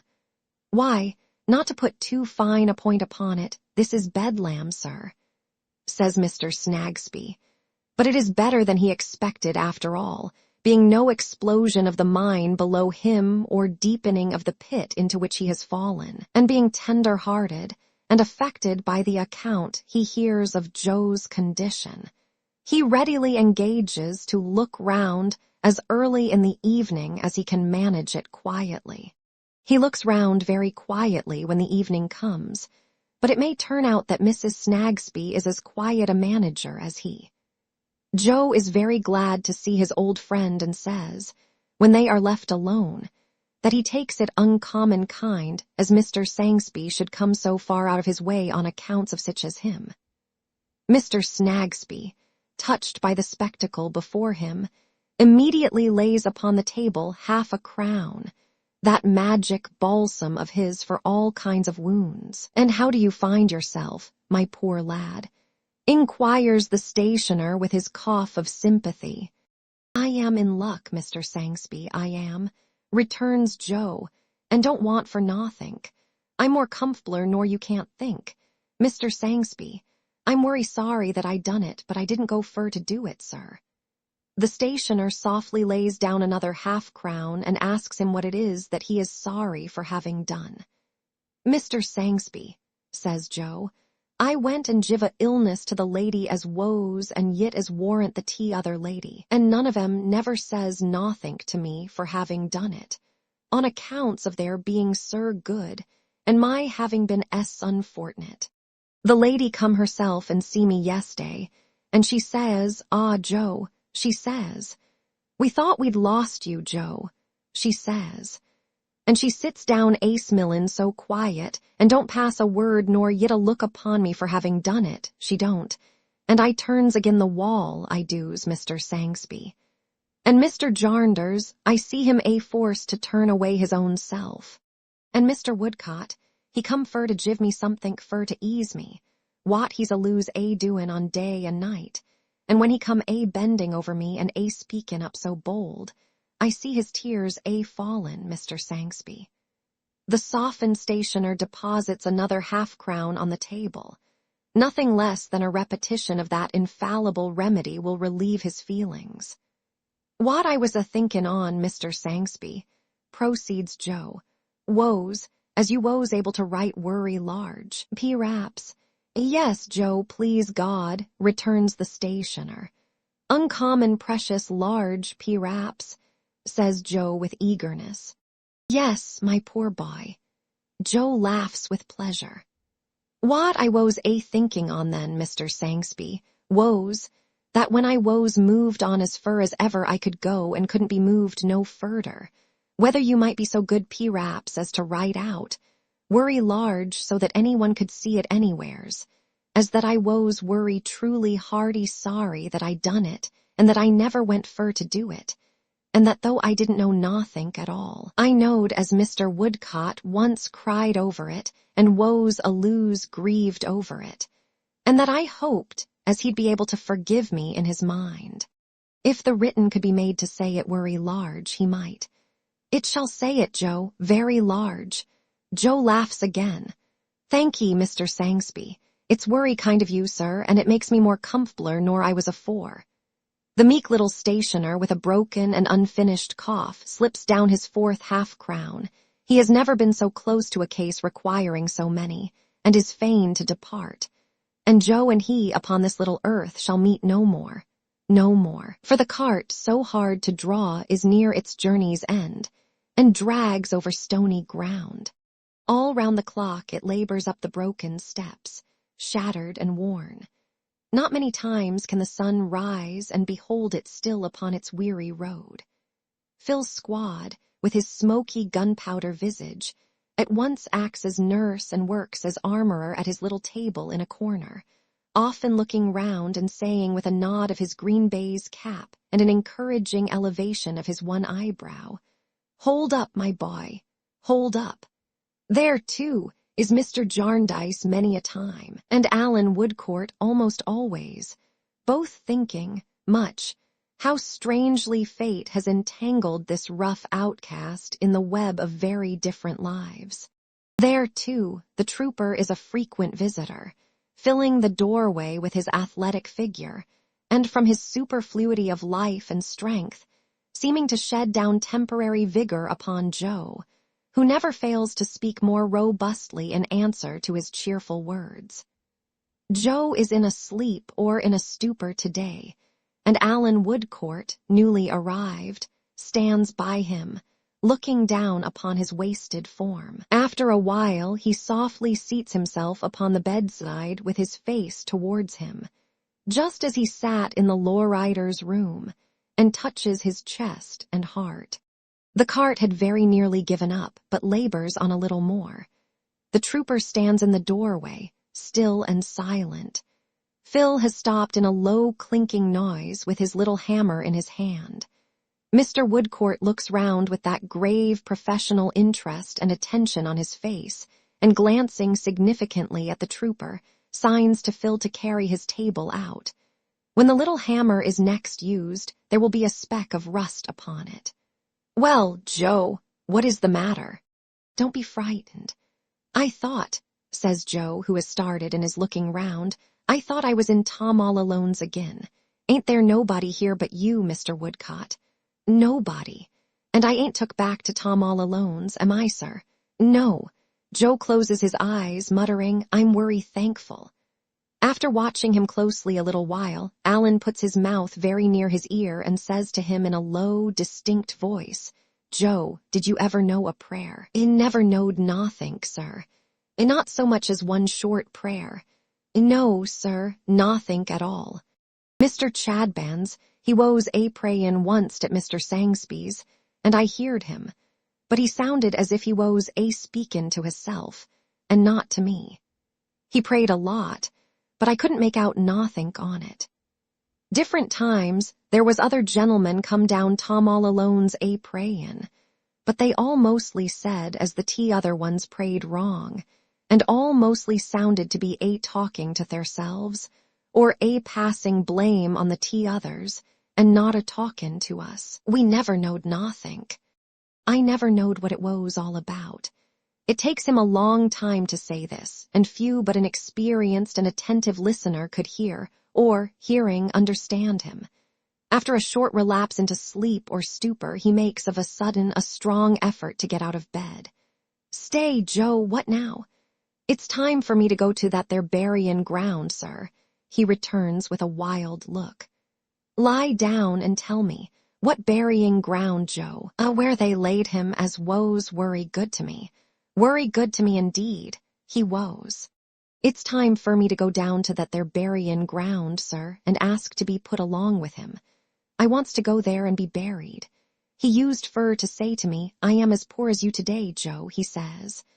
I wants to tell him that I am as poor as him now and have come there to be laid along with him. By and by, Joe, by and by."